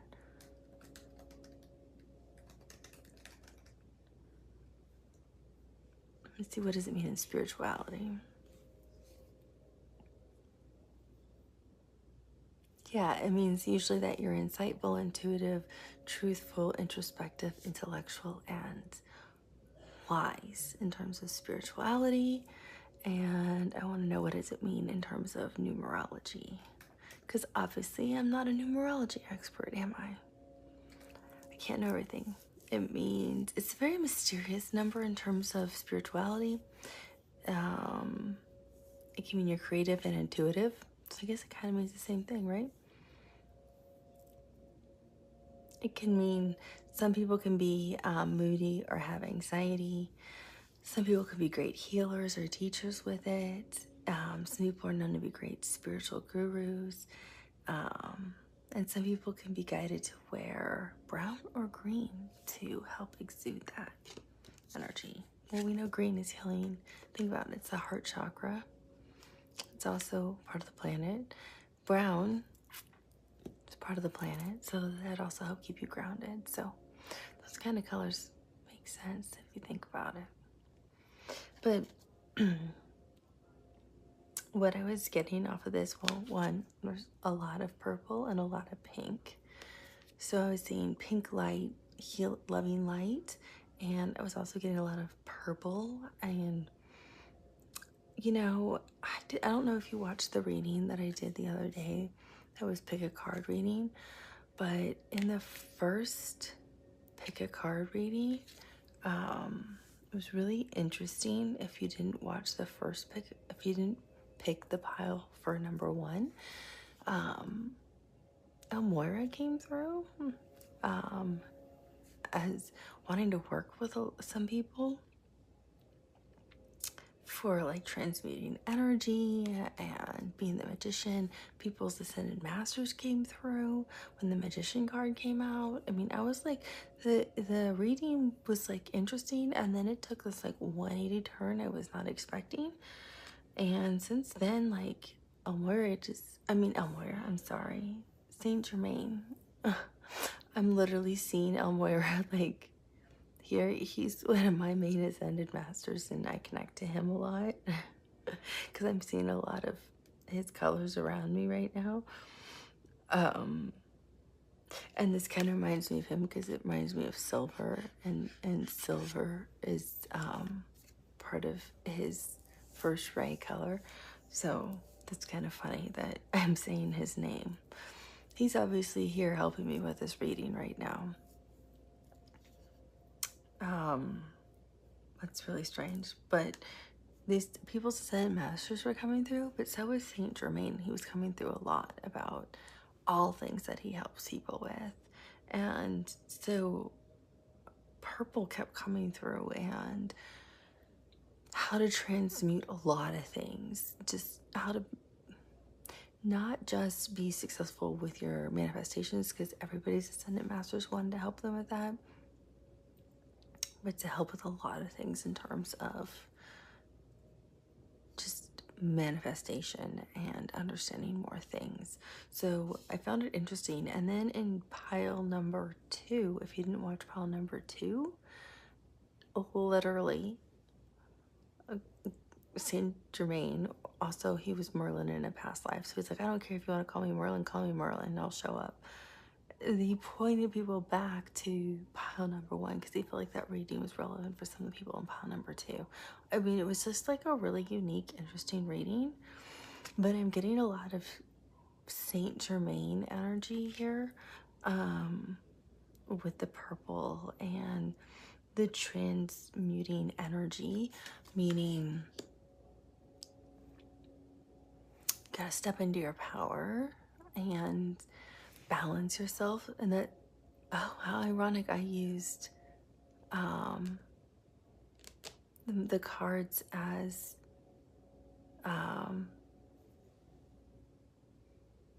oh, spirit, what's the name of them? I'm only seeing them, they're usually shown as angels. Sagittarius is the major arcana for they transmute water, they represent harmony, balance, patience, temperance.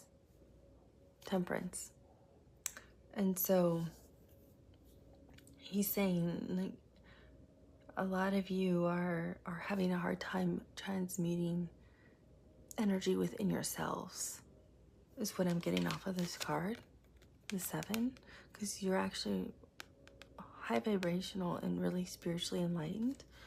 And it's almost like this is your higher self coming through. And I feel like this is like either one of your ascended masters, but I feel like Saint Germain is also communicating with you. So I feel like one of like this is like your life or soul ascended master, and this is your higher self in here, like trying to help you be successful as well, if that makes sense. So it's not just you, it's your higher self working with you, it's your ascended masters, and it's Saint Germain if he's not one of your ascended masters. So you have like an extra dose on top. But what I'm really getting off this card is the importance of how to transmute negative energy and balance our stable ourselves when we have these unwanted fears that bubble up, or when we are going through difficult times, whatever those difficult times may be. Fears might show up, and we're like, well, why can't I get rid of this energy? Just go away. I've already dealt with this. Why are you still here? But it's not you, it's other people's energy that's actually impacting you. So it's how do you transmute that energy of someone else and get rid of it, is what I'm getting off of this. Because I'm seeing your energy is not protected. Your higher self's like, you gotta protect your own energy and learn how to send energy out, because you're of white light, so you're high vibrational. So spiritually you understand this concept. I just don't think you are putting it into practice, or not routinely putting it into practice, if that makes sense. So you're very high vibrational because your higher self's high vibrational, and it's trying really hard to connect with you. And so are your ascended masters, and so is Saint Germain. So it's not so much about the manifestation. It's not what they want to talk to you about. They want to talk to you about how to move forward in life with whatever you feel is holding you back.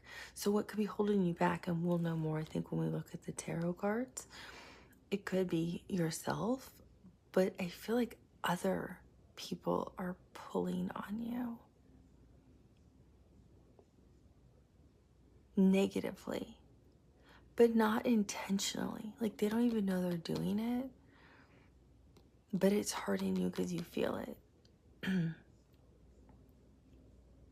And you're like, I don't know how to stop this. This is like what I've only known, or this is like a cycle you've lived through since childhood, or maybe you have a fear of flying, and some people who are really important to you have moved far away and you want to go visit them. Maybe somebody's had a new baby. And you're like, how do I get on a plane? I have such a horrible fear of flying. It can be things like that. And it's how do you overcome these fears and stay grounded to earth, which was interesting because I was talking about green and brown being colors that keep you grounded to earth.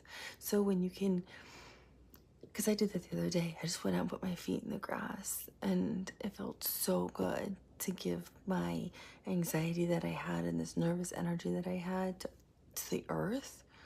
And I asked Gaia just to take this from me and transmute my negative energy, my anxiety that I had, or something that I didn't create, but something that I can't control, and take it down to her core and transmute this energy into something that would help heal trees that are dying, or help heal cracks in the earth, help make it something that can help the planet,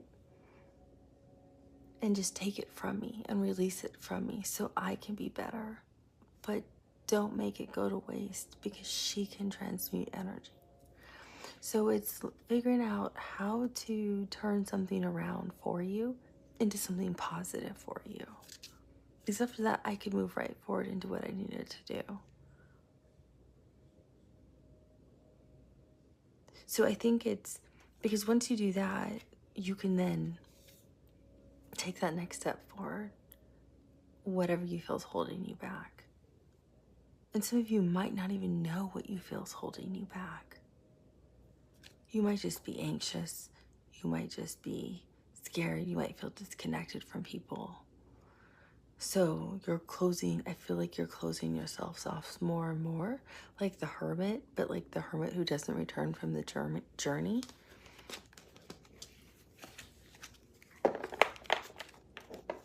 And then that's the last thing Spirit and your ascended masters would ever want for you, because that's not the point of life. It's not the point of living. So let's see what... Okay, I'm not going to take half the deck. Yeah, you're really sad. Somebody, something, a situation, I feel like you're trying really hard to look forward to, or you're trying to see into the future. You're trying to figure something out. Serpent Spirit, please tell us what we need to know. Oh, how funny. Temperance came out, the card for your deck.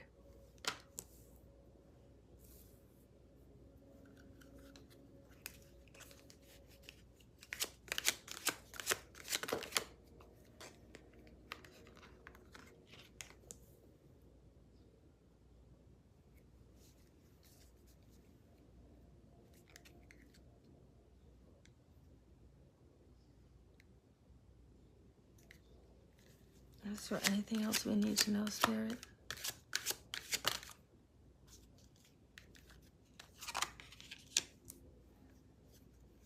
Let me know, is this the fear?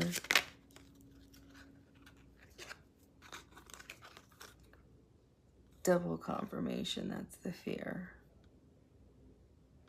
Okay, so I understand what your fear is.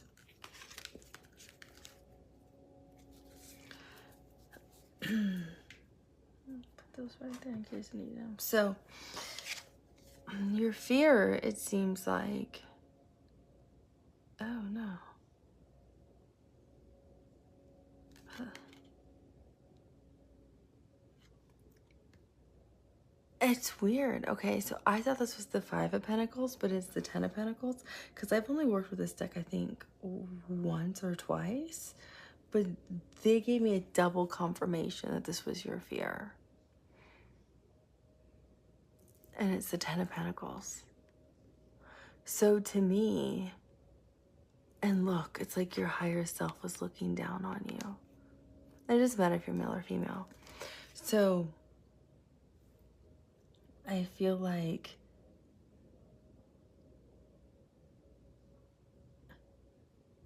it's like you feel like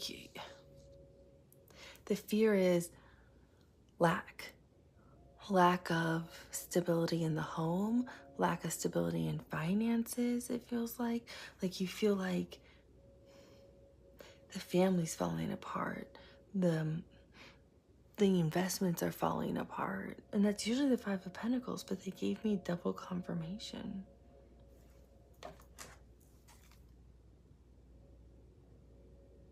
Three of Swords. Yeah, you're really sad about something, or somebody's really hurt your feelings. You're really sad. You're really upset about something.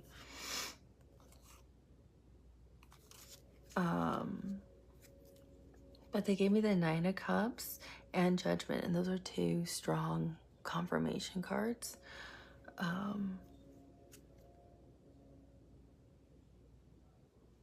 Yeah, this goes deep. Six of Cups, that's deep. It's Sun and Scorpio. So whatever this is, it's hitting you very deeply at your core. No pun intended when I was talking about the earth easy earlier. Ace of Pentacles, I feel like it has something to do with your money. Or fear for lack of money, lack of abundance, lack of legacy, lack of being able to leave money to the kids. You're really stressed out about it. Eight of Wands. You don't know how to communicate or move forward.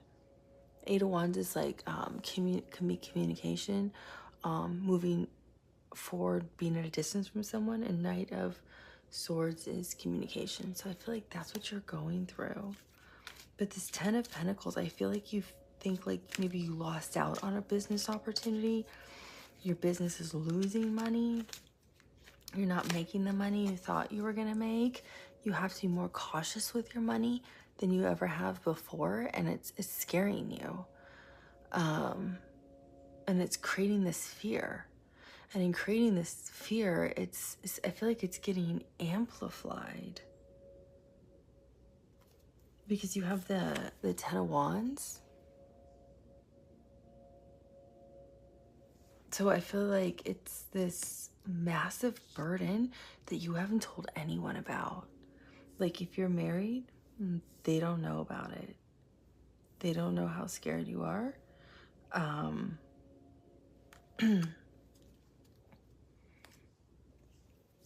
If you're living with like your family, they don't know like all my money's run out. I have no idea what I'm gonna do, where I'm gonna go, where I'm gonna live. Or it's like you've lost your job, you're going through your savings, you're doing everything you can to try to find a job. Yeah, it's this sense of I'm gonna lose everything I've built up and you were so proud of. And it's this sense of fear of letting everyone down because you're carrying everybody with you. And look at how it feels like you're looking at yourself. Like this is how you saw yourself, was just like I had it all together. I did everything right. And now it's like I'm hearing rags to riches, but that's different for everybody.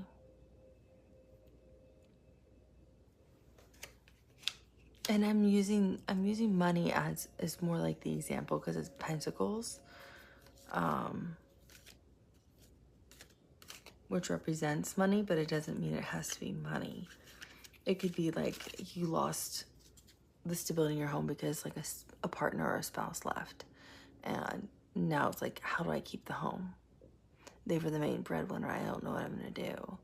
Will we ever get back together? Will I ever find love again? It could be one of those types of things too. It could be someone with, I'm hearing siphoning off the books. So like somebody was like taking money from the business and you didn't realize it. Could have been someone was cheating in the relationship, and that's what made the marriage fall apart. Because we have the Three of Cups, and usually the Three of Cups is happiness, joy, celebration, coming together, having fun. But look how upset and angry she is. None of that, no one's having fun in this photo. No one's laughing, no one's giggling.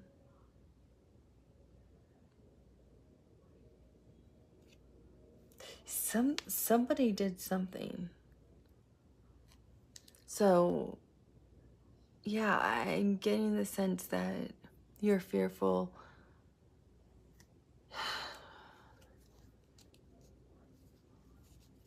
You're carrying too much fear. You gotta let it go. If you want to get back together, let's say with a spouse who cheated, it's like you gotta get over the fear to move forward, and literally forgive and let it go, because that's past energy. Or you're gonna bring this up like every day in your marriage, and it's never gonna work if you want to get back together with somebody. Because I have the Ten of Swords, because then it'll be dead and done. Like, that's it. Like, there's nothing, yeah. Then you're making them like the Hanged Man, and you'll never get your Ten of Cups happiness with them. It's that kind of thing. Like, you have to dig deep, and if you have to, get someone to help you, but you have to face this fear of whatever this is this somebody else that interfered, and you have to be able to forgive to truly move forward from a higher vibrational level. You need to find your own happiness, because fear is the opposite of happy. So if you're only living in a fear-based place, you're not happy. So it's like you've lost your happiness, you've lost your spark. If you find your happiness, your money comes back. Your love comes back, your joy comes back, your abundance comes back, your legacy comes back. So it's like, what do you want? It's kind of what I'm hearing your Ascended Master say. It's your choice. Which way do you want to walk? Do you want to keep walking backwards? Walking further into fear and anxiety? Or do you want to move forward and find laughter and joy and happiness in this world? But it's like you're dealing with something really deep. And then you can choose to heal it, or you can choose to live with it. And if you choose to live with it, then you choose to live with a lack. And if you choose to live with a lack, you choose to live with a lower vibration. It's like they're showing me, it's like as if this was you all of a sudden like sinking through the clouds. It's like I'm feeling it in my gut. It's like you don't radiate from, the light doesn't come from the heart, and it's only coming from your solar plexus. It's just gonna go deeper and deeper and deeper. It's like you're in quicksand or something.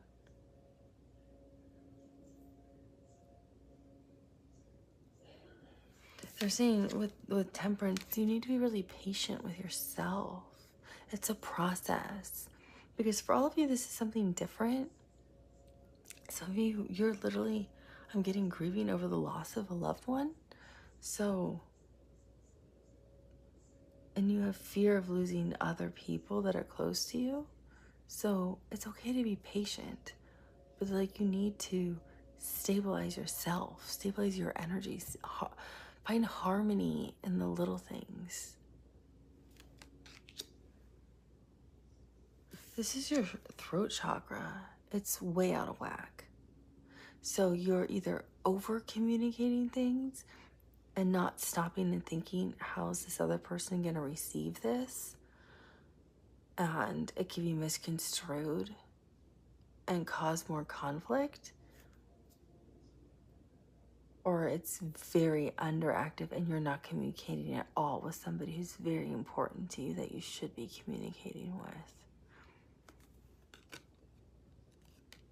But when you do communicate with this emerald, you need to communicate from the heart, from a very loving place. So be very cautious with your words. Use your discernment and come from the heart. When people speak authentically and genuinely from the heart, that is the best place to be. Because then, if it doesn't matter. If the person doesn't show up, the person doesn't show up. The right person will, and let this person go. You didn't lose anything. All you did was gain. I have no idea where that came from. That's clearly somebody's ascended master telling them that, but you didn't lose anything with them. Because you're the Empress. You're here to receive. You're here to receive love, not beg for love. No one should have to do that.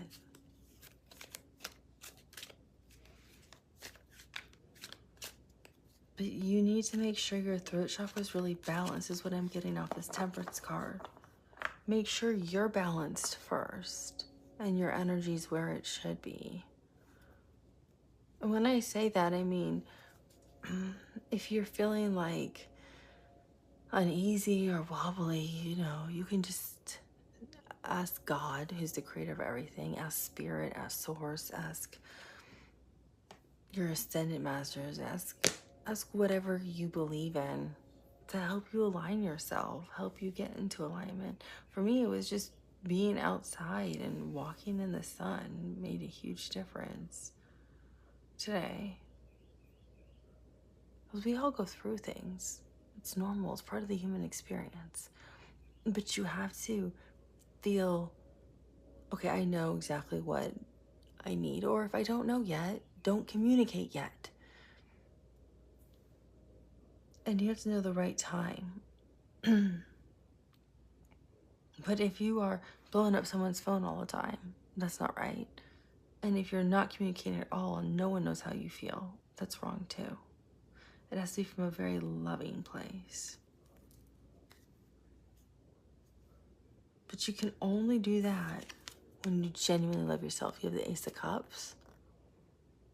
And I'm hearing a lot of you forgot how to love yourselves because you've become blinded to other things. What have you become blinded to?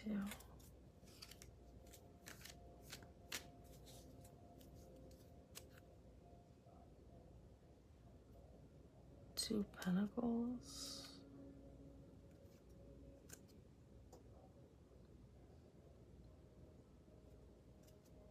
The Empress, the Seven of Swords.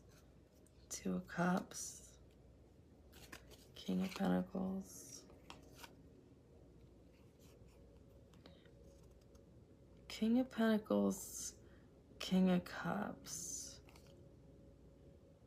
Two of Cups. So maybe some of you are in a third party. Like, not somebody put you in a third party. You have two people to pick from. Because you have a lack of self-love. So you put yourself in a situation where there'll be two people. And somebody didn't like that, and that was the person you really cared about. And that's how you saw everything dissipating in front of you. This happy life, happy home, legacy, disappearing. So now you're fearful. It's all gone. You feel like you're carrying like the weight of the world on your shoulders.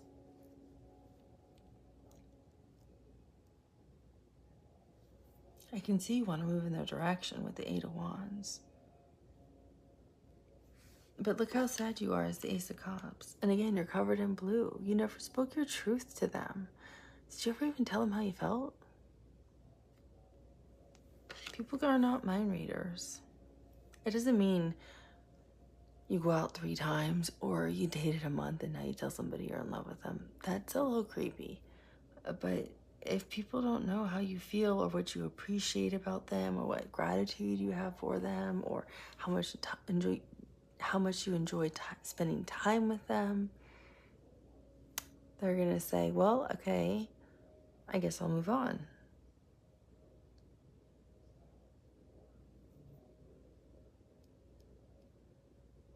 Because it seems like you were playing games with the person you really cared for. For some of you, not all of you.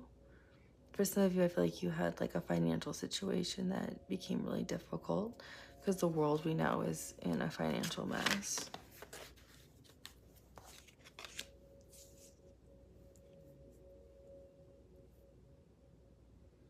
Yeah, you have total clarity over the situation. You know what your fear is.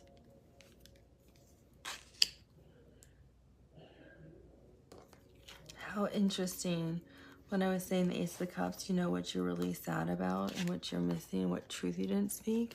And the Queen of Swords popped out and she's looking right at the Ace of Cups. The Queen of Swords is Aquarius energy and she at Libra and Gemini, but she speaks her truth and does not hold back. And I feel like a lot of you withheld the truth about how you felt about a situation. And again, there's that blue, which is that throat chakra. I feel like a lot of you withheld how you really felt about somebody or a situation, or you didn't like how somebody was spending money, or you were concerned about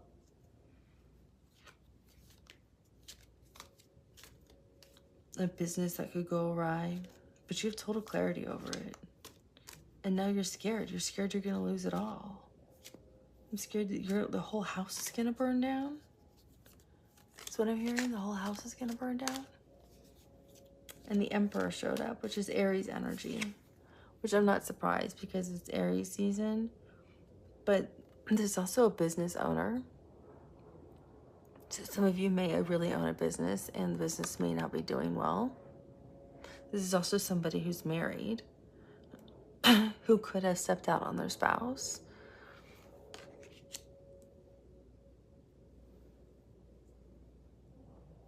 It's also a leader in the community. But you have total clarity over whatever this situation is that you have fear about.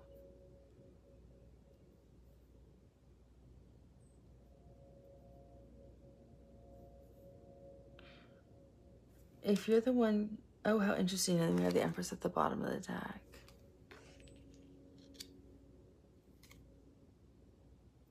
And the Tower. Yeah, something definitely happened. And the World.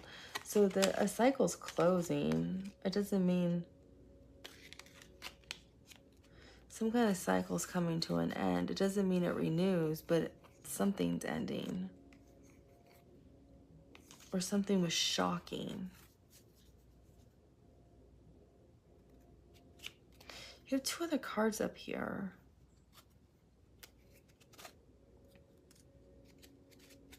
And I can tell they definitely go together.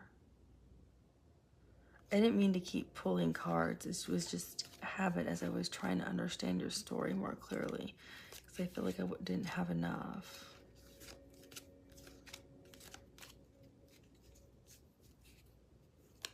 I just keep getting you need to be in balance to face this fear. Because you're stuck. You're really stuck. Yeah, Four of Swords. You need to heal. You need rest. You need time for yourself. The Fool.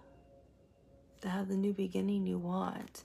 With or without this person, with or without this job you may have lost, with or without this spouse or this friend or this negative energy, because this could be a spouse, this could be a friend who betrayed you, this could be a coworker. I just feel like somebody did something. I'm hearing somebody did you dirty. So whatever went on,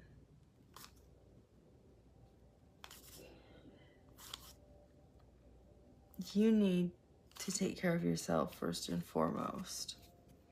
And the only way you can do that is to get yourself in alignment, balanced, have peace within yourself, and always speak from a loving place and speak your truth. And find your self-love again, because then the fears will wash away. Easier said than done, I know, trust me. Because you have these two other cards right here, and I can tell what you're trying really hard to do. So you have the Three of Wands, which is trying to look to the future. Watching this, which is fine, because trust me, I watch tarot on YouTube all the time too. And the High Priestess. So it's like you're trying really hard to say, can I see into the future? What's gonna be next? That's really what you're trying to do. And your Sun and Masters are like, you need to deal with this fear. There's nothing to see until you deal with that. And until you deal with this issue first, you can't move forward. Don't look. There's nothing to look at until you deal with this fear. That's how you empower yourself. That's how you empower yourself as Aries, right? That's how you become the Emperor. That's how you step into your power. That's how you have courage, is when you face your fear. You embrace it and you're like, forget this. I don't want to live with this anymore. I want you gone, and this is how I'm going to get rid of you. If it's I need to talk to a therapist or a relationship coach, or I need to talk to somebody who's really spiritually enlightened and can help me spiritually, whatever it is, if you can't do it on your own, then it's, I'm going to challenge this and I'm going to take it on, because you're in alignment with yourself and you want peace and harmony. But they're not going to let you see what the future is, because like there is no future until you deal with this issue. And for all of you, the issues are different. For some of you, I feel like it's lack of job, lack of money. Some of you, I feel like it's a spouse issue.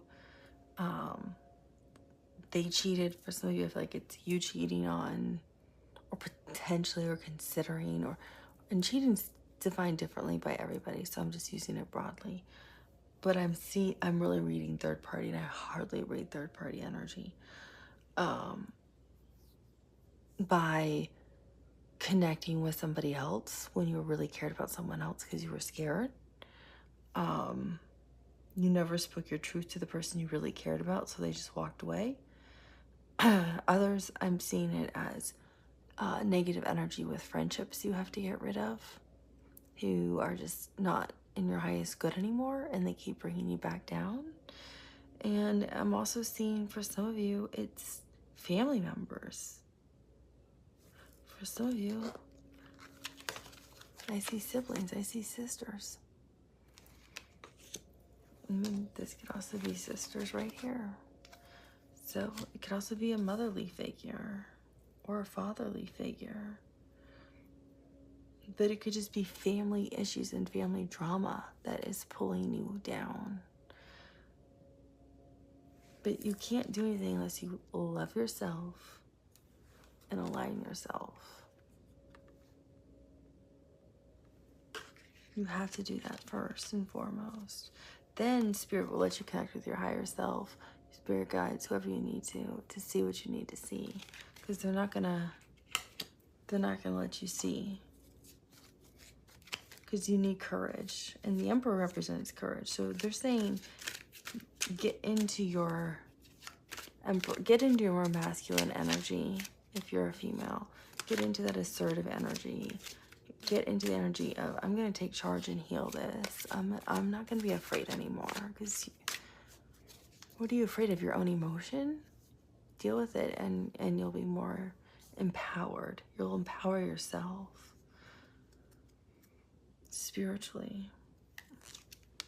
The Wheel of Fortune. It's destined for you to do this because there's a higher purpose. You have a higher calling. You have a higher calling to you. And you can't serve your life purpose if you're going to sit around. And I'm hearing cry. This is fixed energy. This is Scorpio, Aquarius, Leo, and Taurus. I gotta pause the camera. It's gonna run. Sorry about that. So with the Wheel of Fortune, I'm getting, yeah, you can't sit around. You've got things to do and things to achieve. You have a much higher purpose in this lifetime with this Wheel of Fortune, and it's spitting in your favor. And the Ascended Masters want to help you because you're actually spiritually enlightened. Even your higher self is right here. So all you have to do is think of colors that are divine white, pink, and purple. And surround yourself and think of those colors for healing and love and forgiveness. Because I feel like you need to forgive yourself because I think you've been too hard on yourself. And just love yourself. We all are human. We all make mistakes.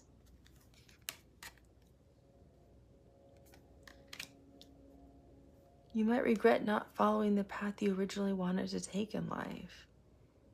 And that's why you're having a hard time. Is there anything else you want to tell them, Spirit? Anything else? Knight of Pentacles.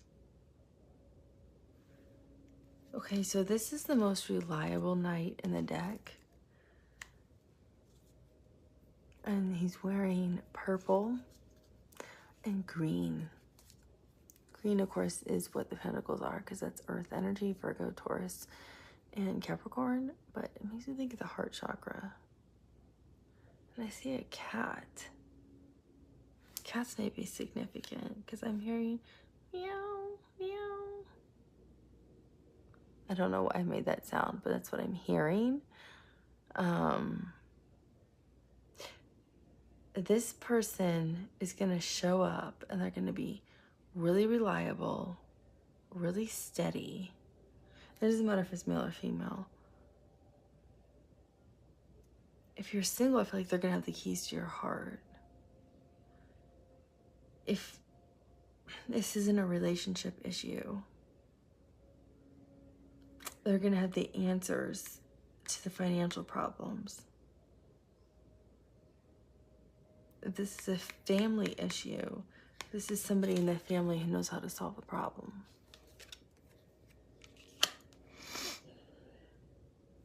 I feel like this could be somebody abroad because it looks like Europe in the background. Oh yeah, this will totally be solved. So, again, our friend is here. The Magician. Saint Germain especially. But your Ascended Masters and your higher self are saying you can manifest whatever you want when you get out of this lack feeling, this unworthiness, this fear. You have to step into this courageous environment. It's almost like the Knight of Pentacles is going to teach you how to do that. It's almost like a spiritual teacher. Because all of this is going to be put behind you. This is the Six of Swords. They're actually showing me this card completely different than how it is depicted. They're showing me it as an angel carrying a baby. I know this sounds crazy. I'm really sorry, but I don't hold back, and all of you know that. But they're showing me this as a mother angel with all these like beautiful purple wings, and that this is actually like a baby or you sleeping in her arms, and she's flying you across this threshold of fear or anxiety that you have right now, because that's what you manifested. You manifested help. And so your angel came in. And they carried you through it. I feel like that's who this is too, actually. Both of these are. It's like a guide and an angel, or an ascendant master and an angel show up. Almost in earth form. Like, I feel like this person embodies earth form for you and gives you really, really wise words, and you never hear or see from them again. And it's like, oh my gosh, of course, that's how I do that. Or somebody says something this just blows your mind because it's so wise and so intelligent. They might channel something and it just solves your problem, and it helps you move beyond this fear. They're going to come through for you, because I feel like that's one of your ascendant masters or guides, actually. I don't feel like it's a real person, because I feel like it takes a while, because the person has to get into the energy to pick up on your ascendant master or your guide. But this, I feel like you manifested like help and healing from spirit, and this is literally like in a dream state or meditative state or in your third eye, or you hear it somehow, you know and feel the love of spirit and angels, if they resonate with you, are around you. They're literally carrying you through this time right now where you're fear or you're anxious, but they're going to get everything back on course for you. Not the course you think you want, but the right course for you. Because you have a really important calling in this life. And you've just started. Yeah. You've just started. Because it's come to an end. Scorpio showed up. The death card. I've always liked this card. It's never a bad thing. It means all of this negative energy that you're dealing with is ending. Because you've asked for it too.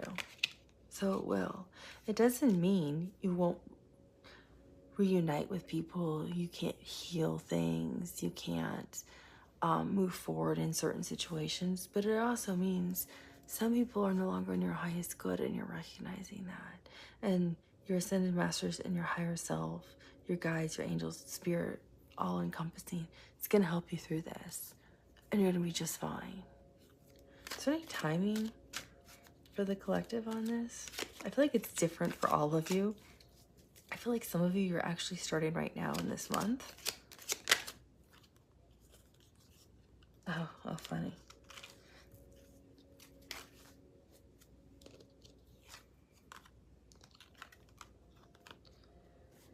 So these are the two cards, and this is one of the cards they gave me a confirmation on, was yes, the Ten of Pentacles was one of the main issues. Judgment.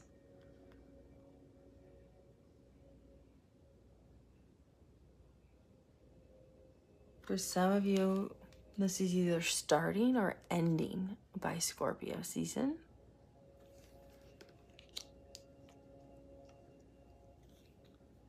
And you're going to come out, see, look how she transforms, right? You're going to come out completely different. See how it's like that, and then here's like this like beautiful princess down here. You're going to come out like you're not even the same person. Like your whole energy, everything about you, no one, you're not even going to recognize yourself. But I'm definitely getting, it's either one, for some of you, it's starting right now. For some of you, it's either starting or ending in Scorpio season. And then the last one I have is the King of Wands.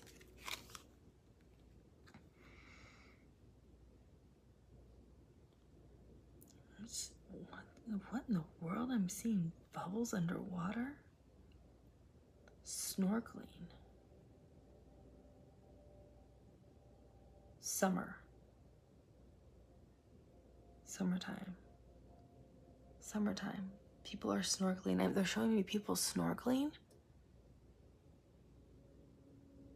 So I'm going to say summer. And it's the northern hemisphere, so you have to reverse it for the southern hemisphere. So they're showing me people snorkeling. Oh, I guess that would make sense. No, because the King of Wands is Sagittarius, Leo, and Aries. So I guess I would say June 1st through August 31st. Well, I guess through Virgo season. No, Virgo's not. I would say through August 31st. June 1st through August 31st is when it could start or when it could end. Or when it could start. I got it could start and end. So I guess now through Scorpio season. That makes it easier. Now through Scorpio season, which is like sometime in November. I hope that helps. Feel free to leave a comment if you'd like. Thank you for liking, subscribing, and sharing. It really helps the channel grow, and I'm so grateful to all of you. And if you feel guided, I have where you can join for 99 cents, and I'm going to do special readings just for everyone who becomes a member of the channel for 99 cents in US dollars. So it's just 99 cents, and you'll have your own special readings, and we'll also have our own special live chats. So right now I have 2 people who've joined, and the more members who join, the more readings I'm going to do, and I'll also do extended readings on there as well. And I'll do a lot more like zodiac sign readings, love readings, and things like that I know people also enjoy. You can also email me too if you also have a personal question. I hope this resonated with you. And if you feel guided at all to the second one, by all means, please feel free to watch that. And feel free to come back in Scorpio season and let me know if this all worked out for you. I wish you the best. We all go through these things. We're all human. It's part of our experience. And I'm sending you so much love. And I'll talk to you soon. Bye. Hi, pile number 2. Welcome. You either picked this because it was number 2, you liked the rose quartz, or you picked this because of the temperance card, which I have now fully shuffled into the deck. And then this was the back of the oracle card. So I took a walk today, or more of a hike, and I was guided. Well, I was talking a lot with my ascended masters. I talk to them all the time, like I talk to you. Mine just happen to talk back a lot. Or you guys are nice and quiet. But you can talk back all you want on comments. I don't mind. And they were saying that a lot of people are going through some of the same situations that I'm going through. Do reading. So I actually pulled a card for myself. And it really helped me when I meditated over it. It gave me a lot of clarity and answers. And I pulled from the Ascendant Masters deck because I feel like we're all kind of at the same level vibrationally. And they wanted me to use that card with you. So I said, okay. And then they asked me to pull another card, and that was in pile number 1. So you have the same card that I received from them. And I will tell you what I'm getting off of this card. I didn't pull tarot or anything on it. I just meditate over it and get messages from them to me sometimes if I want to connect in a different way with them. But I got some interesting messages off of it for myself, so it'll be interesting to see what I get off of it from them for you and with tarot, because I cannot read tarot for myself, which is too bad because it'd be nice if I could, right? But I don't think it's supposed to work that way. Sorry, did not mean to kick the camera on you. Let me fix that really fast. Sorry about that. So this one says you are on the right path. And it's number 26, which reduces to an 8, which means abundance. So I got a lot, with this one, just like, I was actually inundated, and I did a separate meditation for the group, but I was inundated with information, actually. So this, they were saying, kind of represents the collective or you. So you're of like white light, right? High vibrational. But see how you're bending this way? It's like your hands are going over like that. You're completely on the right path in life. But it's like sometimes you're like, am I really? And it's like you're stretching your hands out just trying to make sure. And right here is one of your ascended masters who's very close to you. So I don't know if it's your life path ascended master or your soul path ascended master, but it's someone you're very deeply connected to who works closely with you all the time, because they're constantly with you. They're hovering over you. All of these right here, and you can see how they're swirling around this pink light and then going over here, almost this like dark purple light, and then going back into here, are all of spirit that works with you.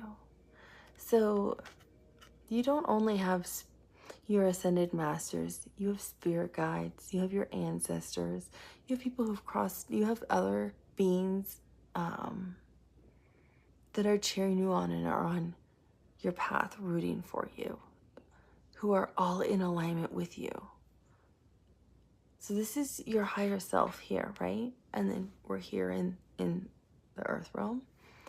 And this is everyone spinning with you. Like, you got this. Oh my gosh, this is amazing. We're so excited. So everyone is cheering you on as you think about things down here, trying to make the right decision.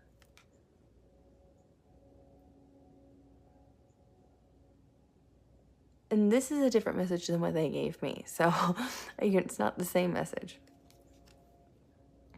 Just to clarify for y'all.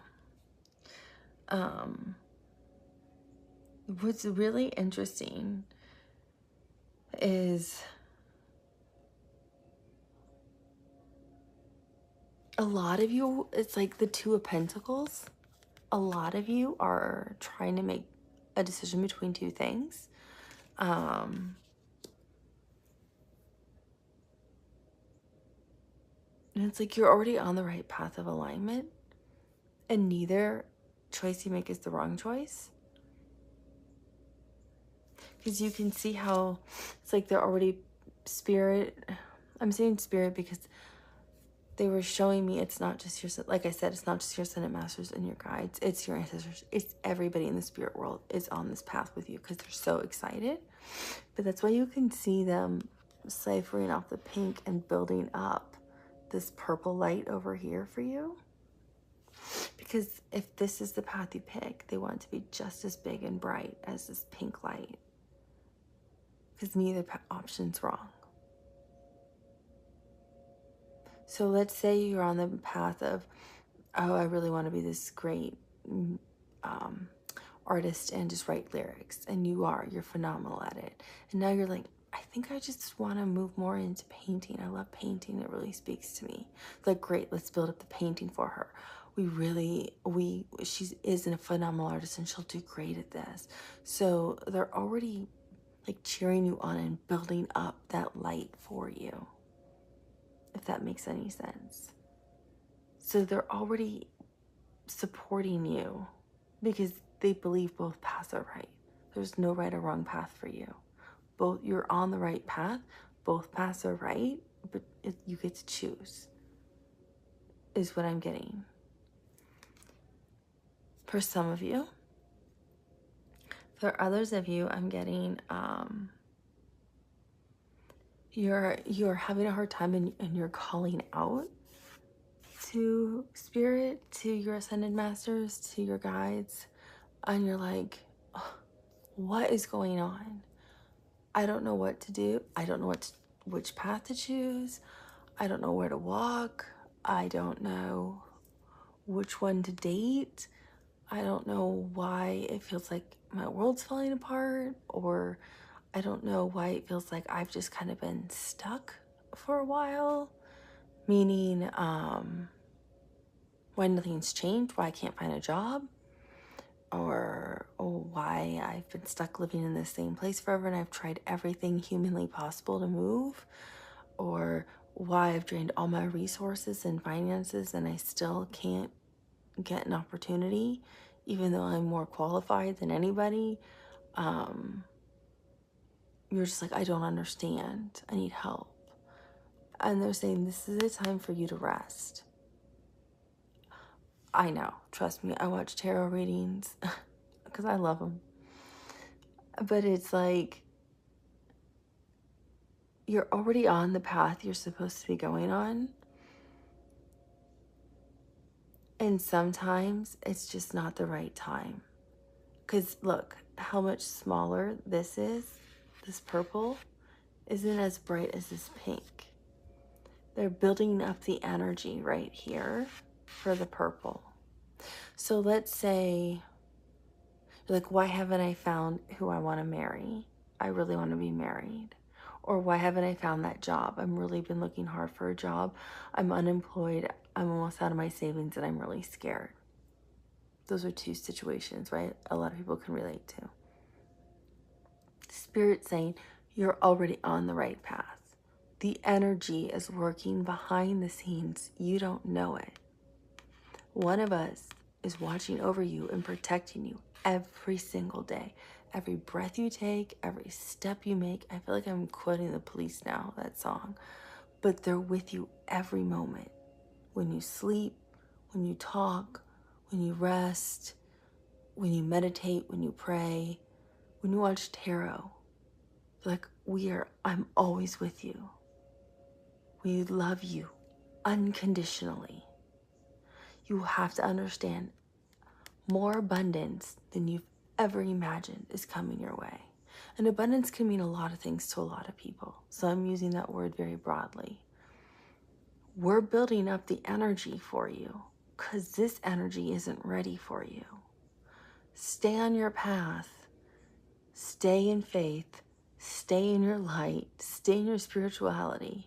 And this is going to be so much brighter than this, that this will become so dim you can't even see it.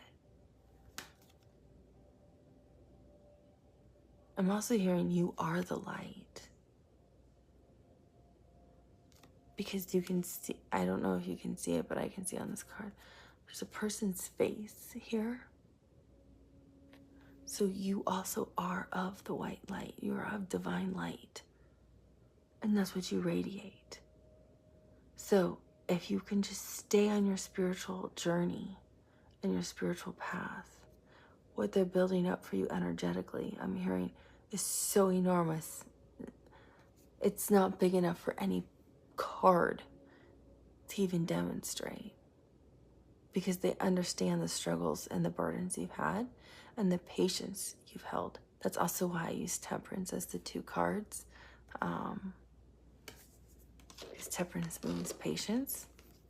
It also means harmony and balance and waiting. But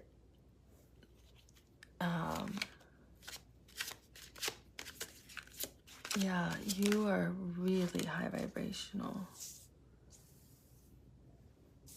see what Spirit or your Ascended Masters. It's the same thing I'm getting from pile number 1 and what I got from the readings that I did on the pick a card for April. It's the same thing I'm getting here, is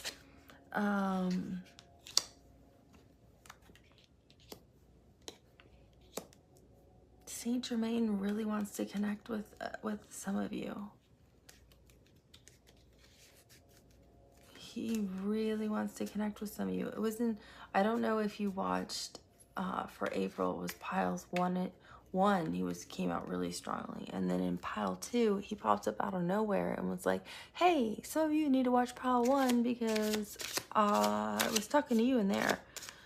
So I'm getting that strongly off this card because I see a lot of purple, and it's like you're leaving the pink light for the violet flame, which is him, and he really wants to work with you because that's going to bring your abundance to you, whatever that means for you and however that resonates for you. How interesting. Okay, so I just am holding the deck, and I have the 10 of Cups here, and I have the 4 of Cups here. So I feel like for some of you, you are, yeah, you're waiting on love. You're waiting on real love. The thing is, we can't have real love until we truly love ourselves and understand that of course, first and foremost, the only vibration is love. I get some of you are withholding your love from people you really love as a punishment, which you should never do.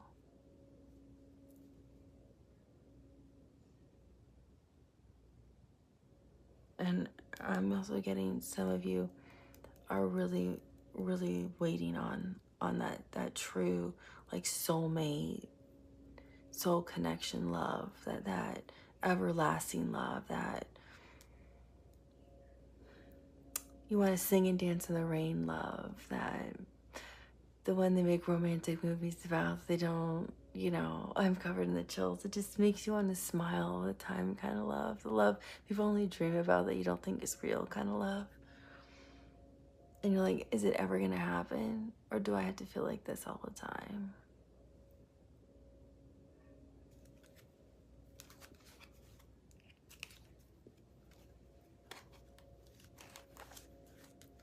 It'll happen.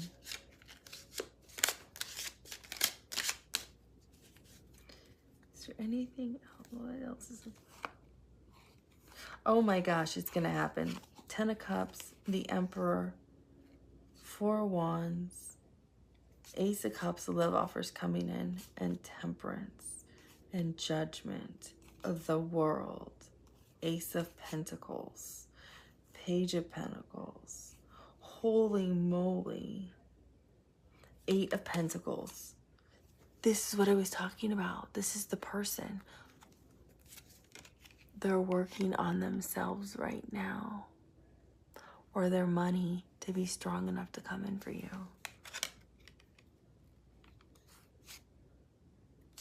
Wow, that is so powerful. They want to be strong enough to come into you. Your whole world is never going to be the same.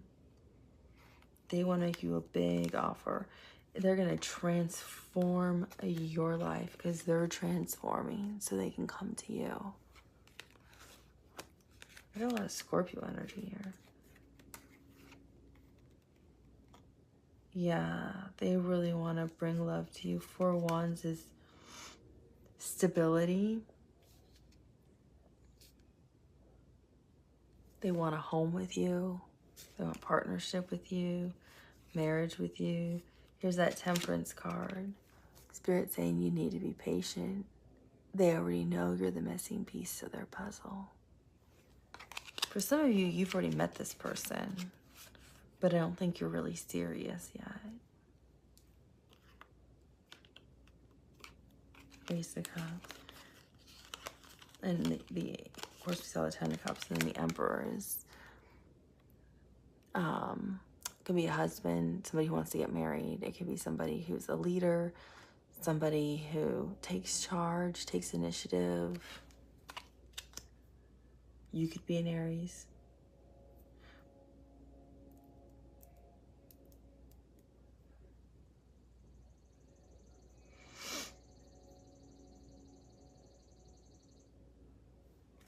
Oh, they are really holding They are holding back with this Temperance card, and it's really hard for them because they already see a life with you.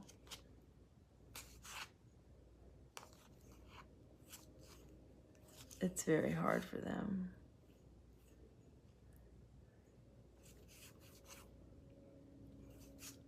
And they're going to shock you when they show up.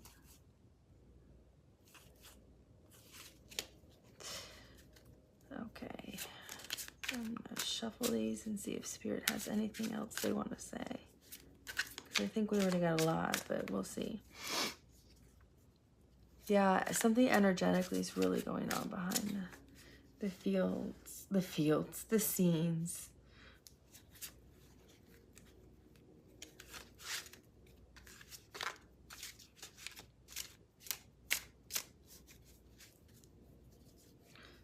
Okay, Spirit, anything else?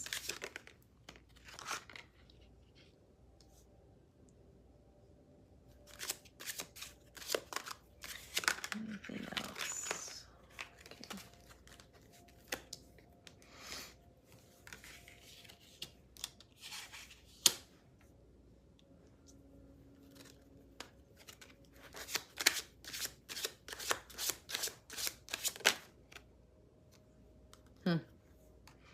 Yeah, they definitely want a life with you. If this is people looking for love, they want a life with you.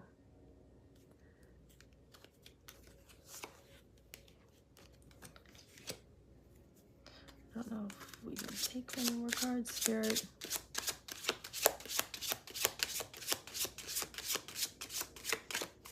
Okay, thank you. And King of Cups at the bottom, Queen of Swords, 4 of Pentacles, 2 Wands, 10 of Cups, Emperor, 4 Wands. I even shuffled all these. Ace of Cups, Temperance. I even shuffled them all. Okay. So, those two go together. Okay, so I think I understand.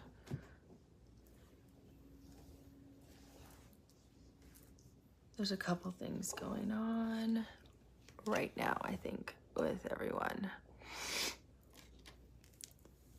So I can see why there might be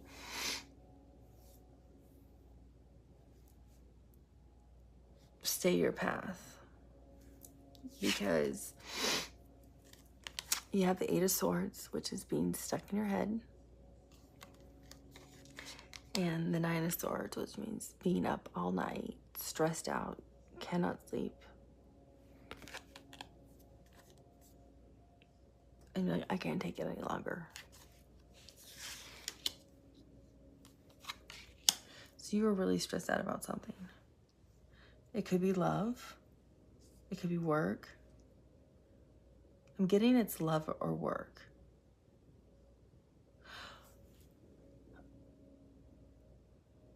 I'm seeing a rainbow, actually, when I look at this card. Can you see that? It looks like a rainbow here. So I'm getting, some of you are actually getting frustrated with your ability to maybe not understand your ability or see your ability. You know, all of us are psychic, all of us have gifts. But I'm getting some of you are really in your head and having sleepless nights because you're like, why can't I do or see what I think I should be able to do or see or feel? If that makes sense. Like, why can't I have the clairaudient? Or why am I not clairvoyant? Or why am I not claircognizant? Or why can't I get the like gut feeling, which is your solar plexus, the way I can see other people do it? Or why can't I see people who've crossed over the way mediums can? You can. Well, mediumship, not everyone has that one, but I think the thing is, you're so stressed out and anxious over it, you're losing sight of what you already can do. And all of our gifts and abilities vary, And some of us have had practice for years, and some of us might have just felt something for the first time, right? So you have to practice it all the time to get good at it. I mean, for me, like, yeah, something can just appear right in front of me and I can see it. Or someone asks me something, I might need to sit there for a minute, but then I can just stare off and see it. But I've been doing that since I've been like 3 or 4 years old. So it's not like it's something new to me. It's something I have been practicing and doing since I've been very young. If this just showed up, I would have to practice a lot. Channeling is newer to me. I mean, I never realized I was channeling sometimes. But when I really try to call in some of the ascended masters, sometimes it's new for me. I don't even know. For me, it's easier if they just completely put me in the back and I don't even know what's going on. And then I have to watch the videos later to see what even happened. I ask them to do that because like it's just easier. So for me, that's newer. So I feel like for some of you, you're actually in your head over what your spiritual gift is. Because you feel like there's a lack. There's no lack. We all have exactly what we need. None of us were born wrong. None of us were born in the wrong country or the wrong place or the wrong family or with the wrong gifts. And some people, we have too many gifts, and sometimes it's a lot. You might look at people and be like, oh my gosh, it'd be amazing. But sometimes it's not amazing. It's a lot to carry too.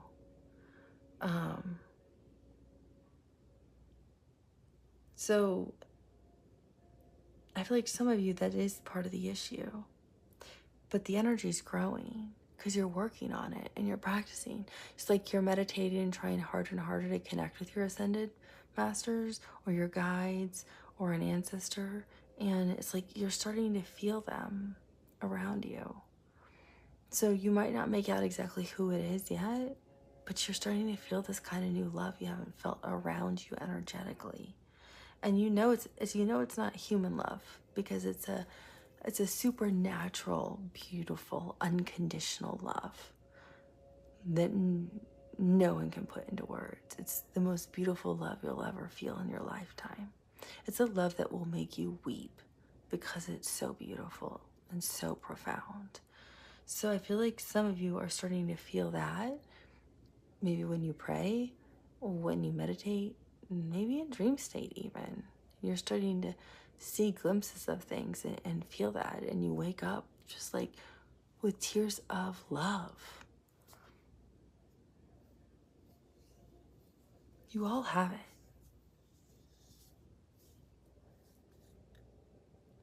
But I feel like that is one of the things. I feel like we've got people who are worried about money, people who are worried about like their lack of like spirituality or their connection, like how do I access these spiritual gifts, and one with lack of love.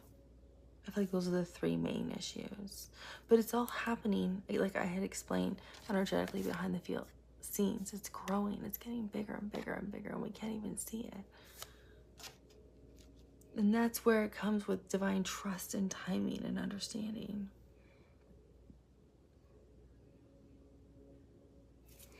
Because you manifested it. You planted these seeds. You wanted this desperately. You wanted this job. You wanted this new love. Or you wanted this spiritual gift or upgrade. I'm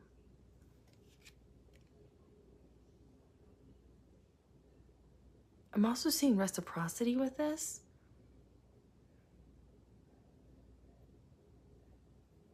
And your heart's wide open. I mean, I know this is how they do it, but it's like wide open.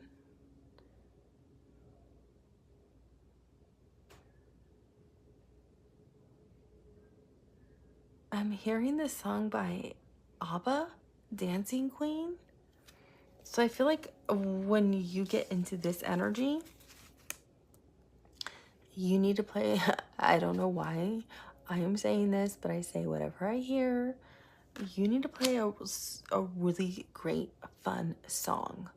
Ava, Dancing Queen is just like a fun song. So just play whatever it is, whatever song that makes you just want to sing at the top of your lungs, or dance around your room, or be silly and goofy. I don't care what song it is for you, but just blast that song as loud as you can and just sing and dance and laugh. Because it's going to immediately switch you from this to really high vibration and love and light. It's going to switch your energy in 2 seconds. Because I'm seeing total reciprocity right here with the 3 and 3 with the 6 of Pentacles. And the 7 was like, do I plant it or not? But you're dancing up here in your head. So you're happy. So this is something you really want. And you have the Justice card too, which is our South nodes. This is Libra's major arcana. These are in our South nodes right now. So everything is about what's right, what's fair, what's just.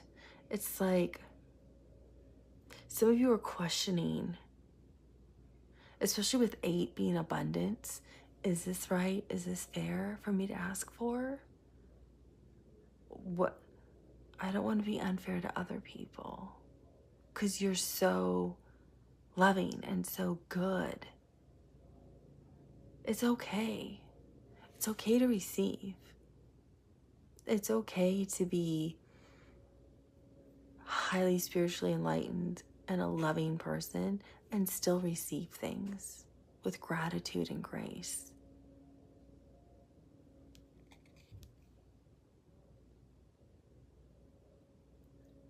Because I see all these butterflies around you, and all these butterflies are around you, which is high vibe, which is makes me think of like you've already gone through like a major spiritual awakening, and all is white. It's high vibrational, and it's all lit up around your crown chakra.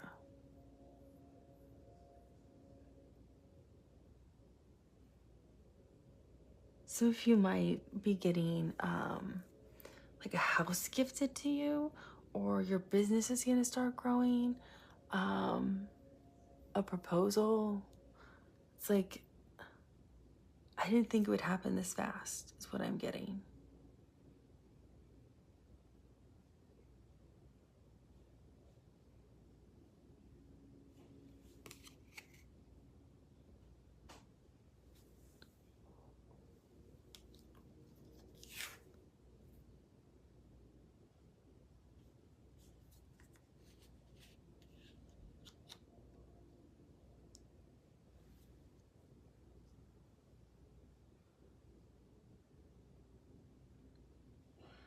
Yeah, I just didn't think it would happen like that.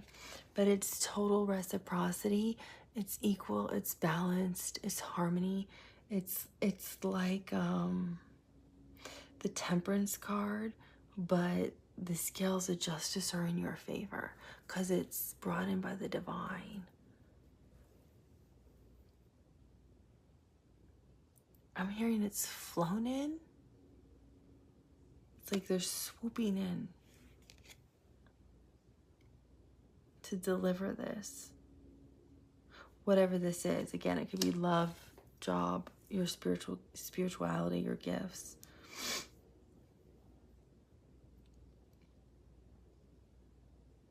I'm hearing, I have an announcement to make. That's exactly what I'm hearing with this card. Which is so funny because it's the Knight of Wands. And it's like, it's almost like you're at a party or something and someone wants to make an announcement. So I don't know if some of you are getting an award or being recognized for something. If you're selling a book that becomes like a best-selling book and people are celebrating you, which is not at all what I get off the Knight of Wands. It's not the usual Knight of Wands card. It's also someone wants to like declare their love to you because I see a flower in his hand.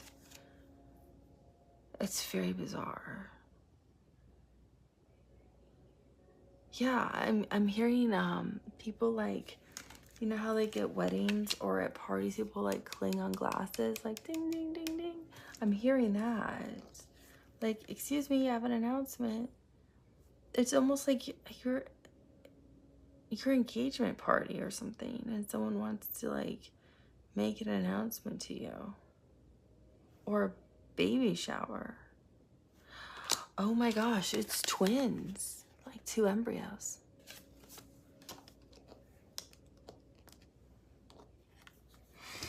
It's like a boy and a girl.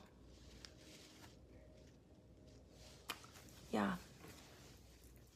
Abundance.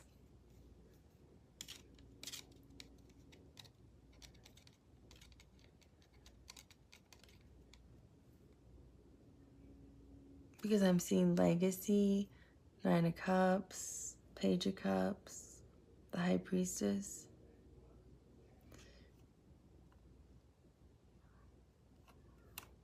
Yeah, it's like some of you are really stressed out because you ever have a baby and you end up having twins. And Spirit's like, well, you want one, we'll give you 2. For those of you who are like trying to decide between who do I date, there's like 2 different options you have. You have the King of Wands and the Knight of Wands. And the Knight of Wands is like that more fun, flirtatious kind of energy in and out.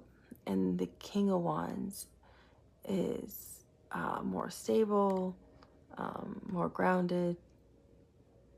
He's creative. He's still fire energy, but look, he's grounded to the earth. It's like, this one's like, this was the one I was like, I have an announcement to make. This one I feels like, I'm just gonna wait my turn and let that one go by because I'm the serious one. They're very attractive, very alluring. He's like, but I've planted my roots and I know what I want. He's like, I heard, it's almost, I'm hearing, I heard you calling when you planted your seed. So I feel like some of you might have 2 options when it comes to dating. Or business partners.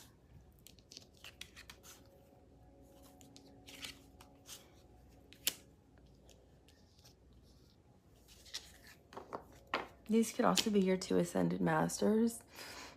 I have one who I absolutely adore. This is definitely more his personality, more serious. I love him unconditionally. I just absolutely love him because I'm actually a very serious person. So when he showed up, I was like, finally, somebody understands me. So I absolutely adore him. And I love it because whenever I do readings and I start to talk about him, he'll change the light blue. Because he emulates blue light, even if I try to turn it pink or purple. When I would try to do things related to other things, he'll intentionally change the color on the screen. So this reminds me of him, who I just absolutely love and adore. And then this reminds me of Saint Germain, who's a lot of fun. He's just like, he's this great energy. He's so much fun. He's very serious and wants to help everyone, but he has a great sense of humor and laughs a lot. And this reminds me of Elmoira, where everyone who's ever connected with him is kind of like scared at first, like, what? Who are you? And I was like, oh, thank goodness you understand me. Finally, someone understands my personality. Even though I might not come away that on camera, it's usually because I'm kind of channeling half the stuff on the cards.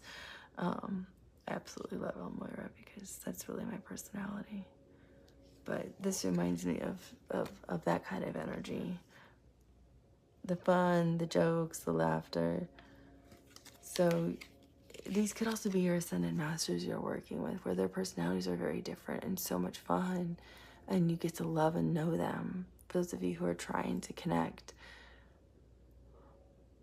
they gave me them as their examples, because they're like, think about us. I'm like, oh yeah, you guys are very different. So I think it's also those of you who want to connect with your guides or your ascended masters, or trying to just connect with spirituality or that side, you'll see personalities are different too. Because, you know, they were all human.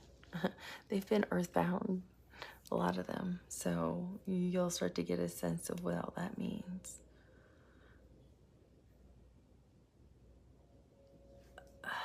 So I'm trying to understand, what do they want next? So they're showing me this one with all the butterflies. And I love that it's all in gold, because gold is divine light. That is God, creation, creator of everything, source, universe. And I'm hearing, not only do you have the Nine of Cups, you already have the Nine of Cups. You already have your happiness right now. Just, are you in touch with it? Do you know you have your happiness? Are you acknowledging what you're happy for? Are you acknowledging what you're grateful for? Because you have so much abundance around you. A lot of you forget that. And if you forget that, it starts to steer you off course. And you want to stay on your spiritual path because you're already on the right path. They don't want you to deviate from that path. So when you start to lose grasp of your reality or grasp of what you want, just go back to gratitude and appreciation. And just say what you're grateful for. I always say 3 things. Well, my list is like 15 to 20 things, but they said if you can say 3 to 9 things every day, it's going to keep you on that high vibrational plane and keep you on this path that you're already on, where the new energy's growing for you. I have to pause my camera or it's going to run out. 1 second. Okay, so I'm also getting, you have the key inside you. For those of you who are really struggling to unlock this gift that you have, this psychic ability that you're like, I'm stuck and I can't do it. Like, it's in you. Just open up. You're becoming too rigid, too strong. For some of you, you're getting a second upgrade, I'm hearing. It's just energetically not here yet. It's growing right now. I'm hearing it's going to be here like April to June time frame. It's like you have the key and you're opening the golden door. It's what I'm seeing. It's really what I'm seeing is you already have the key. You're just not ready yet.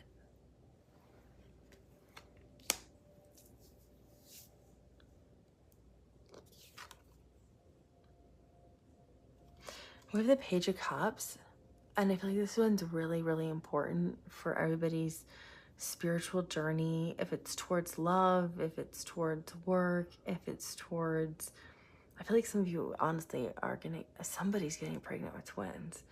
And if it's towards your spirituality and the spiritual growth, if it's towards this upgrade or trying to unlock this other ability or your first ability, they're asking you to look at both sides of this cup, because you can see the side that's like almost like this like negative kind of energy, and then this other side. And so the Page of Cups can represent an offer of love and also an offer of apology. So I'm hearing to stay on your path. Are you waiting for an offer of apology from someone? Because you need to let it go. Be high vibrational enough to just forgive and move on, because they're never going to give it to you.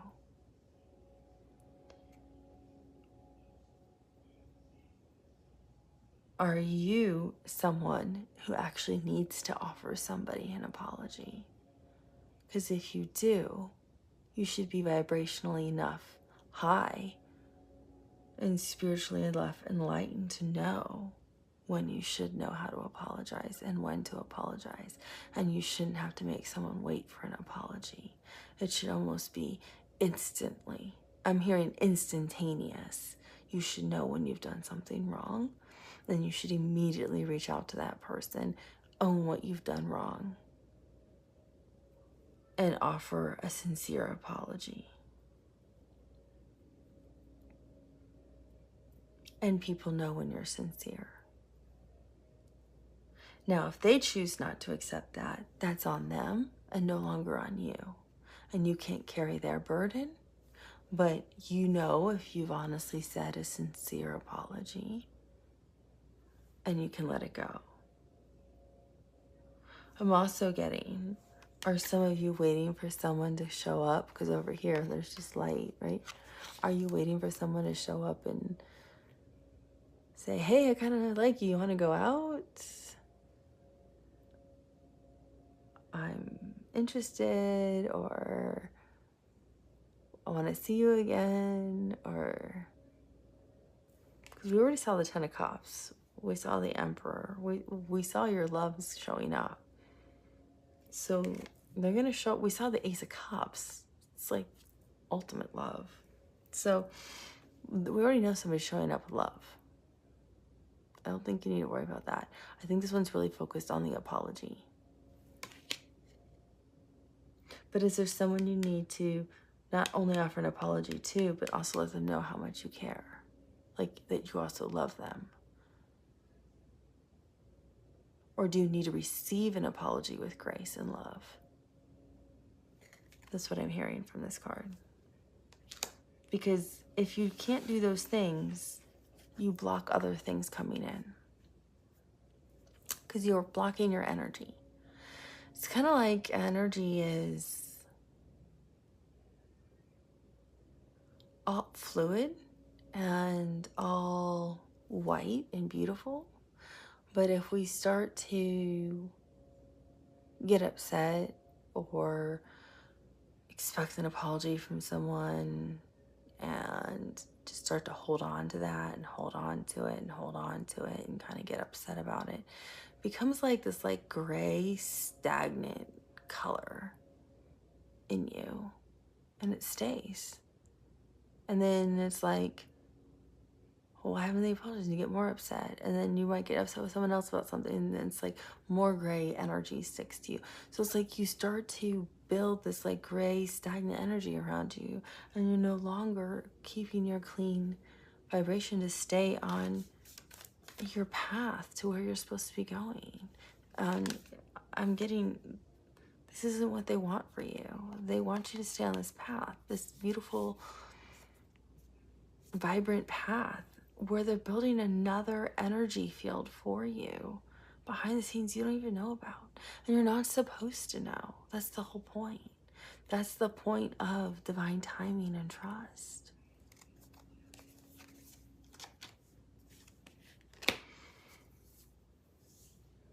But if you hang on to those things, that's where you have to be able to release it and let it go, or it just clogs you up and lowers your vibration. So I say put on Dancing Queen by Ava, or whatever song you like. But to me, that's my favorite song, so that's why I use that as an example. But I'm getting, you'll see clearly, because you have the Ace of Swords, so you'll completely see the situation for what it is. Especially standing here in the water, look at the reflection. You're standing in total intuition and emotion. You're gonna see everything for what it really is. If it's love, if it's a work situation, like why you lost your job, why that one job didn't work out and you had to get a different job, why a family member hurt you the way they did, why a friendship had to end. I'm hearing why maybe one baby didn't take and another did. You'll have true clarity over everything, and you'll be okay with it.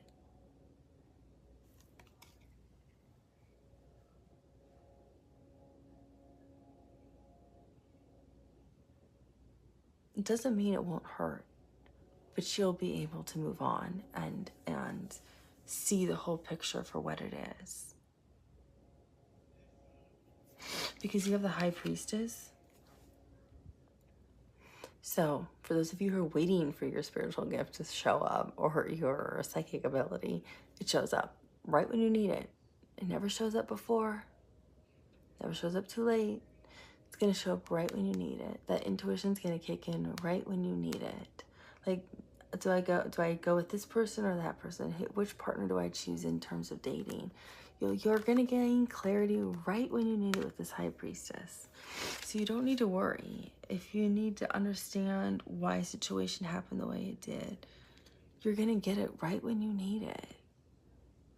This spiritual upgrade I'm seeing for some of you with this energy that's forming behind the scenes, it's not going to happen sooner than it's supposed to. So you'd be like, oh, that's great, I want it in May.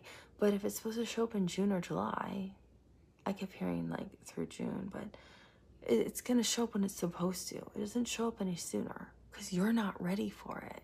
Because it might be something that's just like a lot, and you haven't developed enough yet there spiritually to be able to receive it. So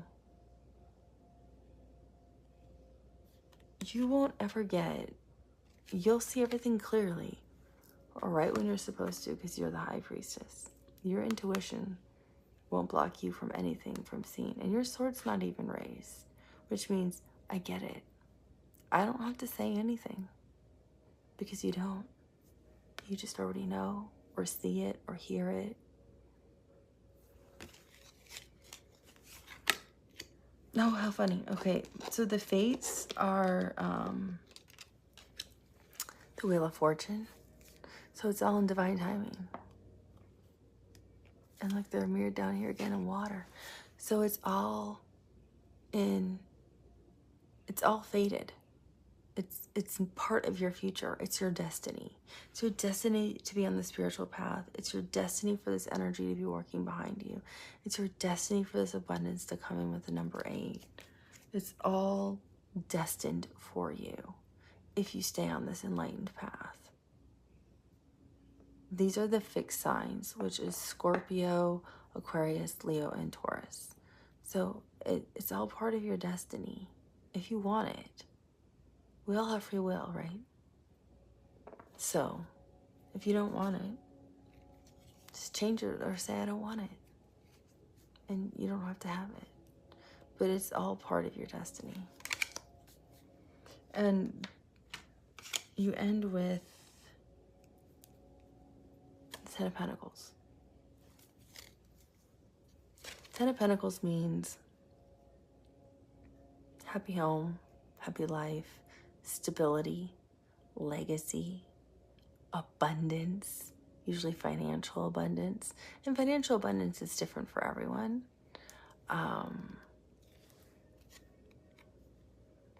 It comes about slowly.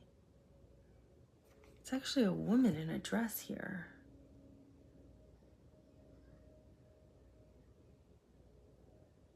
Huh. But look at all the white. It's divinely guided. It's intended only for you. This abundance. It's being able to leave an inheritance behind for children. It's becoming a grandparent. It's being married. I'm hearing hiking in Ireland. Like, it's Ireland. I'm getting Ireland and Scotland and the UK off of this. I'm getting like a misty forest and fairy vibe.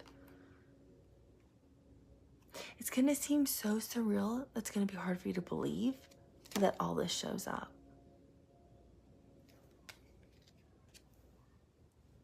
I almost want to talk with an Irish accent for some reason. I have no idea why. It's very whimsical. It's very whimsical. Yeah, it doesn't feel like it's real. You don't believe it. You just don't believe that this happens.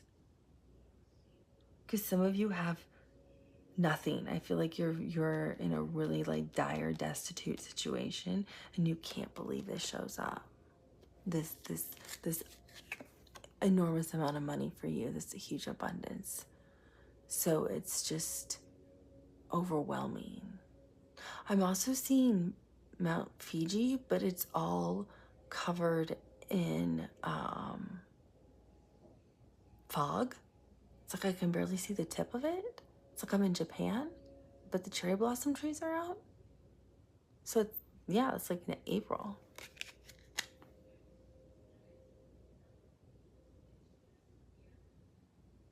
Because I'm getting a real Asian vibe off this too. It also makes me think of like forests that are in Korea. This is giving me lots of locations. So maybe it's money to travel with, or you're traveling somewhere and you win something, or you get a job that makes you travel internationally, or you become known around the world so you start traveling internationally, because I'm picking up a lot of international locations. I mean, from Asia to Europe.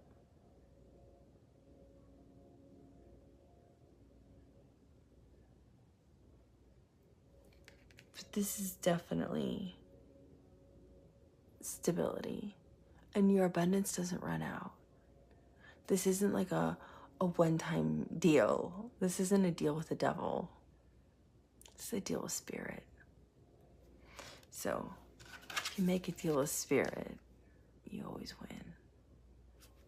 If you make a deal with the devil, you lose.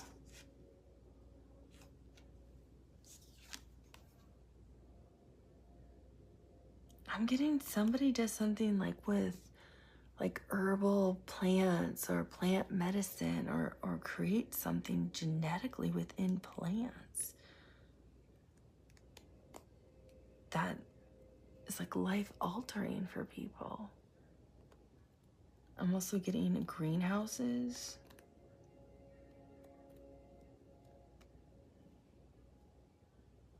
There's these really neat forests in Germany, and I'm picking up on lots of places. I won't list them all. I'm getting New Zealand.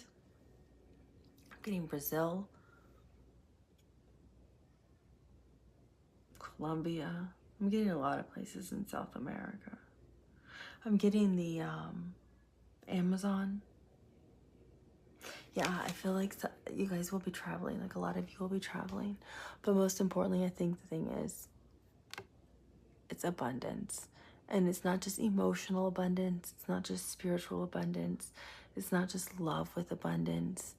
It's not just stability in a home. It's not just having the children. It's not just your psychic gifts are coming in. It's, you'll have the financial abundance you personally need and desire. It shows up for you in divine time.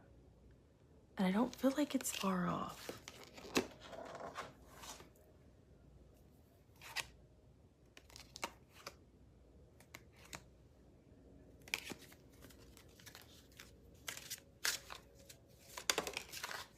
Oh, how funny. That was just at the bottom of the deck.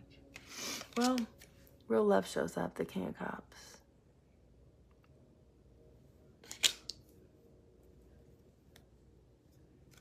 I feel like you're going to have a few suitors for those of you who are single.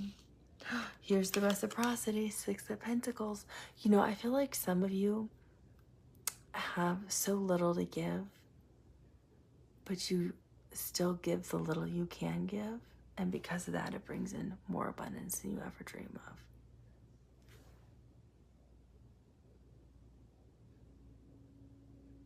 Because look at this person. She's got everything, and she has these two girls begging, and one's even blindfolded.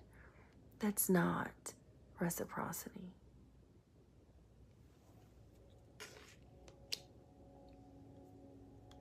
That feels like springtime.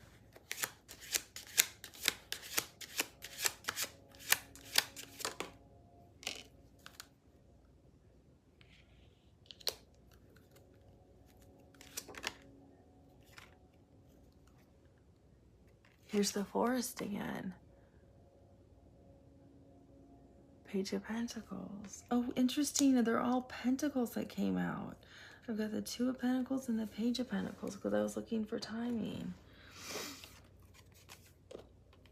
So this definitely feels like spring.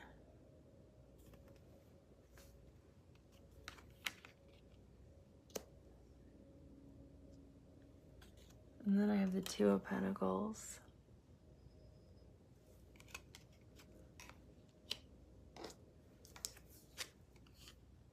And then I have the Page of Pentacles. Ooh, I'm getting a forest in France.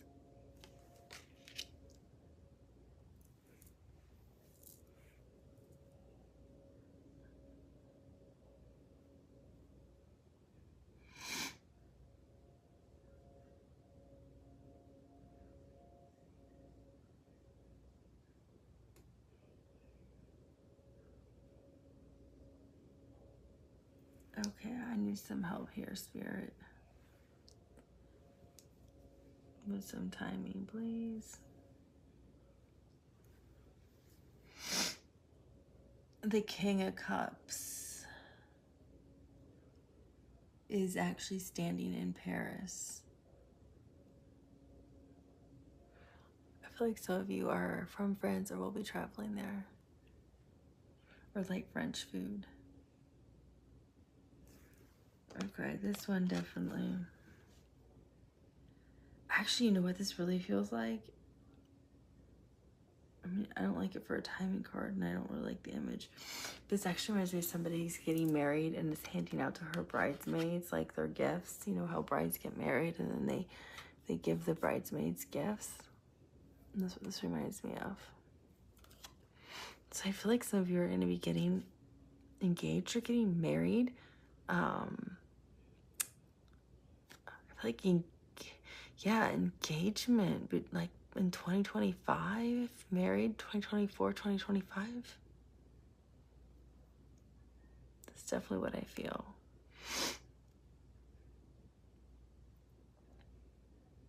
But this feels like spring. I feel like spring is when abundance will start for some of you.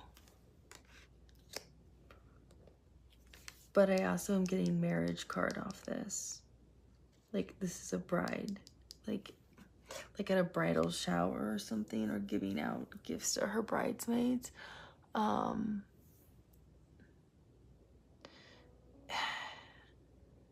don't know the timing, but it feels like 2025. It could be 2024 for some of you. In the southern hemisphere, I don't think you've had spring yet. So that would be, yeah, I feel like spring in 2024 for the southern hemisphere. For the northern hemisphere, I feel like it's 2025 for the spring, for engagement or marriage.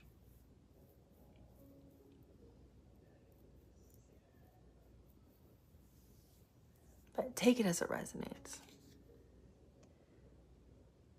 Two of Pentacles. What is this for abundance? This one feels like pregnancy.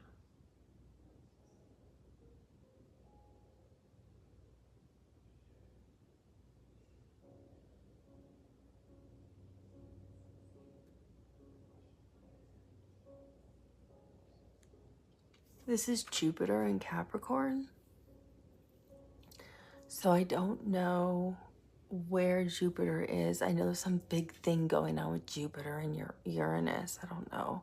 I'm not an astrologer. But I know there's some big thing going on with Jupiter and Uranus soon. But this is the one that feels like the pregnancy card to me. Two Pentacles, one in her belly and one up here. And she's floating away because she's really excited. And that's abundance for a lot of people. Because you're starting the legacy of your family. Grandchildren, children. It's kind of cloudy. So I feel like this could be anywhere from April through October. I don't want to say Capricorn season because that's too far out. So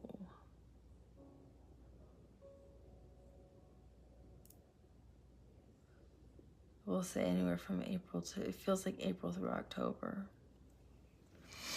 This one I'm definitely getting, I don't know why I want to say I'm in the woods in France.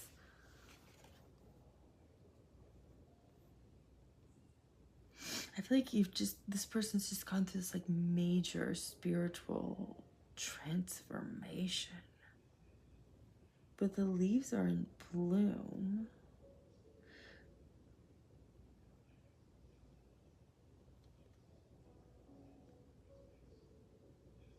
She's standing on water.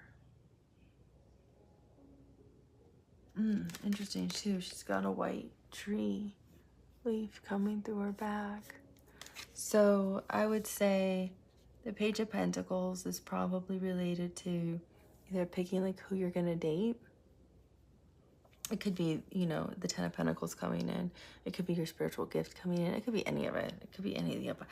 These could be any of the abundance, you know. I'm just trying to pull some timing for you. It feels like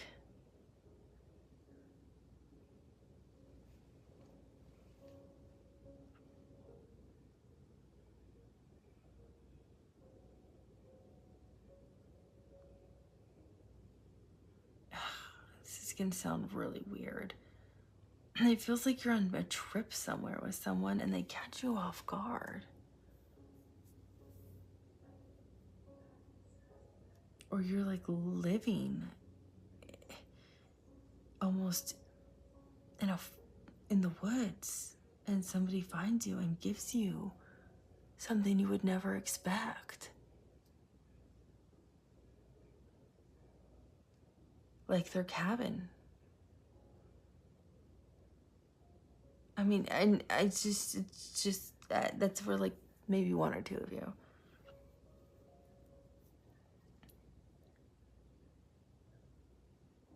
I also have messages off this King of Cups I'll give you in a minute. I'm picking up on. So this is a very loving person, this Page of Pentacles. This is either April through June or September through like the first week of October. So this King of Cups is water energy. This is Scorpio, Pisces, Cancer.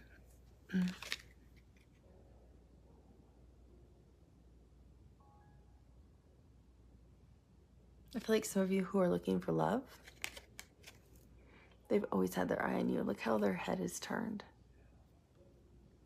It's always been you. And no one else. And they keep it hidden from you because it's dark and it's the moon. Some of you may have met this person. Some of you may have not.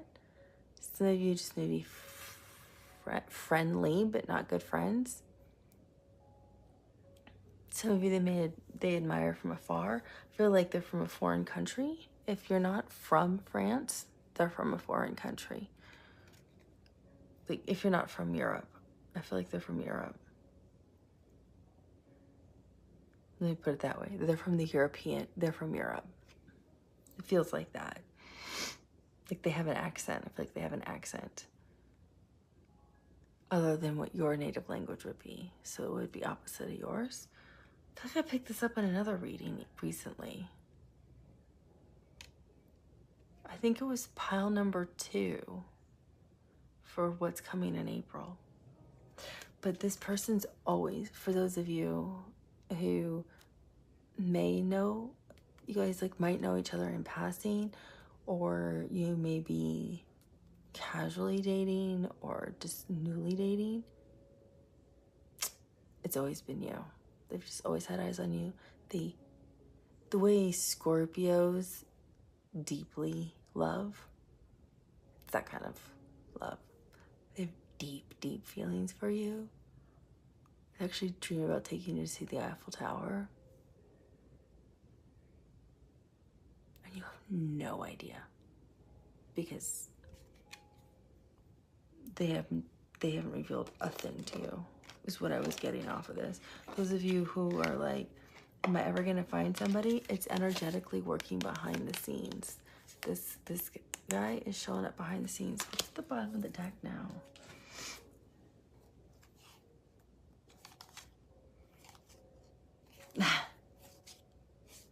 Swear you cannot make this up.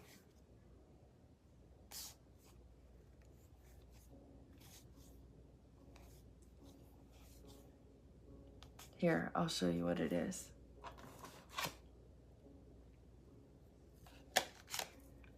This is what's at the bottom of the deck. They want to tell you their truth, Queen of Swords, but they're scared. Because look at the two, like, people behind them. They're afraid. Four of Pentacles. They've been holding back, but they've been weighing the scales. I feel like they've maybe even aren't even talking to you like they have been. If you have been dating or have been communicating, maybe they've pulled back a little bit, or they're willing to start talking to you is what it feels like. They're willing to come forward and start talking to you. I'm talking about this King of Cups, because they've been weighing their options, and it was like, oh, there's nobody better than you. It's only you. And it can only be you. You're the only person that could ever be. Interesting, there's a mask here. It's like you're the tree. You're so different. Who would weigh a tree? You know what I mean? It's like you're so different. Two of Wands, they know exactly which direction they want to go in, and that's towards you. They've made their decision. Because it's 10 of Cups. You're their ultimate happiness. You're their home. You're their living place. You're their spiritual connection. You're their everything. The Emperor. They're ready to step up to the plate. They want to be your king. They want to be by your side. They want to be everything you see them as, because they know how you see them. Four of Wands. They want total stability and commitment with you. They want to build a home, a happy life. They want to build the 10 of Pentacles with you, with this 10 of Cups. I mean, come on. That's what they want. It's exactly what this King of Cups wants with you. Everything. Legacy, love. They want to build a whole life with you. Ace of Cups. They want to offer you all the love that they have. They're going to pour all their love they have into you. Because they know you naturally just, I'm hearing exuberate love. You just give love without question. And because you are on the right path. So you just naturally vibrate love. And they want to meet your vibrational alignment. Temperance. You're the missing piece. And they know that. They've been holding back because they're scared. I feel like they should watch pile number 1. But they're scared. They're coming into balance and harmony, and they really appreciate how patient you've been with them. They're just scared. They're scared of love. They've never felt a love like this before. They're going through a major transformation. I feel like this is a Scorpio. And they're going to rise higher than they've ever risen before. And all they want to do is meet you spiritually where you are. Because I feel like you guys are just a little off. Like you're up a little higher vibrationally than they are spiritually. But not so much so that you can't have a conversation. And this can be for people who haven't met them yet either. They're ready to close the cycle of not being like on the same page with you, not being able to communicate like they usually do with you. I also see Three of Pentacles here. So they really want to build something with you. They love flirting with you. It lights them up inside. They want to put to Scorpio energy to death any negativity or anything that they felt may have hurt you in the past, because you're the one person they would never want to hurt. All they do is dream about a future with you. And they're getting really close. They're not at the edge yet. Do you see that? It's kind of like the Fool card. They're not at the edge yet, so they're not ready to jump off. But all they want to do is jump with you. Eight of Wands. They love communicating with you, talking with you. Again, some of you may be from different countries, so you may be at a distance. And this is how they see you. You're high vibrational. You're higher than them. And you know, they know. And out of every person in the world, you'd never leave them behind. It doesn't matter if you're only gone out 3 times. They're very intuitive. They already know this about you. They knew from the very first date you were their one and only. And if you haven't met them, this is exactly how this person's gonna feel. Doesn't mean it's not gonna be difficult or rocky. But again, their energy's still growing. It's not here yet. They're not ready yet. But this is part of your abundance that's coming in, is that kind of unconditional love. It doesn't mean you both won't also bring in great finances together and build all of that. But I feel like for some of you, that's the abundance you'll be growing with them. So it's different for all of you. For some of you, I feel like it's a lot of financial abundance.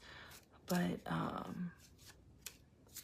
I just think some of you really are looking for love. And that's your abundance. It's really growing behind the scenes. It's just not here yet. It's percolating. So we looked at when money was, I think, coming in. Well, I mean, I felt this was marriage and stuff. I wonder if we can get one on when this King of Cups is going to show up. Spirit, when's this King of Cups going to show up for the collective? One for people who are already dating them and one for people who are single. Please. Watch your time because that clock's going to run out.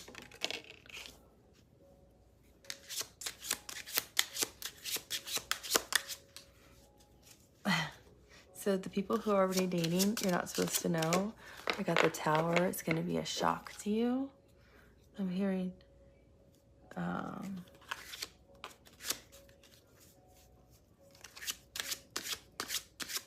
there's a song. What is this? An 80s song.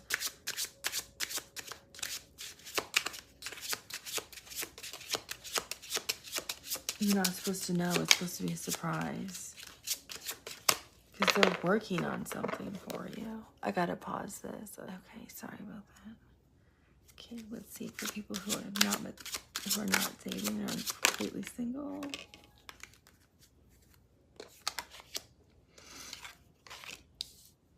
Okay. 2 of Cups, 9 of Wands. Leo season is immediately what I got. Yeah, for the Tower, for people who are already dating this person, I'm getting, it's a shock to the system. The King of Cups also sees you both as 2 of Cups, as soulmates, if you haven't met them or if you have met them. What is it? A shock to my heart. And it's just too great. You make love, hurt, or something. I don't know. It's like some 80s rock song.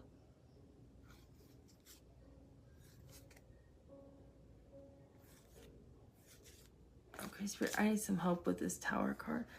I keep getting you're not supposed to know. It's like a grand gesture they're going to be planning, and they're going to shock you if you've been like kind of dating this person or seeing this person or involved with this person.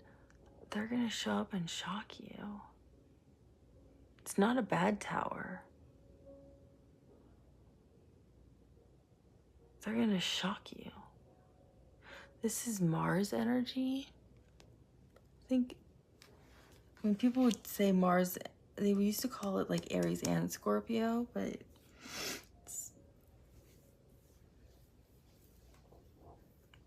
I guess you could say anytime between Aries and Pluto, Aries and Scorpio season, but it's not what I'm getting off of it though. So I don't want to say that.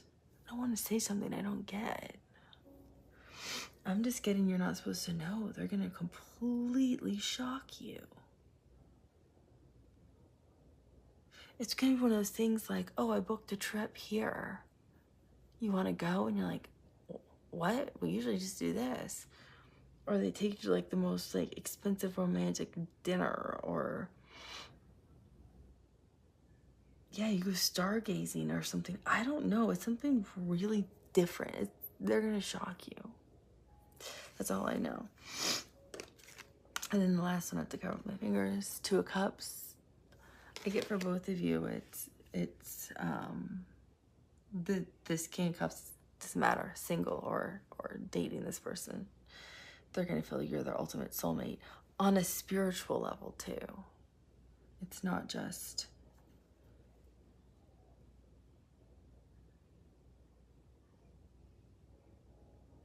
I get you guys are going to like hiking together or being outside together or like walking around somewhere outside.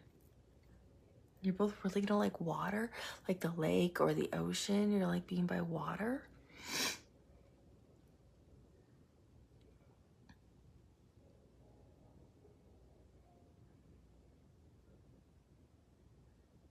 This one feels like winter. So I have Leo season. I have it's a shock to you.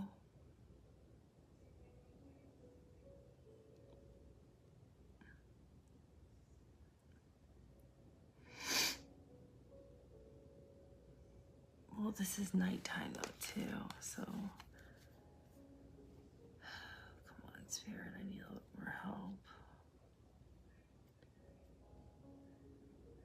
When are crows born? When crows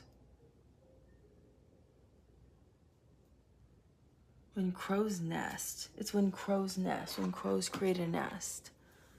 I'll pause. Okay, so this one, I'm gonna have to cover up a lot of the card. You can see he has got crows up here, and they've built a nest in his head. So it's when crows nest, and that's March and April. So I feel like this could be 2025.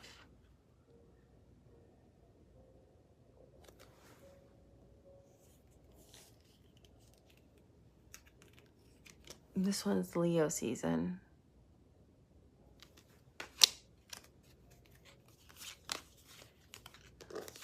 Is there anything else on the Tower card, Spirit?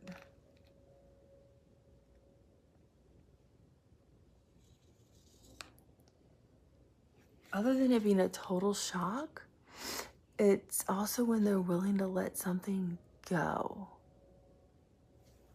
It's like if they've been too obsessed, like, with working, or they haven't healed from, like, a past relationship. But I think that's for a small group of you. For most of you, I feel like it's a surprise. It's a shock you're not supposed to know. So I hope that helps. Thank you for liking, for subscribing, for sharing. It helps the channel grow. And thank you to those of you who've joined the membership group. It's on the channel. It's 99 cents to join a month. And there I'm going to be posting additional readings for just people who are members. And I'll do requests that you may have. And I'm also going to do extendeds. So things like this that I did here, where I did additional things looking at what do they really want, what is this King of Cups, and timing and things like that, I'll actually do as extendeds.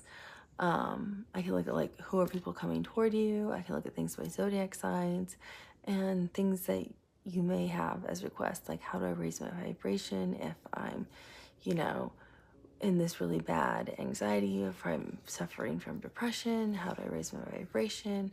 And I can post those things just for members only, and they can view it. All are welcome. That's why I picked 99 cents. It was the lowest price possible. And I welcome everyone with love and light. And those of you who cannot afford it, of course, you're welcome to enjoy all the things that are on YouTube, because it is free and intended for all of you to enjoy. And I will talk to you soon. Bye.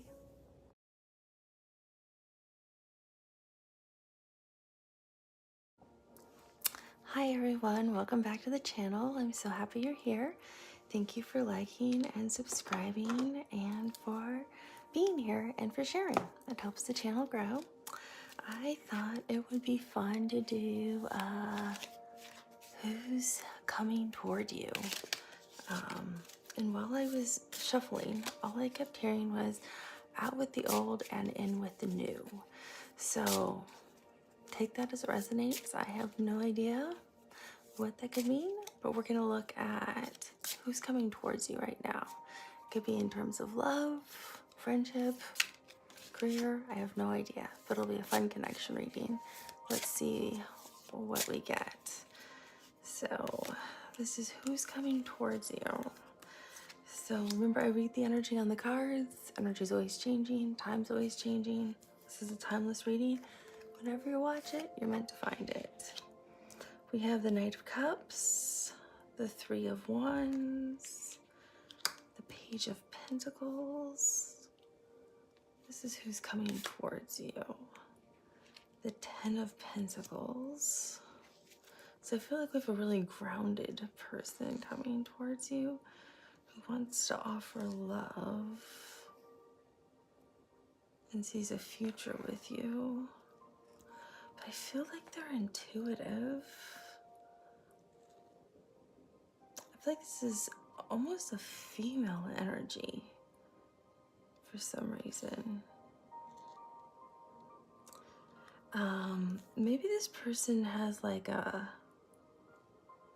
let me get one more card out and then because I'll get who's coming towards you and then what their intentions are. Three of Pentacles. That looks like a soulmate card. Okay, so who's coming towards you is somebody who is definitely interested in love or some kind of connection. The King of Pentacles is obviously a water sign, usually grounded, knows healthy boundaries, is here to offer love. The Three of Wands is usually looking to the future, so they know what they kind of have an idea of what they're looking for. But the Three of Wands, I really like the way the Three of Wands is depicted because it's a hand, and I'm seeing when I look at the hand more like henna tattoos. So I'm feeling like a lot of female energy from this card. So it could be somebody who practices in the, like, could be a lot of other faiths too, but I'm thinking of like India, where the women will like dress like their hands with the beautiful henna art, and it's all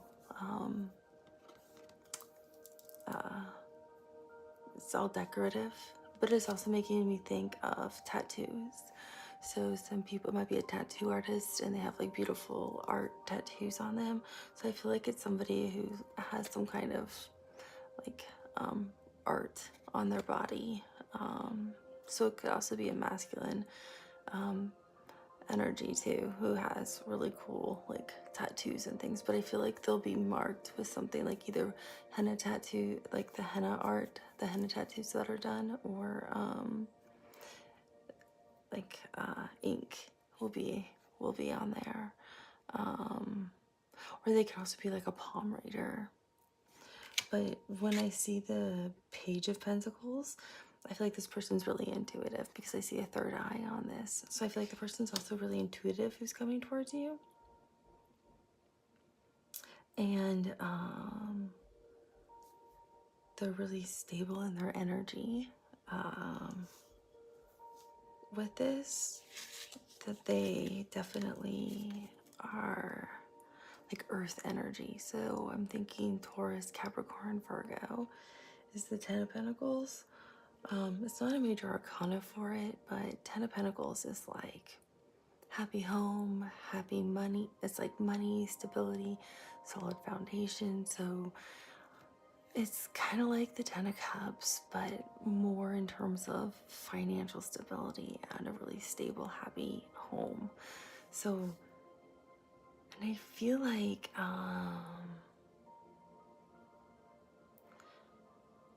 with this, they're gonna bring a lot of happiness. I'm also seeing the sun, so I feel like they're gonna, and like it's almost like not so much the sun. It's almost like a golden egg. Like they're gonna bring like it's more than the sun. It's like what the golden egg represents, which is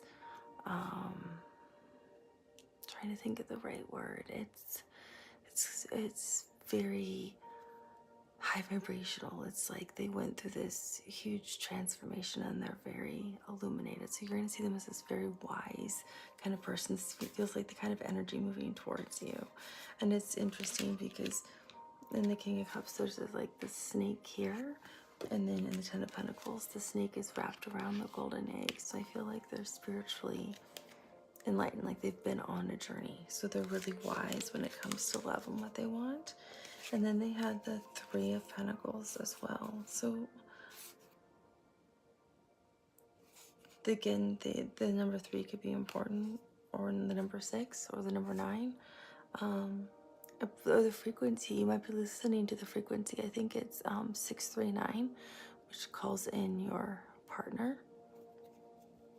But the Three of Pentacles typically means building or building together, like in terms of partnerships or in terms of business or collaborating. But to me, this represents two different things. This means like yin and yang with the two different colors, but it also means reciprocity and balance, like equal justice. So I feel like this person's going to bring justice and balance in terms of reciprocity with love.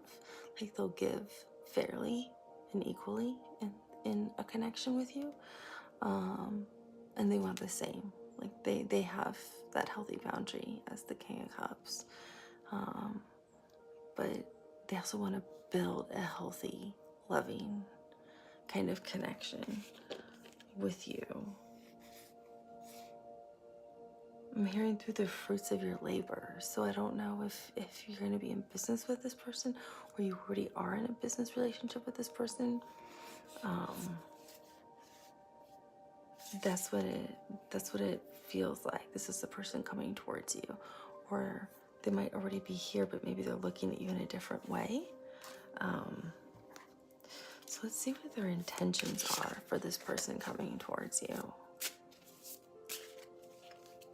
What are their intentions? Sorry, that was the Knight of Cups. Now the King of Cups. Okay, yeah. So I think they've had maybe they've been interested in you, and now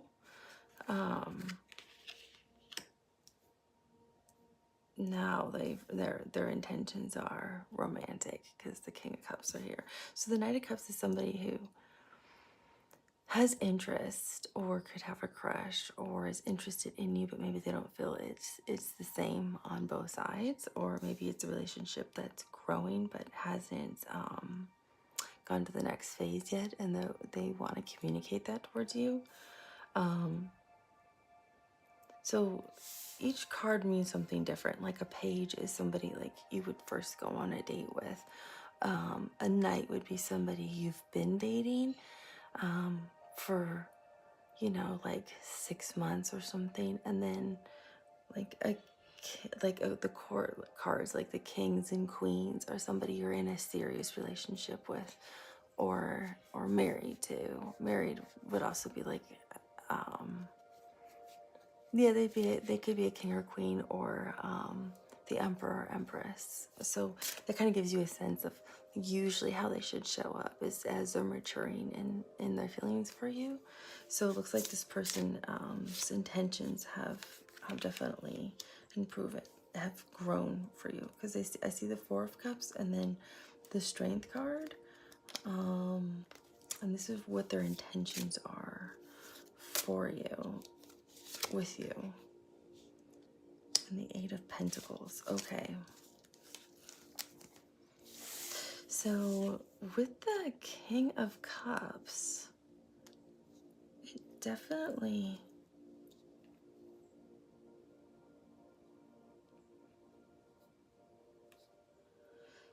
these cards look like they go together. The King of Cups looks like it goes with the Eight of Pentacles. And look, here's that gold that I saw around with the Pentacles, with the Snake card. So it looks like the King of Cups, they definitely, I feel like this is a female energy. Sometimes I try really hard to. What's on the bottom of the deck? Ace of Swords. Yeah, this person has clarity. Ace of Swords. This person has clarity over what their intentions are, or how they feel about you. I feel like this is a female energy coming towards you, which is fine, because it could be another woman who's watching this who's interested in women as well, right? Everybody has, we're all here to live in love, right? So, but it feels like this is definitely a female energy coming, because I see two female hands creating this crown, and I feel like the crown is representing love, or the offer, as the King of Cups. So I feel like this is the woman's hands coming forward to present you as her king, as what I'm hearing. You're her king. She views you as her king, and what she wants, because her nails are done. Like, women usually do their nails, so she views you as her king, and this is what she wants to build with you. She wants to build the pentacles with you. She wants to build this. This represents to me the rainbow, the stable, happy home that we saw above, with their intentions. Of what we saw of who's coming towards you, because these are her intentions, or this person's intentions. But the Ten of Pentacles is a stable, happy home, like a stable home with a family, commitment, marriage, finances. So I feel like, and there again we see the Golden Pentacle, so which I saw as more like the golden egg, and I feel like that's what this is. This person's coming forward to let you know how they feel, because they want to build this with you. They don't want to do it on their own. They want to build like this love connection with you. And I feel like I don't feel like they've been holding back. But I don't know if this is, I feel like this has been almost like kind of secretive. Like maybe this was a secret crush.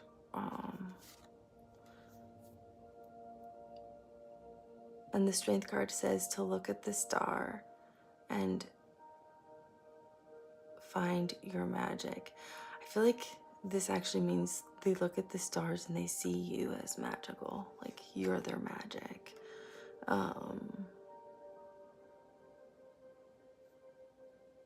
And it's taken a lot of strength. It's taking a lot of strength with their intentions to come and kind of like almost I don't know if they're going to be flirting more outwardly or being a little bit more obvious than they have been in the past. But this Four of Cups usually means like holding on to what you already have or withholding information. But it actually reminds me somewhat of the Three of Pentacles when I saw it as equal balance and reciprocity. I feel like that's what this is here too. Like they want to do that again. It's that balance of building with you. They want to build this with you. They want reciprocity and balance and equal harmony of this with you. But it's going to take a lot of strength with their intentions of coming forward to do that. Because they're going to have, I feel like when they come forward, they're going to offer you something. And an offer could be like, hey, do you want to get coffee to talk about this new idea that we have? Or do you want to get lunch to discuss this idea? Like something like that. It'll be a little bit more out of the norm for this person with their intentions about this person who's coming forward with you. It's gonna take a lot. It's gonna be out of character for them, is what it feels like. Because they're not the one to initiate or take the lead usually. So I'm gonna see if we can figure out how will you meet this person, or how you know it's this person. So we'll try 2 cards on meeting, in case you haven't met them. Oh, wow. And then we're going to try, okay, and 2 cards on how will you know it's this person.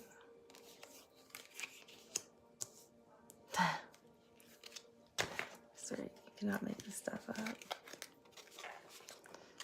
At the bottom of the deck's the Knight of Wands. Okay, so this is how you know it's this person. And it's the Hanged Man with the Star. So I feel like this person's, like I said, the Hanged Man is the major arcana for Pisces. So I feel like they've been around your energy. See, I feel like this is you and this is them. Like they've been around your energy, or they've been around you, but they've been kind of quiet about it. Like they've been slowly observing you. But you'd know it's this person because you've actually been thinking and wishing for them. Like this is you. This is the major arcana for Aquarius. So I feel like you've actually been thinking about approaching them. And so I feel like you guys have actually been around each other. I don't know if it's in social situations, or work situations, or parties, but these are 2 major arcana. So you could be an Aquarius, they could be an Aquarius, you could be a Pisces, they could be a Pisces. Those could be your moon signs, those could be your Venus placements, those could be your rising signs. But I feel like you've actually been kind of wishing for this person. You actually find them very attractive. And see how this almost looks like a clock? I feel like it's been ticking. Like for them, they've just been waiting for the right opportunity to kind of hint to you that they're interested. Because I don't think they think that you are, or that you would be. So they feel like they have to be a little bit more bold. So I think that's how you would know if this is somebody you're around. And then where would you meet this person? This is, I mean, so I don't know, depending where you are in the world, it's the full moon in Gemini on the 27th which is today when I'm filming it, and the Lovers came out.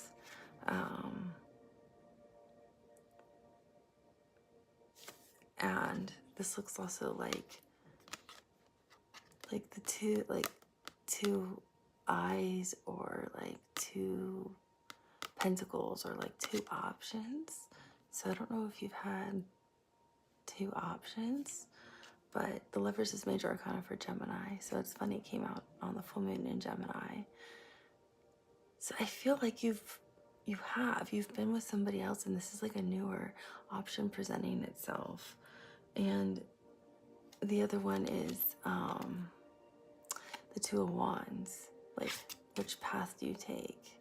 Like, the path you've been on with this, maybe this other person, now that you're like seriously committed, or maybe some of you are, but maybe you've had your eye on this other person as the Star, who is the Hanged Man.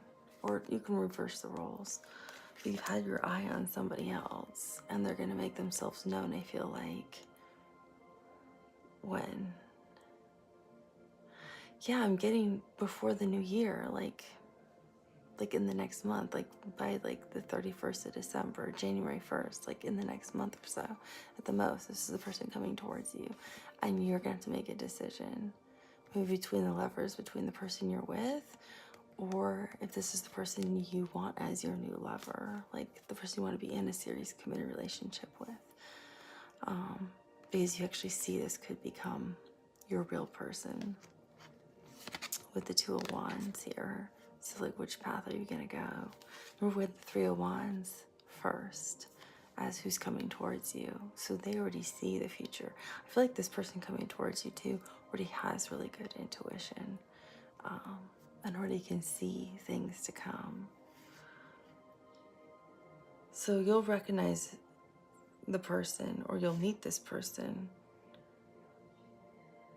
I feel like with the circles, it makes me think of coffee or tea. And it's funny because they said they'll ask you maybe to have a cup of coffee or something like that. But these look like saucer cups,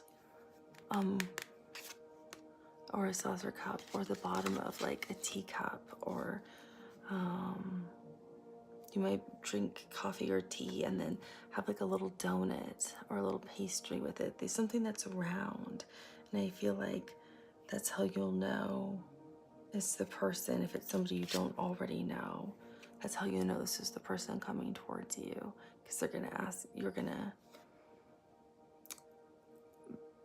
be at a coffee shop and somebody's gonna literally spill coffee on you, spill tea on you, sit down because there's nowhere else to sit but to share a table with you, and you both are gonna get talking and end up sharing like the pastry that's round, something like that. I think it has something to do with circles.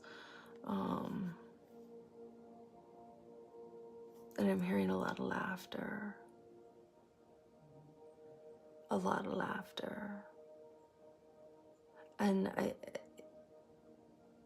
yes, there's a lot of laughter. And I feel like the person has like really long, dark hair. She has brown hair. That's very specific. Don't expect every woman to show up to have long dark brown hair. But I'm seeing a very specific couple actually sitting at a little marble round table with two little chairs, drinking like espresso. And she has really long dark hair, and she ends up like twirling it up and putting like I don't know if it's like a pencil or something long, and pins it up because it keeps blowing.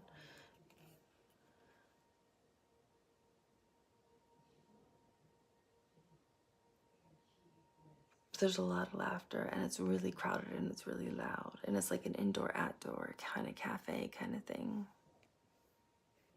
That's very specific to somebody. So I don't hold anything back.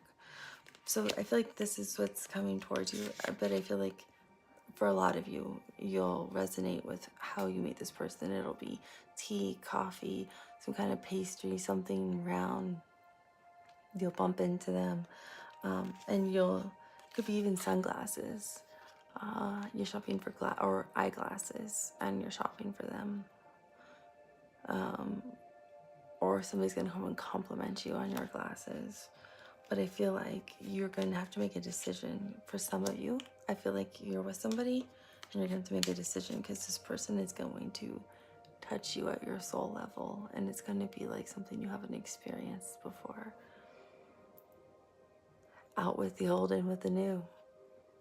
Yeah. Because it's your true wish.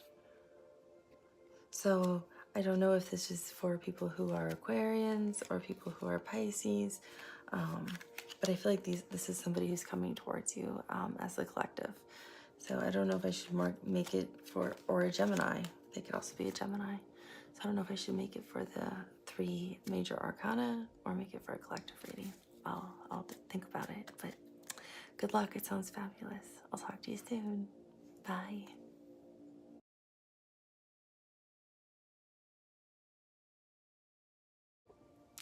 Hi everyone, welcome back to the channel. Thank you for liking and for subscribing and for sharing.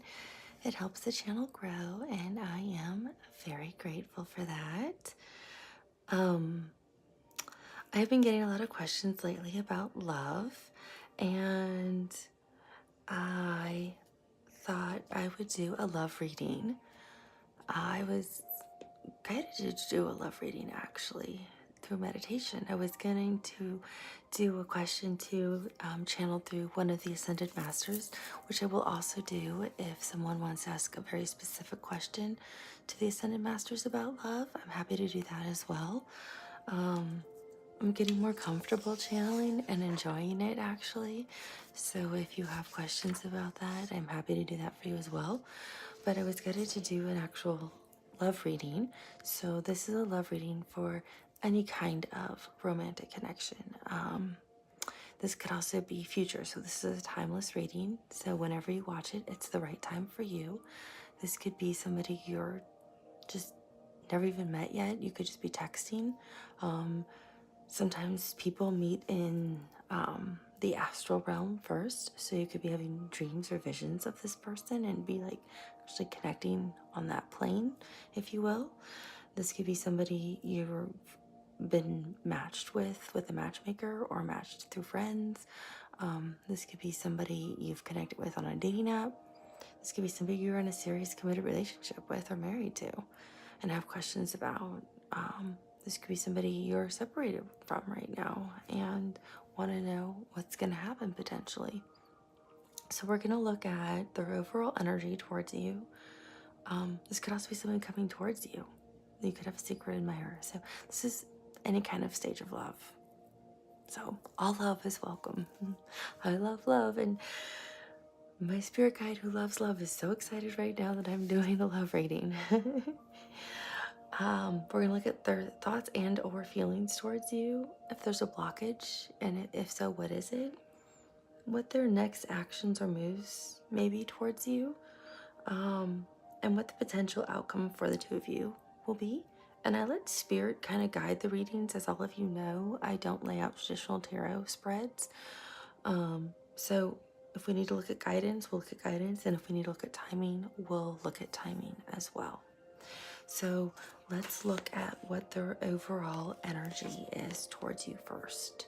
So I'm going to turn down the music and I'm going to shuffle the cards. And when I pull the card out, I'm going to pick back up the mic. So give me a minute, please.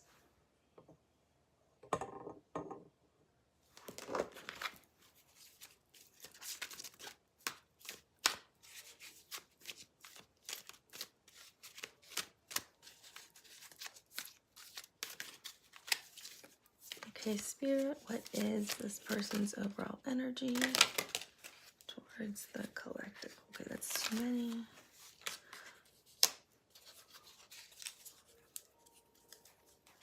Is there anything else that wants to come out since you had so many that fell, or is this it? This one. Okay. So I had 2 that had come out, And at the bottom, I have heartache and loss. So some of you may actually be in separation right now or be going through a difficult time. This may not be relevant for all of you. So I had like a whole bunch that came out, and I wasn't going to take like 10 energies. So I feel like this could be, for some of you, it may resonate as only one energy. For some of you, both energies may resonate. So the first one that came out was harmony, which is kind of like the Lovers. So, and 6 is the number of harmony, balance, peace. It also, the other one that came out was 4, which is like kind of like the 4 of Swords, if you will. And it means rest and rejuvenate. Like take a time out for yourself, recover. You can see they're meditating, taking time for yourself. So for those of you that resonate, and 4 and 6 together equal 10, which means reduces to a 1, which means potentially a new beginning. So those of you who may be in separation with someone, it feels like you could be with the bottom of the deck being 3, like kind of like the sadness and loss. It feels like you could be separated, but right now you both are, one of you is like recovering or working on yourself, and you'll eventually come back in harmony with each other. I want to double check the harmony one, because these are, they're supposed to align with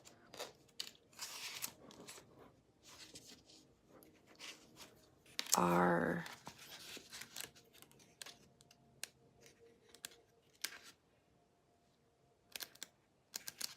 I just want to make sure I'm giving you the right information, because I don't want to. Yeah, that's a Wands. So that does feel like it's the right one then. I don't want to give you the wrong information.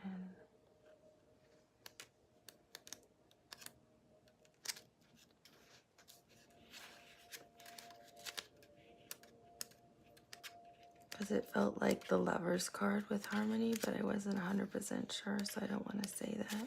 It is. So it's the major arcana for the Lovers, harmony. That it's the possibility of a deep spiritual initiation, partnership, or union is taking place at this time, or one is being manifested for the future. It doesn't always mean a love affair of the heart, but could signify other forms of relationships, like life, personal, business. Because remember, not all relationships are obviously romantic, but we're doing a love one, so we're going to take this as love. So it definitely feels like you're manifesting this. If you're not already with someone, you're definitely manifesting this union and this deep connection with someone. So it's what's equivalent to the Lovers card in the tarot deck. And you have this, see how there's like this green glow here? That's their energy towards you. That's right, this is their energy towards you. So this person's either manifesting you, or if you are already with this person, they may not have revealed how they feel, but they probably did manifest you, because we have the 4, which is rest and rejuvenate. So they could be working a lot and overexhausted, but I feel like this person meditates.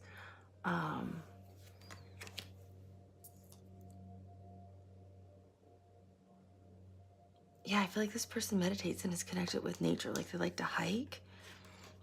If you don't know this person yet, I feel like this person likes to hike. They like the outdoors. They have that real alchemy vibe. Like they can manifest. Like that's their superpower. They're a real magician. They truly are the magician, it feels like, because it feels like they manifested you into their lives.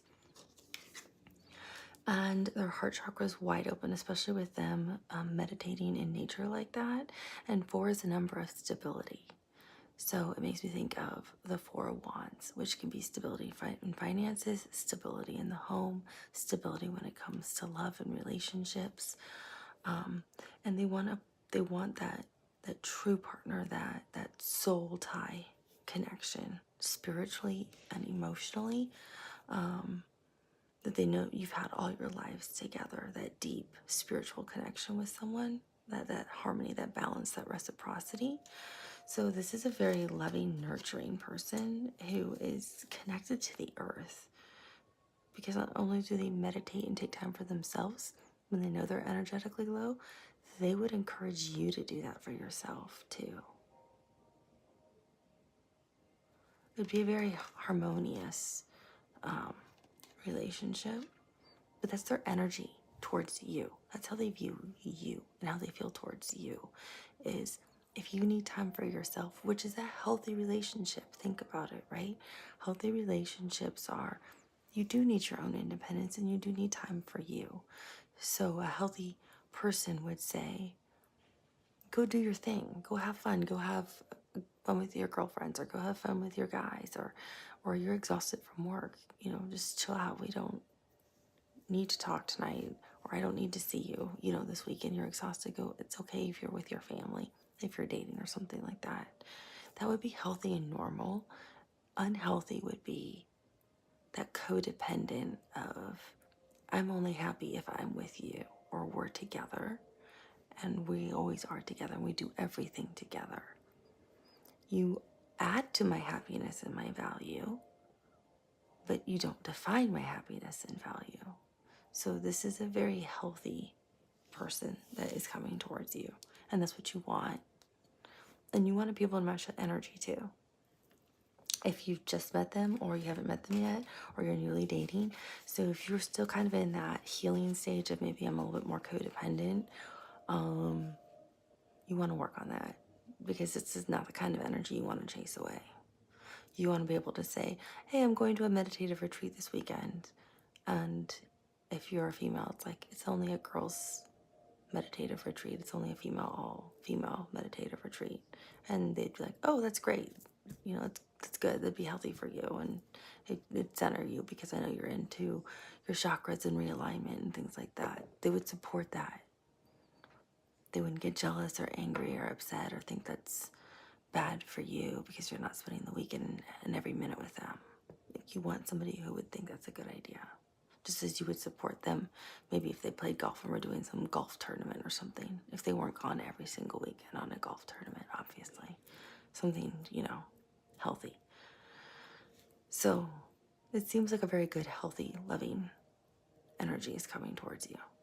So let's look at what their thoughts and feelings are. I'm going to pull the cards and then I'll pick up the microphone. Because I know you can hear me, but I know you can't hear me, I don't think, as well, unless someone wants to leave a comment and let me know. That would be helpful, but I don't want to be so quiet that y'all can't hear me either. So we're looking at what their thoughts and feelings are towards you.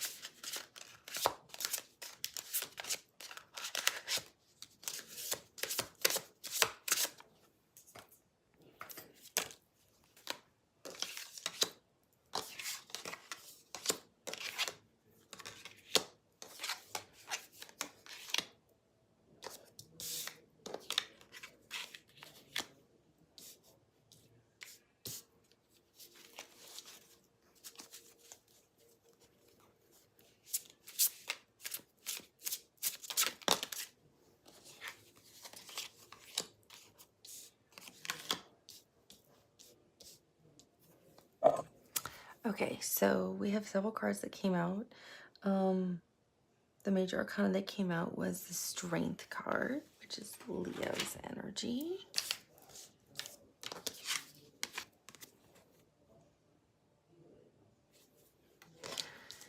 And I'll put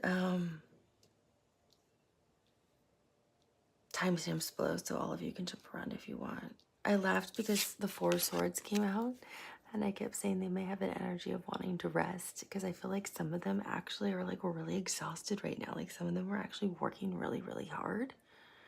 And that's why you heard me, if you did hear me go, huh, it's because I thought this was funny. It came out. And what's also really funny that came out was the Seven of Pentacles, which means somebody's planted a seed and manifested. And I did feel for some of you, you are their manifestation. You are exactly who they manifested and waited for. I feel like some of them, for some of you, these are their thoughts and feelings. And for some of you, they literally waited for you to be single. In the moment you were single, they called you or texted you or sent you like a message on social media. They were waiting for your breakup to happen because they were so excited for you to be single. I'm not getting pain. Usually when I'm doing a love reading and it's like heartbreak and sadness, like I'll feel it in my heart. Like I'll feel sadness. This isn't sadness. This was like, this person was so excited. It's like, yes, oh my gosh. And this is for some of you, not all of you. This person who was manifesting you or knew you or was watching you or you both knew of each other or were somewhat friendly was just patiently, like, I'm hearing chilling with the Four of Swords, waiting for you to end some other relationship with somebody, because they were manifesting the whole time and they were biding their time with someone else. Like, it was something casual, nothing serious. To them, it wasn't anything serious. So I'm not talking about like a marriage. This was somebody they would have dated for like 4 to 8 months. Nothing serious to them. They would have just been like passing the time, waiting for you to be free. I'm hearing free as a bird. In the moment you were, they contacted you with 8 of Wands. Like they did not hesitate. Like they reached out instantly because you've always been it. They weren't going to miss out on the opportunity.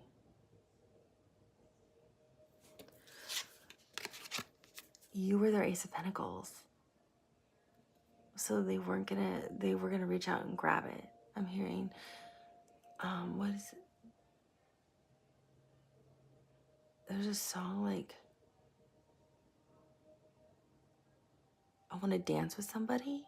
I think it's by Whitney Houston. I want to dance with somebody who loves me. I think it's an 80s song.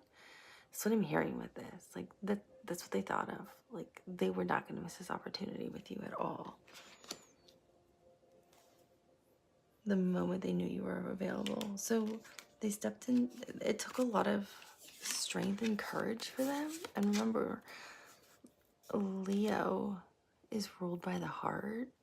And Leo also rules the 5th house.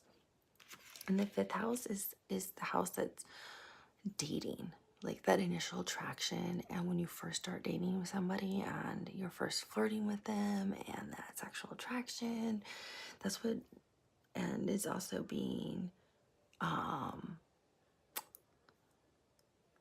assertive and knowing what you want and going after what you want and knowing your worth and knowing that you are fabulous. That's a Leo. So in the 5th house, ruling dating and partnerships. No, partnerships is the 7th house with Libra, but Leo ruling the 5th house and ruling the heart. they weren't missing the opportunity to go after dating you because they were instantly attracted to you the moment they saw and met you and talked to you.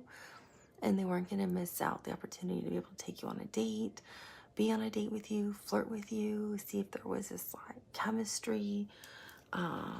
So they went right into the Queen of Swords and asked you out. Like, there was no waiting. They were not going to miss this. It was almost like instantaneous. Like, you were available and they were there. For some of you.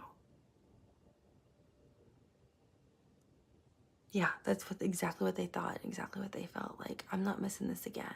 So for some of you, you may have always been friends. For some of you, may have gone out like once or twice. For others of you, I'm getting this is a whole new person that's manifesting real love.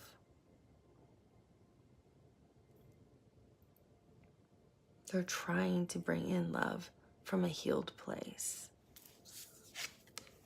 because they lost the love of their life. I'm getting two things from this card, actually. I'm getting some of them are trying to bring back the love of their life, and some of them have lost the love of their life. So they're trying to, they've healed from it, and so now they're trying to find that love. They know what real love is, and they're not going to miss it again when they find it.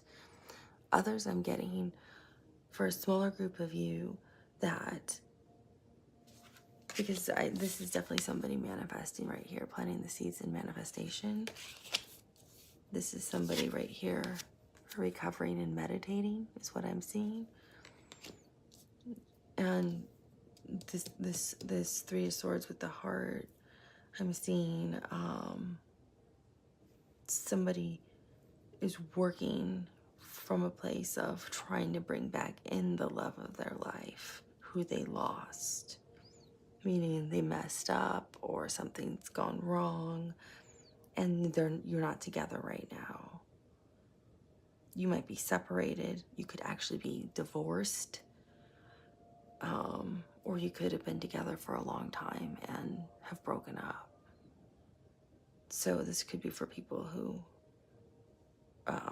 his relationships are no longer are not together. And this could also be for people who somebody is trying to manifest a new person, like a new partner, and they know what real love is, and this is what they want, and they know what kind of love they want.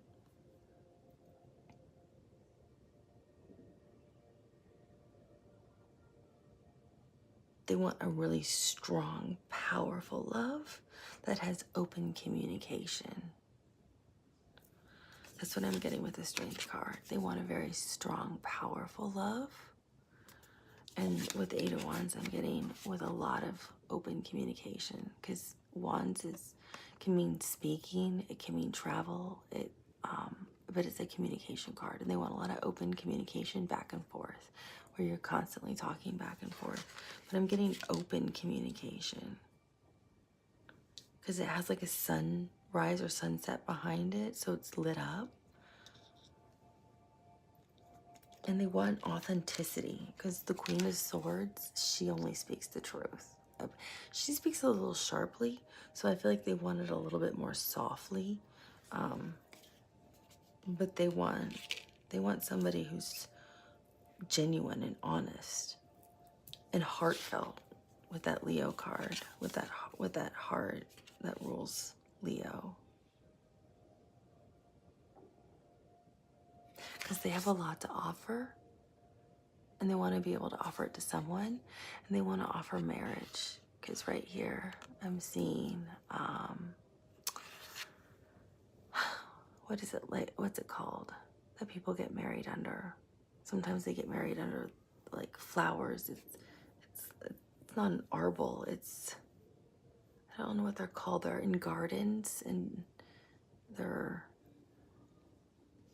I don't know what it's called. I'm seeing all kinds of different versions now. Of course, they're showing me images, but not giving me the word.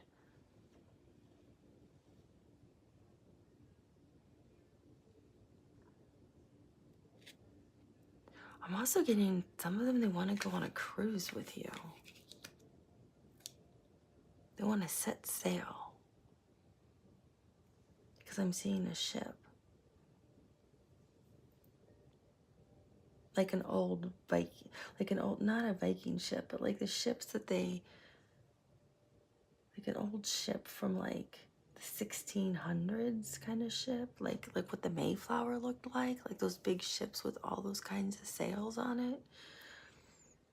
Not like they would take you on that ship, like they would take you on a nice ship, but like I'm hearing like, well, I think there is a brand called the Viking Cruise, but that's what I'm getting. Like they want to take you on a cruise, like in Europe, maybe through the down the Rhine River, is what I'm hearing. I don't know. I'm not advertising anything, and I have no idea if if the Viking cruise line even goes down the Rhine River in Europe, but that's what I'm getting, is some of them want to go take you on a cruise to do that.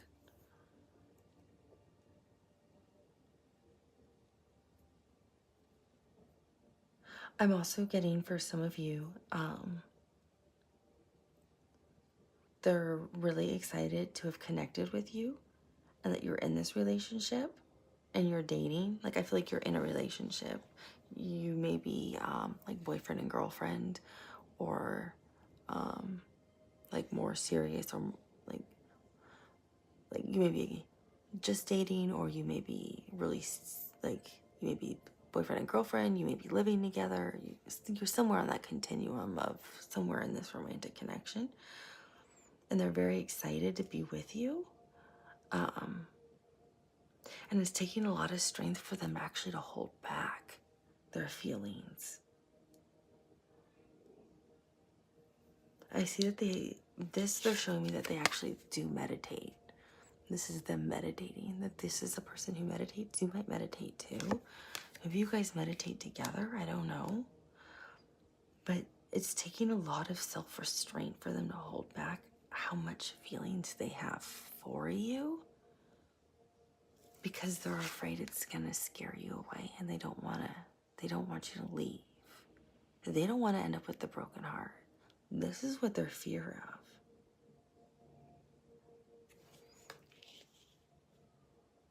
They're showing me as if they say too much. This is what they're showing me. Like this. Like if they say too much, you're gonna be the one that's just like, oh no, I'm out. And you break their heart. Like, so they're actually holding back a lot about how they feel, or the future, or what they want, or how they think and feel about you. And you're kind of watching this actually because you're like, I don't know how they feel.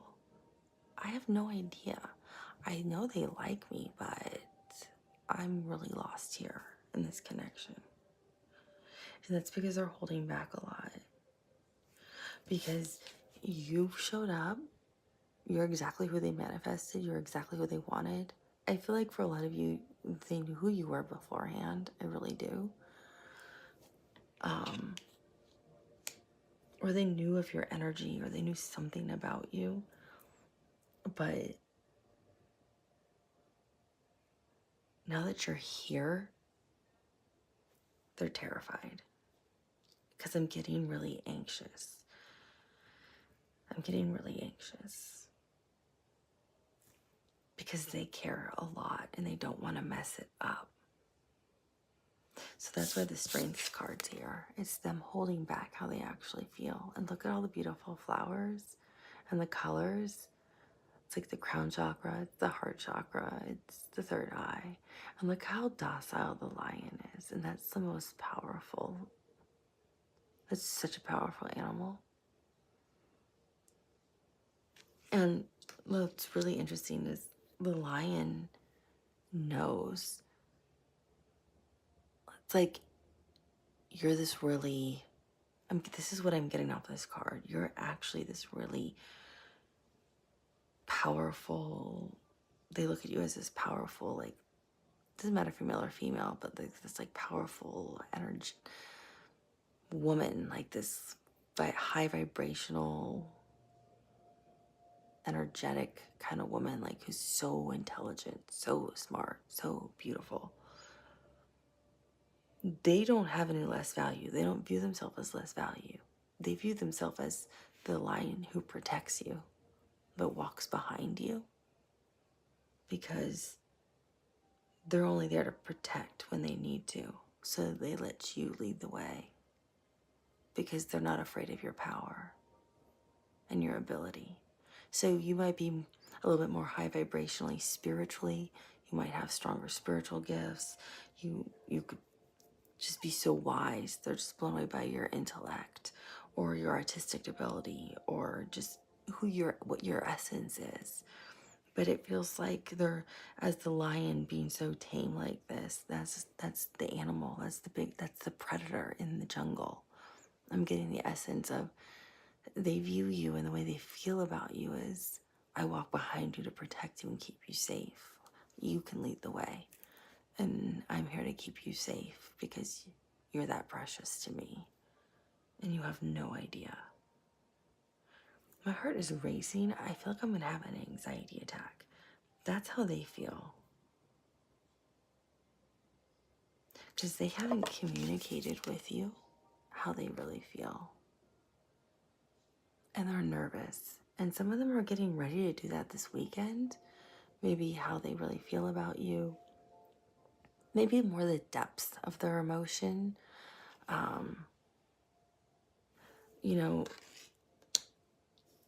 Then it's like they're actually going to use their words, is what I'm getting with the Eight of Wands. Because people will show how they feel a lot with actions, but not with words. And when you start to put words to things, it makes things so much more real. And I feel like, yeah, I'm getting anxious thinking about it. This person's put a lot of thought into it because they feel like they've meditated over it. I feel like that could even be why you have this card.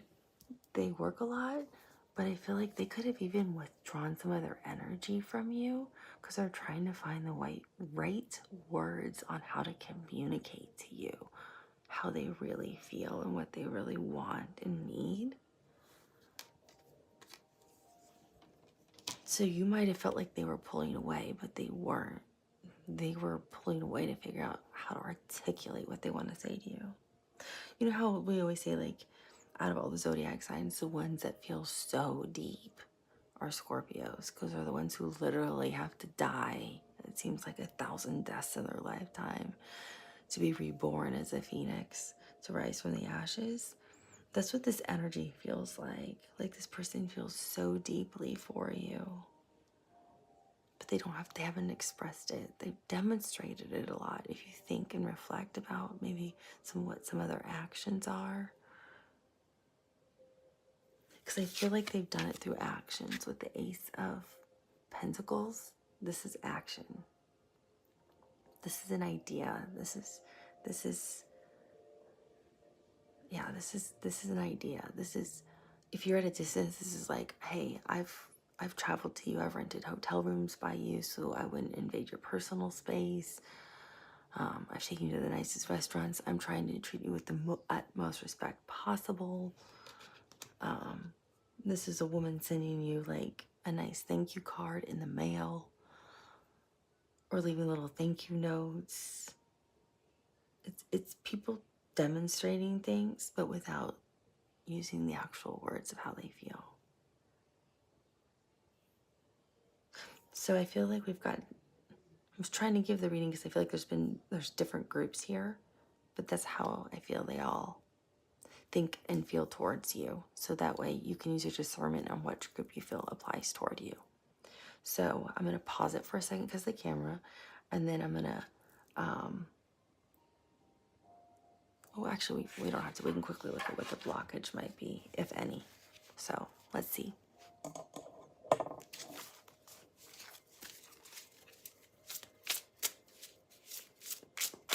What is the blockage, if any, Spirit? Okay. Of course, we get 3 because I had 3 different storylines. I swear I'm reading for Scorpios because only Scorpios give me 3 different storylines. So, I feel like the blockage is coming from your end. Actually, this isn't their energy. This is what you perceive as a blockage.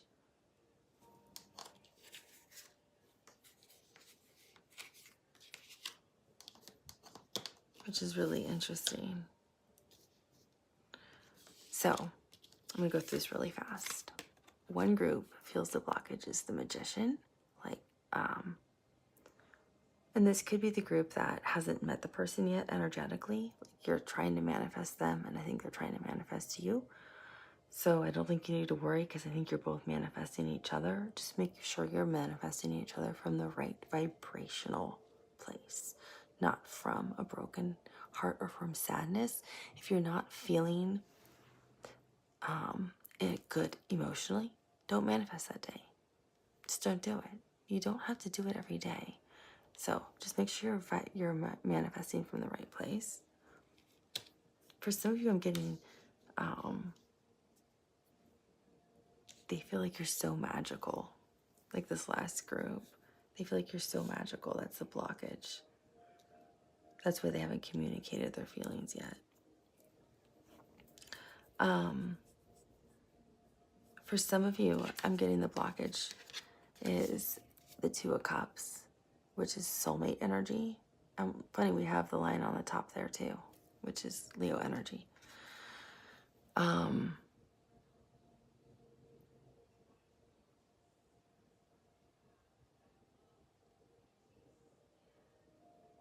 feel like some of you who are watching are actually the ones questioning, is this my soulmate? I don't feel like it's your person questioning it. I think it's you. I think this is your energy. You're questioning, is this my soulmate? It's not them. And I especially think it's for this last group that hasn't really said anything. And I think it's for the very first group that went through really quickly, where they like showed up really fast. And I talked through their energy really fast, really quickly. It's almost, I pretty much channeled that very first one. I feel like it's the first group and the last energetic group. It's you who's questioning, is this my soulmate? It's not them. They both know.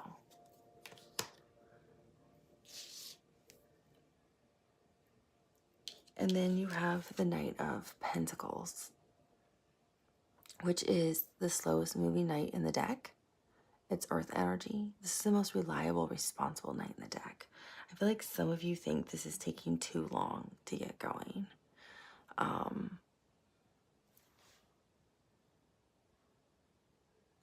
And that's the sign of a healthy relationship. Remember, healthy relationships should slowly build consistently over time, uphill. Not just slowly build down here, like we only see each other once a week forever. And we only talk once a week forever. But consistently, slowly over time, you build a trajectory together. So it feels like some of you think because it's slow moving, something's wrong. It's usually the sign of a healthy relationship. So I feel like this could be part of that first group too. I think that I was talking about, where it's somebody I think like who knew you and waited for you to get single, or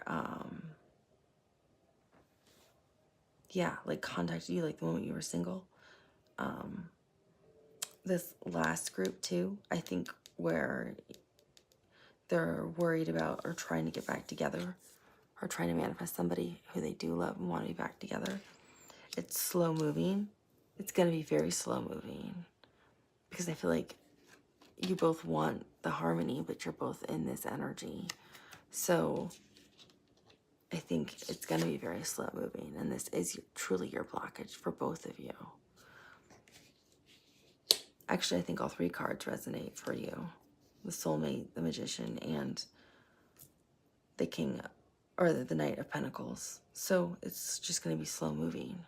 But it's okay if you end up with your the right partner for you spiritually and emotionally and your soulmate, right? It's not a race. In love, it's not a race to be with the right person. So I think it just depends on which scenario resonates with you. But I feel like these blockages aren't really so much on their side. I feel like they're more on your side. And you're bringing that energy into the connection. I'm going to pause this so the camera's going to run out. Remember, whatever energy you have, you bring into the relationship as well. So if you're bringing in, well, I'm not sure we're really soulmates. I'm not sure we're really soulmates. No wonder I was feeling so anxious over here. I would be really hesitant to reveal how I really feel towards you. If you are bringing in the energy of this is moving so slow, I'm just going to move even slower, then this person's going to be more hesitant to want to help propel things forward as well. They're going to stay in the same energy as you. You always want to just bring your energy to the relationship in this romantic connection. Don't match the energy of the other person. Be your authentic self. If this person is not your counterpart and not your soulmate, who cares? Your soulmate and your counterpart is out there. Be your authentic self. Bring your true energy to the connection. You gotta let fear go and trust in God, trust in Source, trust in the divine, that they will deliver the right vibrational match for you. They're gonna bring the right person for you to you. So these blockages are your own fears that you're bringing in. And so if you're energetically bringing that in, then you're literally manifesting it right into this connection, which will make the connection fall apart if you think you're not soulmates, if you're thinking you're moving too slowly, if you're thinking you have to manifest something else. You're going to make everything fall apart. If you bring your 100% your authentic self, which is just love and light, then this person, if it's the right person, is going to match it 100% themselves. And you will be in harmony and everything will flow the way it should. If it's not the right person for you, then great. That's one person more. You can just say goodbye and move on to the next one and find the right match for you. So you don't waste all your time and energy with the wrong person. The universe will always deliver exactly what your vibration is and exactly what your energy is. So be very careful what kind of fear or blockage you think you're bringing into this connection, because you will literally drop it right into this romantic connection or bring all that old baggage with you from other ones. You don't need to do that. Leave it at the door. It's not worth it. You don't need to do all that. Leave all the past heartaches behind and just ask your guides and your ascended masters to help you to release it. Let it all go. You don't need to carry it with you. You've healed from it. You've learned from it. You've grown from it. You're ready for the right vibrational match now. You're in this new connection or this romantic connection now you've been with for a while, and you're happy and you're excited and you're watching this because you have some kind of question you're trying to figure out, because obviously there's some kind of blockage I can see, and it really feels energetically like it's actually you who's watching it. It's one of these three things is from you. I really don't feel like it's from them, but you've brought it into the connection. So now they're starting to think it's part of them too. Especially if you have a really strong soul connection with them, they're going to start to think it also. And I don't want that for you, especially if this is a really good connection and a healthy person that you want to be with. You can easily just get rid of it. Meaning get rid of this fear. Just let it go. You just ask your guides for help, or ascended masters or angels, and they'll just help you let it go. And you can just breathe it right out of you. So I'm going to pause the camera, shuffle the cards, and then we're going to look at what are going to be their next actions and moves towards you. Love readings can be so much fun. Okay, hopefully we can get one universal kind of love reading. Spirit Hermit is on the bottom of the deck. We don't want them to go on a journey. They can stay right here with you. Keep them here with you. Okay, I'll be back in a minute. Okay, everyone, so we're going to look at what their next actions or moves or potential actions or moves are towards you. So let's see what Spirit has to say with the cards, and then we'll read them together as a group. I'm just going to set the microphone down while I pull the cards. Okay.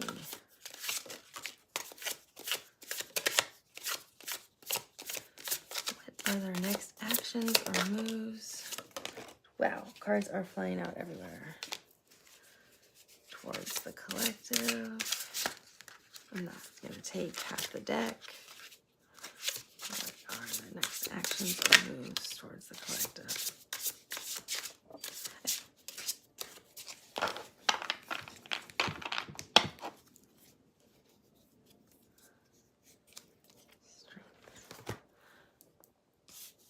Okay, I feel like some of you might be at a distance with this person. I don't know. You might live at a distance. We may not. But the Eight of Wands came out again, and the Eight of Wands is communication, but it's also being at a distance, like a physical distance, like having to travel to see somebody. And the Strength card came out at the bottom of the deck again. So you could be dealing with a Leo. Or, you know, again, it rules the 5th house. So,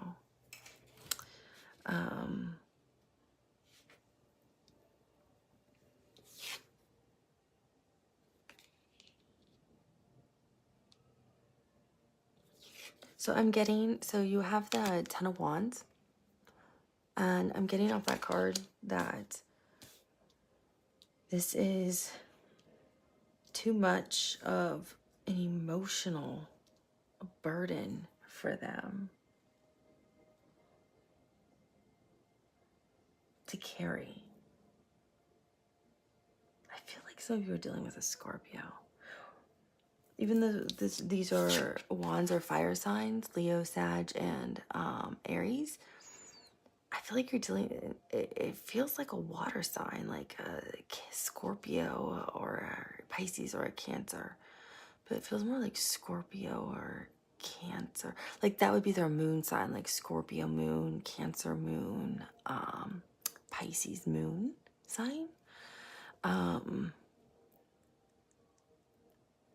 getting confirmation that that would be their moon placement potentially. Because it's like emotionally, they're like stressed out. They're like burdened because there's a lot of blue up here. And this person is a really kind person. They're gracious. They're a very genuine person. Again, this could be for, it doesn't matter if this is somebody who hasn't come into your life yet or somebody you've been with for a while. Like we said, how we defined this love reading is for all kinds of love. Those coming in and those who are already in connections. And those who are in no contact, because it felt like some of it were in no contact. So I feel like their intentions are good with you, but whatever situation they're in right now feels like a burden. So I'm getting, for some of them, they're overworked, they're burdened by work, and it's just exhausting, and they just want to like drop everything, like they can't take it any longer. For others of you, I'm getting they're emotionally burdened by external forces is what I'm hearing. So it could be like they have children, or they have another family, or they're going through a divorce, or they are separated, or they're already divorced and there's things going on with another relationship. I do not know. Or things going on within their family. Meaning there's no other, like they're not divorced, like it has nothing to do with marriage, but like a mother is sick, or like a sibling, something like that.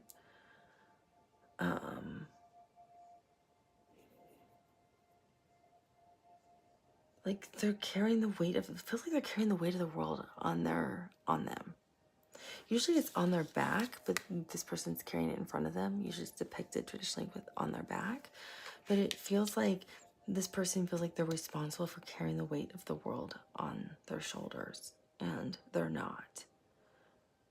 That's not their job, but they feel that way. That's why I said this person has good energy, like they're a good person. They feel like they're supposed to do that. But they can't do it much longer because it's really wearing on them. And for some of you, it's actually impacting your relationships significantly, is what I'm hearing. For others of you, it's not. It's just them overworking or working too much is what's impacting your relationships. Is because they don't have time to spend with you as much as they'd like to.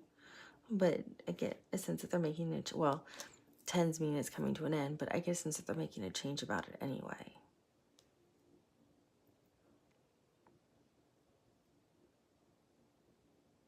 Because they have the Justice card here. So it's like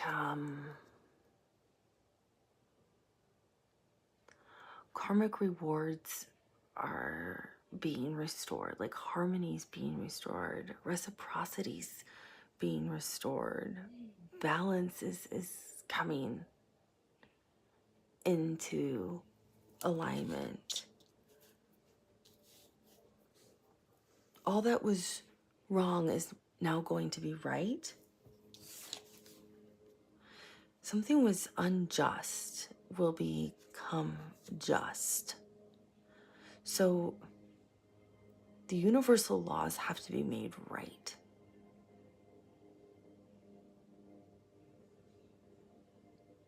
For some of you, it feels like you were almost feel like you were treated unfairly, or you feel like something was unjust or not in alignment or unfair.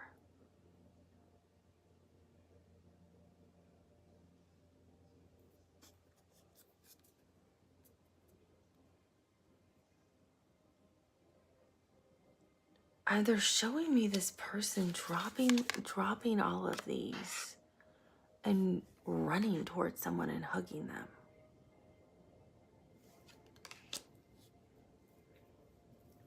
Like running towards another person. That's what they want to do.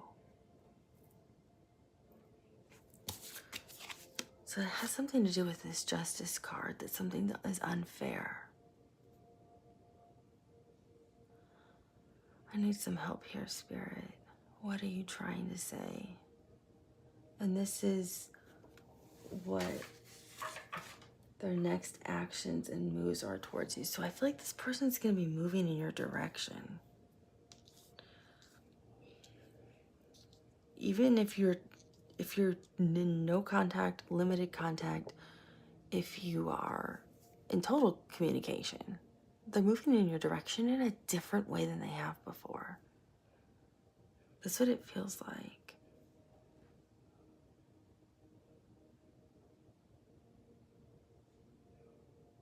They're definitely moving your way in a different way than they have before.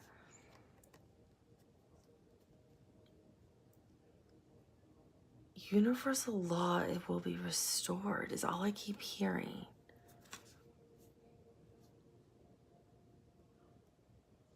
I'm hearing law and order. I'm going to come back to this card because there's something on this card I'm not getting.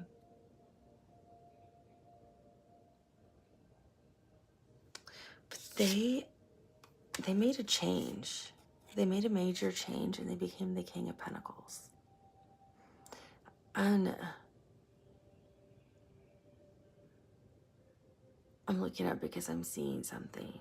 So becoming the King of Pentacles is different for all of you. They're showing me different things. he's very just, he's righteous, this is earth energy, but they're showing me somebody literally ruling all the land. But it's somebody's just got hired into a new position. Somebody just got hired into a new job that gives them harmony and balance in their life. Somebody just got a promotion. Somebody is literally now the VP somewhere else, like got promoted to vice president. Somebody is the director. Somebody is like a senior manager. Somebody got hired as the senior tech, senior IT person somewhere. So like everyone's getting these different types of jobs. Someone is in construction because I'm seeing a castle being built and a whole town being built. So it's like everyone is getting jobs and different types of employment, but everyone's getting some kind of employment. It feels like some people have been unemployed for a while, and now that was part of the burden. And some people were so overworked, they're getting a different type of job that brings in that harmony with the scales from justice, because they were working too hard and too much. And actually, it's the Knight of Swords who's bringing in the news that this person is getting this position. I'm being shown an email. It's coming in via email and a text message. I'm hearing that ding. I always have my phone on silence, so if my phone goes off, I never have a clue. Usually people are mad at me. But it's like a ding that those phones make, and I'm seeing emails like it literally says like, dear James, we are pleased to inform you that like such and such company would like to offer you a position as, and then they have the name of the company. It's like the contracts are coming in. Yes, that's what it is. And I have no idea why these are the next moves towards you. I get it. They need the money to move forward with you because they feel stuck. They can't move forward with you without the money or these positions. So some of your relationships are stuck right now, are not moving forward because you don't feel balanced in terms of financial stability. You don't feel balanced in terms of work-life balance. Like you're working so much, you literally have only Sundays off, and you work 6 days a week, and you literally work 14 hours a shift. So you have Sunday to rest, and you don't have enough time to put into the relationship the way you'd like to. So you feel like you're really neglecting this person you really care about, or this person feels like they're really neglecting you the way you can flip role. Remember, energy's fluid, right? So I could be talking to you, or I could be talking about them. So they could feel that they don't have enough energy to put into the relationship when they really care about you. They could be finally getting the job that they need to be able, like for those of you who are looking for the romantic connection, or like, why is this kind of inconsistent? It's because they don't have the financial stability to be able to move forward. So their contracts are coming in, their job positions are coming in, their upgrades are coming in the 3D world to be able to take you on the date, ask you to marry you, ask you to move in with them, ask you to become more serious and become like their girlfriend or their boyfriend, because they don't have that security right now. So they can't give you more from that perspective. And it's weighing on them because you're everything they want.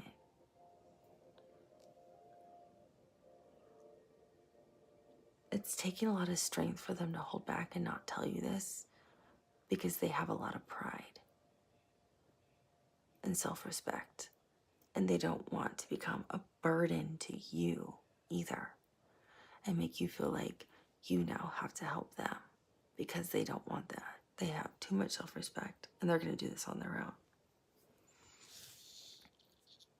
So that's why some of their next actions for you, I think that's also why we saw the Knight of Pentacles as a potential, and the Magician. They might be manifesting work opportunities, and the Knight of Pentacles makes sense because it's the slowest moving knight in the deck, and some of you may feel like these relationships are taking forever to move forward at the pace you might like. And I think it's because it has to do with work-related issues. Some of these people may have been somewhat forthcoming about something going on with them in a work situation, like, I'm overworked and I'm exhausted and this is all the energy I can give right now in terms of a relationship. I can't give more than this. Or I'm looking for other work opportunities, but I don't think they have revealed all that it entails. Like, I don't think people are revealing maybe the seriousness of the lack of money that they may have. They may be saying, I'm saving for, and name it to a vehicle, or they may say, or a home, or they may say, and that could be genuine too, don't get me wrong, that could be genuine. But they could also say, I really think a lot of people are looking for other opportunities in terms of employment, and I see it coming through in divine timing because the universe is working with them because of who they are at the soul level. These people are beautiful souls. They are such good, genuine people that the universe wants to reward them. They're giving them abundance. They are bringing in the money. They're bringing in the blessings. They're bringing in the rewards to them. So the King of Pentacles is different for everyone, right? To someone who doesn't have a job at all, they're not looking to go become, the vice president of a major corporation. They're going to be very excited with whatever opportunity presents itself that matches their criteria and their financial needs. So that might be manager of whatever their area of expertise are. So they would be really excited. That's why I was seeing different jobs over here, and that's why the ruler of the land, I see somebody becoming, getting a huge type of promotion and literally becoming like like kind of that emperor energy, literally the ruler of the land. But I think that's very, for like one person specifically. But that's why I was seeing all these different types of things. But everything's coming in on emails and on text messages. It's like a text message to check your email. It's what's coming through. Like HR or the recruiter you're working with is telling you check your email because the contract has come in. So we'll have to look for timing on that. It will be by Leo season, it feels like, at the very latest.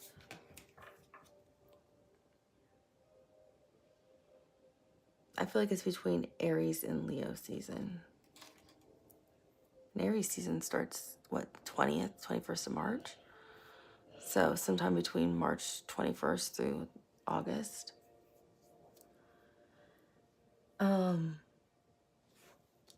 So I feel like that's why we were seeing some of those blockages in the connection. It doesn't have anything to do with your actual connection with them. It has to do with their own personal things. I know this is a really long reading, but I feel like for some of you, you're on here because you're like, I don't understand why it's not moving forward. They seem to really care about me, or we seem to be having a good time. And I think this is the real reason why. So that's why I'm taking my time with this for you.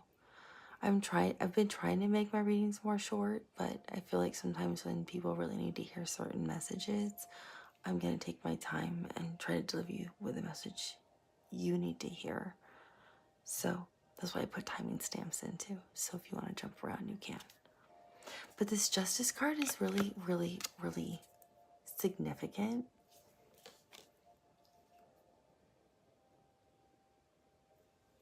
Well, there's two things. Okay, so they're telling me to talk about this other card first. So the Eight of Wands came up again. There you go. You can really see that. So I see almost a rainbow behind it. So it's divinely guided. I really feel like some of you are at a distance from the person you're with. So some of you have to travel to see each other, so you don't get to see each other as often, which makes one of you feel more insecure than the other about the connection, or is making the connection move slower than you'd like. But it was intentionally designed this way by Spirit, because I feel like your previous connections always moved too quickly, because this is fast communication. This is like rapid text messages going back and forth. So I feel like your previous communications, your previous relationships were the kind that we dated 3 weeks or we dated a month, and now we're boyfriend and girlfriend. And like 2 months later, everyone knows everyone's friends, and now it's the holidays and everyone's with everybody's families, and you're down this massive rabbit hole, and you kind of wake up one day going, how did I even get here? I don't even know if I like this person, but all the families are involved, all the friends are involved, everything's so intertwined, and I have no idea if I even liked this person. It feels like that's how all your relationships have been. So they intentionally orchestrated for some of you. Yeah, with this water, I'm seeing that too. Yeah, it feels like almost all of your relationships were that way. I almost want to say 8 of them, which feels like all of your like all of your serious relationships, or almost every relationship you had that was ever serious, was that way. And you're almost questioning, did I ever even love any of them? Or did I even understand what love was? And so they intentionally orchestrated this relationship to be at a distance where it's still reasonable for you to travel and see each other, but you can't see each other as frequently as you would like. And it's because they want you to intentionally move slow and both get to truly know each other. Because the other person had to say, the other person mirrors you, and they literally had the same exact experiences you've had. And they're not mirroring you in a narcissistic way, because it's like you've dated people before who were very manipulative and narcissistic, and each time you're like, oh yeah, that was a really bad one. I'm glad that one ended. This person's like I keep saying, this energy is a really good, positive, loving energy. And this person is just like your energy, which is a beautiful, high vibrational, loving, light energy. Where both of you, with the blue here with the water, it's like you both have a lot of deep emotion to you. You both are highly intuitive, but your intuitions, it works differently for both of you. And there's a lot of green on here, which is the heart chakra. So again, a lot of love to give. But neither of you have opened up to it, to each other. And this is specific. I don't feel like this is everyone on the channel, but I feel like this is a group of you on the channel. That's why I'm definitely saying this is definitely a group of you watching. And that's why this is so important. This is definitely a group of you watching. That's why I'm talking about this card specifically.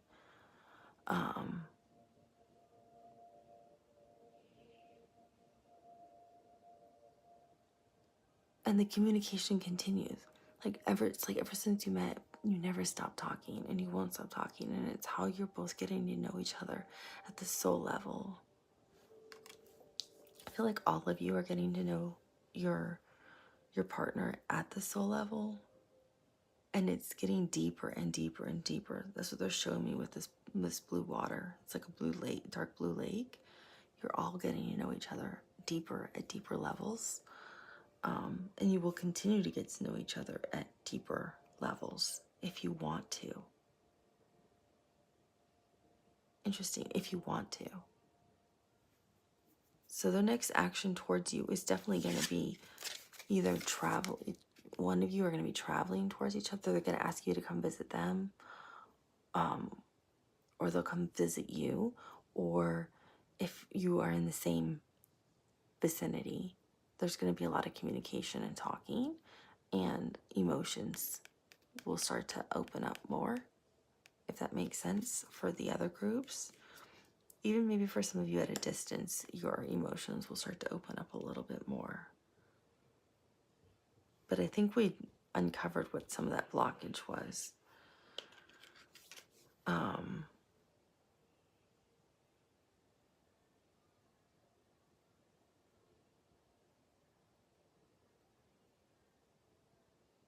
So this Justice card is divinely orchestrated. Do you see all that yellow behind it? It's almost like it's a mist that's being blown behind justice here by the divine. It's that golden light that we see. It's almost as like beautiful as like we say the sun is, and as happy as the sun is, but it's actually golden light mist that's being blown, and it's being blown in your favor, and it's pushing justice forward.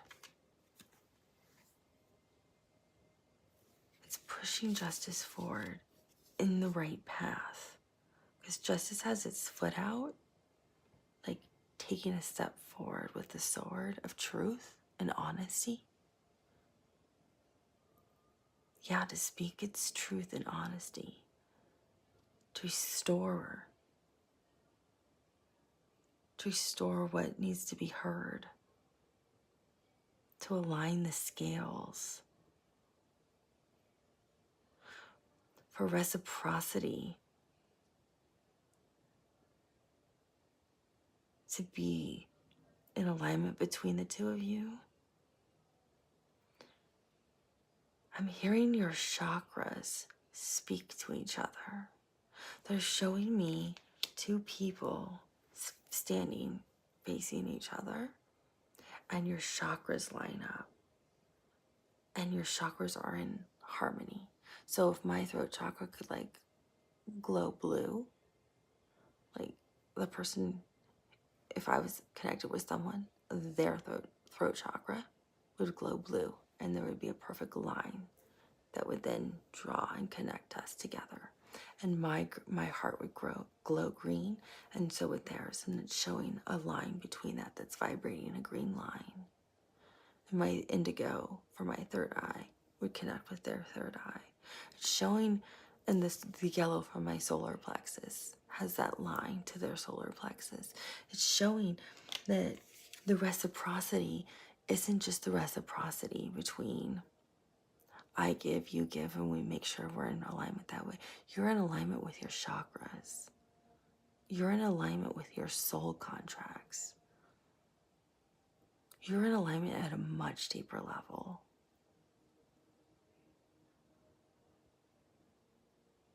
Some of you are not in alignment because the scales are not perfectly aligned.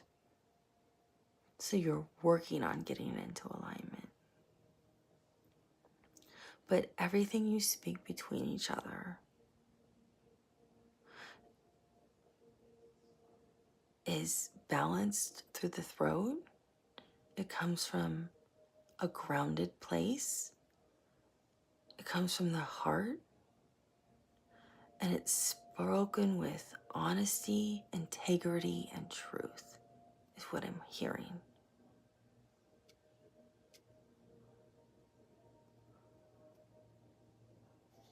You stand between two pillars of justice, knowing that it is with love you work together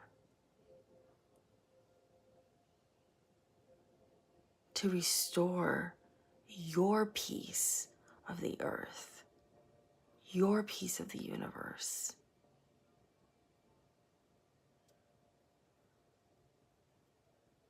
your part of your soul contract is what you're working on. Some of you will come together in union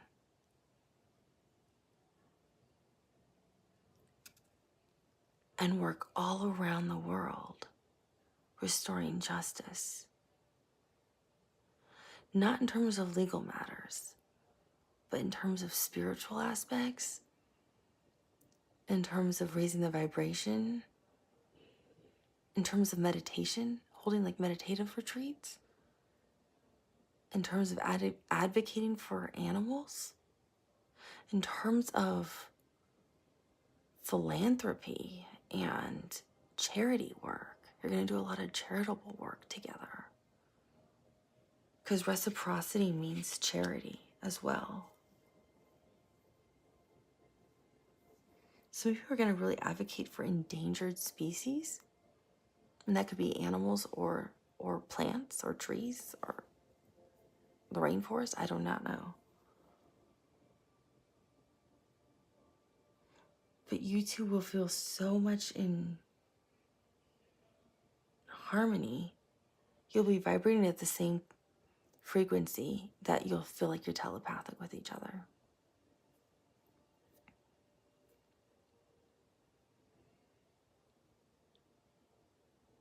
And it's because spirit is working with you. Your ascended masters are working together. I'm hearing some of you have the same ascended masters because you have past lives together and you actually work together, and you've worked together many times on some of the same almost integral missions to help humanity. Take that as it resonates. This is getting way deeper than what I thought the next actions would be towards you.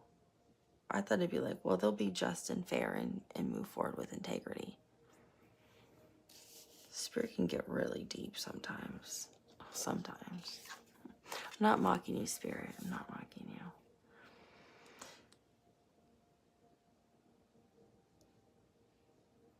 you. I guess what they're saying is you guys have a very deep spiritual connection. And you're clearly aligned with your chakras. And so besides them moving, you either having a lot of communication where you are, or if you're at a distance, you're going to be traveling to each other. Emotionally, you're going to get deeper. All of you are going to get deeper emotionally. I feel like getting deeper emotionally is going to happen after this person or all of these people feel like they're going to be more stable within their jobs, or feel like they're moving in the right direction with their careers.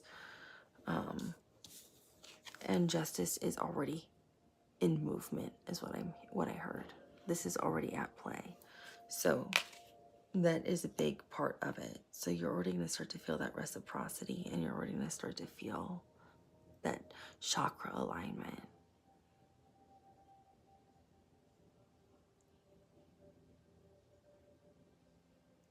So they're showing me where the women are usually more aligned with their upper chakras, and men are usually more aligned with their lower chakras. So that's where some of you can be a little bit out of alignment if all your chakras are not perfectly aligned. So you'll be helping align each other. So they'll be getting your lower chakras in alignment, and you'll be getting their upper chakras in alignment.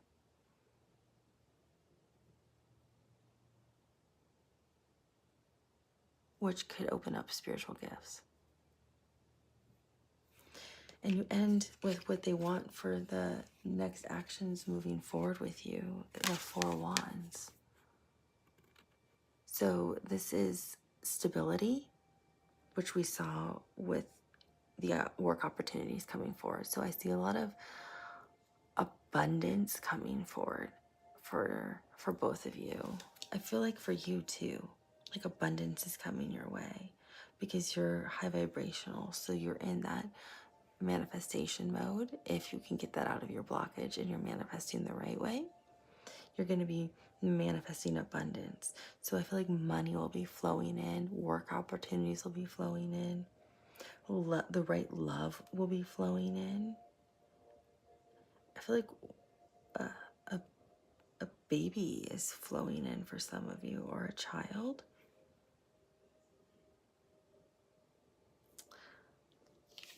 I forget what these are called,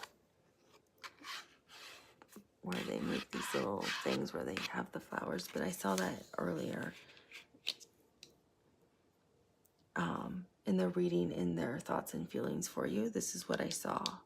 I don't know what these things are called. I can't remember. For some reason, I can't think of the word. But this is what I saw in the Ace of Pentacles. Is what they saw. I saw they wanted to offer some of you this marriage. I just can't think of the word, and I don't know why.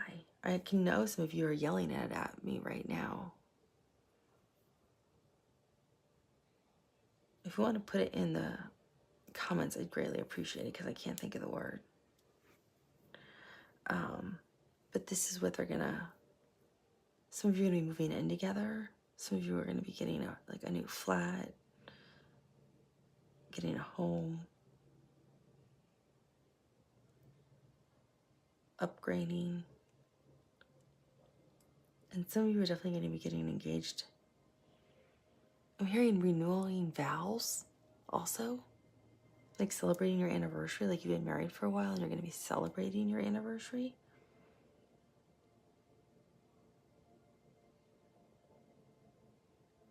But this work thing has to be worked out first. But it's already in the works, and this is already happening.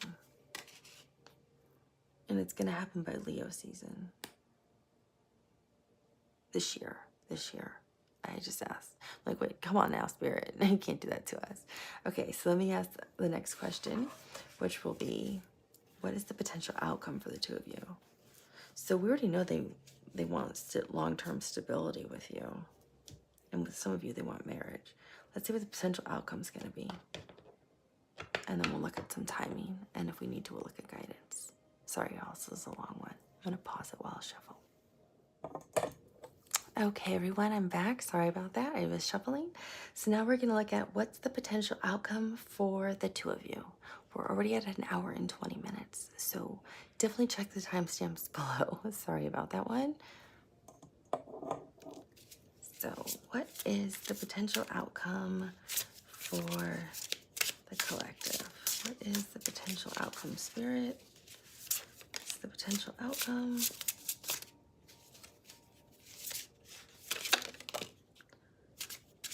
Potential outcome, Spirit. Ace of Swords.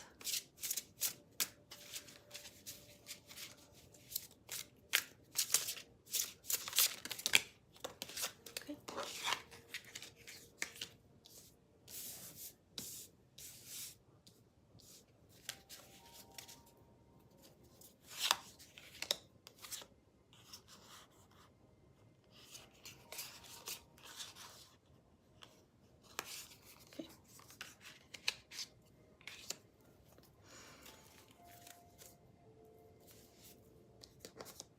That one.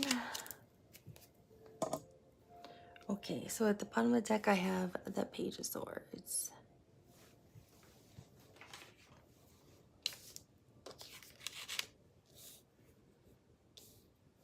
Well, I think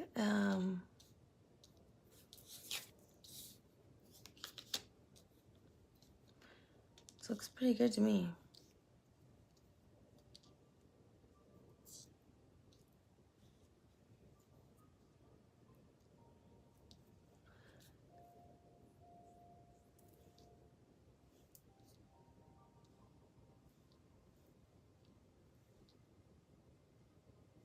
So you have the Two of Wands, which is Mars and Aries energy. And this is usually like, I don't know which direction I want to go. But you can see he's kind of got like the earth almost in his hand. Here's the other one already behind him. So kind of already made his decision. I have to make a choice. Do I go right or do I go left? So it's making that decision. Like, do we stay together or do we not if we live at a distance? Or do you, just one person move to the one location or the other? If we're separated, are we going to get back together or not? Are we going to finish our divorce? Are we have it finalized? If we might not agree on everything, how are we gonna compromise on some of these things and move forward in this connection? Are we gonna be able to work through some of these obstacles or hurdles? It's that kind of energy. Like, how are we gonna move forward? This is what your outcome will be with this person. Remember, timing and energy is fluid. This is a collective general reading. Not everything's going to apply, so take it as it resonates. This is not a personalized reading. Those of you who saw me on the live reading saw when it's like a small group, it can get a little bit more personal. I can even sometimes pick up on people's names, maybe connected to you. So, and even hobbies that they may like. But when it's just a general collective reading for thousands of people, just take what works, and what doesn't, don't force it, because it's not gonna work then, and you don't want to ruin what's already a good thing, right? You know, just because somebody said something on some tarot read one night when you're having a bad day or you're worried about something, don't ruin your relationship over something like that. But that's my opinion. Take it what you want and do what you want with it.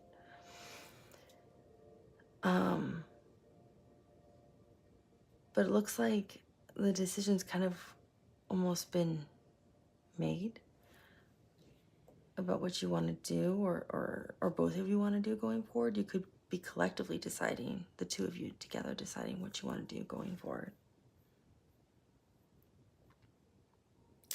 I as you know, I don't lay out tarot spreads. I just have the cards here, so I always like to have Spirit tell me which cards to use next.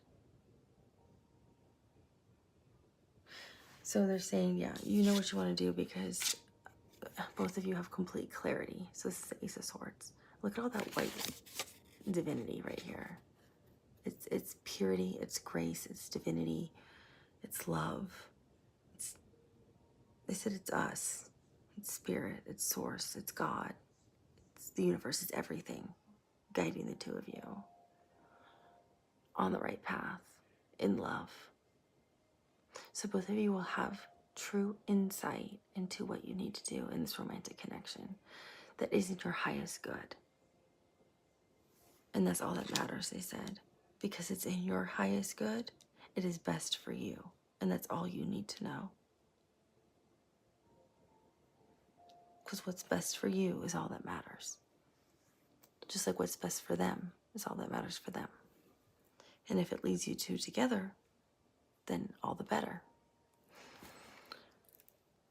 I know who's leading this reading, no wonder. So I have this one guide. I have my main guide who does most of my readings. And then I have a guide who loves to do love readings. And the way I would describe him is he's a poet from the Renaissance era. That's literally what my guide looks like and acts like, and he's hilarious. And anytime we can try to slip a rhyme in, because I literally, if I hear what they're saying, I say verbatim what they're saying. And they know that. So he'll slip a rhyme in anytime he can. So I just think that's funny. He's hilarious. Spirit is really funny. So they're giving me two cards at the same time, and I don't know why, and I don't know. They're giving me another card on what your outcome is, but they feel like you guys also need this as a confirmation of who this person is, which is strange. So they're showing me both of these cards. The Six of Cups and the King of Swords. So these are the two cards I'm going to talk about at the same time. They're saying you will know who this person is because you've lived every life with them. You have a deep, deep soul contract with them. You two always return to Earth to work together. And the moment you two see each other, it's instant familiarity, it's instant home, it's instant love, it's instant knowing, it's instant they're saying a word, but it doesn't make any sense. So the spirit talks, but the words aren't always words. There are other things I have to put into English. They're wanting to say comfortability, but I don't know if that's a word. It's instant. It's like an instant no. That yeah, you're instantly comfortable. You just the moment you see this person, or the moment you are with this person for the very first time, meaning the moment you met them, the moment you made eye contact with them, the moment you had exchanged words with this person, you were comfortable. You knew you were home. Your soul knew you were home. And you never not stayed in touch with this person. This person is your home.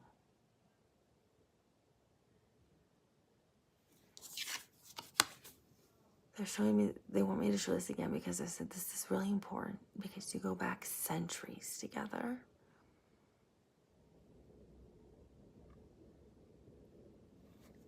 You used to play together as children and grew up together and got married lifetimes ago.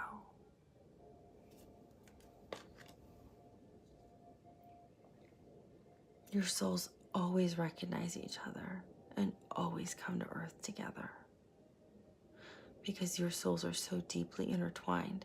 They're showing me a DNA strand. You only know love with this person, real love.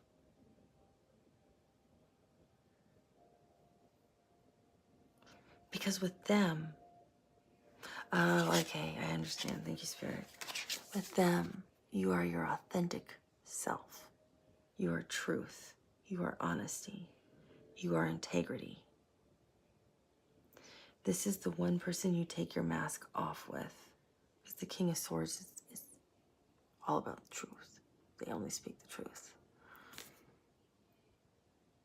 This is the one person you can be real with. Look at the sun behind them. It's happiness. This is the one person you can be really honest with. And they can only be really, really honest with you. Both of you can be every aspect of yourselves with each other. But you can't do that with anyone else in this world. That's why your two chakras align perfectly.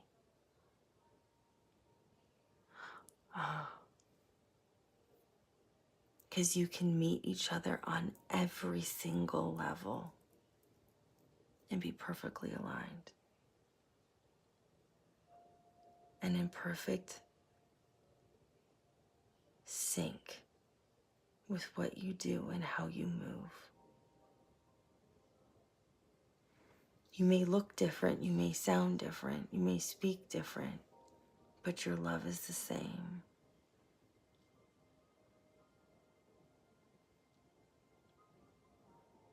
And your love for each other is deeper than the love that anybody else could ever have for another.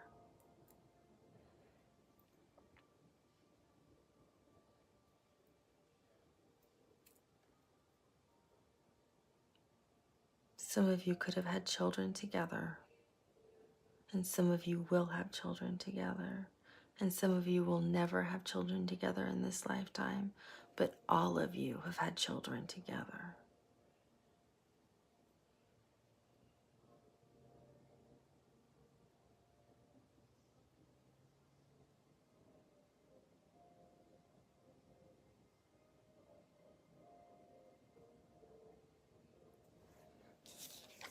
They're showing me the Ace of Cups, which usually means ultimate love. There's no more love than this, because this is like so much love from the divine, from source, from God, from spirit.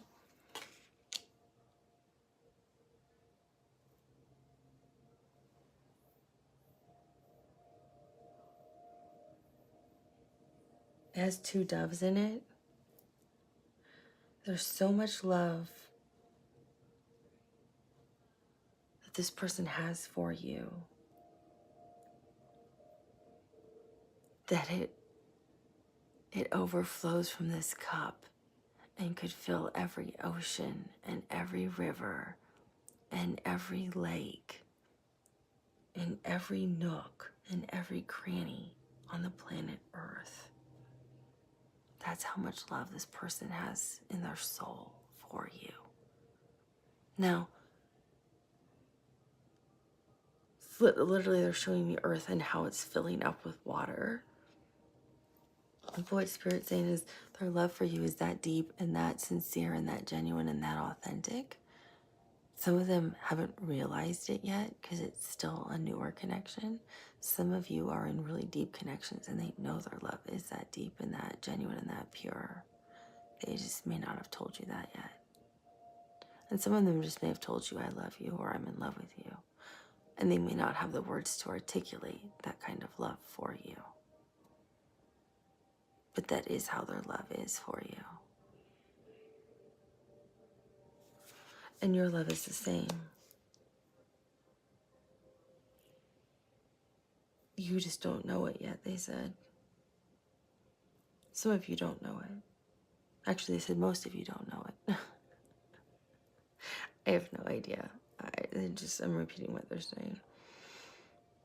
They said most of you are not aware of how deep your love runs for this person either.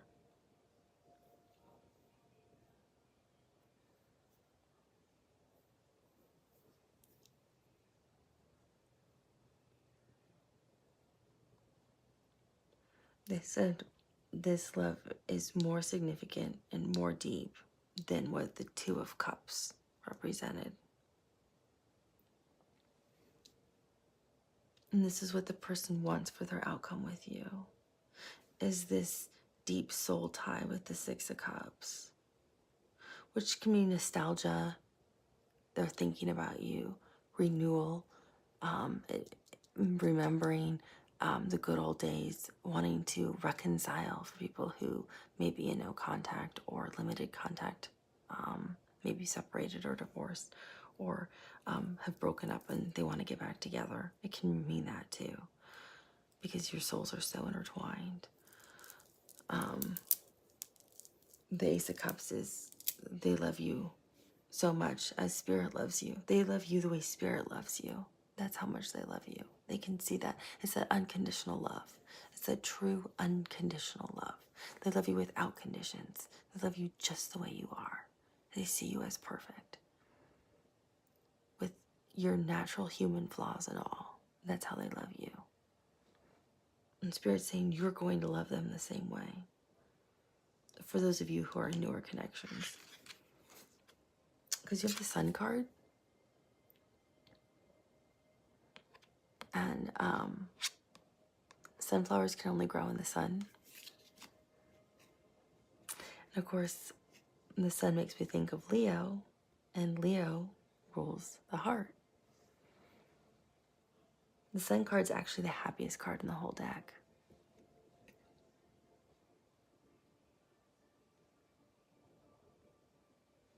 It's supposed to be all bright and all yellow, which is really interesting because it's actually underwater.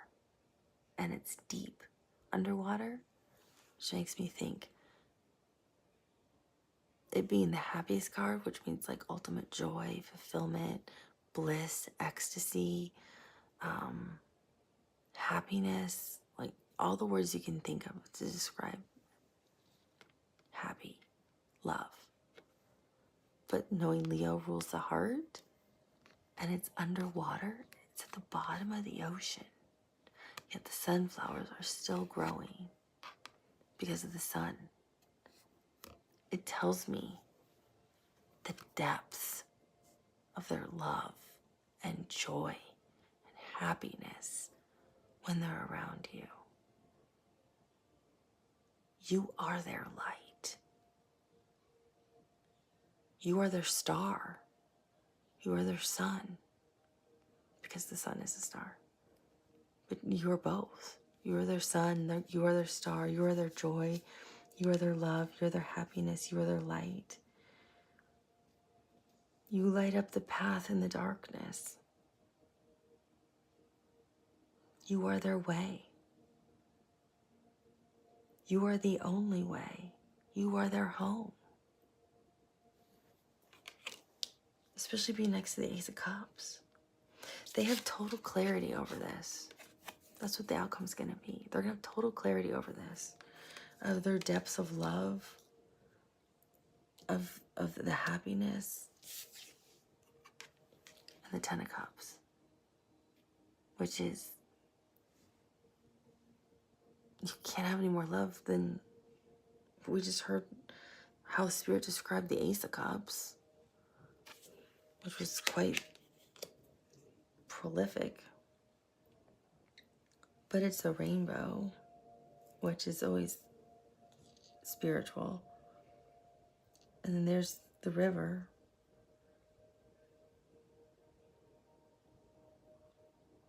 But it's supposed to represent ultimate love, ultimate happiness in a romantic connection, or people who want a family.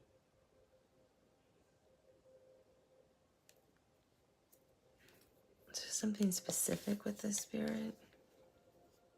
And don't forget, their energy towards you is the Lovers.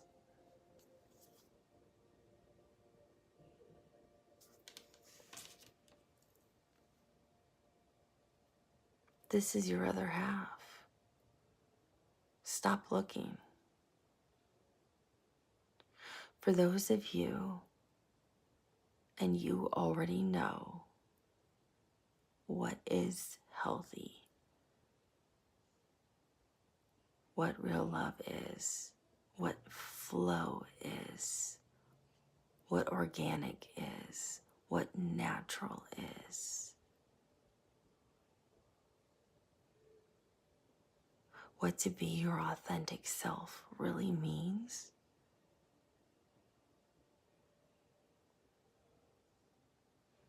You are with your true soulmate. But you have to answer these questions. Are you your authentic self? Are you in flow? Are you allowing it to be an organic, natural connection?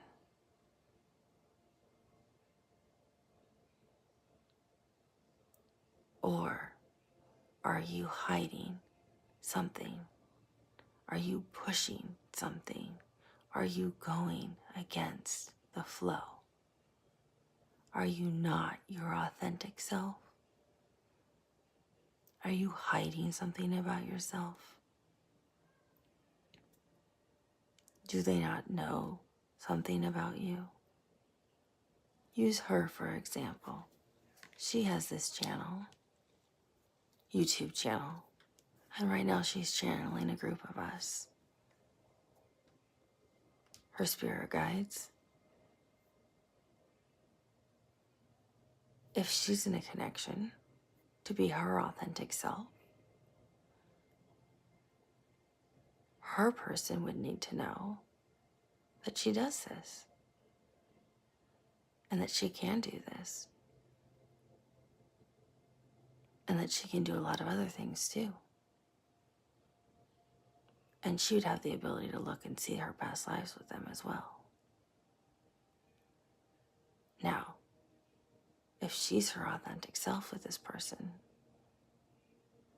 the right person, the right vibrational match for her, would accept her as she is and allow her to be this way. If she's also in flow, just being, not pushing anything,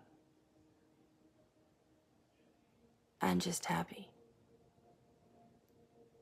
If she's not her authentic self and hid this and didn't reveal this side of herself, we're not saying you have to say, this is who I am the moment you meet somebody. Do not misunderstand us. we mean in due time. But if she hid this whole aspect of herself from this person, if she was in a romantic connection, then she being authentic?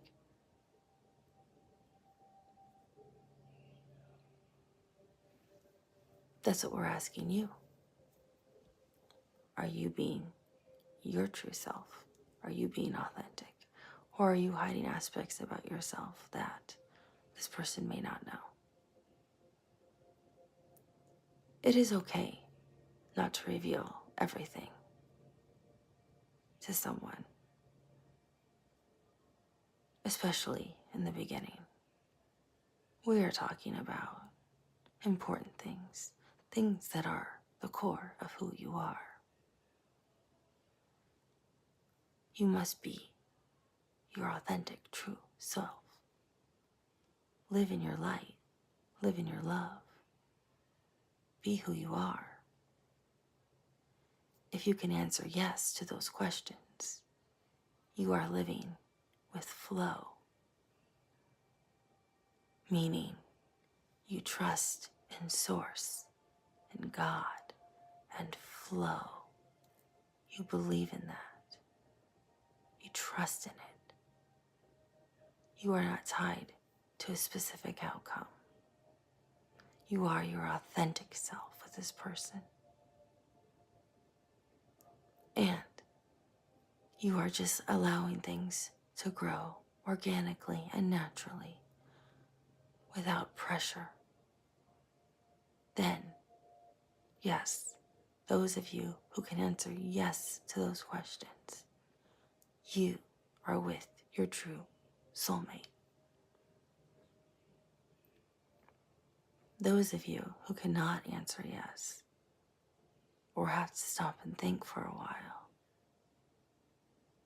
or may not understand our questions, that is okay. You can always ask her for clarification later. But if you answer no, this is not your soulmate. It is really that simple. There is someone else then for you. Your real alignment. We don't want to confuse anyone. That is why we thought we would pose these 3 simple questions. So it's easy for you to assess your situation. We are not giving you advice on either way of how to proceed. But it's easy to know if you are your authentic self with someone or not. Or does someone prevent you from being your authentic self? Those are things to think about. We're done talking now.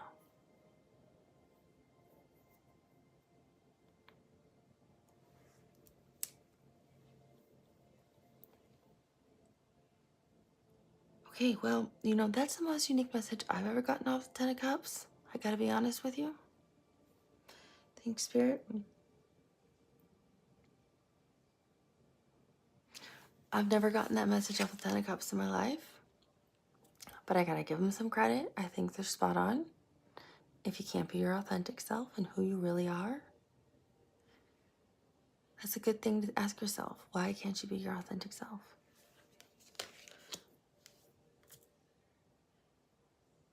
That's something for you to check in with yourself about. That doesn't mean end a relationship. That doesn't mean you can't begin to become who you really are either with this person. Maybe it's so new, you don't show everything at once either. You know what I mean? But that is a very good question. And yes, don't ever attach to an outcome. I've learned to let go of that. I don't have an outcome I attach to.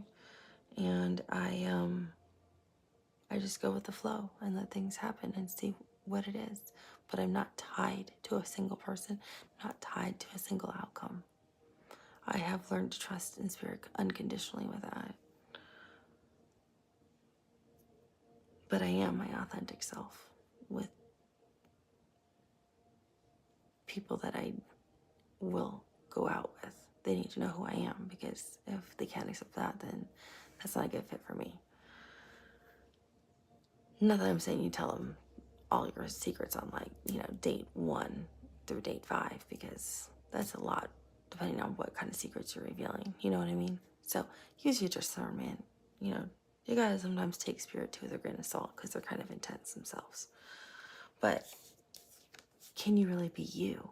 I think that's a great question for the Ten of Cups. I'm gonna steal that from them and start applying that, because I think that's a great question. Because if you can't be your authentic self with the person you want to love and be with, right, as your soulmate, then who can you ever be your authentic self with?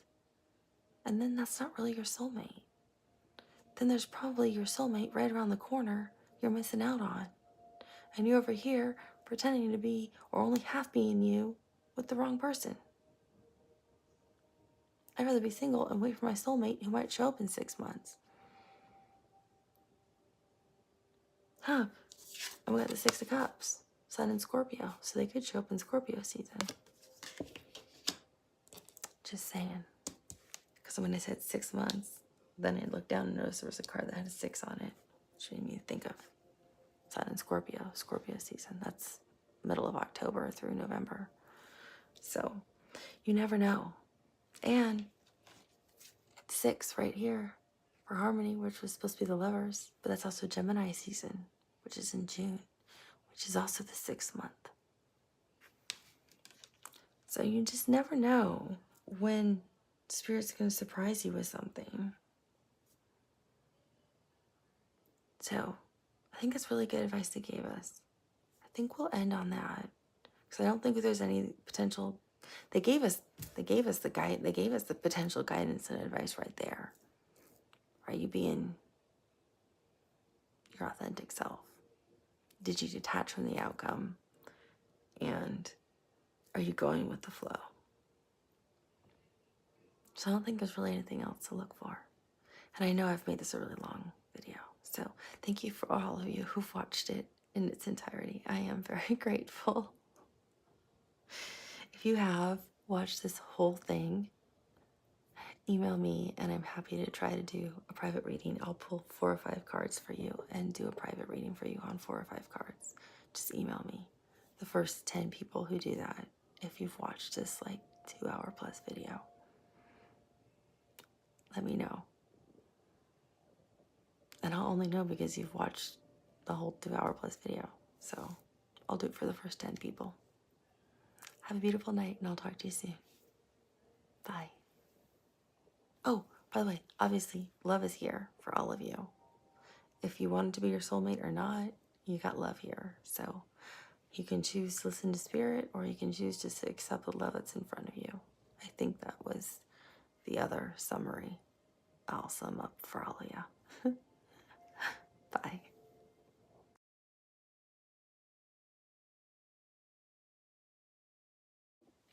Hi everyone, welcome back to the channel. I will put timing stamps in here for all of you, but I thought it would be fun for us to do a yes or no or maybe to answer some of your questions.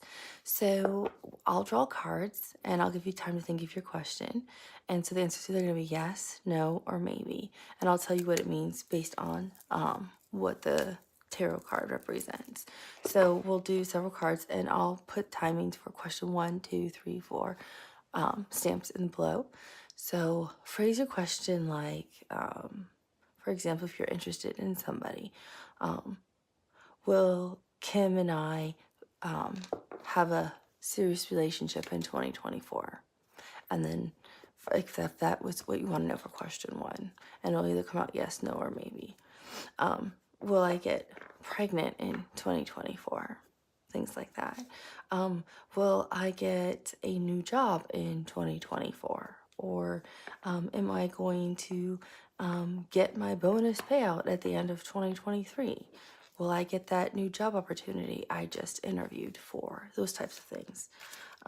That's how you should ask the question. Only ask one question. Don't pair 2 questions together in one, because you won't know which question is being answered.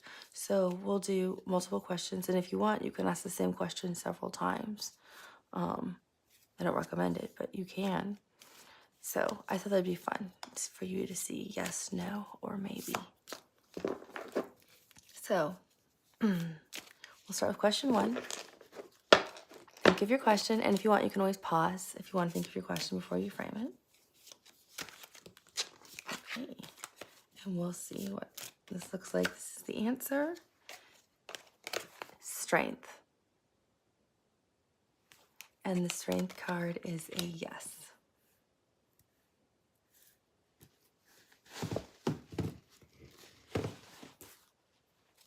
Okay, for question number 2, if you need to, you can always pause. Otherwise, we'll pull question number 2's card right here, the sun. It's a yes. Okay, question number 3 came out. Okay, if you want, you can pause, but this is a strong yes. So the last 3 cards, I should have said it, are definitely strong yeses. They're not even wishy-washy. For question number 4, if you want, you can always pause if you need to think about it. Yes. If you just asked the love question on question number 4, he actually came out facing the Queen of Wands from question number 3. So if you ask the love question in question 3 and question 4, it's a definite yes, yes, because they're both facing each other based on how the cards are looking. The Queen of Swords is facing the King of Wands. So I don't know if you asked the love question in question 3 and question 4, but it's definitely a yes. Okay, question number 5. Remember, if you need to, you can pause. The answer is no.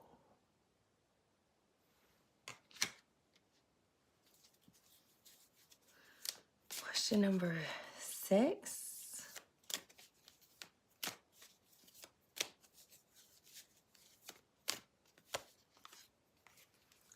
Yes.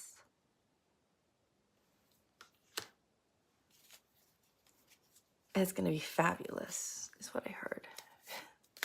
Whatever you asked for number 6, it's going to be fabulous. Okay, question number 7. If you need to pause while you are thinking about your question.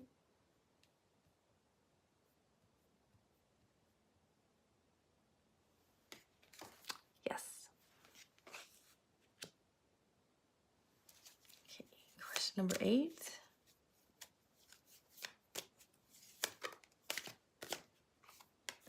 Yes. Boy, y'all have some really good positive energy going on here. You got some good questions, whatever it is. It looks like if you're asking questions for 2024, it's going to be a good year. Okay, this is question number 9. Pause if you need to. The answer is yes.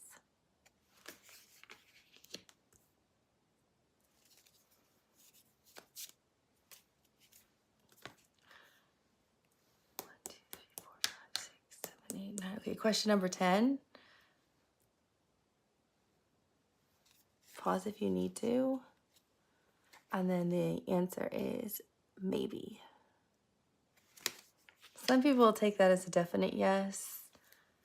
I usually like to definitely say yes, but depends what you're asking. If you're asking about marriage, I would say yes. Anything else, I would say maybe.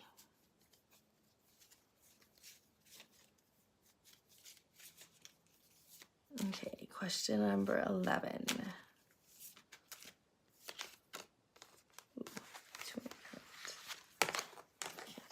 Oh, this is so bizarre. Okay, you ready for question 11? The answer is no. And I'll give you some timing right after this when you might want to know when things would happen. So I'll pull 3 timing cards and you can pick on those. So question number 12.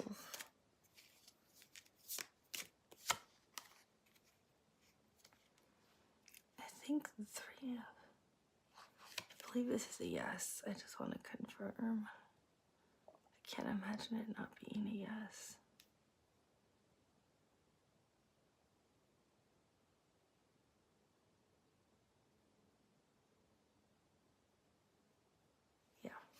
Okay. Yes. I don't want to give you the wrong answer. Ooh, let's do one more for a bonus. Okay, final question. Yes. Okay, so now we'll do some timing cards. So if you want to, if you have a question in mind that you had asked a yes or no question to, and one came out as maybe, unless it was marriage, it was definitely a yes. Then, or engagement, it was definitely yes. We'll do some timing cards. So timing, if you want to know when something's going to happen, I would definitely say this is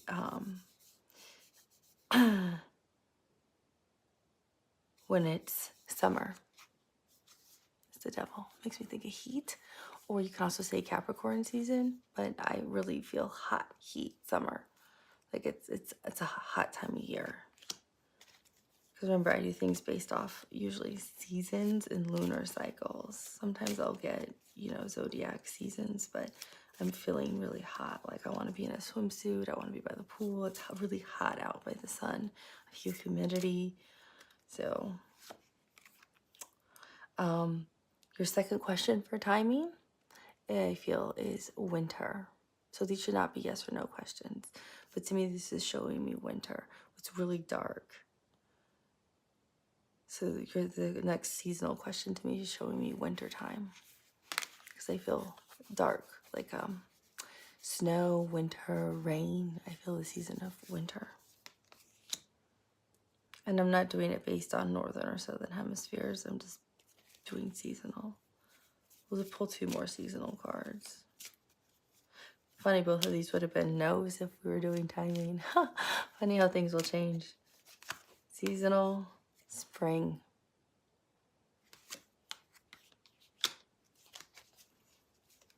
And we'll do one more seasonal.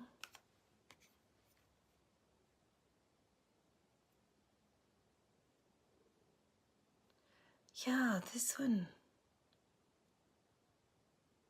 What is it? Spring. I feel spring again. Flowers are in bloom. Like the grass is green. Like April showers bring May flowers is really commonly said in the United States. And I feel like the flowers are in bloom, the grass is all green. It's also making me thinking of like Ireland and Scotland, like a lot of rain and everything's green and beautiful. It's making me think of the spring. So I hope that's helpful for those of you who had questions. And I'm covered in the chills. So for the timing, usually it helps me when I get the chills with them. So I was staring at it to confirm it was definitely spring. Because sometimes that can be spring or fall, but it's definitely spring. So I hope that helps. I hope that it's enjoyable. Let me know if you guys like it. If you do, give it a thumbs up. If I have lots of thumbs up, I'll know that you guys like these yes or no's, and I'll do lots of them because they're fun and I enjoy them too. So I'll talk to you soon. Thanks for being a part of the channel. Thank you for subscribing, and thank you for sharing. Have a beautiful morning, evening, or afternoon, wherever you are in the world. Bye.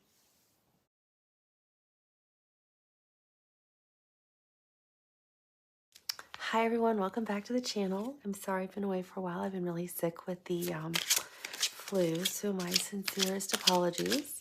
I'm finally starting to feel better, so I thought we would just let Spirit guide us on what they have to say today.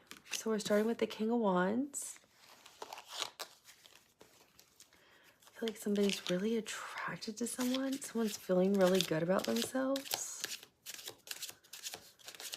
They feel like they're missing something.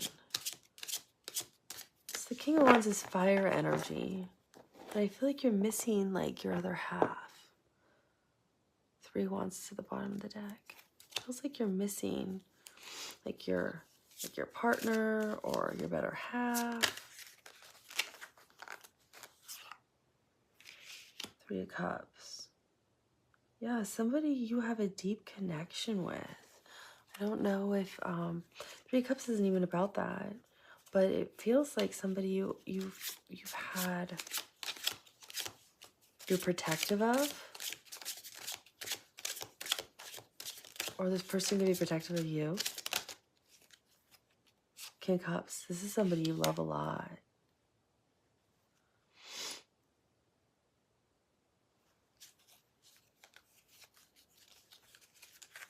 This Three of Wands, this Three of Cups energy though feels like an instant knowing, like a past life kind of connection.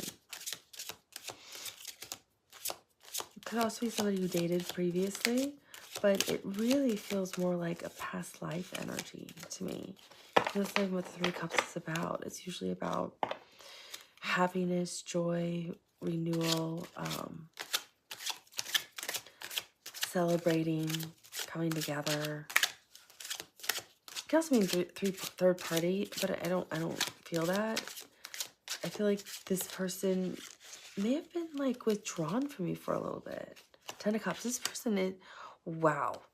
King of Cups, Ten of Cups. So the King of Cups, I'm seeing two hands like really, yeah, you're missing your other half. You're missing your happiness. Something went on.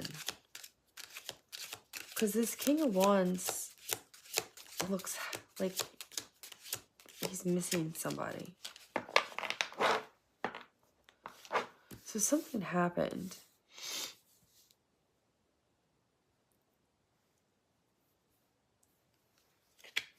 Because the King of Cups, it's like cradling this so closely. Five of Wands.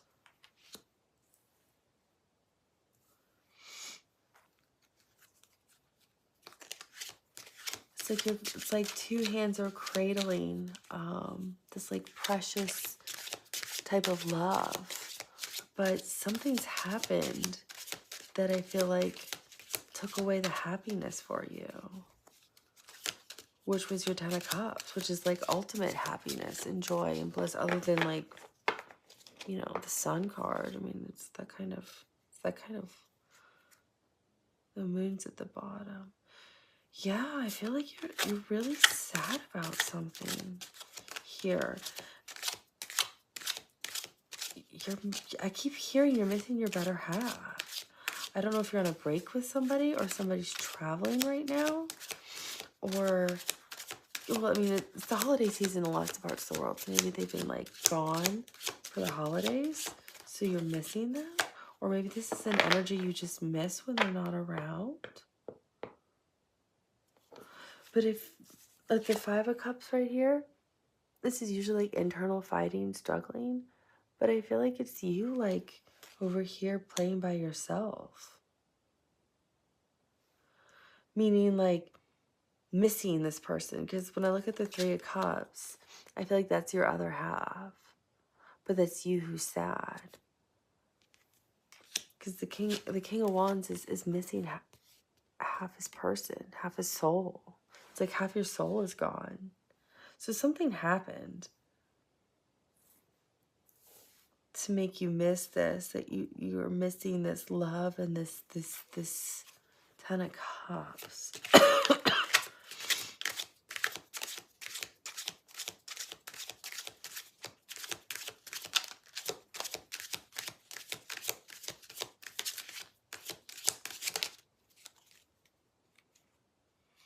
This is something you waited on too for a while with this person. With the Seven of Pentacles, this was like kind of like a wish fulfillment. Like I'm hearing it was many moons ago. It's like this person, I feel like you and this person maybe haven't been talking, or for some reason there's some kind of like separation between the two of you, and that's why you feel so, I'm hearing, empty inside. If you're the King of Wands, you might represent this other energy that's missing. The Sun. Yeah. I feel like the Sun goes over here with the Ten of Cups and the King of Cups. So there's something that's transpired that's kind of made this divide, it feels like, for this King of Wands person. The King of Wands is usually very attractive, very assured, very confident. But I'm hearing that you just feel really empty inside and sad. And you're like upset that you're like not celebrating the new year with this person, like they're not with you on New Year's Eve. And take that as it resonates, you know. There might be another thing that you celebrate that's really important within your culture. New Year's Eve might not be it. But it's like you had plans or something fell through and now this person's gone. I don't know if you two had like a disagreement. For some of you, I feel like you broke up a while ago. Like 7 months ago, like back in June. Yeah. The Fool card. You're ready for a new beginning with them in love.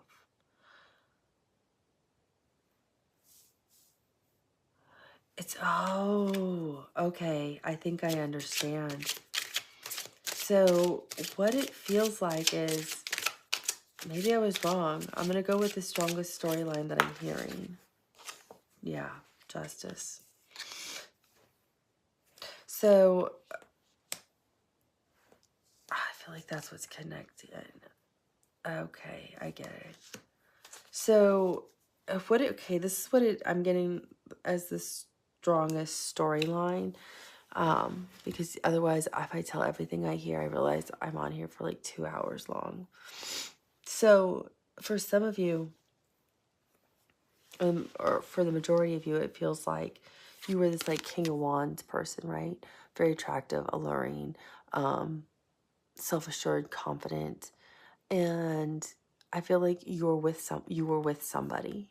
You had a partner. I don't know if it was a spouse, boyfriend, girlfriend, significant other, your life partner. But something happened, something transpired. And for some of you, I'm getting they really were kind of like in a third party energy. Not that like you were divorced, but not legally divorced. You'd already separated and then you met them. But it's like, oh, I met you too soon. But this person was like kind of in that third party space with you because you started falling for this person, but you were still trying to recover from a divorce. For others of you, I'm getting there wasn't a third party. It was just you're kind of a player. You were almost kind of like that Knight of Wands energy. You you were just kind of out and about, and if you're with your boys, oh yeah, she looks good. Like you didn't care. You didn't have the respect for the person you were really with, because you saw them more as a fleeting kind of thing. And you're really fighting back now. Like, 'cause you don't feel whole. Your soul feels empty. You're missing half your soul. And you only realize that because this person's been gone for a while. That's why you're so sad. This is what I'm getting as the main storyline. And take it as it resonates, because I feel like some of you, there was a third party. Some of you, there wasn't a third party. So if there wasn't a third party, don't make it a third party story, right? But for some of you, I get that there was third party energy there. Not like you were actively cheating on them with somebody else, like a full-on affair, but that like you were not legally divorced from somebody else. You were just separated, and this person didn't quite understand the significance of what a divorce really means and what somebody has to go through to heal from that, and you put them in that situation when you knew better. But you saw them as fleeting, and so you didn't really care.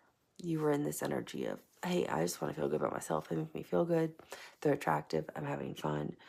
But I feel like you were together for this person for a while. It feels like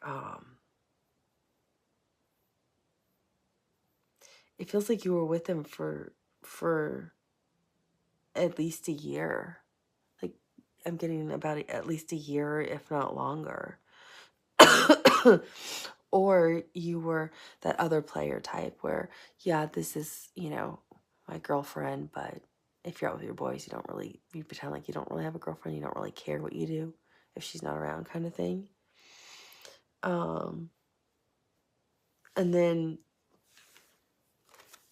I feel like you broke up back in like at least June with this person, like at least 7 months ago. And it's taken that long for the cycle, because you would usually you were with them last New Year's. You were with them last year at this time. And you're sad because you're not with them right now.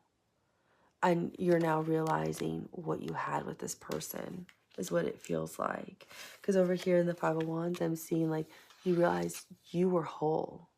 Your two souls actually were in alignment, and this was a true like soulmate connection, and you threw it all away. It's like I feel like this energy was, I wonder if we get a card on this person's energy. I feel like this energy that you were with was actually like a really giving, loving energy. But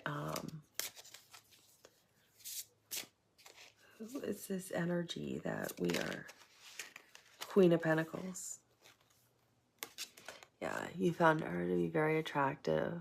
Look, she is actually the light at the end of the tunnel. And I feel like she wore cool earrings too, like if she got dressed up. But the Queen of Pentacles is usually somebody's really grounded, stable, secure. So yes, they were a very loving, stable, secure energy. And they were very confident in themselves. And they loved you unconditionally. And I feel like that's something you didn't really experience before. So you didn't trust them. You didn't trust this person's energy, this Queen of Pentacles energy. Yeah, Four of Swords. You're on a timeout. Death. Ten of Swords. Four of Pentacles. You held back everything. Four of Cups. Temperance. You held back from this person every which way possible. And this person let you do your own thing because they knew you were also healing. I feel for some of you who were in that third party situation where it was like you were separated but not legally divorced yet, this person let you hold back what you needed to because they knew you were also healing. Like this was probably one of the most compassionate, understanding, loving energies you've probably ever encountered in your life, is what it feels like. And yeah, I feel like it's you broke up like, yeah, like June, July. But it feels like June. 7 months ago. I'm filming this at the very end of December. It'll probably come out like January 1st. But it feels like that's what happened. So that right now you're missing your other half. Like you've had 7 months of like out with the boys. And women, you can be out with the girls. Just take it as it resonates. I'm just giving this as an example. But it's like you've been out with the guys, done your guy thing, done your guy trips, watched your sporting events, been through holidays, and it's like, but last year was so great with them on New Year's. Everything was better with them. Like you've gone through all these experiences, I feel like, and you're realizing everything was better with them. And so you feel like you're missing your better half. You feel like you're missing your other half. Because now when you think about them, I see a divide in the way the cards fall out, because they weren't falling out where they quite made sense. I had to get them all out to understand your story. It's like you're now in the King of Cups energy, which is really grounded in love. You understand healthy boundaries in love, and you feel responsible for loving this person the way they should have been loved. And you're sad with yourself and disappointed in yourself you didn't love them the way you should have and could have when they were with you. And I'm hearing for some of you, you don't even know how to get them back. Like they could be dead and gone. Like energetically, like they're not around. Like you're not communicating. I feel like most of you are not communicating. Or if you are, it's very minimal communication, like, Happy New Year. Thanks. You too. Like that kind of communication. And then it might go like 2 months and no communication. Like I feel like you're not communicating with this person really. Because you're cradling this crown. Like it's like you want to like build this love with them. This soul mate connection that you had. You want to rebuild it but make it better and make it whole and right. And I'm hearing just, because you want to be fair and just this time. You want to have equal reciprocity. You actually want to give them the love that this Queen of Pentacles energy deserved. You felt like you weren't giving it to them before. You held back too much. Because I'm also seeing the moon here. So I'm seeing you were actually scared by your feelings for this person. So you lived in your fear side with this person, not in your heart space, which is the King of Cups. He lives in his heart. How does he feel about it? Does he love with that? And it doesn't matter. It could be a woman too. I'm saying he because it's the King of Cups. But with the Justice card, it's like you don't want that anymore. You want to treasure this precious gem that you had that is gone. And I feel like they're really gone from your life. Like I'm hearing the word they evaporated. So whatever transpired during this breakup, they like energetically, like they are gone. Like I feel like they have you blocked on social media, or they've removed you from all of that. Your number could be blocked, or you could block their number. Like your type of communication with them is so limited. To get access to this person, you would have to write them an email, send them an actual card in the mail, or show up at their house. And probably showing up at the house would be a little creepy right about now. So I feel like you have very limited access to this person. But I feel like some of your friends or family could still have access to them. But not in a place where you are willing to ask. What are they doing? Are they seeing anyone? Like you don't know what they're doing. You're also with this Justice card. I'm also picking up on your fears from the moon of like, have they moved on? Do they have somebody else now? It's been a while. Like, but this person's like, you can't get them off their mind. That's all you can think about is your love that you want to now bring to them.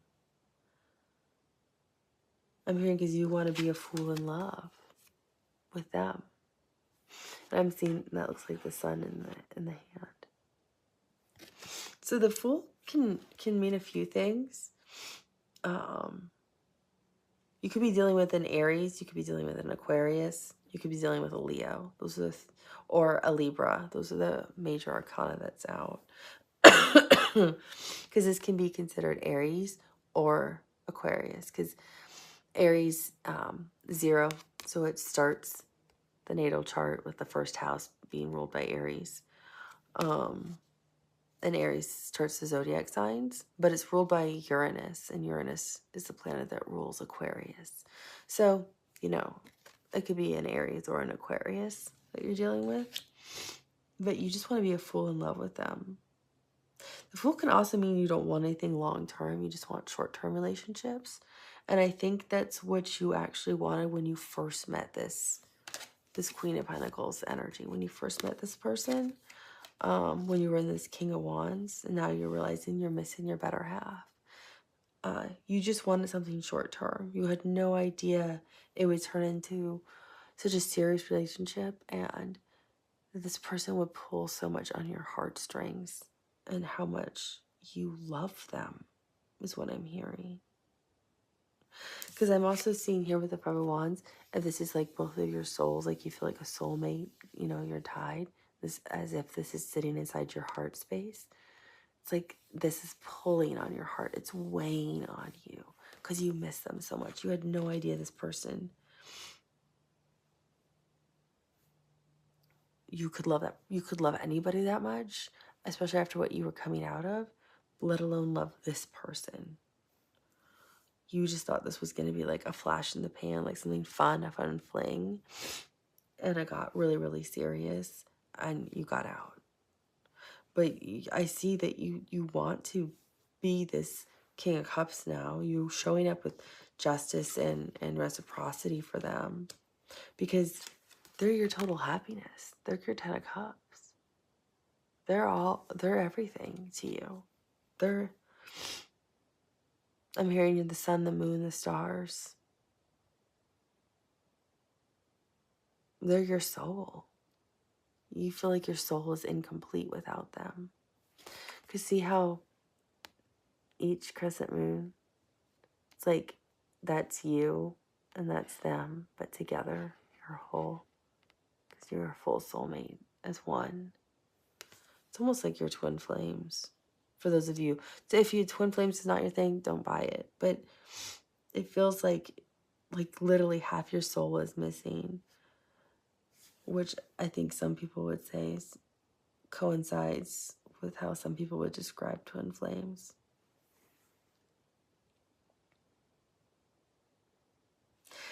And even if they're with somebody else, they're missing you too. This energy's missing you. They think about you all the time.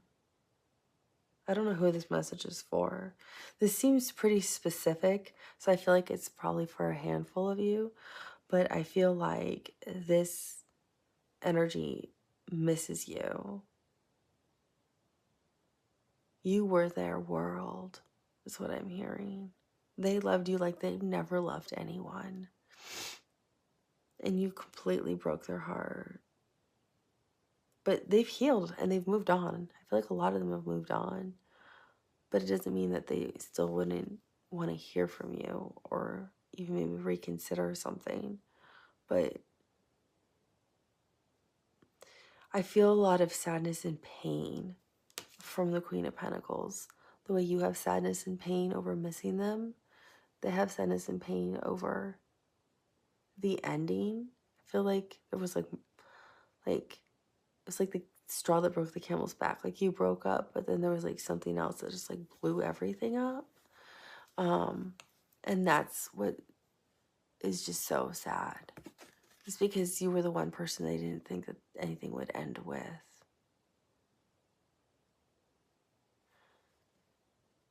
You were their wish come true as a rainbow. And then you also, for you, who I'm reading for, so I said this is also could be it's the Sun card. So this could also be Leo, because Justice is Libra. The Fool is Aquarius or Aries. You could be in Aries and they could be in Aquarius, or you could be in Aquarius and they could be in Aries. And then this is the Sun. But I'm seeing it as yin and yang, because see the moon's in here again.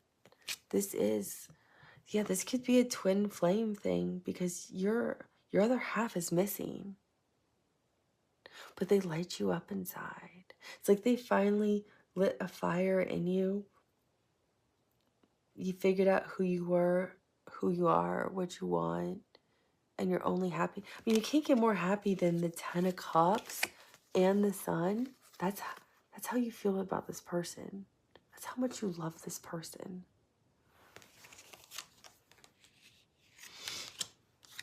And you're in the King of Cups energy.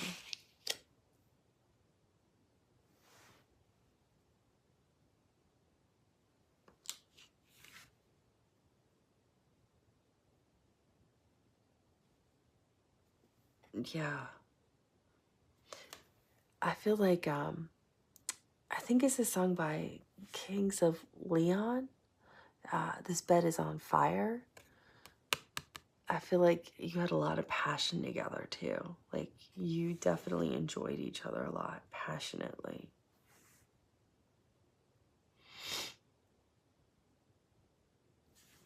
But that's, it's like you're illuminated now and enlightened of my soulmate's missing, and what do I do?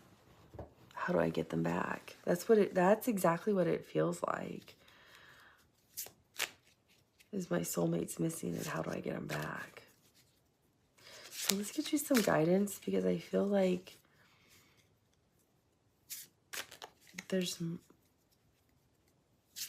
you need guidance on what to do, on like how to proceed. Like, would this Queen of Pentacles even be receptive to this? I feel she definitely wants to hear from you, but I feel like timing and when you approach is going to be essential. So let's get some timing or guidance. What's the guidance or advice for the collective, for those who resonate with this storyline, about how to move forward with somebody, to, you know, have a renewal in love with somebody they really wanted? Oh, wow. So we get the Four of Wands came out. The Tower.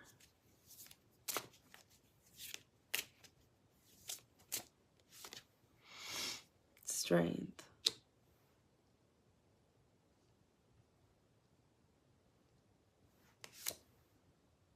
Five of Swords. That was sticking out for a while. Five of Swords is Venus in Aquarius. Yeah, you're in your head about how to deal with this. Is what it feels like. You're stuck in your head. Like you can't get out of your head about how to go about this situation.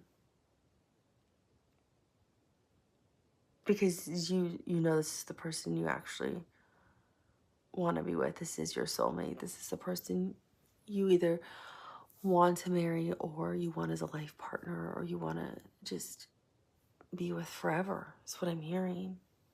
Be with till the end of time. And the Four of Wands usually represents marriage, stability, home. And Venus in Aquarius, which is, I'm seeing with the Five of Swords, is Venus is all about beauty, and that's beauty in love, beauty in the home, beauty in relationships.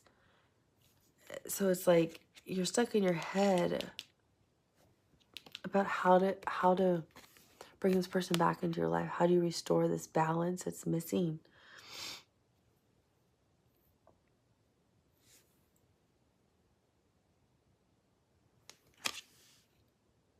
Because you want them home. You want them home with you. They're your home.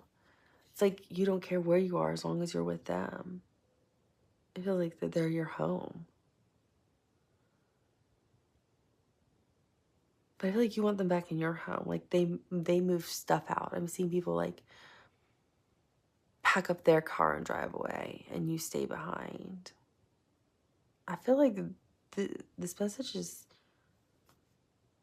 very specific, but it's not like you, some of you might have been living with this person. Others of you, I feel like they were just there all the time, so they had a lot of stuff. So they were like living at your house, but they weren't. Like, they wasn't officially they were living there.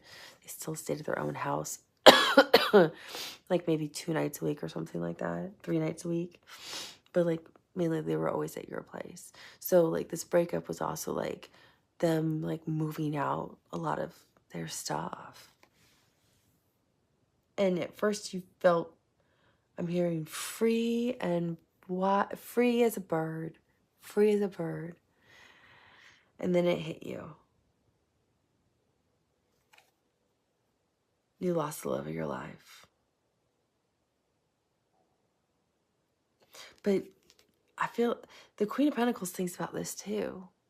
The energy that you love thinks about this too. They think about still being with you. What would it be like? What would it be like to be back together? I don't feel like this is a bad Tower moment either. The Tower card, I feel like it's you, your guidance saying when you feel, see, within here with the Strength, it's the Three of Wands. And that's attraction. So you're just drawn to this person. And the longer that they're away from you, the more you miss them. It's like you realize you're not whole. Like this is your other half. That's why I think you could be dealing with a twin flame kind of thing. But take that only as it resonates. It says, look to the stars and find your magic. But the three right here, these three wands, makes me think of the Emperor, because that's the sun in Aries. So I want to look for the Emperor.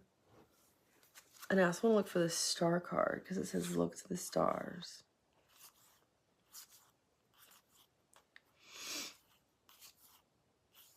But your Tower, I feel like, is you. It's when you have the strength to get out of your head. But I feel like I need to see the Emperor first and the Star card to have the whole story for your guidance.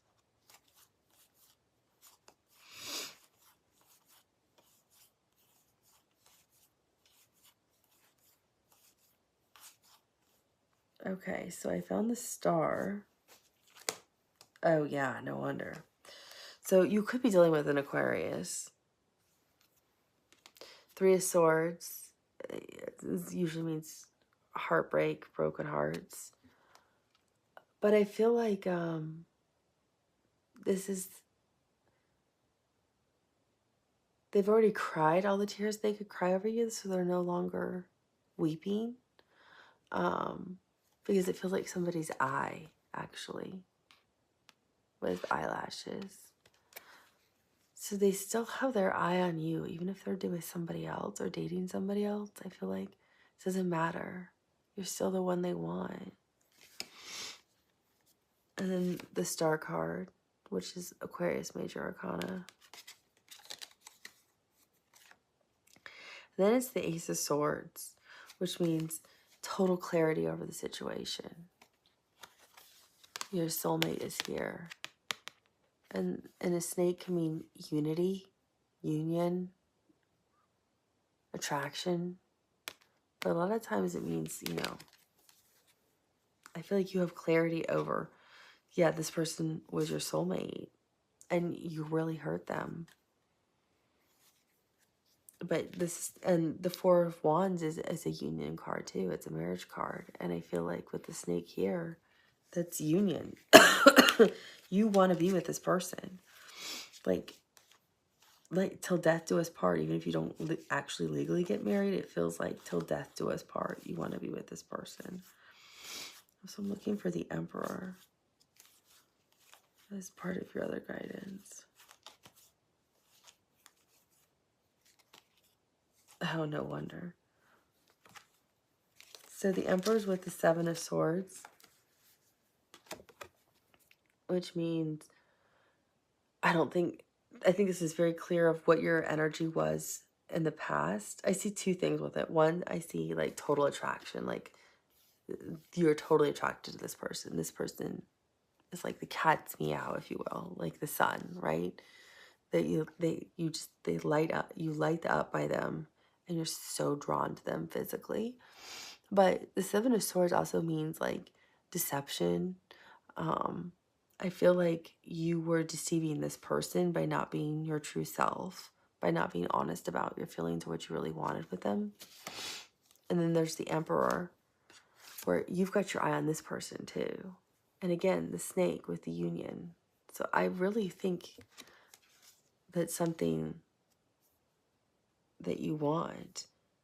And the Moon, you're done with your fears. You're ready to live with your emotions now. Since I saw the Ten of Cups, the Sun, Justice, the Fool, and the King of Cups, it tells me you want to live in your heart space. Maybe you've had like your heart chakra was finally opened. It feels like it was like crystallized over. Like no one could get through to your heart. And this person did, but this person only did once they were completely withdrew their energy and were completely gone. So you again, I feel like you could be dealing with an Aries or an Aquarius, or you could be an Aries or an Aquarius, or a Leo. But the Tower is also Aries. So I'm going to label this for Leo, Aries, and Aquarius, because that's what it feels like. Those are the main signs who would be dealing with this. So from the Strength card, what I got out of that was you now have the four. See how the 3 of Wands is seen to the future? You see this is the person you want to build with. This is the person you want to show up and be the emperor with. You recognize the pain you brought this person and you're willing to address it. You're willing to acknowledge it. You want to build with them. You want to talk to them. You want to restore harmony and peace and love with them. You want them back in your home and in your life with Venus in Aquarius as the 5 of Swords. You just have to get out of your head. So it feels like your advice is saying, this person, I feel like this person wants the same thing, but don't do any of this unless you know this is somebody you are like, oh, not, I'm just lonely right now. Like, I feel like this was something that really was serious that went on between the two of you, and you really hurt this person. Unless I'm talking to the person who was really hurt, then I feel like this energy is coming toward you. I really feel like, yeah, this energy is definitely coming toward you then, which would be, I feel like you are an Aries or a Leo and you're dealing with an Aquarius that you really hurt. But I feel like you want to come back to this energy. You're coming over here now with all of this love and everything, but don't approach them unless that is your true intention to really move forward with them now and be serious and committed. And you are in this, looks like you are in a completely new energy. But otherwise, like the Tower moment, I'm seeing 2 different ways. You'll bring a Tower moment to yourself and destroy everything. I have to pause this because it stops at 40 minutes. Okay, so it's like, I feel like it's saying you'll bring a Tower moment to yourself, wanting love and union or a serious relationship with this person. If you're not honest first with yourself and everything that you need to be honest with and address, like the heartache and maybe some of the things that were not on the up and up. But it feels like you want to be just and fair and speak your truth with them. But I feel like if you're not coming from that place of I really do love them, I really want to be with them. Not I'm just kind of lonely right now, and oh yeah, that was like the best person ever to be around because they made me feel so good and they gave to me and they love me. You'll bring a Tower moment to yourself. So it's really cautionary in 2 ways. Like I feel like the Tower is going to hurt you more in the end than them. Like I feel like this person is really healed and is strong and will just be like, they'll be able to see right through you. So I feel like in the end you'll get more hurt. But otherwise I'm seeing the Tower moment also in a different way, because I feel like, again, energetically, you know, it depends what timeline and what path you're going down, right, as you approach this person. The Tower moment I'm also seeing as like you're catching this person by complete surprise. Yeah. Like, what? You said what? Like you're gonna contact them and they're gonna be like completely stunned. Like it'll be a Tower moment for them, but not in a bad way. They're just gonna be shocked when they hear from you. And they'll be in their heads about it for a little while. I really feel like you're dealing with an Aquarius. But I feel like they'll be in their heads for a little bit about it.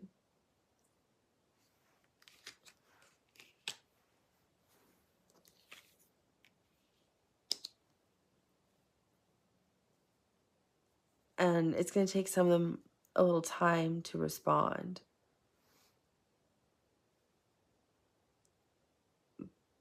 Because I don't see them responding instantly. They'll respond to you, but it's not going to be like instant like you guys used to talk. Instant kind of communication. Because it's been a while. You haven't talked in a long time. So this person's going to be really surprised.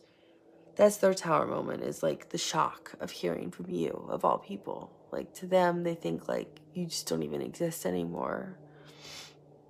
Because it's too painful for you to be existing in their world. So they had to move on without you existing. If that makes sense. But you thought you were going to go live your happy little life over here and have fun. And then you realized how painful your life is without them in it. So if you want them in it, you have to approach them. But for them, it's just going to be like total shock and like, it's going to take them back. It's going to definitely take this person back. I don't know. I'm not saying they'll receive it badly, but just because they don't respond instantly or it takes them a few days doesn't mean they're just processing whatever you may have communicated. I'm looking for some timing cards for when you might want to potentially approach this person.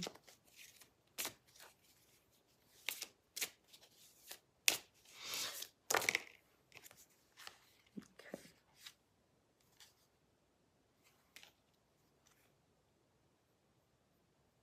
Boy, you really did hold back from them. 4 of Pentacles, 4 of Cups. You held back. Page of Pentacles. You, boy, look at that. It's like you're being pushed by the divine. And it's like you're dreaming of them. Or you're having visions of them. Or you see their name. Or you hear songs and think of them. Or you look at gifts that they've given you. You can't get this person off your mind. This person haunts you. And the divine is like pushing you in their direction. Because you feel whole when you're with them. You know this is your true soulmate. I feel like you guys have a really very strong... And here's the Queen of Cups right after that. Which is a divine counterpart to the King of Cups, which is the energy you're in. Yeah, I feel like you're really being pushed in this person's direction. Because you intuitively just cannot get away from them. And then 6 of Wands. But these I'm using for timing. But I do feel like you'll be victorious actually in the end. But you held back so much from this person that I'm surprised this person was around for as long as they were. Okay, so let's get timing off the 4 of Pentacles.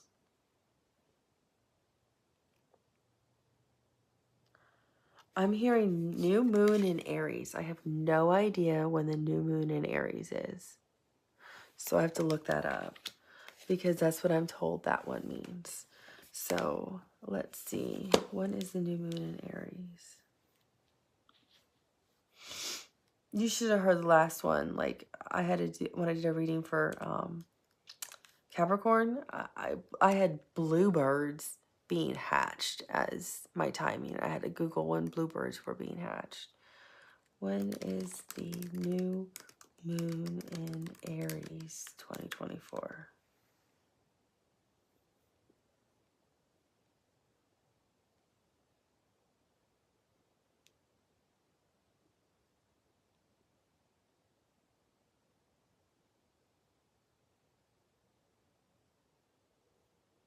Wow, it says there's a new moon and solar eclipse on Monday, April 8th. So you need to make big decisions before that date if you're in Aries.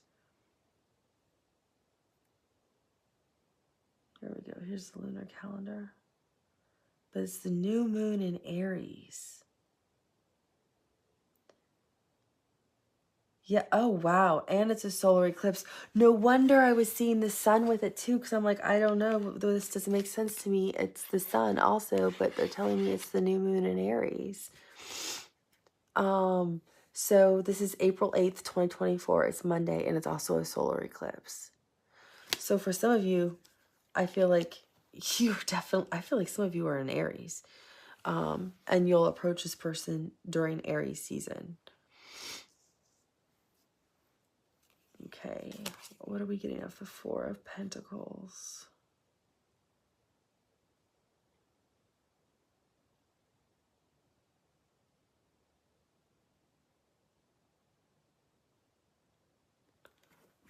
It's cold, so it feels like winter. But let me check.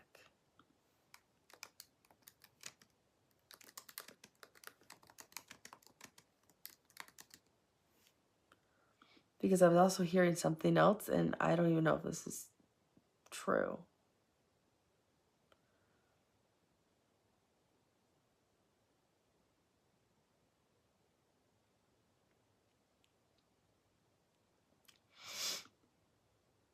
Because I'm hearing when Saturn is in retrograde, and I don't even know if Saturn goes into retrograde.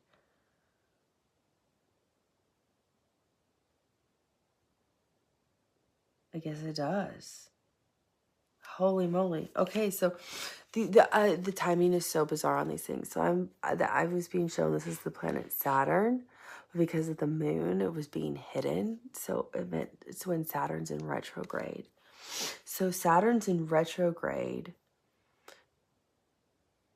June 29th through November 15th of 2024. So what is that? I think that's like late Gemini.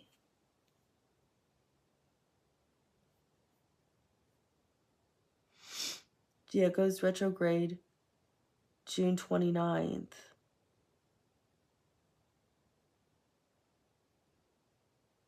And what season is that?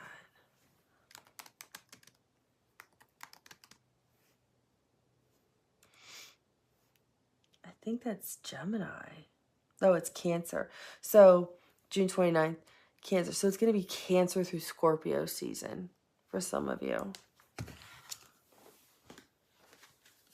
And the last timing card, I have it as the Six of Wands, which you will be victorious with this.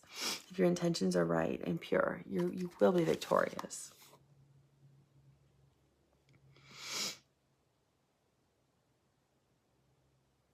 What is this? When two souls collide? I have no idea what that means. I'm hearing when two souls collide.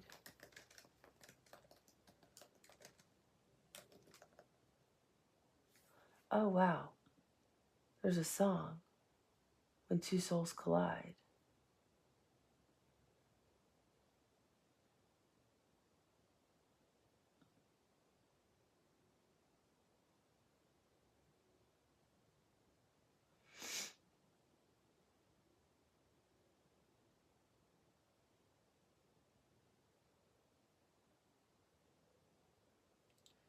It came out in 2007.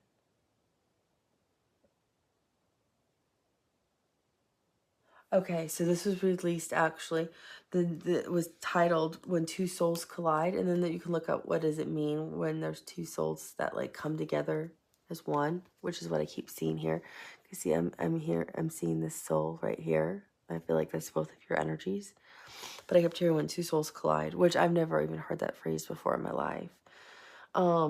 It's by Michael Brandmeier, Brandmeier, Brandmeier, and it was released in January. So some of you may do this in January of 2024. So we have April 8th, 2024. Cancer through Scorpio season. So June 29th through November 15th. Those specific dates. It's when Saturn is in retrograde. and when two souls collide, based on an album that was released, well, almost 6 years ago. So January 2024. I mean, one is a very specific date. A very specific date. So it's going to vary for all of you. But I think I'm going to label this, you know, Aries and Leo longing for Aquarius, or Aries and Leo missing Aquarius, or Aries, Leo, soulmate tie to Aquarius, because that's what it feels like when I read this. But it definitely has that kind of connection. I hope this is helpful for all of you. Thank you for those of you who like, subscribe, share, or are part of the channel. Thank you for those of you who buy me a coffee, and thank you to all of you who've emailed me for personal readings. Those are truly my favorite, and as you know, I let you pay what you can afford, so I rather get you the personal private message that you need more than anything else. So have a beautiful morning, evening, afternoon, wherever you are in the world. I'll talk to you soon. Bye.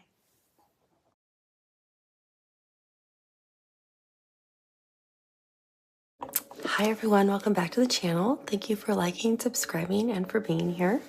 Thank you for those of you who've bought me a coffee and have emailed me for private readings. As you know, private readings are usually about an hour and a half to 2 hours, if not longer, and I go into a lot of detail. Everyone who's had one knows they are eerily accurate. Those of you who are new, welcome. And I do not lay out traditional tarot spreads. I see things, hear things, feel things. I don't hold anything back. I'll tell you exactly what I'm getting. And I just kind of go sometimes with what Spirit says. Sometimes I'll get an idea and decide to do something fun and different. I thought today we would look at, for those of you who are in a connection, what are their current thoughts and feelings regarding you? So let's look at what their overall energy is that they are embodying right now towards you. Ace of Swords. So the Ace of Swords actually looks just like this. I'm wearing it. It's Metatron's cube. If you can see that. And within it, the center, it has the third eye. And it has as well the two magnets here. So the Ace of Swords traditionally means total clarity. So this person feels very clear about something with you. But they also... So Metatron's cube contains like the flower of life within it. It contains the divine masculine, the divine feminine, earth, wind, fire, like all the elements.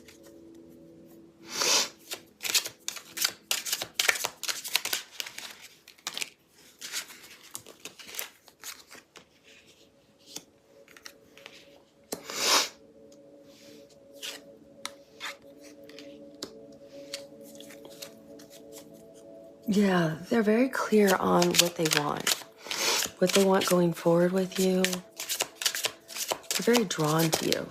They feel there's some kind of like deep connection between the two of you.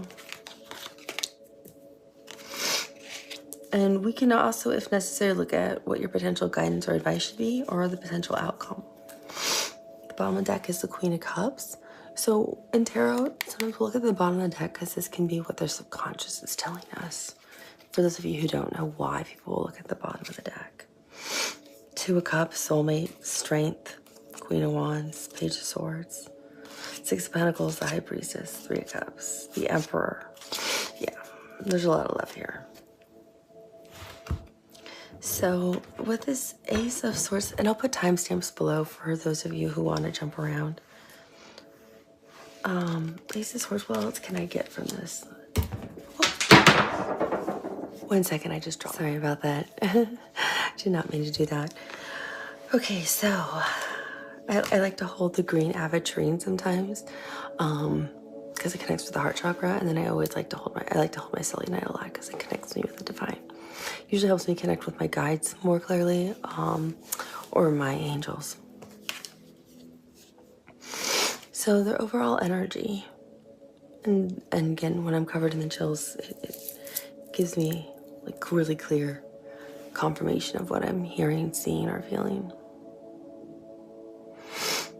This person is very intuitive, so they're following their intuition on decisions that they're making regarding the two of you.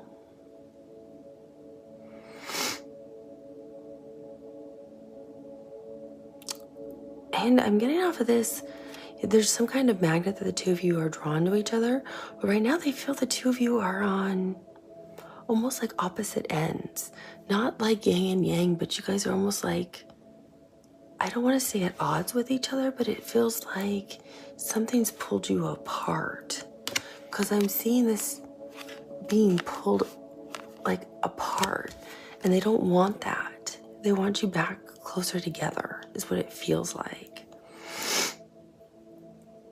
It's like something is spun out of control and you two have been like split apart, like an atom is split, right? Like your souls were really connected before, really united, and it's like something split you two in half. So I don't know if this is somebody you're on a break with,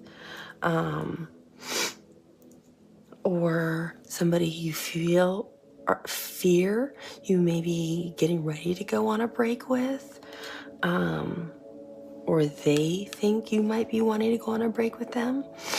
But it's like both of you can like almost sense it in the air. There's some kind of tension, it feels like, between the two of you. Because yeah, they're showing me an atom splitting in half. And we know when you split an atom in half, there's a massive explosion, right? That's physics. So that's what I'm seeing. And I'm also being shown, literally like being shown like as if I'm watching a volcano getting ready to erupt. You know how they'll start to kind of have steam before all the lava bursts. So I'm starting to see like it's bubbling. Like I'm seeing inside. It's like I can see inside the volcano what's coming up before it explodes with all the hot lava before the volcano erupts. So it feels like they want to avoid this, but they know it's almost inevitable. So I don't know if the two of you are in the middle of a disagreement or you two are disagreeing over something. Like maybe somebody was offered a job promotion somewhere and someone has to move, but the other person doesn't want to move.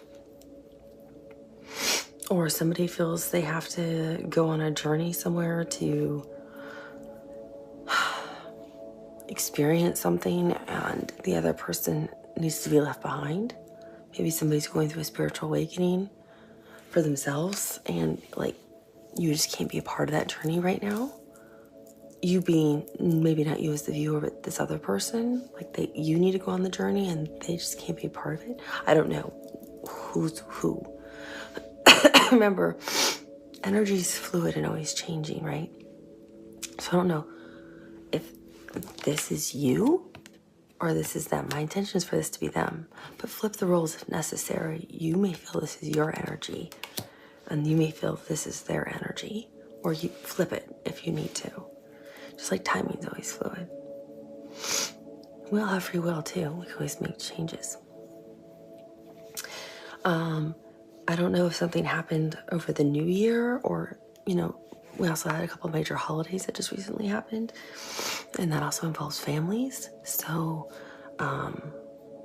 something could have transpired during the holiday season or the new year that created friction. Maybe somebody didn't agree with how somebody's family treated them and that caused conflict. But it feels like something's been brewing and it's just finally getting ready to come to a head. And this person knows that and has clarity, but I'm sorry, I've been getting over the flu and a cold, so I'm finally starting to feel better, but I still have a runny nose, so I really apologize. But I don't feel like this person wants an ending with you. I just think they feel one coming. Like, I don't feel like they love you any less. Like, you're still their North Star. You're still their home. You're still their love. They just have clarity over the situation. Maybe you've already had a huge epic fight. Maybe words were exchanged. And, you know, when we say words, it doesn't really matter. You can't ever unsay things that are said, right? You can apologize for them, but you can't ever unhear things that are said. So when people use words to hurt others, you can't ever take them back. You can apologize for them, but if you intentionally use words to hurt people, you can, especially people you really love and care about, and you know where people's weaknesses are or they're vulnerable, you can really cut through somebody's soul and heart and hurt them at their core. I think that's why I was being shown the volcano. It's like, because it goes down to the core of the earth, right? It's like you can cut people right at their core. So I feel like somebody used words to really, and the Ace of Swords is also clarity. It's also truth. It's also using words. So I feel like somebody could have said something that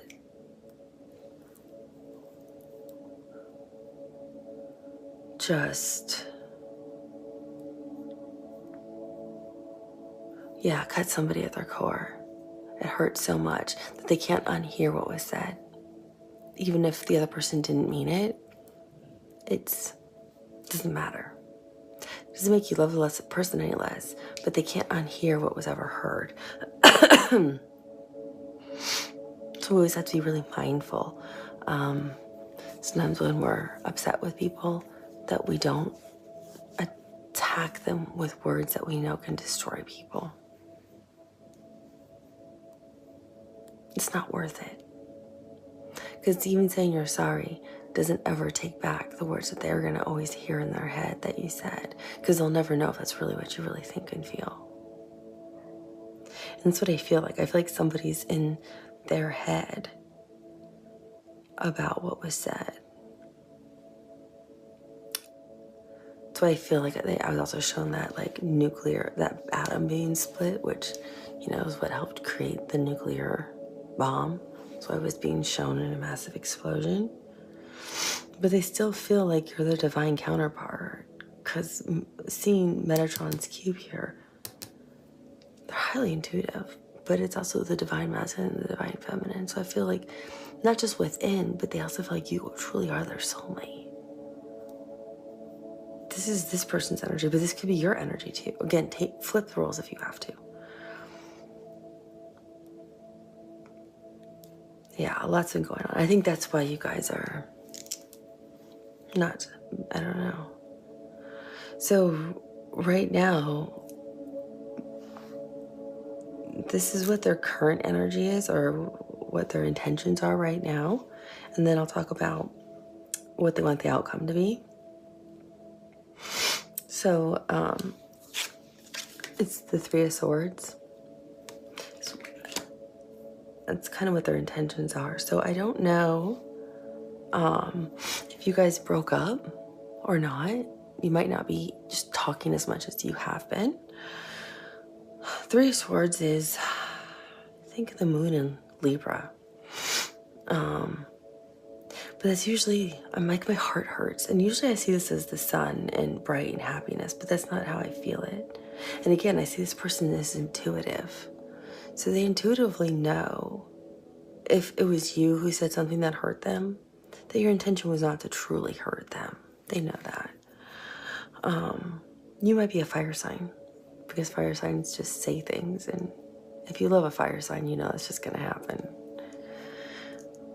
So it just doesn't matter when you love a fire sign. You just take it with a grain of salt. So if you're a fire sign and they understand that about you, then they would just love you the way you are and understand that you intuitively are not trying to hurt them. Even though it might sting a little, is what I'm hearing. But the Three of Swords, I can feel like my heart hurting. So whatever happened, I mean, you could have broken up. You guys just might not be talking as much as you have been.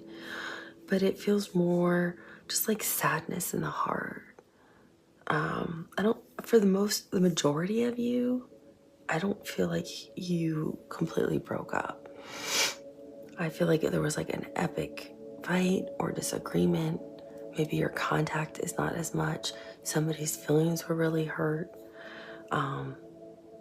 And this person, their heart, I feel like is really hurting. But they know that's not what you mean. And so with the sun being here, it's like they're trying to heal their own heart, knowing you love them. That's what their intention is. It's like they're trying to fix their own heart without like having the full conversation with you. It's like they don't want to relive it. So I feel like they're trying to heal their own heart with the sun, because they intuitively know. I see the third eye here. It's like they intuitively know they never hurt me. They love me. So I feel like they're trying to heal their own heart, but they just can't.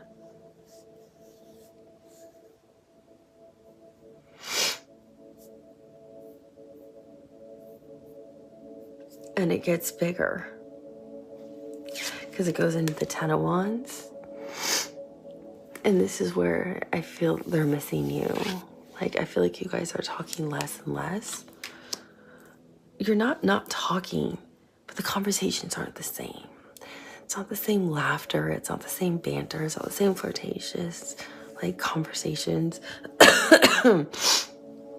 This is a serious relationship. It's like, and you live together, it's like you're kind of quiet in the house. You're kind of silent when eating together.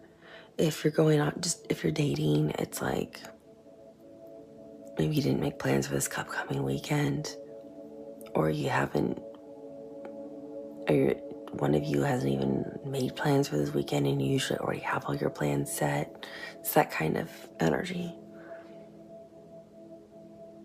Because and it's weighing on this person. This person's sad. They're even more upset now that you guys are like talking even less and they don't know how to fix it.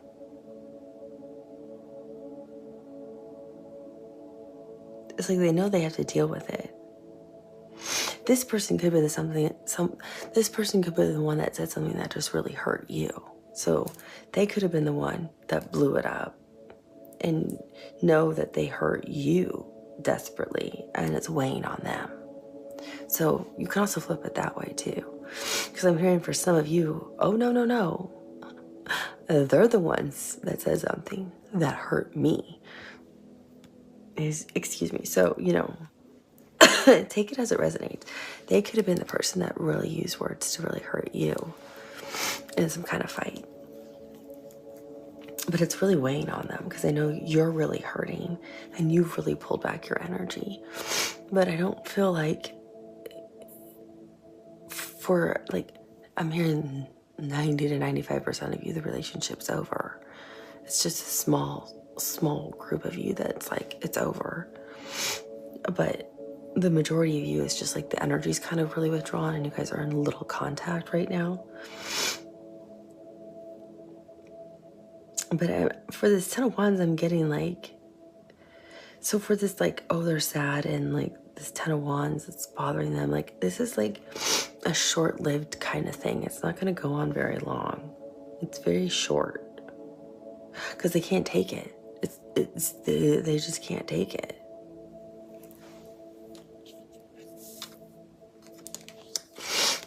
Because you have the Fool, which means a new beginning. And this also looks like soulmates to me right here with two people in it holding hearts. Because they want a new beginning with you. Because they're such a fool in love is what I'm hearing. So they're going to contact you right away. Like this is really short. Like if they hurt you, if they hurt you or said something to you, they know you're sad and hurt and they intuitively know that. and then it's a burden on them. They're like, I can't take this any longer. They're gonna reach out, and I'm seeing days. Like, it's like, what's today, Tuesday? This could have happened like over New Year's Eve. So it's like, oh my gosh, we always already have plans on the weekend. I need to contact them. I can't not already have plans with them for this weekend. Unless they're an extremely stubborn energy. Then they're going to try to get it through the weekend, but they're not going to do it. Because this is what their intentions are. They want to heal it with you. They want to fix it with you. They want to be a fool in love with you is what I'm hearing. And they see you as their soulmate. I see it here. Even when they see you guys in a fight, they still know you're their soulmate. You're their person. And right here in the Fool card, I see it as soulmates. And you even have arms linked together. Like, they want to hold your hand again. They want to physically touch you. They want to put their arms around you. They want to hold you. They want to be connected to you. They love you dearly. Because right next to that is the Ace of Cups. And that's total love. Especially next to the Fool card. It's like they want a whole new start with you in love. It's like, I'm also seeing it as like, here's my apology. This is how much I love you. This isn't what I meant. This is what I want with you. And really laying out what their intentions are with you. Because I'm seeing this as two things, like the crystal ball, like what they want is the future with you. So, and this is what their intentions are. So they want to get over this hurdle, this obstacle that you guys had. And it's normal for people to fight and disagree. I don't feel like it's normal to use words to hurt each other. So it's okay to express that if you want to, if you need to. If that's something they commonly do. But it's like, I feel like, well, and I'm hearing and seeing, they want to lay out like, here's what I want with you in life and in love. And this is my vision. Like, I, want a real committed relationship with you. I don't want us to ever fight like this. I want us to be able to have like just a conversation. And if we disagree, this is how I'd rather us be able to communicate. And I see them laying out like all of those types of things. Because it's really, they have total clarity now over the whole situation and even what their behavior was. And they don't want to hurt you.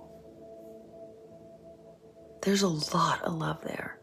And there's a lot of intuition in this person about how they reacted, the pain that's been caused, how much they love you, that you are their other half. You are their love. You're the love of their life. And I'm covered in the chills. You're their one and only, is what I'm hearing. So they want to lay out kind of like what they want as a vision. Like, I eventually want to be married. I'd like to have kids with you. Or I'd like to move in together first. Or I don't ever want to get married. I just want to live together and be life partners and committed and travel the world. Or I want to have kids and get married and I'm happy just living together, but if you want to be married, I'm willing to get married. Whatever each scenario is, that's different for all of you. I see them laying it all out because they don't want to lose you. They can't lose you is what I'm hearing. They can't lose you. You have their heart and soul. And I'm covered in the chills. They just want to hold you right now because they know you're hurting. So what they want as the outcome is two things. The one, they want to rebuild the whole future, their future with you. They want to rebuild everything. They want to have a really solid, strong foundation with you.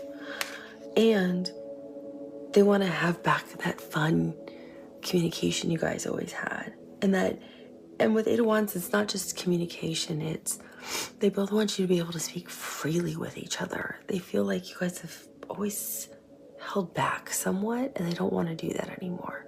They want you both to feel like you can always speak freely, and they want you guys to be able to travel to each other energetically or verbally, like open your heart chakras the way and your throat chakras the way you need to truly communicate the way you need to, because you both have always held back in this connection. They don't want that anymore, because the only way you can build together a strong foundation and continue to build your relationship going forward in love and for the rest of your lives is to truly openly communicate, and they know that, and that's what they want as an outcome with you, because they see you as this magical person. You're everything to them. This is Gemini and Virgo energy.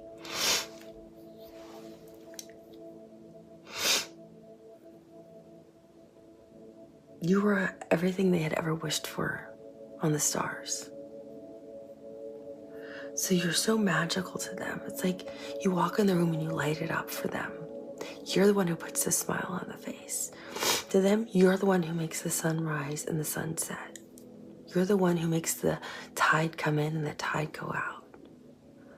You're the one who makes the rain come down from the skies. You're heaven and earth, and I'm covered in chills. You are their world. You are magic. You're everything, and I'm covered in chills. They love you like the way a poet could write a love poem. That's how they see you. And together you create magic. In a lot of ways. You create a lot of magic in the bedroom, I heard.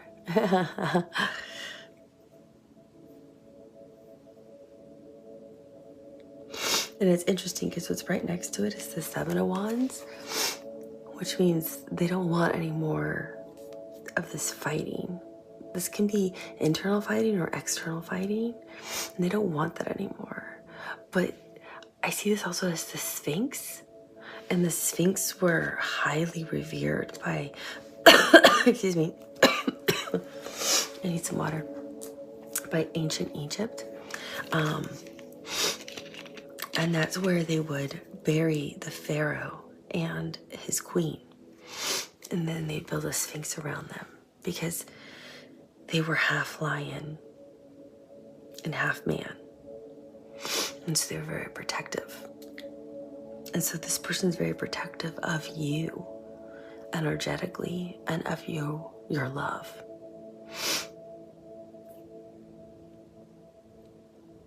And they never, and it's right below the Fool card. So they see you as like, yeah, like the king and queen, like the emperor and the empress.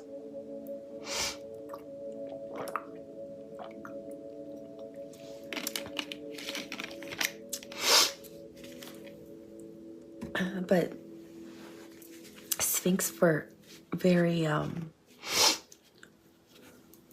revered. Cats are highly revered. And that's how they view you, as this beautiful, spiritual being that would need to be immortalized by a sphinx the way that Pharaoh and his queen was. That's what I'm hearing. And underneath the Ace of Cups, where I was seeing how much they love you and they want to lay out what they want as a future with you, is the Chariot. And this is the major arcana for Cancer. This is the fastest moving card in the deck. And the Chariot is technically moving towards the Sphinx, where they view you as so revered and so loved. It's like they want to move back. They want to move to you as fast as they can. And that's right underneath the Ace of Cups. Like, this is what they want as the outcome. And the Emperor is inside the Chariot. Just like I saw the Emperor inside the Seven of Wands, I want to see where the Emperor is inside this deck, because I feel like that's part of this.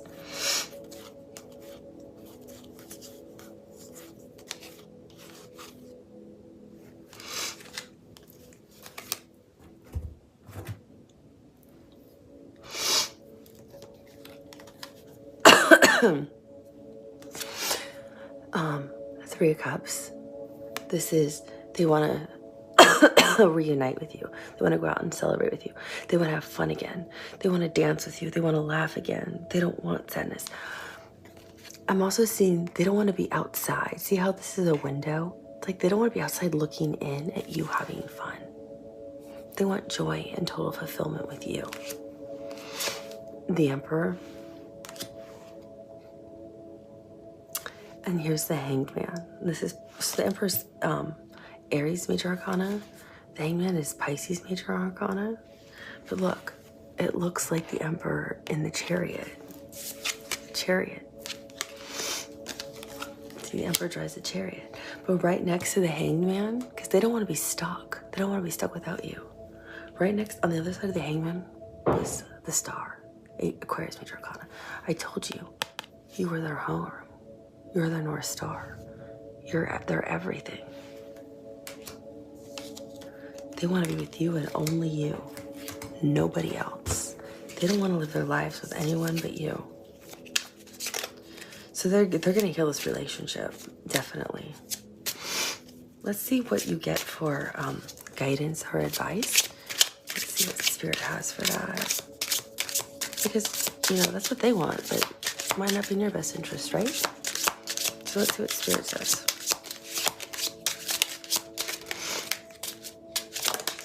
Okay. Oh, interesting. We got 2 cards. Oh, interesting.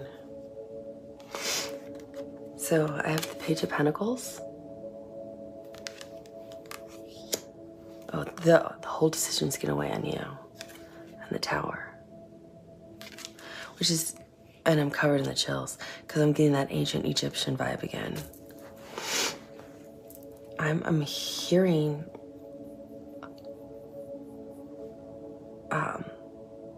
so I'm trying to make these shorter because all of my videos, I think I told you, were getting too long because I was getting into too much detail. So I'm trying to make these between 30 and 40 minutes instead of the hour to an hour and 40. But so I'm just trying to give this the strongest information that I'm hearing first, rather than giving as much detail as I've always been getting. But what I'm getting with the Page of Pentacles is you have the world on your finger. Like you have this whole connection. It's all on you. Like you have the final say as your guidance and advice. It's all on you. The way they're kind of like spinning it around. It almost reminds me of Saturn. Like you get to decide what you want. So Saturn's the planet of lessons. It's like we learn a lot with Saturn. And when Saturn's in our sign, well, we learn a lot of tough lessons. So I'm getting 2 different responses here. So it's going to apply differently for those of you watching.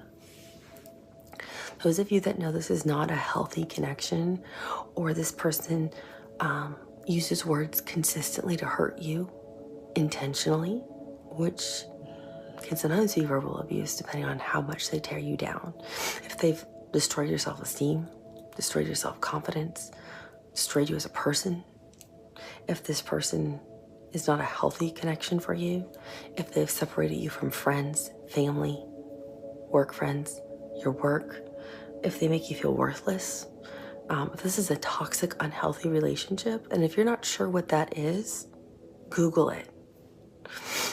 If this is a narcissistic person, Google it. If this is somebody that makes you feel like you are not worth anything other than being with them, look that up, because that's not healthy.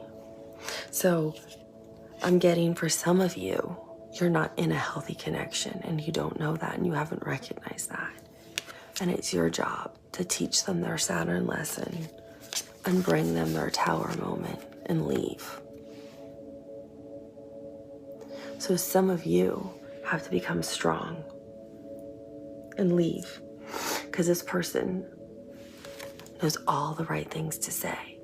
This is not your first cycle of this person hurting you, making you feel bad, then telling you how much they love you, how great you are, what they want with you, and coming in fast and sweeping it off your feet. And then it's great for the next 2 to 6 months, and then they break your heart again, hurt you all over. We saw the Three of Cups. Some of you are in third-party situations and you don't even know it. Some of you do know you're in third-party situations, and then they do this all over again. Sweet talk you, tell you how much they love you, what they want, never follow through, and hurt you all over again. So it's time to realize this is not healthy. This is not what a normal healthy connection is. This is not what love is. Because you have the power to say no and actually tell them to take a hike. And they have to learn their Saturn lesson of, this is not how you treat people. This is not love. And they're going to have a major tower moment. Because they've already taken you on this roller coaster many times. That's how you know it's not a healthy connection. So this person doesn't see this coming. This person does not see it coming where you tell them, no, I don't want you back. I'm done. I'm over it. Go away. And you actually mean it. You block them energetically. You block their number. You block them on social media. You block them every which way, and you're done. And you get help from friends and family to stay away from them. But I'm getting for some of you, you actually need to do this. So if you're not sure if it's a healthy connection, there's a lot of ways to look it up. And I'm covered in the chills. That's for some of you, not all of you. Others of you, I'm getting this person learned their lesson because they only hurt you once and they never want to do it again. Because you really are in flow. It really is a true, deep love connection. And every relationship has ups and downs. That's normal, right? But you guys have a true, steady, healthy, normal kind of connection, is what I'm getting. And it's your call to make. Do you want to go back in with this person? Oh, how funny, I just dropped the card. Because they know you have all the power. You either get to decide, do you want to be with them or not? But when I flipped it upside down, it's like it won't be a tower moment. So for those of you who are in a healthy connection, that was really funny because I dropped the card. When I said it's a healthy connection, the tower came out upside down. So it's like you get to decide what you want because you know they've learned their lesson, I feel like. And when I said when it was a healthy connection, the card flipped.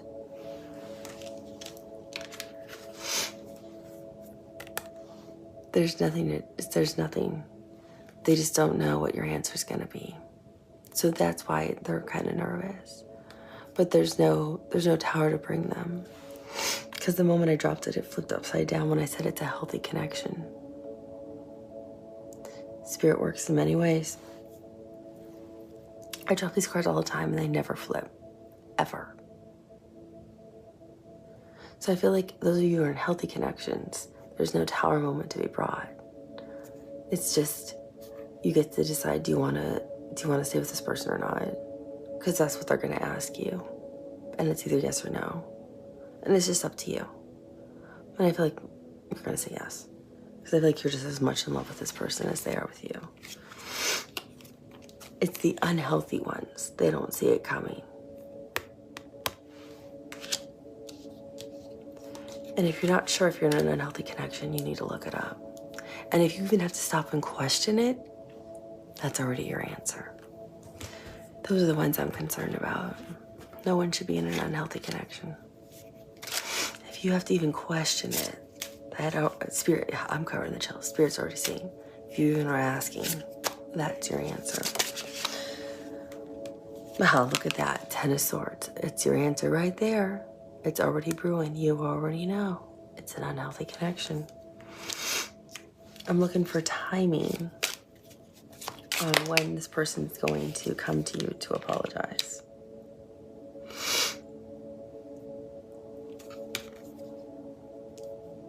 Oh, they're going to speak their truth too. The King of Swords is on the bottom.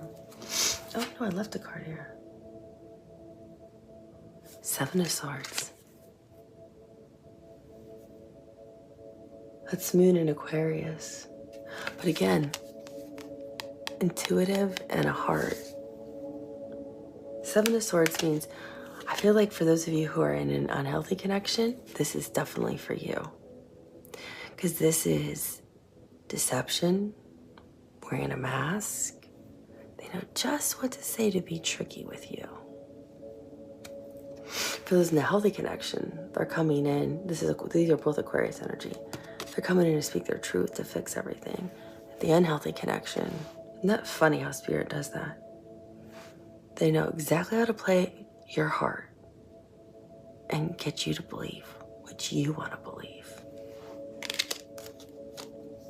Wow, I was not expecting that. So, the Ten of Swords, I feel like is the unhealthy connection, because it's like, this should be dead. You need to kill it off, is what I'm getting from Spirit. So they're going to approach you when, Spirit? January, February. Yeah, they're coming in right away. They're coming in, I'm hearing, hot and fast. So actually I'm getting January, yeah. And they're coming in with an offer for you.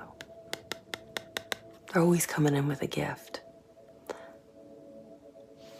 They're gonna show up with flowers, candy, a little gift.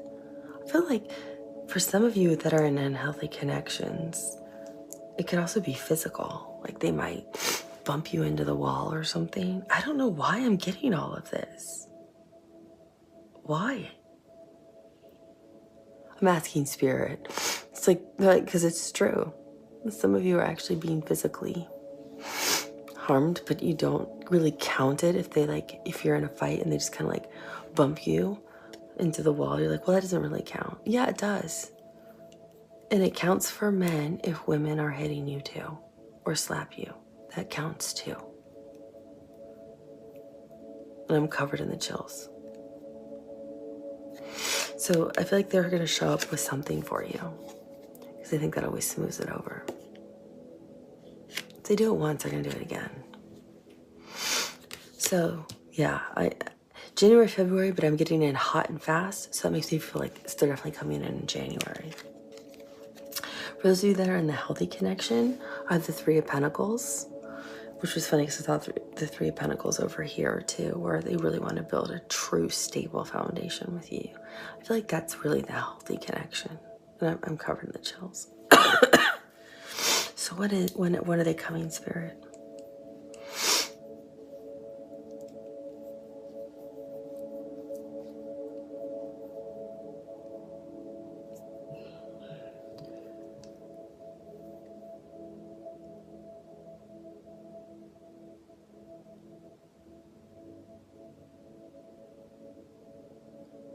What the? On the clock?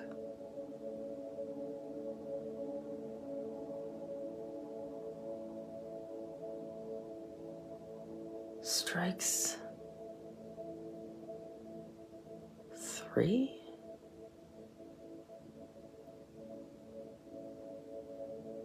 That doesn't make any sense.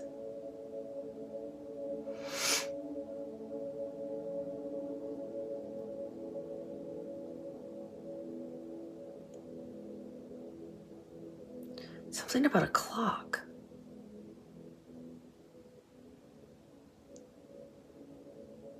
They're showing it to me as a grandfather clock, and when the clock strikes 6, like it's 6 o'clock, like the grandfather clock is going off at like 6 o'clock.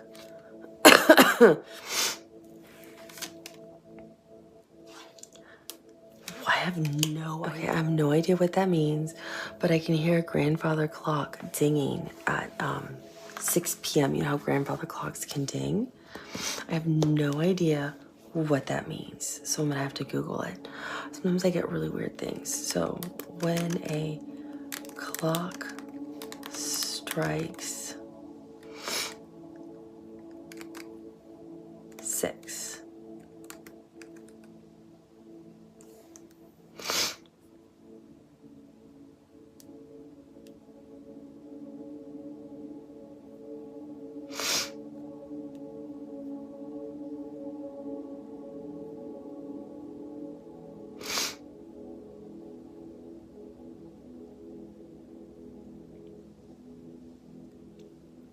what is the idiom for when the clock strikes?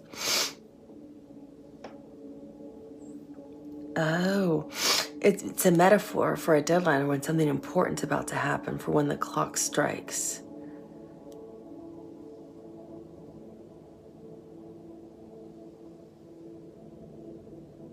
For when the clock to strike.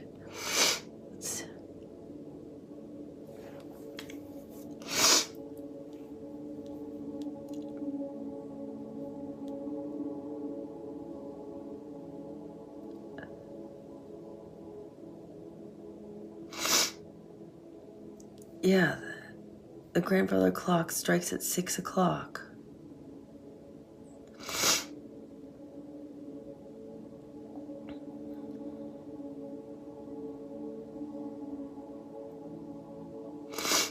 It takes 6 seconds for the clock. I'm hearing the bonging or the sound it makes when it hits 6 o'clock on a grandfather clock, but I don't know what that means.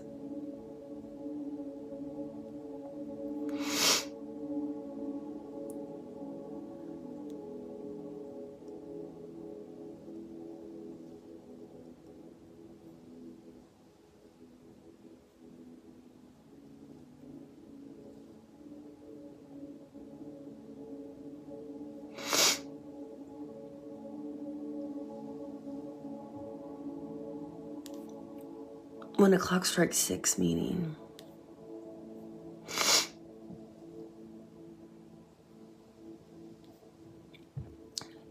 I'm gonna pause this while I look it up so I have to keep watching. Okay, so I looked it up. When the clock strikes 6 means a few things. This is probably the most confusing thing I've ever gotten for timing. It can mean I've got your back, kind of like I got your 6 in military talk, meaning like they're behind you, they're loyal, they got your back, they're always behind you. So I think that's one thing that's really important. This, for those of you that are in the healthy connection, this person has your back. They're always gonna have your back. Like this is your true connection. And the other thing that it also means is, and I'm covered in the chills. The other thing this also means with when the clock strikes 6, it's a famous quote that actually relates back to Winston Churchill's time. It was also a quote that was used in this TV series, Peaky Blinders. And it's also been used in famous books and things like that. What they're talking about is that don't be beholden to time. This is so spirit. So Winston Churchill, during obviously World War II, was talking about how he smoked a cigar and then an hour later he felt like he wanted a cigar again. So he smoked a cigar an hour later. Because time is fleeting. We don't know how things will go. And in Peaky Blinders, they have this whole scene about how the guy on the watch was like, well, I'm not allowed to drink whiskey until, it's at least 6 p.m. And the main character tells him to look at the back of his watch and what is the watch engraved with but the name Shelby. You're a Shelby, you can drink whiskey whenever you want. Don't be beholden to time. Time doesn't matter. So what Spirit's saying here is, it doesn't matter when this person comes to you. They have your back. They are your soulmate. They will always be loyal to you. They will always stand by you. And I'm covered in the chills. That's the most important thing. Timing is irrelevant when this person comes to you. I still feel like they're gonna come to you really soon, but Spirit's not giving me timing. This is the first time Spirit hasn't really given me true timing. I think the more important thing Spirit wants you to understand is especially if you guys just had this fight and maybe you need some space and time right now anyway. Timing's irrelevant. Timing doesn't matter. The most important thing to understand is this person, when they come back to you, is always loyal and will always be behind you and will always stand up for you and defend you and will always be by you. For those of you in the healthy connection, and those of you who are in a healthy connection, already know you're in a healthy connection. You don't even have to question it. But timing's irrelevant. Timing can be tonight. Timing could be tomorrow. Timing could be in 6 hours, 6 days, 6 weeks, 6 months. It does not matter. You have a whole lifetime with this person. If you want them in love, it does not matter. That is the message from Spirit. This is the first time they have not really given me something specific. They've even given me specific dates before. But for you, I think all of you are in different places in timelines and energetically with this connection, and that's why it's so broad. So I hope that's helpful. Thank you for watching, for being a part of the channel, for sharing, for liking, for subscribing, for emailing me for private readings, and for buying me coffees. I genuinely am grateful for all of you, so much more than you'll ever know. And I'll talk to you soon. Bye.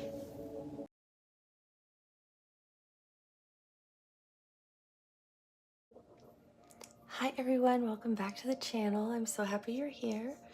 Thank you for liking and subscribing, and for sharing my videos. It helps grow the channel. If you feel guided, thank you for making a donation or buying me a coffee. I genuinely appreciate it. And if you want, you can always email me and I'm happy to do a private reading for you.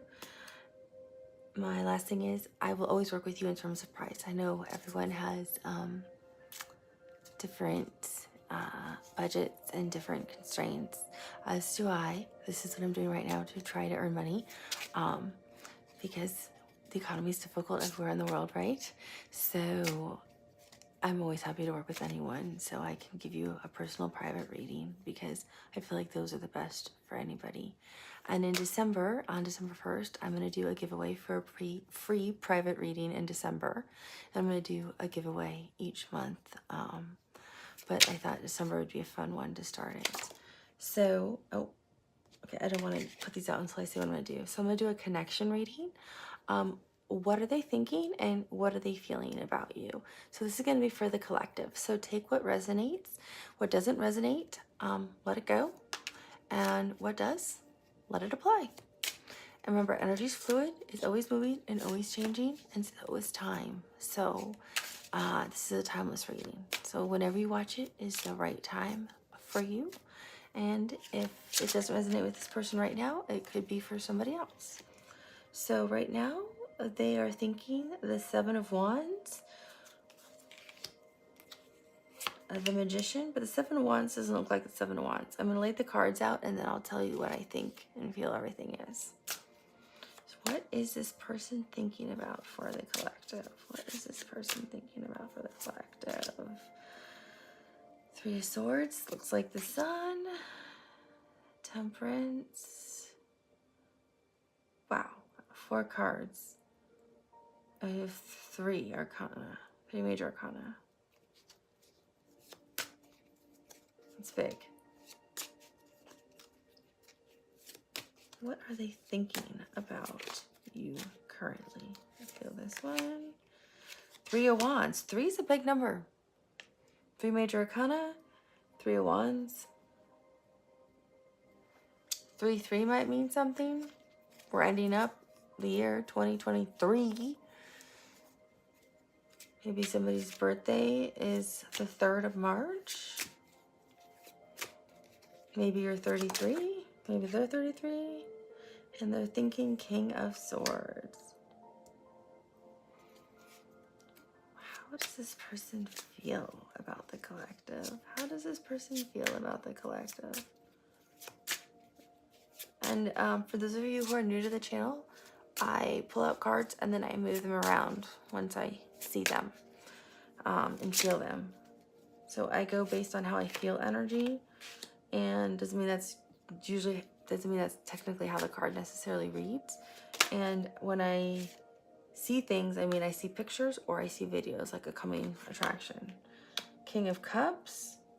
So their feelings are kind of like really how they feel, but what they're thinking are their thoughts. So we kind of get a hidden insight into how they're truly emotionally feeling about you. So King of Pentacles, King of Cups. So their thoughts are in their heads, but they're much more in their heart space when they emotionally think about you, when they're with their emotions. 3 of Pentacles. 3, I'm telling you, 3 is a big number. I don't know for you or for them. This coming March might be a big deal. 3 weeks from now might be a big deal. Something might have happened 3 weeks ago. And the 3 of Pentacles fell under the 3 of Swords. But I'm telling you, the 3 of Swords looks like the sun to me. It looks like happiness, abundance, joy. It doesn't look like sadness. I get happy. I get a good vibe off of it. I'm happy with it. 5 of Cups. But 333 makes me think of 9. So 9 could be a big number. Maybe you guys were born in March and September. The 5 of Cups looks like a soulmate card to me. It feels like a soulmate card too.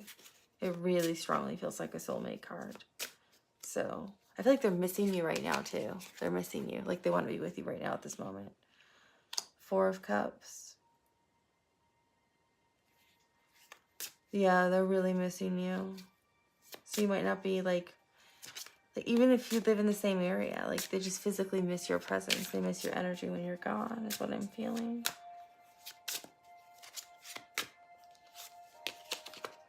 The Star. Oh, this makes me happy. You're their dream come true. That's what I hear. Oh, that makes me so happy. I love these kinds of things. I like it when I hear happy stuff for people at the bottom. 10 of Wands is on the bottom, but it doesn't look like the 10 of Wands. The 10 of Wands actually looks just like, look at this, the King of Swords. They're both like circles. Almost looks like divine counterparts in my opinion. Which makes me think, where are the Lovers? Now that I said that.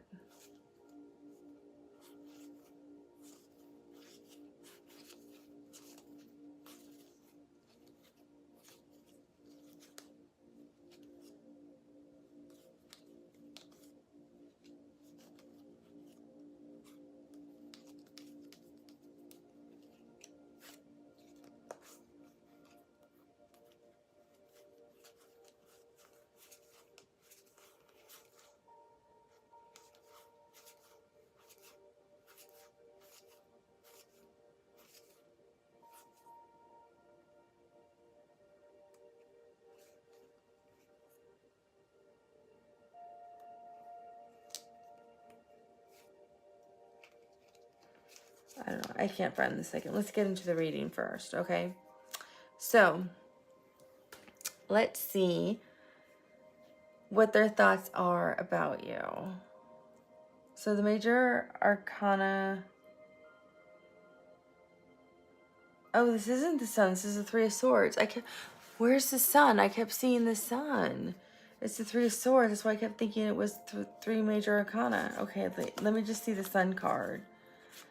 10 of Cups, King of Wands, Ace of Wands, Judgment. I kept thinking this was the sun. Where's the sun? I kept thinking this was the sun. Oh, it's on a... That's so funny. That's why I was like, oh my gosh, you have all this major arcana. Because I kept looking, I literally kept thinking it was the sun card. Let's do it like that. Maybe you guys,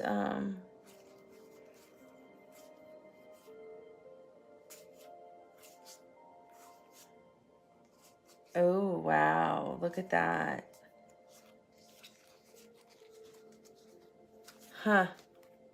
Well, the Sun card is between the, it's almost at the very top of the deck.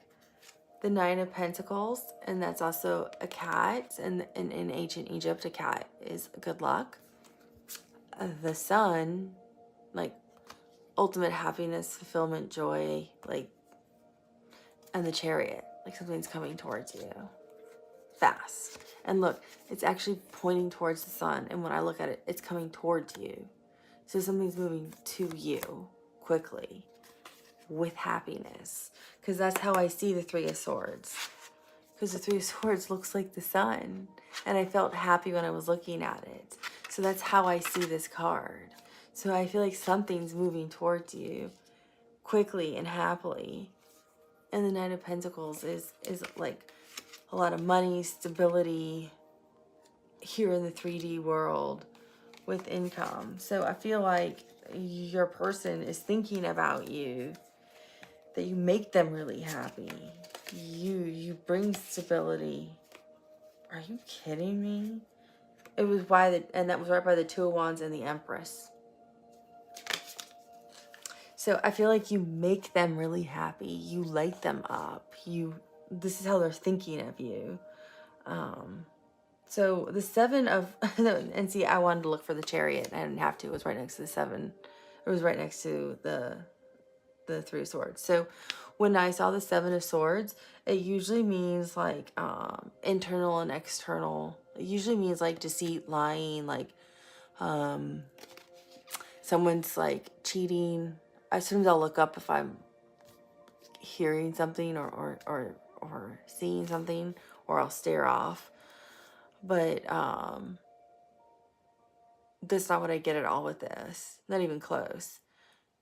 I'm hearing it's the ancient Egyptian cat, like the Sphinx, right? And we know in ancient Egypt, this is a sign of good luck. So I feel like they see you as good luck, as a blessing in their life.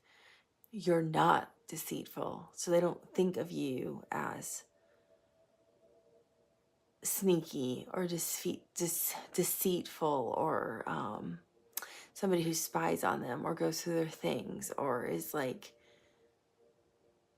like those people who like are like trying to like look people up online and see what they're doing. You're just not that kind of energy. That's how they think of you. Like, you are stable, you're sound, you give them a good foundation for them. That's how they think of you. Like, you give them a good foundation emotionally, and you give them good luck and good fortune, the way ancient Egypt viewed cats. But I also get that they think of you in terms of how are they going to move forward with you, is how they're thinking. Because I also view this as like the Chariot. And they have both ready to go. They're just sitting there because they're thinking about it. Like, how am I going to move forward toward the collective? How am I going to get there? So I view it as like they're pondering how to move like forward in the next phase of this connection, whatever the next phase in this connection is. And with the Magician, I don't see it so much. What is it? I have it right here. I found this really, I think it was the Magician I had recently read about, so I made a note of it today because I was fascinated. I think it was the Magician, or was it the Hermit?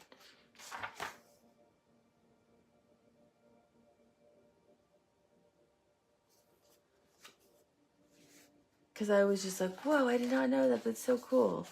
But maybe it was the Fool. I'm sorry, maybe it was the Fool, and I didn't know that.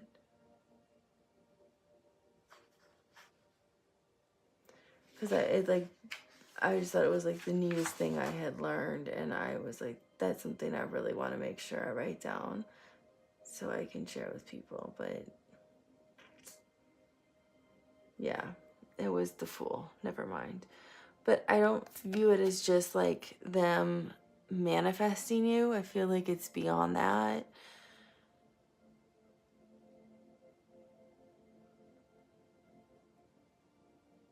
I keep hearing, I know you're gonna laugh. I don't know if all of you heard that song. It was from so long ago. It won't stop. It's like really loud. It's like, it's as if somebody's like playing it like at a concert right now. It's so loud. It's by Christina Aguilera. I'm a genie in a bottle. If you rub me come on baby, rub me the right way, or something like that. Like, they feel like they're thinking of you as like this like magical person. It's like yeah, that's why I wasn't getting manifestation. They view you as the magician. You're magical. You're the genie. So just, that's why it's like, come on, just rub me the right way, like, and they'll come out. Like, they view you as magical. That's how I'm hearing it. So I'm like, I don't feel like they were manifesting you the way we usually would kind of like read a magician card. It didn't sit right with me. And here, it's definitely not Three of Swords. Like, maybe you've been hurt in the past or some, you know, but that's not what I feel at all. I mean, you could have been, obviously, but I felt with this, like I was even saying as I was pulling cards, like, you just let them up. Like, you literally are their son. Obviously, we have two sun. To me, this is the sun. I only see the sun. I don't see Three of Swords. I only see the sun. I feel like we have two sun cards with the star card. I feel like we have two suns. One in their thoughts and one in their emotions. So I don't even see this as a Three of Swords.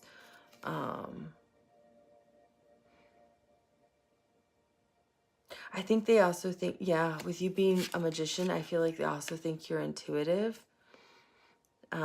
Like, they view you having like a third eye, or some of you may wear like jewelry and gems here as well. They view you as very, I'm hearing, they think of you as very alluring. Between this magician card, I'm hearing very seductive. So between, I don't know how, but between the magician and the Three of Swords, I'm getting you're very seductive and very alluring to them. That's how they think of you. So you can see, like, sometimes, like, people will say the names of cards and people will be like, oh my gosh, it's a terrible reading. But not necessarily. You have to wait and see, like, what people kind of get from it. And with Temperance, I mean, I feel like they do believe that they were guided to you, or like however you met, but that's not how I feel the energy is so much. I feel like I'm hearing a couple different ones. So this is gonna resonate with different people. They think like this is gonna sound odd, but I'm just gonna say it because I don't hold back. I don't think that's right, because this reading's for y'all. Like, the eye of God is on you. Like you are, they think of you as being like protected and watched over. That's how they think of you. Like, you are this like angel, this alluring, beautiful angel in their world. And they view, like, literally God, and then whatever you want to call it, it doesn't matter. But I just heard the eye of God watches you. So it can be, you know, angels, ancestors, spirit, source, universe, whatever you believe in, doesn't matter.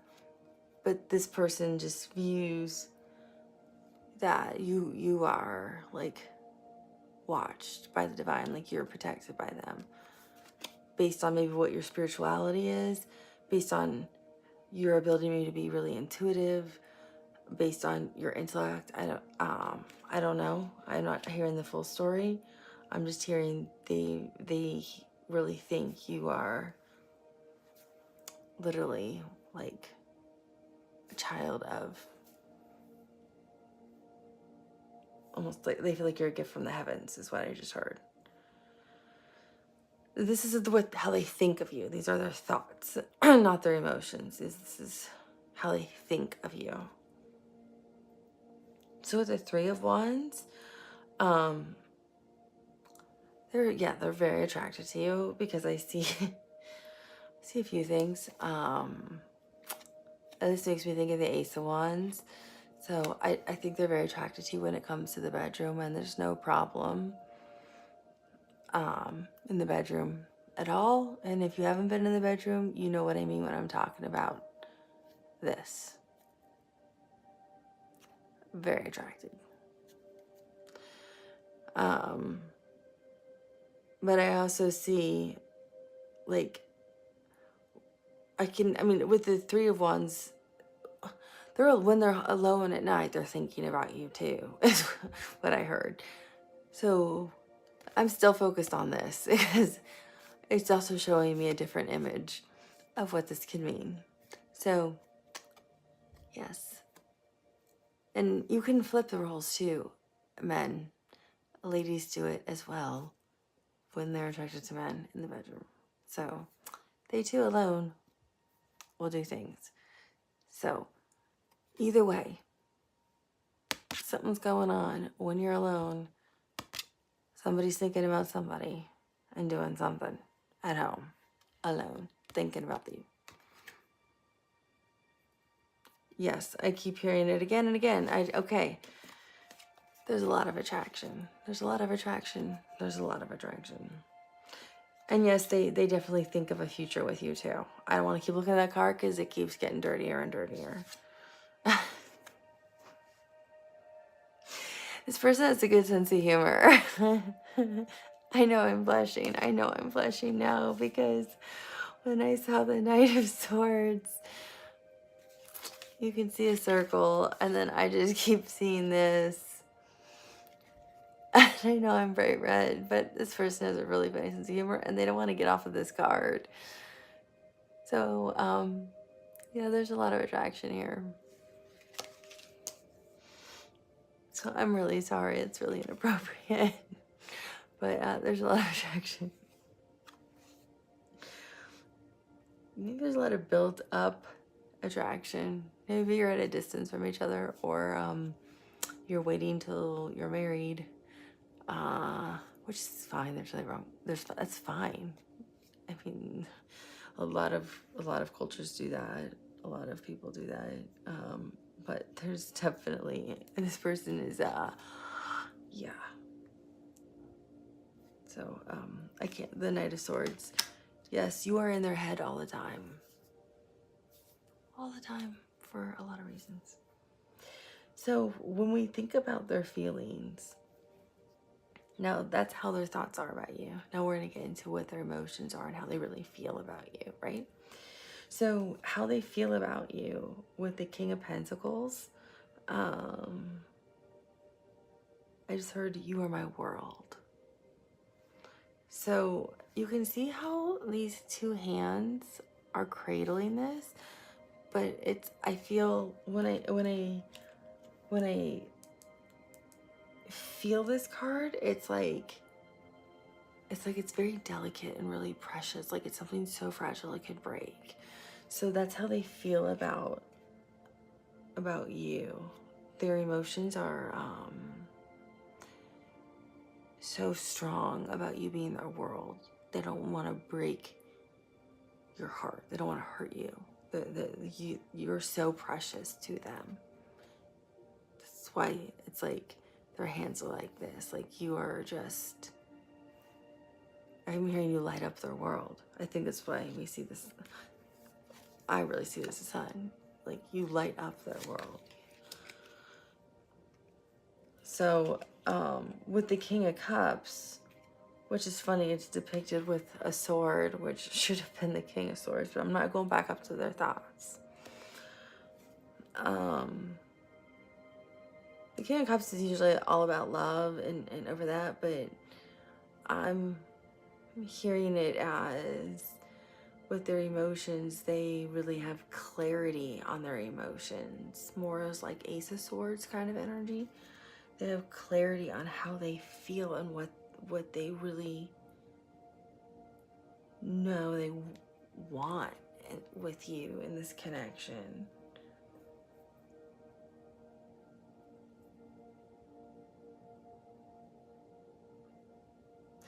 I'm hearing they don't want anything to come between you, because you can kind of see almost how like that's like, I know it's the King of Cups, which is like he's very responsible, very loving, and it has healthy boundaries with love, but that's not what I'm getting from this.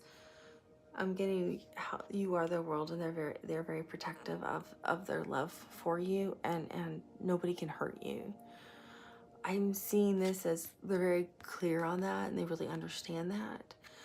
And with this, they don't want anything to pierce this like special connection that you two have. They don't want anything to harm it, because I see this too as like a really sharp knife or like sword. So I'm hearing like they don't want anything to sever it.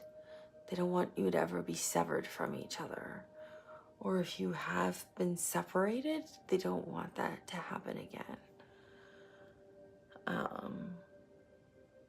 Yeah, emotionally they don't want that. That would just be total devastation to this person. That's how they feel. That's what they feel.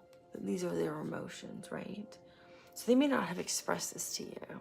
I feel like they have not expressed this to you. Like you don't know how deep their emotions run. I feel like this person could be like a water sign, like a Scorpio. A Scorpio would be deep like that. Or maybe a Cancer or a Pisces, because they're like really deep.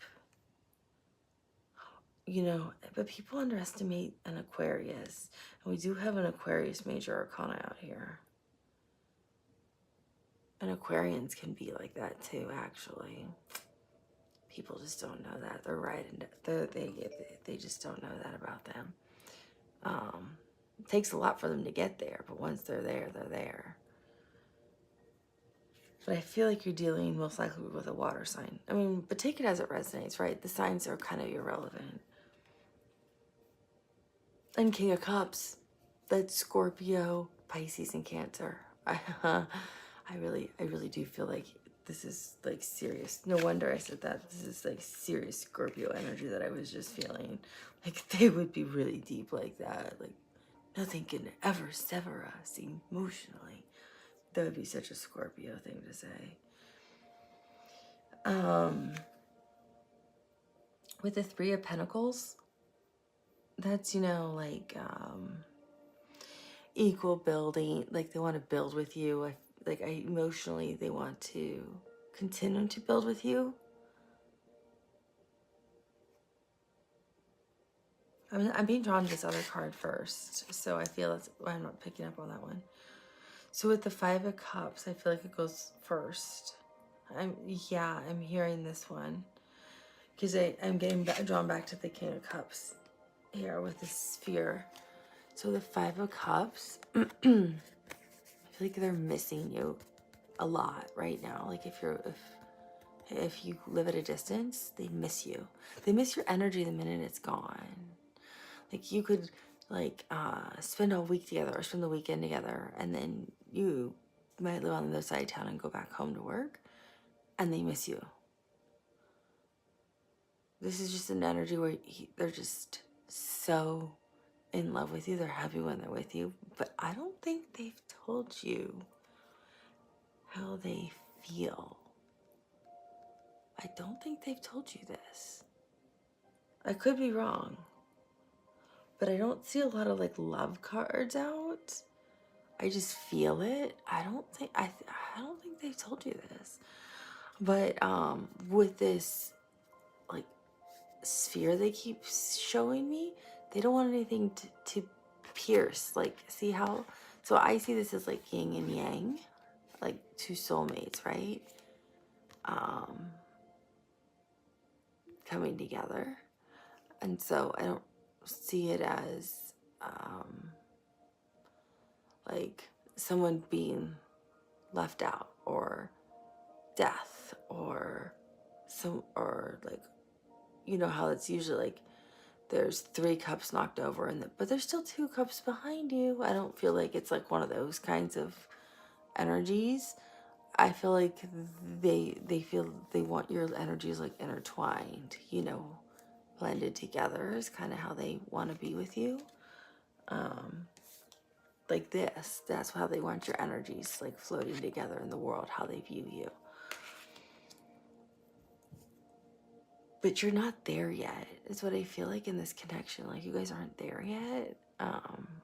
But that's still how they want to be like that with you. It's probably why they haven't told you. But they don't want anything to like pierce this. Like, see how it's like their 2 ears even are like yin and yang? They don't want this like sphere going right through that and piercing it, or like slicing you guys in half and separating you forever. Like that's this person's, I feel like their fear here. That's why I was drawn to this card, and I couldn't quite pick up on the 3 of Pentacles because I felt like these 3 kind of went together. So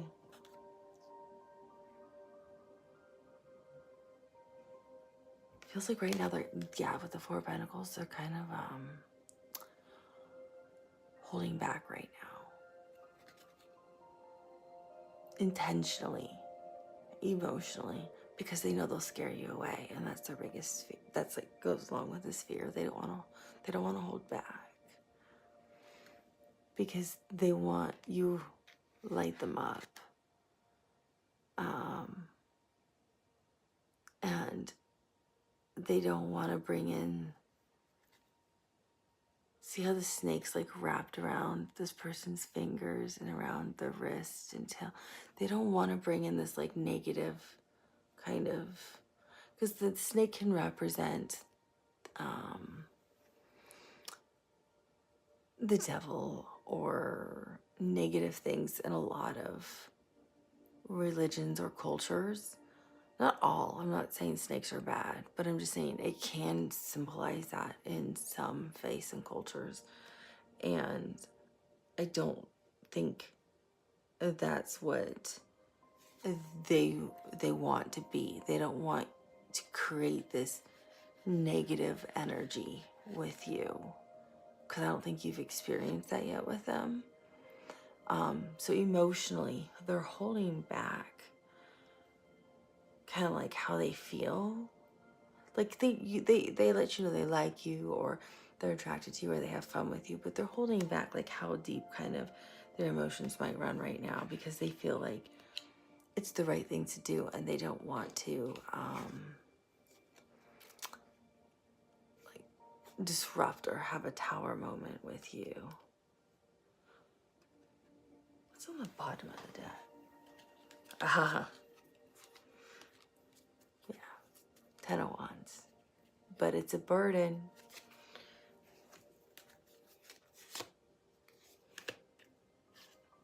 They don't know how, they're like weighing their options. It's a burden. It's 10 of Pentacles, so they can't carry it much longer. So which way do they go? Knight of Pentacles. Look, to me, it looks like reciprocity, equal give and take. So eventually, they'll let you know. And what do you have? What did I say that the King of Pentacles was? It's 10 of Cups, ultimate happiness and love, because they saw you as the world, and that's the World card right there. So once they let you know,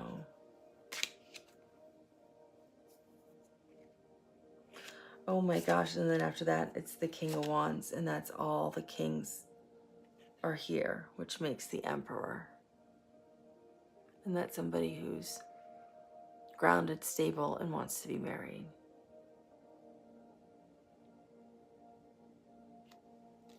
And there's the Ace of Wands I was seeing.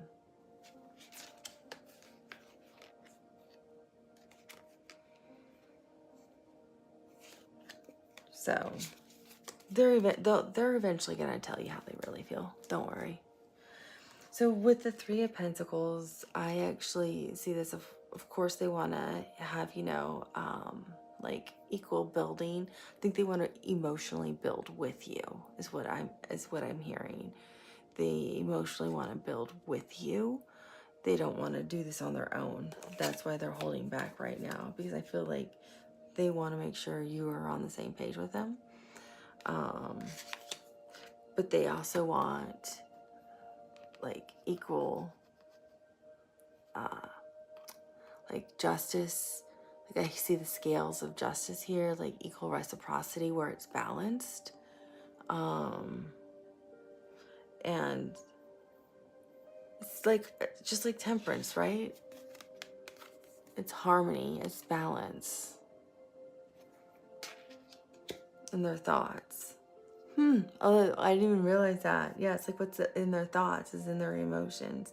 So they want it to be balanced and fair, with how you build together this like love that you're creating. So they also want it really balanced on both sides. So I don't think they want to rush anything with you, because in the end, you are like how it started. You are their world. You are this like precious thing to them that they view really fragile. Not you are fragile. It's this emotional connection with you is very fragile and precious, because I feel like it's blooming and growing. It's almost like a seed is planted here, so it's fragile to them, and they love it, and they don't want it to break, right? And they want it to grow into the big night star, like the North Star, right? The North Star, because you are their North Star. You are their true north. You are their home. You are their soulmate. You're everything. You're their wish. You're their dream come true. That's emotionally how they feel about you. So you're everything they want. I really feel like the numbers 3, 6, and 9 are important.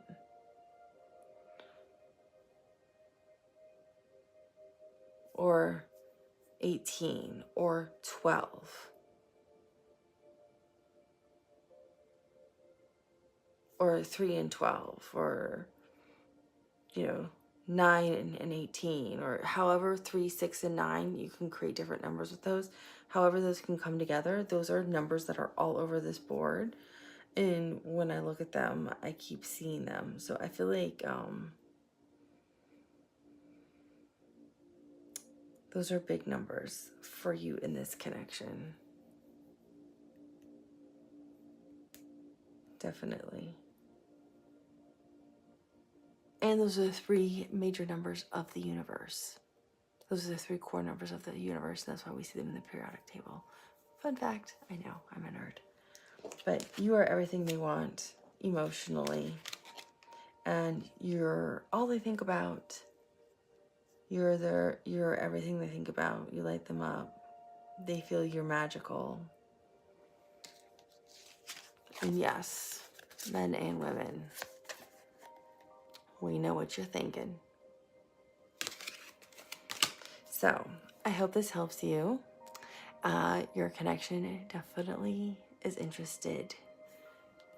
We know in their thoughts and their emotions, this is going to be a very successful connection. So thank you for liking, subscribing, and sharing. I am happy to do another what are they thinking and what are they feeling reading for you anytime. Or if you want me to group them by fixed signs, cardinal signs, mutable signs, or by individual sign, if you want me to do them, just let me know. Happy to do anything for all of you. Have a beautiful morning, evening, or afternoon, wherever you are in the world. I'll talk to you soon. Bye.